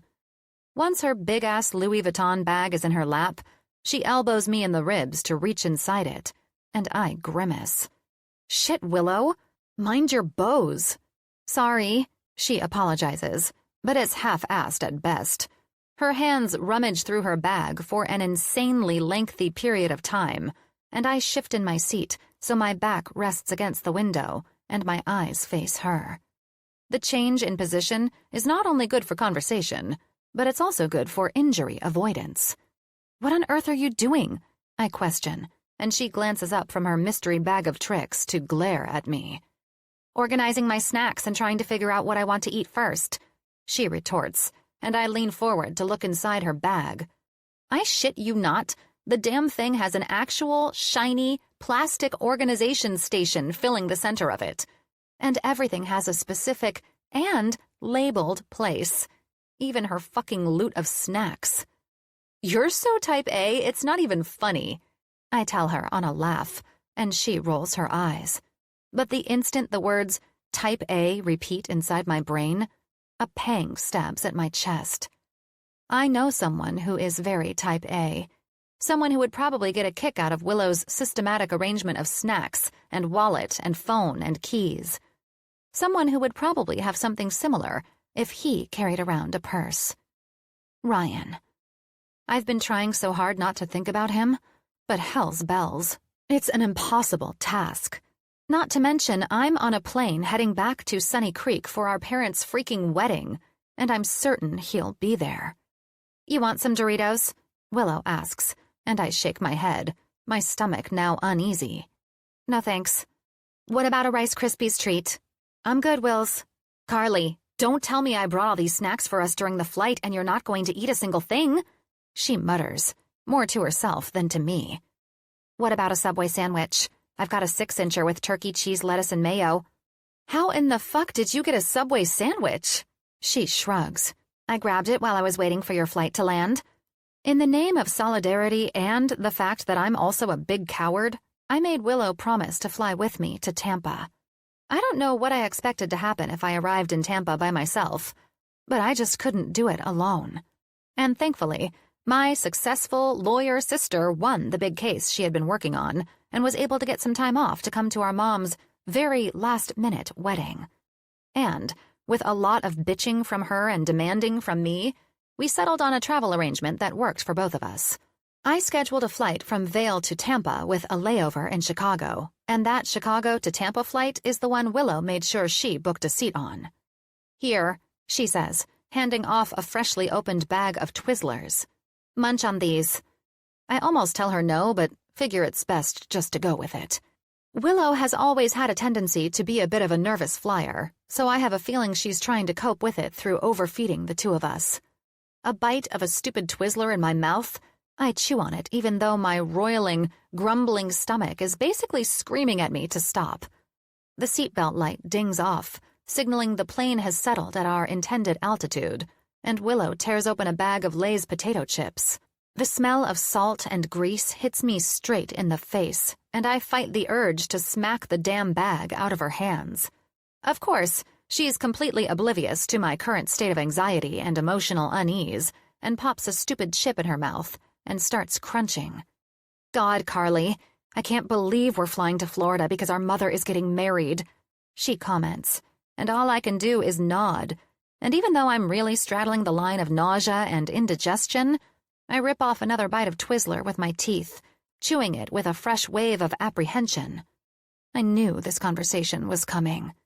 Besides phone calls and text messages, Willow and I haven't really had the chance to chat about everything that went down in Florida.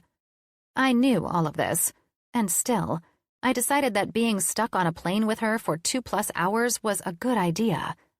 It's times like these that I wish I weren't so damn impulsive with my emotions. If I would have looked at this like a rational human being, I would have realized all the damn flaws in my plan. For one, arriving the night before the wedding probably wasn't the best idea. I should have given myself more than 12 hours to adjust to the emotional consequences of seeing Ryan again. And two, I should have prepared myself a little more for this conversation with Willow. She doesn't know jack shit about Sal, much less his son, Ryan. She is still trying to wrap her mind around the fact that not only is our mother engaged to a man my elder sister has never met, but she's getting married. Tomorrow. It's a lot, and she doesn't even know the half of it. "So, I'm going to like Sal, right?" she questions. "I mean, I met him on FaceTime, but it's pretty hard to get to know someone through video chat, you know?" "Yeah, you will. He's a bit of a schmoozer, but it works for him." "And what about his son?" she questions, and my heart falls into my shoes. "Ryan, right?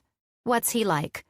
"He's, I pause, my brain and heart at war over who is going to tell her about Ryan Miller.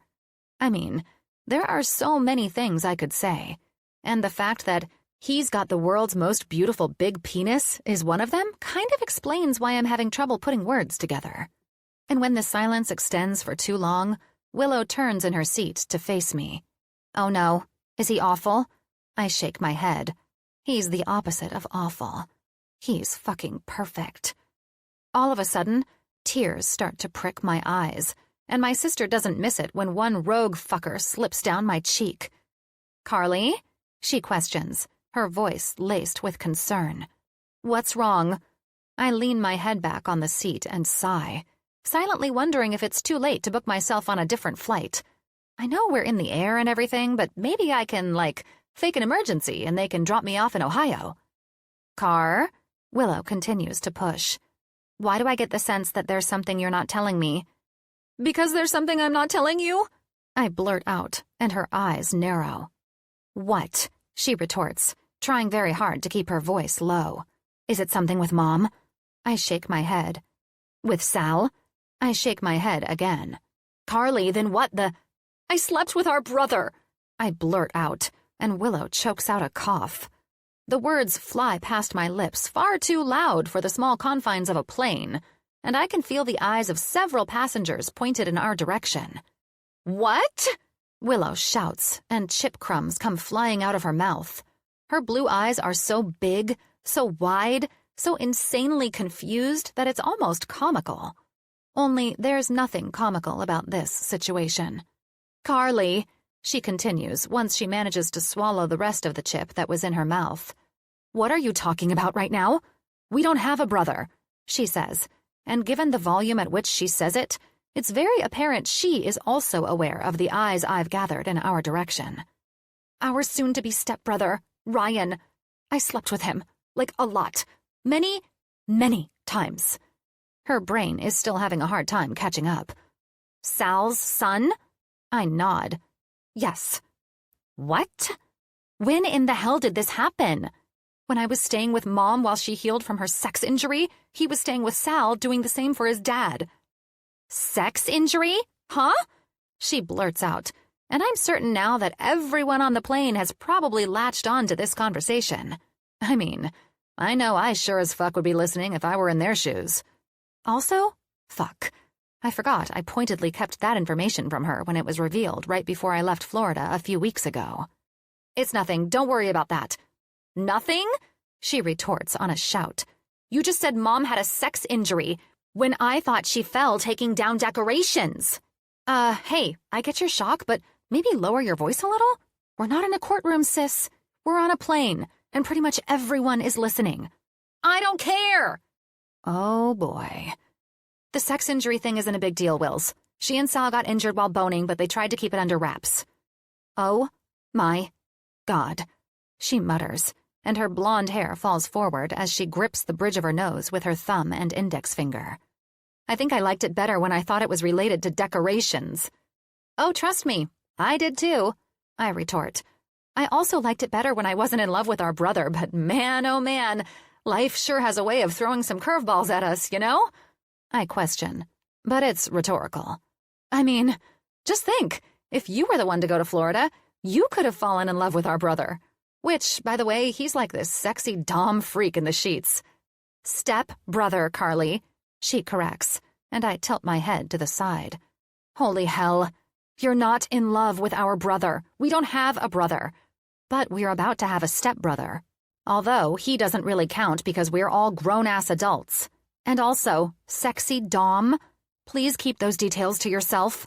I don't think I should be hearing shit like that about someone I'm going to have to endure future family events with." Her ramble is long and contains a lot of information, but there's only one specific thing my brain latches onto. "So, wait, you don't think it's a big deal? That you had sex with Sal's son, Ryan?" she repeats. No, not really. I mean, I'm a little mad you're just now telling me this, but that's about as far as it goes." I pick at imaginary lint on my jeans, my mind starting its stupid path back toward thoughts of Ryan. God, I miss him. So much. But the way we left things, the way I handled things, "So you're in love with him?" Willow asks, snagging my attention. I sigh, rest the back of my head on the seat, and shut my eyes. "I think so." "You think so, or you know so?" "I think I know so?" She snorts at that. That's such a Carly thing to say. My flighty, impulsive, non-committal, adorable baby sister. Her choice of words instantly makes me think of Ryan again, and a fresh wave of tears threatens to fill my eyes. Fuck, what is wrong with me? I have to get this under control. "So, how exactly did it happen?" she eventually asks, and I exhale a slightly shaky breath. "It's a long story." "Long story, you say?" Willow grins and glances at the fancy gold watch on her wrist. "Well, I'd say it's a good thing we have another 90 minutes before this flight lands. So spill it, sis. It's very obvious you're in need of a listening ear right now. And, well, I'm downright curious to know the deets." Shit. She nudges me and hands me another Twizzler. "Come on. Maybe I'll be able to help you." "Help me? With what, exactly?" "With clarity," she responds, "which you very visibly need." "What makes you say that?" "Because your emotions are on a pendulum. 1 second you're smiling, and the next you look like someone kicked your puppy." Ugh. Against my better judgment, I start from the very beginning and tell Willow everything. The stolen taxi, Betty Matthews and her garbage cans, water aerobics, our first kiss, secret rendezvous, our hotel getaway. I don't leave out a single detail. Of that, I'm certain. And when I get to the end, she just sits there, jaw dropped and speechless. Oh shit. It's bad, isn't it? I question. You're about to tell me that I've lost it and that you would prefer if I stay away from our brother. Stop saying brother, she exclaims on a laugh. He's going to be our stepbrother. And as I already said, we're full-fledged adults, Carly. This doesn't really count. Her eyes turn serious. Very, very serious.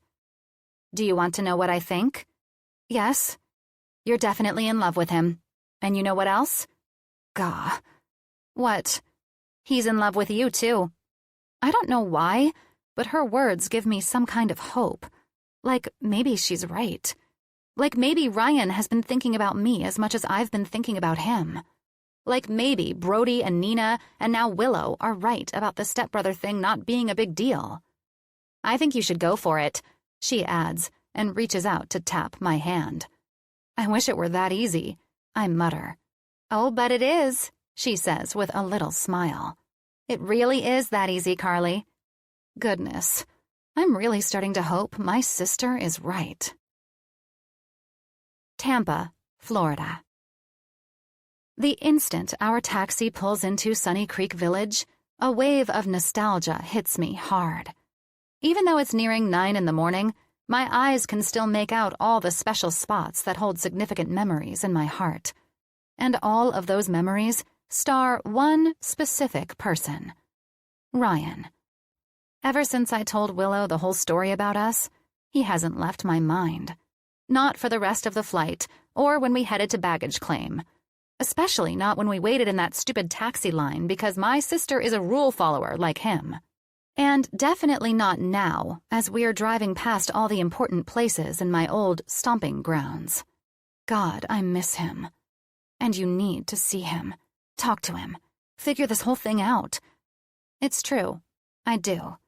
Which is why when the taxi turns onto my mom's street, I inhale a deep breath and prepare myself to stop being a coward and face the Ryan music.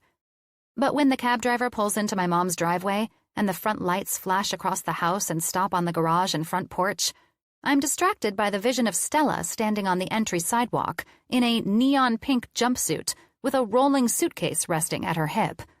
What is she doing? Willow asks, squinting her eyes like they have the power to make sense of the situation. I have no idea, I respond, and just as those words leave my lips, Stella starts walking toward us. She flings open the front passenger door and tosses her bag into the seat. Then, before we know it, she's opening the back door on Willow's side and getting in. Mom, what are you doing? Willow asks, but Stella is undeterred, pushing her juicy-covered ass toward us so much that we have no other choice but to scoot over. We gotta go, she exclaims, sliding all the way inside and shutting the door. What? I question, leaning over to look at her. Go where? Sal can't see me before the wedding. It's bad luck, she explains, and then fixates her attention on our driver. Do you know where the Hilton is? The one that's just a few miles up the road? Sure do. He nods, smiling at her in the rearview mirror. Perfect. Stella smiles. Hit the gas and take us there. Both Willow and I look at each other in confusion. But the decision has apparently already been made. Back out of her driveway and onto the main road, our cab driver follows our mother's crazy demands. And I can't deny that a pit of disappointment starts to form a giant hole in my stomach when we speed past Sal's house. A Yukon sits in the driveway, and I have a feeling it's Ryan's rental. He's probably in there, with his dad. And I'm here, with my crazy fucking mom, heading toward the Hilton. Damn it all to hell. Oh my goodness, girls! Stella sing-songs and pats each of our thighs. I can't believe my girls are here, and we get to have an all-night sleepover at the Hilton. Isn't that great? It's a bit of a surprise, Willow remarks. "But it's definitely good to see you, Mom." Can you believe I'm getting married tomorrow? "No," Willow laughs. "Not at all." Aw, you're not still mad at me, are you, honey? "It's fine, Mom," Willow answers. "As long as you're happy, then I'm happy." I'm so happy, our mom responds, her face matching her exuberant words. Cloud 9, everything is perfect kind of happy. "So, when are we going to go back to the house? In the morning, I guess?" I ask, and she glances at me over her shoulder. Oh, we're not. We're going straight from the hotel to the clubhouse for the wedding. I cannot risk Sal sneaking in to see me. And I just know how my Sally is. He's horrible with waiting. "Wait, we're not going back to the house at all before the wedding?" I ask again, and she nods. That's the plan. Willow leans forward to look at me, and I don't miss the way her eyes flash with sympathy. I know I didn't tell her I'd planned on going over to see Ryan tonight, but I think she knew that's where I'd end up. But now, well, everything is back in limbo. Before I know it, Stella is pulling her phone out of her purse and firing up her TikTok. Screen toward the three of us, she taps record and starts grinning like a loon. Ya girl Stella here with my 2 beautiful daughters. Aren't they so pretty? Willow is about to shove her head out the window just to avoid being on camera, but I just kind of sit there and wave. Several weeks of this business and you just start to go with it. Tonight is my last night of being single. Can you believe I'm going to be a married woman? I'm half tempted to remind her of our late father and the fact that she's ridden a bull in this marriage rodeo once before, but I choose to bite my tongue. Pretty sure my irritation isn't stemming from my mother's happiness, or the common wedding traditions she wants us to take part in, but more the fact that I had mentally pumped myself up for seeing Ryan again, for actually talking to Ryan, and then my mom turned my whole plan on its head. Now, my only option is to suck it up and try to make sure Stella has a good night. But tomorrow, after the ceremony, I'm going to make damn sure I achieve what I've set out to do. I have to. There's no other option. My heart is far too involved at this point. Chapter 44, Tampa, Florida, November 7th, Saturday. Ryan. The clubhouse is packed to the gills with all of Stella and Sal's closest Sunny Creek friends. Pretty much every face I recognize from various places: bingo, dinner, the gym, the pool, golf with my dad. There must be 100 people in this room, but I shouldn't be surprised. Over the past few days, I've found that Sal and Stella are the new power couple of Sunny Creek. And it also appears Stella has chosen pink as the official wedding color. Pink roses, pink streamers, pink tablecloths and seat covers, pink picture frames filled with photos of her and my dad. Hell, even the cake has pink icing. It's a bit much, but par for the course when it comes to Stella Page. I look to my right and find my dad standing beside me at the makeshift altar, located where they usually call out the bingo numbers, his head held high and a small smile curling his lips at the corners. Yeah, he's definitely ready to get married. When the music starts from a boombox controlled by one of the women from Stella's Knitters Club, I turn to face the rows of chairs in the pink-lined aisle that sits between them. First, Willow, Carly's sister, starts to walk down it. Her stride is slow and steady to the softly playing music. Everything about her screams prim and proper and order. Her blonde hair sits on her head in some sort of fancy bun without a single hair out of place, and the bright pink bridesmaid dress she wears is pressed to perfection. Seeing as Stella was adamant that my dad not see her before the wedding, she and Willow and Carly stayed in a hotel last night and arrived at the clubhouse with just 20 minutes to spare. So today, about 3 minutes before the wedding started, was the first time I actually got to meet Willow. It lasted all of 10 seconds and revolved around simple hellos and nice to meet yous, though I haven't even seen Stella or Carly yet. Once Willow reaches the end of the aisle, she offers a friendly smile toward my dad and steps to the opposite side of where the minister resides. The music continues to play, and next thing I know, a vision of hot pink and wavy red hair starts to make her way down the aisle and toward me. Carly. Her slightly wrinkled bridesmaid dress is just as ridiculous as Willow's. If bubblegum were radioactive, it would be this color. But she looks so fucking beautiful. Like sunshine and sass and wildness. Like my Carly. Her blue eyes meet mine, and my heart starts pounding riotously in my chest. I'm surprised she's even making eye contact with me, but damn, I'm thankful for it. I offer a hesitant smile, unsure of how she's feeling or what she's thinking, and I'm gifted with the vision of her full lips cresting at the corners. It's subtle, it's discreet, but it's something. And fuck, it's hard to believe one simple smile from Carly would make me feel like someone's hooked up an air pump to my chest, but it does. Unfortunately, the moment passes far quicker than I'd like, and when the music shifts and Stella starts to make her way down the aisle in a hot pink wedding dress with her cleavage held high in the air like it's some kind of offering to the Sunny Creek gods, everyone stands, focusing on the smiling bride-to-be. Everyone but me, that is. I'm too busy covertly looking past my dad and at Carly. She watches her mother walk toward my father, and her eyes shine with happiness. She's breathtaking. Every little thing about her, from the tips of her pink-painted toenails to the wild waves of her hair, she's every bit as beautiful as I've imagined her in my mind for the past few weeks, if not more so. I have no idea how long I stay lost in my thoughts, or how long I keep subtly watching Carly, but when my ears catch on the minister's voice, I realize Stella is now standing beside my father, and they're getting ready to say their vows. My dad is first. And the way he looks at Stella says it all. His eyes shine with unshed emotion, and he gazes down at his bride, taking her hands into his. He looks so proud, so confident, so ready to commit himself to her for the rest of his days. And his smile is genuine, honest, and showcases just how deep his feelings, his love, go for the woman before him. A second chance at love. That's what this wedding is about. Two people who had a first love, lived a long life with that love, and then had to grieve their heartbreaking losses. But through the ashes of their grief, they found a renewed love within each other. This, right here, is such a rarity in life. Most people struggle to find one true love, and somehow Sal and Stella have found it twice. Darling, can I just say how unbelievably beautiful you look today? My dad begins, and a little giggle jumps from Stella's throat.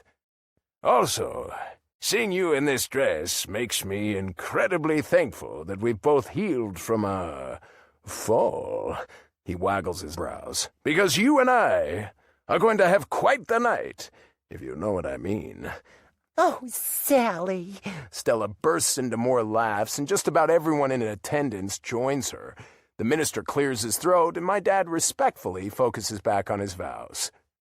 My Stella, you are beautiful and funny, and that wild spirit of yours has shaken up my world in a way that has me living again. Really, truly living. Because of you, I laugh. I smile. I dare to dream again. Stella sniffles, and my dad smiles affectionately at her, even reaching up to swipe a little tear from her cheek. Today, darling, I marry you with my eyes wide open. You have helped me let go of the past, and together with you I embrace the future. There are an infinite number of reasons why I love and adore you, why I'm downright crazy for you. Honestly, we'd spend the rest of our days right here on this altar if I went through the whole list. And even after that, we'd spend the rest of our afterlife together with me still rattling off all those reasons why I love you. Stella sniffles again, eyes shining with her heart inside their hazy depths, and my dad continues. Darling, falling in love with you wasn't falling at all. It was walking into a house and knowing you're my home. Those last words hit me straight in the chest. Nothing has felt right since I left Florida last month. Nothing has felt right since the moment Sal and Stella told us they were getting married and everything got all messed up. Even when I went back to New York, my own fucking apartment didn't feel the same. Nothing felt good or right or where I should be. And just like that, I finally get it. Carly isn't just someone I was falling for, someone I saw a possibility in. I had already fallen for her. My heart had already latched on to a future with her, and it hasn't altered course since. I'm in love with her. And deep down, I've probably been in love with her since the moment she stole my fucking taxi. She came barreling into my life with her wild red hair and her devilish smile and her big, beautiful blue eyes, flipped it all upside down, and I'm forever changed. I can't go back to the man I was before her. I can only move forward as the man I am with her. The man I am because of her. The urge to tell her these things, to pull her into my arms, to fix this mess between us becomes too overwhelming to just keep standing here. I need her to know. And it needs to happen right fucking now.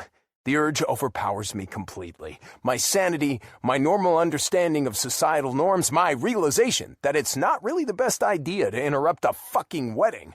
But like a man who's gone off the fucking rails, a man completely possessed, that's exactly what I do. Dad! I chime in over his voice as he continues to repeat the words the minister is now saying to him.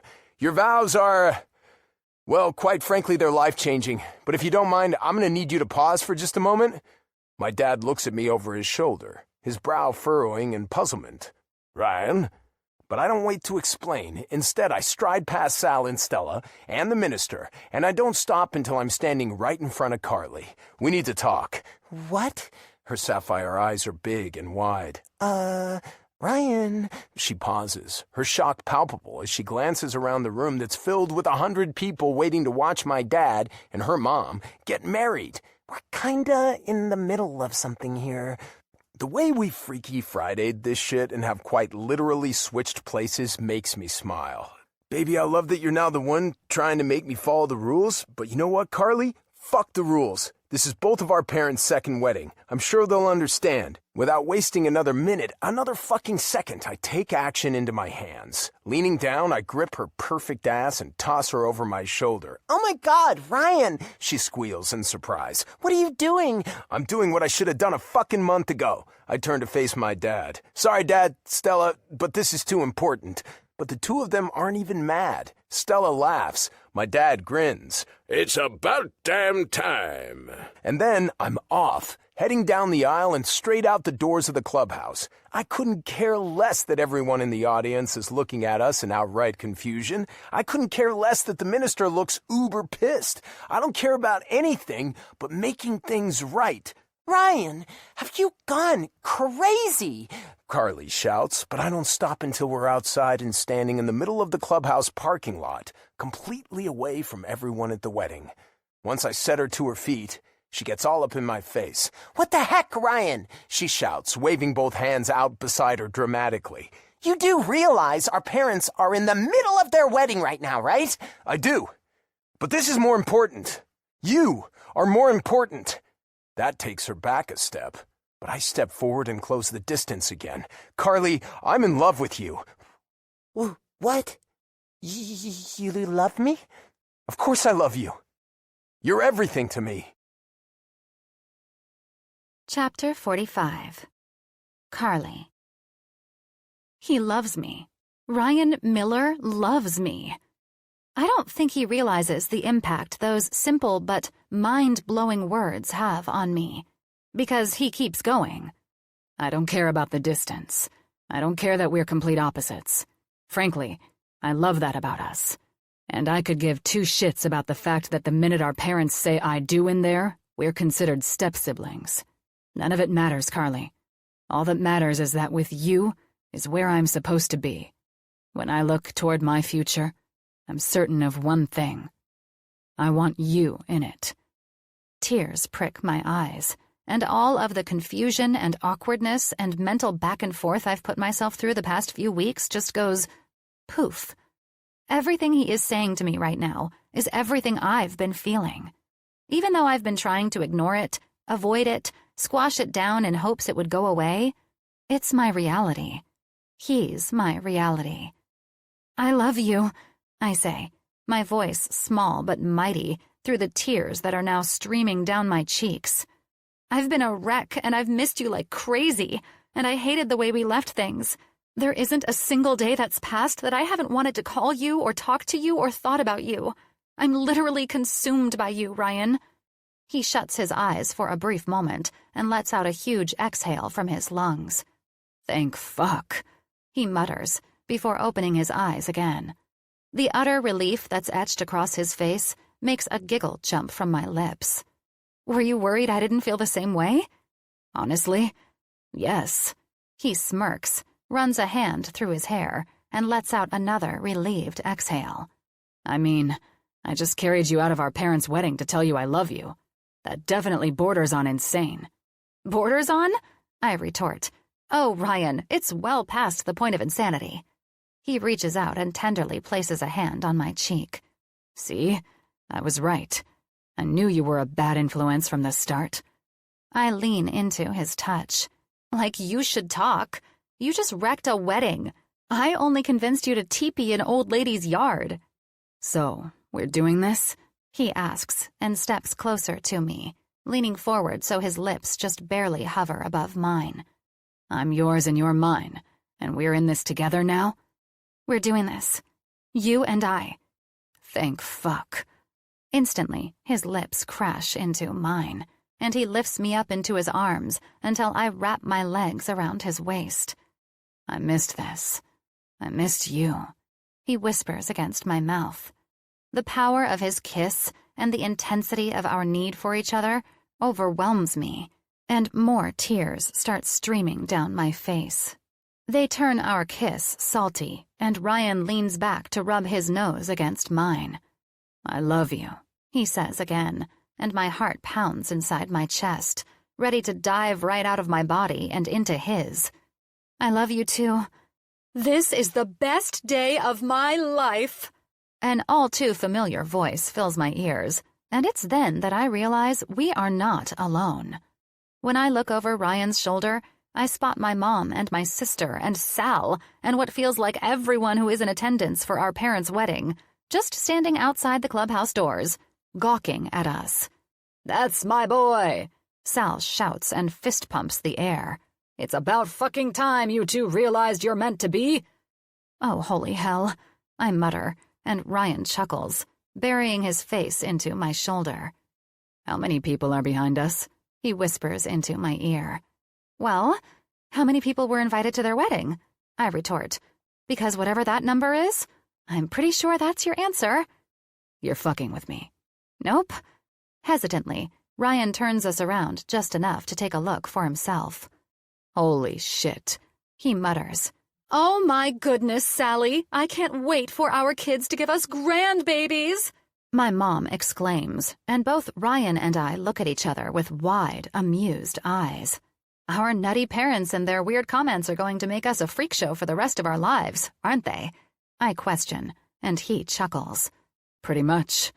You know what, though? What? I wouldn't want it any other way. Me either, sweetheart. Ryan's responding smile is so big it's infectious. But before I can make a move to kiss him again, Sal interrupts us on a shout. So, do you mind coming back in now so Stella and I can finish getting married? He questions. I mean, I'm thrilled you two have found each other, but it's my goddamn wedding day, so... Ryan laughs. Give us just a minute, Dad, and we'll be in. That appears to appease Sal and Stella and the rest of the wedding crew. From over Ryan's shoulder, I see them begin to file back into the clubhouse. So, I guess we need to take a rain check on the makeup sex we should be having right now. I ask him, and he smirks like the devil, squeezing my ass. Oh, Carly, I'm pretty sure we're not going to be able to stay long at the reception because we have hours and hours to spend making up for lost time. Hours and hours? I repeat, my jaw falling open. Uh-huh. And are we talking good girl sex or bad girl sex? Neither. He responds without hesitation. I almost pout, but then he drops a glorious bomb on me. We're going to have we're in love sex, which, and you don't know this yet, but baby, it's going to make any prior sex, any prior orgasm, look like fucking child's play. Oh, sweet mother of mercy. I love this man. I really, really, really fucking love him. Like, marry him, have his babies, the whole shebang. Ryan Miller may be my brand new stepbrother, but he's also my guy. My number one. The man I'm going to spend the rest of my life with. And I don't hesitate to tell him just that. I'm going to marry you someday. He searches my eyes. Yeah? Yeah. I'm holding you to that. He says, smiling at me with his heart in his eyes. Good, because Ryan Miller, it's happening. And this is one promise I will never go back on. Easiest promise I've ever made in my life. Because me and this guy, we're forever. Epilogue. Over a year later, Vail, Colorado, March 12th, Saturday. Ryan. I wrap a few more of Carly's favorite books in newspaper, carefully stack them in the nearly full box, and secure it shut with packing tape. With a black Sharpie, I write the word books on the side and slide the box over toward the other 5 I've managed to finish this afternoon. One quick glance at the clock on the microwave reveals my time is almost up, and I grab a bottle of water from the fridge, damn near guzzling half of it down in 3 large gulps. My phone chimes from the back pocket of my jeans, and my heart jumps into a rapid rhythm, anticipating the one thing I've been thinking about all damn day. But when I check the screen, that eagerness disappears almost immediately. Dad. Did you do it yet? I roll my eyes on an exasperated chuckle. Me. Just like I told you 2 hours ago, it's not happening until sunset. Well, goddamn, me and Stella are sitting over here on pins and needles. Yeah, and you're gonna have to wait a little bit longer. You sure you don't want to FaceTime us while you're doing it? Wouldn't that be nice to have both of us there for the big moment? I'm certain that's exactly what I don't want to do. You know, you could always wait about 2 months until me and Stella come visit you both in New York. Then we could be there in person. Personally, I think that's a damn good plan. It's happening tonight, without FaceTime. End of story. Buzzkill. I roll my eyes and type out one final text. Anything he sends me after this will be pointedly ignored. Go take your wife to the clubhouse for bingo or something and leave me alone. And what does he send back? The middle finger emoji. Not even kidding. Typical Sal Miller. I snorted his response, but have no issues with getting back to business. In about a month, ski season will come to a close, and Carly and I will leave our Vail townhouse and head to New York to live there until next October. Eventually, we'll have everything we need at each home, but for right now, we have to pack. Plus, there's some things Carly insists don't have duplicates, like her worn copies of her favorite novels and a throw blanket that her dad loved. And with Carly busy at the shop today, I've spent most of my time packing up whatever belongings we don't need for the next few weeks, but we need long-term, from the kitchen, living room, and guest bedroom. Yesterday, she tried to work her way through our closet, but when I walk into our bedroom and take in the outrageous mess, it's more than apparent that my girlfriend's packing abilities are downright atrocious. Her clothes are spread across the floor and dresser and armoire and pretty much every surface of the room. Honestly, it looks more like a crime scene than anything else.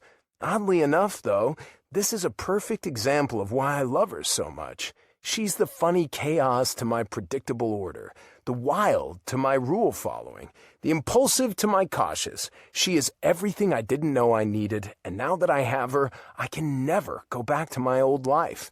I need her spontaneity, her rebellion, and her gorgeous wild hair. I need her big blue eyes and infectious laughs, and her zany antics, and her ability to make a quiet night turn into sneaking over to Broody and Nina's house to build obscene snowmen in their front yard. I need all of her, all day, every day, for the rest of my life. Over a year ago, I interrupted my father's wedding to tell Carly that I was in love with her, that I wanted to be with her, and that I couldn't see a future without her. The mere thought of that day makes me grin. Then I head to my nightstand, stepping over Carly's packing disaster, and open the drawer. Inside, nestled in the far back, is a little Tiffany blue box. I pull it out and flip open the top, and there it sits, the ring, the one I spent months searching for, researching, seeking out, and didn't stop until I was certain I'd found it. A beautiful 2-carat round diamond shimmers and shines from the center of a rose gold band. It's simple and understated, yet big and bold at the same time. 100% Carly. It's crazy how just 2 years ago I was single, living in New York full-time, and solely focused on my career. And now I'm splitting my time between Vail and New York in a full-fledged relationship with the most amazing woman I've ever met in my life. And work, while still a priority, isn't my sole focus. Of course, I still work incredibly hard, but I don't worry about the fact that I'm completely virtual during ski season. Sure, every once in a while I have to take the occasional flight to New York for an important meeting, but mostly I'm just here with my girl. Life is good. My phone chimes from my back pocket again, and I fully expect another middle finger emoji from my dad, but I'm pleasantly surprised to find the message I've been waiting on all day. Brody. Where it go, bud? She'll be there in an hour. Me. Fantastic, thanks, man. Ever since Carly and I have become a package deal and started sharing our time between our two states, I've become close with Brody, one of Carly's dearest friends and store manager. Though now that Carly is living in New York part-time, he's more than just the store manager. About 6 months ago, she officially promoted him to CEO of the Carly Can ski brand, which, with some strategic technology expansion and less time spent dilly-dallying under Carly's brilliant but distracted managerial style, is a brand now grossing over 7 figures a year. The company has become a huge success in the virtual world, offering online lessons and health and exercise advice, all revolving around Carly's love for skiing. Ironically enough, even her mom Stella's insane following on TikTok, now over 2 million fucking followers, was utilized to help give the Carly Can ski brand a significant boost. Sometimes it's truly insane how things come full circle. But now isn't the time to think about any of that. Now is the time to get Carly to agree to spend the rest of her life with me. I can't wait. I stare out toward the horizon, and the sun is just starting to make her descent over the mountains across the way. This is, hands down, one of the best views in Vail, and over the past year, this has become Carly's and my spot. Last year, after trying to do long distance for a few months, this is where we both decided that we needed more. That phone calls and FaceTime and the occasional cross-country trip to see each other for a week at a time weren't enough. We both wanted to be all into our relationship, to move in together, and to split our time between Vail and New York. And this right here is our spot, our mountain. It's perfect to ski from, perfect to cuddle up together in a big blanket and enjoy a cup of coffee while watching the sunrise on the weekend, perfect to have insanely hot sex in the middle of a blizzard. It's a long story, and I blame it all on Carly. And it's perfect to tell the woman I love that I want to be with her forever. Thanks to Brody's little white lie, I look over my shoulder to see Carly approaching. She's all dressed up for a ski lesson, one that isn't going to happen, and a little frown forms at the corner of her lips when she spots me. "Ryan?" she asks, and confusion seeps from her voice. "Hey, sweetheart," I greet, and she glances around, trying to wrap her mind around the situation. "What are you doing here? I thought you had a late video meeting." Another lie. I had 0 meetings today. 0 work at all, to be honest. Only packing and trying to make sure I was ready for this moment, right here. But she doesn't need to know that right now. It got done early. "Have you seen my client?" she asks, looking behind me and around me and pretty much everywhere she can, trying to find the client Brody and I named Betty just for shits and giggles. She's not coming. "What?" she questions. "How do you know that? And why in the hell didn't Brody tell me before I left the shop to come out here?" I walk toward her, take the ski equipment from her hands, and drop it all to the ground. Once my arms are firmly wrapped around her waist, I press a kiss to her lips, because he's a liar. "Huh?" She giggles, but doesn't pull away from my persistent mouth. I made him lie for me. "You made Brody lie?" She questions on more giggles. "Mr. Rule follower?" Uh-huh. I nod and smirk against her mouth, my lips still busy enjoying the taste and feel of her. But I have a good reason. Carly leans back and searches my eyes. "And what reason would that be?" It's time. With my arms still wrapped around her waist, I step back a little so I can really look into her eyes. They're so blue today, they match the sky. Carly, I want you to know that this past year and a half have been the best of my life.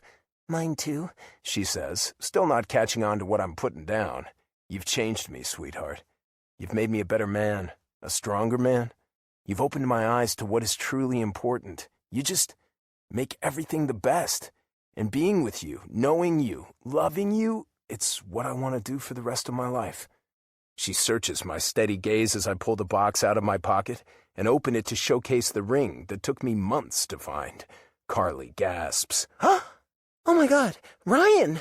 And when I get down on one knee, reaching out to hold her left hand in mine, her right hand covers her mouth in surprise. The best adventures I've had thus far have all been with you, I tell her, locking my gaze with hers. From the instant you barreled into my life and stole my taxi, I knew you were a force to be reckoned with. I didn't know you'd steal my heart, but damn, sweetheart, I'm so glad you did. Her eyes shine with emotion, and I squeeze her hand gently. I love you more than I have ever found a way to say to you. You are my best friend, my beautiful, wild girl, my partner in crime. You're my future. I want more laughs and smiles and inside jokes with you. I want more adventures with you. I want forever with you. Carly Lynn Page, will you marry me? You want to marry me? She asks, and her lip quivers. As in, be stuck with me for the rest of your life? Of course I fucking do. You're it for me. I smile up at her, the ring box still sitting in my hand. So, baby, will you make me the happiest man who's ever lived and marry me? Yes, she exclaims, and tears start to fall down her rosy cheeks. All the yeses. Thank everything. I slide the ring down her finger and watch the way her eyes showcase all the emotion that I'm currently feeling. Happiness, excitement, and love. So much fucking love. We're getting married, she whispers, staring down at the ring on her finger. We're getting married, I repeat, and then she surprises the hell out of me by diving straight into my arms. On a chuckle, I fall back onto the blankets I laid out earlier, and Carly peppers kisses all over my face. I love you, I love you, I love you, she whispers between presses of her lips to my skin. I love you too. Once her mouth finds mine, the mood changes from playful and sweet to passionate and fiery in a matter of seconds. That's par for the course with us. Carly moans, and I don't hesitate to adjust her legs until they straddle my hips. I'm already hard, insanely fucking hard, actually, and I push myself against the apex of her thighs. Even though we're both still fully clothed, she moans again, and fuck, it's music to my ears. It might only be 40 degrees outside, but before I know it, we're undressing each other with greedy hands. It's like we can't even help it. Can't even calculate the pros and cons of doing this right here, outside, instead of waiting until we get back home and on an actual bed. My cock is freed from my pants, and Carly's ski suit and tight leggings and pantings are off her body, and we're wrapped up in one of the blankets, grinding against each other. And I'm so close to sliding inside her, but that's when realization hits me. I don't have a fucking condom. Shit. Now, Ryan, she whimpers, wiggling her hips and trying her damnedest to push my aching cock inside her. We can't, I whisper, and lean my forehead against hers on a groan. What? Why? I don't have a condom. It's fine. I'm on birth control, and it's not even the right time of the month for me to get pregnant. She pushes out on a ramble. And you're my fiancé, my man for life. Her fiancé? Damn, that sounds good. Are you sure? I ask, and she nods maniacally. 1,000,000%. Make love to your future wife, Ryan. Put your cock inside her right the F now. Well, hell, that solidifies it. I might be the kind of man who takes every precaution and tries to avoid any unplanned surprises, but this woman right here is going to be my wife. She's my whole fucking world. I'm going to slide inside her, bare of anything, and I'm certainly going to enjoy every second of being skin on skin when her pussy clenches around me in climax. With one deep thrust, I push inside her and watch as her eyes roll back from the intense sensation of it all. Yes, yes, yes, she whispers. Fuck, I mutter, and a raspy groan jumps from my throat. I'm certain this is the best thing I've ever felt in my whole 40 years of life. We have to do this, always, Ryan, she whimpers. All the freaking time. I slow down my pace and gaze into her eyes. For the rest of our lives. Promise? She asks, and one tear slips down her cheek. I lean forward to kiss it away. I promise. You and me, sweetheart. Always and forever. The instant the words leave my lips, I'm certain it's the easiest promise I've ever made in my life. Because I'm going to spend the rest of my life making love to this beautiful woman, chasing her pleasure, giving her orgasms, showing her that she's the only one for me. Damn. How'd I get so lucky? New York, New York, May 2nd, Monday. Carly. Rise and shine, baby. Ryan's voice fills my ears, and I blink my eyes open to see him standing over me, fully dressed in one of his sleek suits. What time is it? A little after 8. That's so early. I groan. Why are you waking me up? Because it was either me or Stella, and I figured you'd rather I be the one to do it. I bury my head in my pillow. Very true, but it's still too early. The mattress shifts as he sits beside me, and I can't not smile when he reaches out and brushes my hair out of my eyes. I don't know what it is about Ryan's touch, but man, it always has the power to turn me into a ball of pliant mush every time. How are you feeling this morning? He asks and leans forward to press his lips to my forehead. For the past few days, I've been feeling a little under the weather, and my always cautious future husband has a tendency to be a bit of a worrywart. I don't feel bad, I just feel tired. And do you know why I feel tired? Because it's too damn early. He chuckles at that. Well, I know Stella has been hard at work for the last 2 hours making a big breakfast, so you're probably not going to have a choice to sleep in. Ugh, I swear, this is the last time we invite them to stay with us in New York. I whine. A trip to Chicago to stay with Willow can be their next big adventure away from Sunny Creek. He laughs, smirking down at me, and I stick my tongue out at him. My misery shouldn't be this funny. It's not your misery, baby. It's the fact that you're really fucking adorable when you're all whiny like this. Maybe I need a spanking? I question and waggle my brows.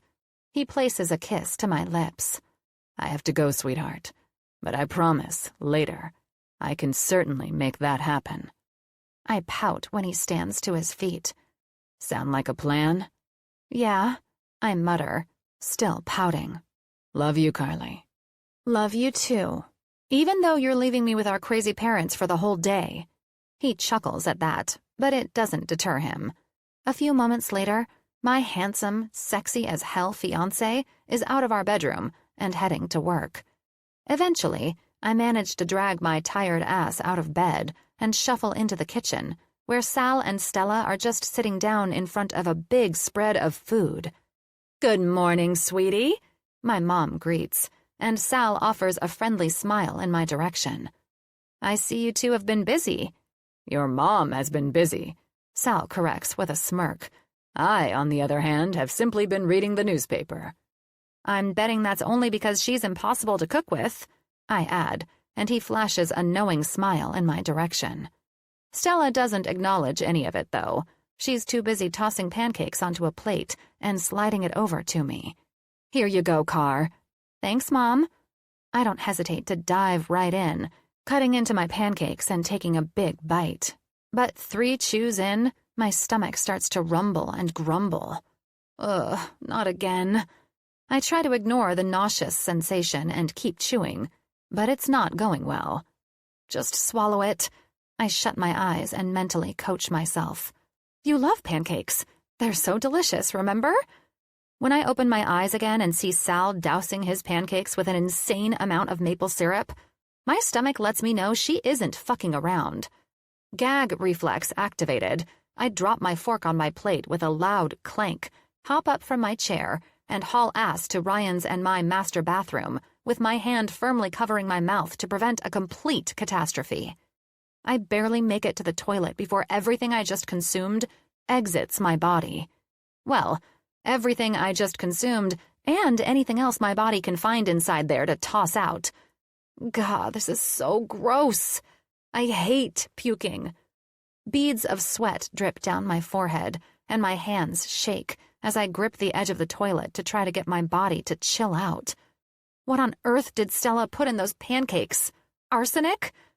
The mere thought of the damn breakfast urges another wave of nausea, more gagging and more puking, and even more sweat to accumulate on my forehead and neck and back.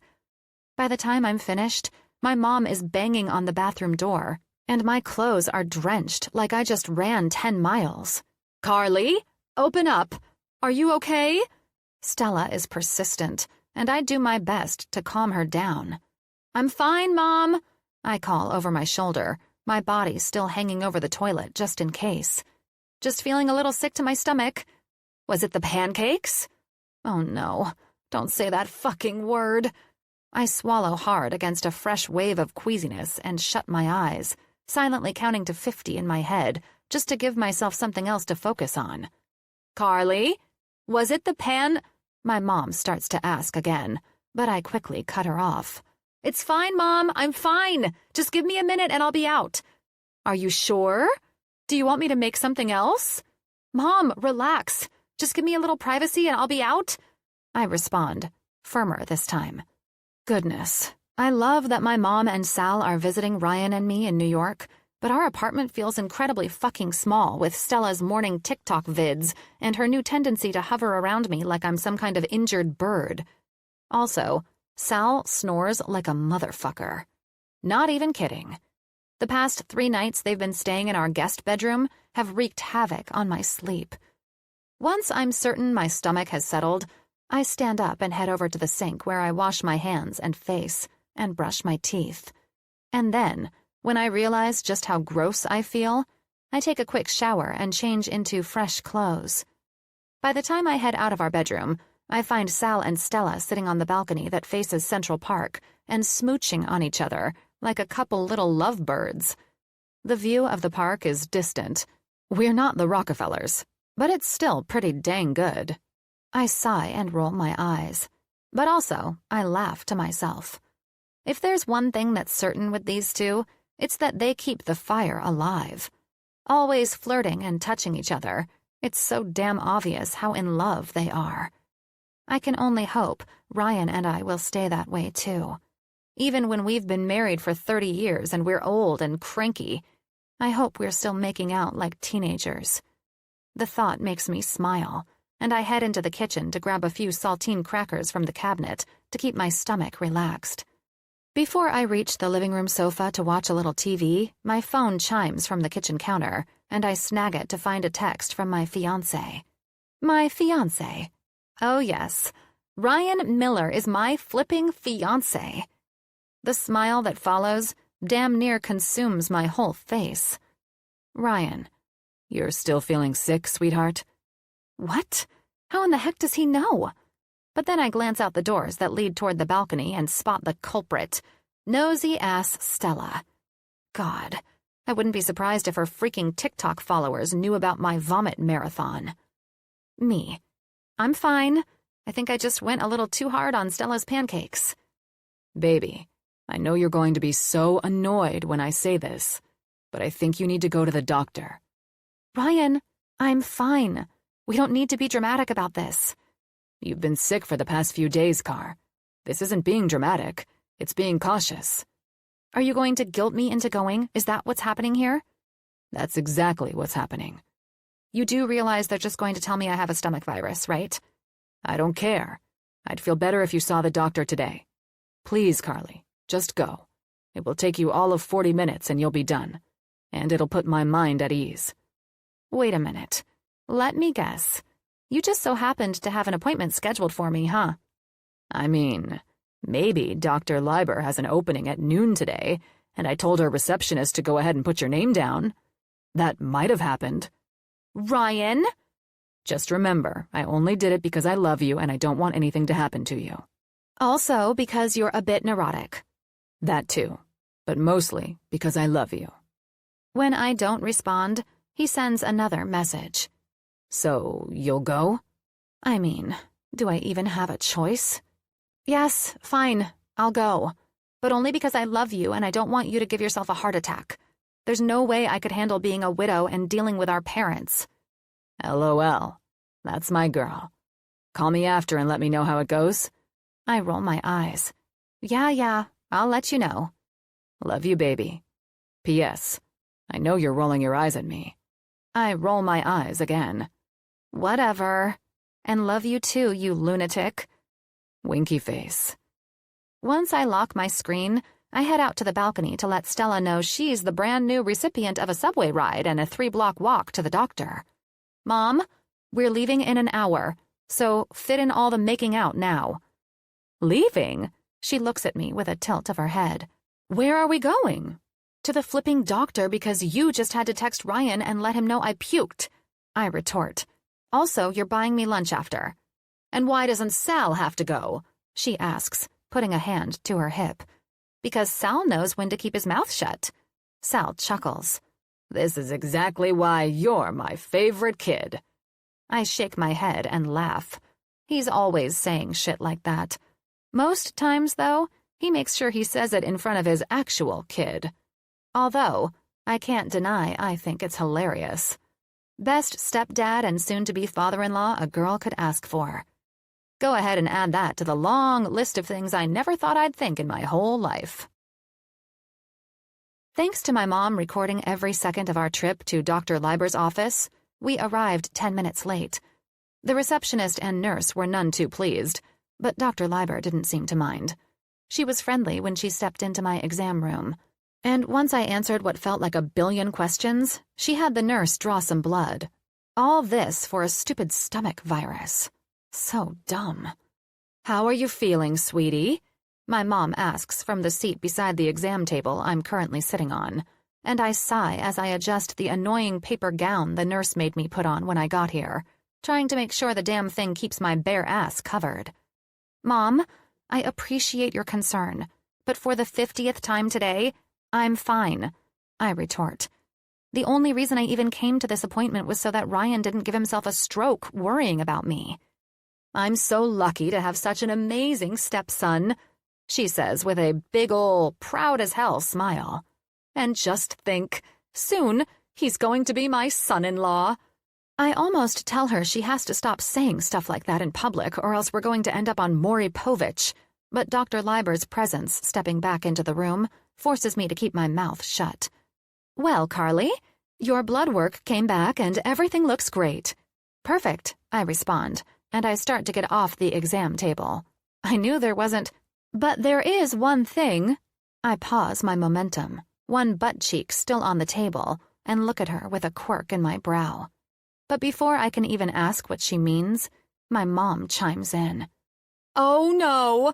Stella exclaims and jumps up from her chair like a psycho. She rushes to wrap her arms around me, shove my face into her big boobs, and pat the top of my hair. "Tell me my baby is going to be okay." "Mom, chill out."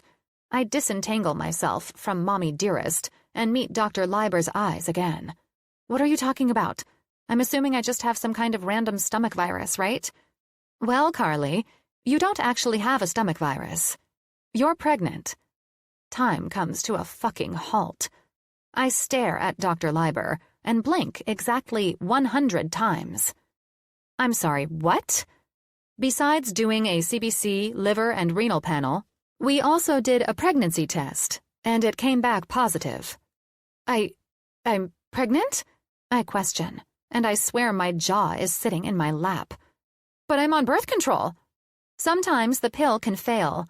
That's why we always encourage patients to use a backup contraceptive method." I almost say, "But we always use condoms." But then it hits me. The night of our engagement, when I convinced my type A, careful, always likes everything planned fiancé to have celebratory, we're getting married sex, without a condom. Uh-oh. I honestly have no idea what is happening around me. I'm pretty sure Stella is dancing or singing or something, but I feel like I'm having an out-of-body experience. I mean, it makes sense. The nausea, the puking, the fatigue. Of course it makes sense. But that doesn't mean I was ready for this kind of news. I'm stunned silent. My mom, though, on the other hand, is throwing her own little party in the corner of the exam room. "I can't believe my daughter and stepson are giving me a grandbaby. Oh my goodness, this just might be one of the greatest moments of my life." I don't miss Dr. Leiber's confusion, but she quickly blinks it away and instructs me to lie back on the table. "I want to do an ultrasound to see how far along you are, okay?" Like a robot, I just nod and follow her instructions. "Now, since I think you're still less than 10 weeks, this has to be a vaginal ultrasound. she tells me as she slips on gloves and grabs some kind of wand thingy. You'll just feel a little pressure. I definitely feel some pressure, but then it eases, and when I look over at the screen, my heart starts pounding wildly inside my chest. Is that my baby? I ask, staring at the little blip on the monitor. Yep, Dr. Leiber smiles at me. That's your baby. Aw, Carly! My mom grabs my hand, and her eyes shine with emotion. That's my grandbaby! Looks like you're about 2 months along, the doctor updates, and everything looks perfect. Do you want to hear the heartbeat? I nod, and a few seconds later, a rapid whoosh, whoosh, whoosh fills the silence of the exam room. Ryan's and my baby's heartbeat. Tears fill my eyes, and my chest swells with a million different emotions. Happiness, pure joy, excitement. Holy moly, we're going to have a baby. Then the realization hits me. I'm going to have to tell Ryan we're having a baby. My wonderful, amazing, incredible man who thrives on plans and schedules. Sure, we've talked about having kids, but it's always been something we would do in the distant future. After our wedding. After we feel like we're settled and ready. And here I thought going to the doctor would help prevent him from stressing out too much over me having a simple stomach bug. Oh boy. Or girl. I really hope he doesn't get mad I told him not using a condom a couple months ago was no big deal. Because this is more than a simple change of plans. The news I'm about to deliver just might rock his whole world. I hardly remember the subway ride and short walk back to our apartment. I know my mom chattered the entire freaking time, but I was too lost in my thoughts, too lost in my own head, thinking about how in the hell I'm going to tell Ryan I'm the big P. By the time we're in the elevator, heading up the 20 floors to our place, I remind myself that it's only a little after 2 and Ryan won't be home for another few hours. I have time to sit with this news and figure out the best way to tell him. Or, find a way to hide my pregnancy until I'm actually showing, and then he can just kind of figure it out on his own. I'm kidding, obviously. I think. No, I'm kidding. Really. Even though I'd planned on doing a conference call with Brody about future marketing plans for Carly Can Ski, I'm going to cancel that fucker and spend the rest of the day figuring out a really good way to tell Ryan we're going to have a baby. Yes, that's exactly what I'm going to do. Renewed with the sense of having some time before I have to face the pregnancy music, I walk into our apartment feeling good. A little relieved, even. But that relief disappears when I see Ryan sitting in the kitchen, still dressed in his suit, concern creating a line across his forehead. What are you doing here? I question, and he's on his feet. My dad told me I needed to get home immediately, he says, and pulls me into his arms. Whatever is going on, sweetheart, we're going to deal with it together, okay? Whatever you found out at the doctor, it's going to be okay. Oh, you've got to be fucking kidding me. I shut my eyes for a brief moment and then look over Ryan's shoulder to where my mom stands beside Sal. Both of them have giant, huge, ridiculous smiles on their faces that I have the urge to smack right off. Well, I guess good news travels fast, huh? I say, enunciating each word and glaring at my mom. Good news. Ryan leans back and searches my eyes. What are you talking about? Oh, here we go. Maybe you should sit down for this, I say, and he shakes his head. Carly, what's going on? Are you sure you don't need, like, a glass of water or something? I ask and try to extricate myself from his hold, but he's persistent. Carly, what I need right now is for you to explain to me why my dad told me I needed to leave work right away. Shit. So, funny story, I start, and I'm so terrified about his reaction, I can't even maintain eye contact with him. My gaze fixates on my shoes. Remember when you proposed on our mountain and I said yes? He furrows his brow. Yeah? Well, I was sort of wrong about you not wrapping your sausage. Huh? Just say it, Carly. Just freaking say it. I'm pregnant, I blurt out, and Ryan blinks what feels like 1,000 times. "You're pregnant?" I nod. "You're pregnant?" he asks again. "I'm pregnant," I repeat, but my voice is so small, I'm surprised he even hears it. "I'm so sorry. I really thought not using a condom wasn't a big deal, but I was definitely wrong." That takes him back a step. "Why are you sorry?" "Because I know this wasn't a part of the plan. With the wedding and—" "Carly, besides saying you'll marry me, you just told me the best news of my life." And to my surprise, he kneels, places both hands gently on my stomach, and gazes up at me. "Our baby is right here," he says, his voice filled with awe and fresh emotion. He slides my t-shirt above my belly and presses his lips to my bare skin. "Our baby." "Our baby." I place my hands over his, and tears stream down my cheeks at the joy in his voice and the way his heart is now in his eyes. "I can't fucking believe it." And then he's on his feet again, lifting me up into his arms and laughing and smiling and spinning us around. "We're having a baby." I giggle through my tears, and when he steadies us to a stop, he presses his lips to mine. "I love you, Carly. So damn much." "I love you too." Ryan wraps me up in his arms again, hugging me and kissing my forehead, and before I know it, Sal and Stella are joining in. "I can't believe our kids are giving us a grandbaby," my mom exclaims, and Sal chuckles. "I know one thing, Stell." "And what's that?" "This baby is about to be the most loved little person on the planet." His words encourage fresh tears to fall down my cheeks, and Ryan pulls me back into his arms, kissing my lips with ardent fervor. "I don't like to make a point of agreeing with you, Dad, but I can say with certainty, you're right about that." Sal grins while my mom blubbers into his shoulder. And I stand there, wrapped up in my fiancé, stepbrother, baby's daddy's arms, feeling like the happiest girl in the whole wide world. "I can't believe I'm having my stepbrother's baby," I say through a giggle, and Ryan laughs, smiling down at me. "Best life ever." Yeah, it certainly is. "This is almost too much good news to comprehend," my mom exclaims, her face still semi-muffled by Sal's shirt. "Not only do I get to plan another Sunny Creek wedding, but a Sunny Creek baby shower, too."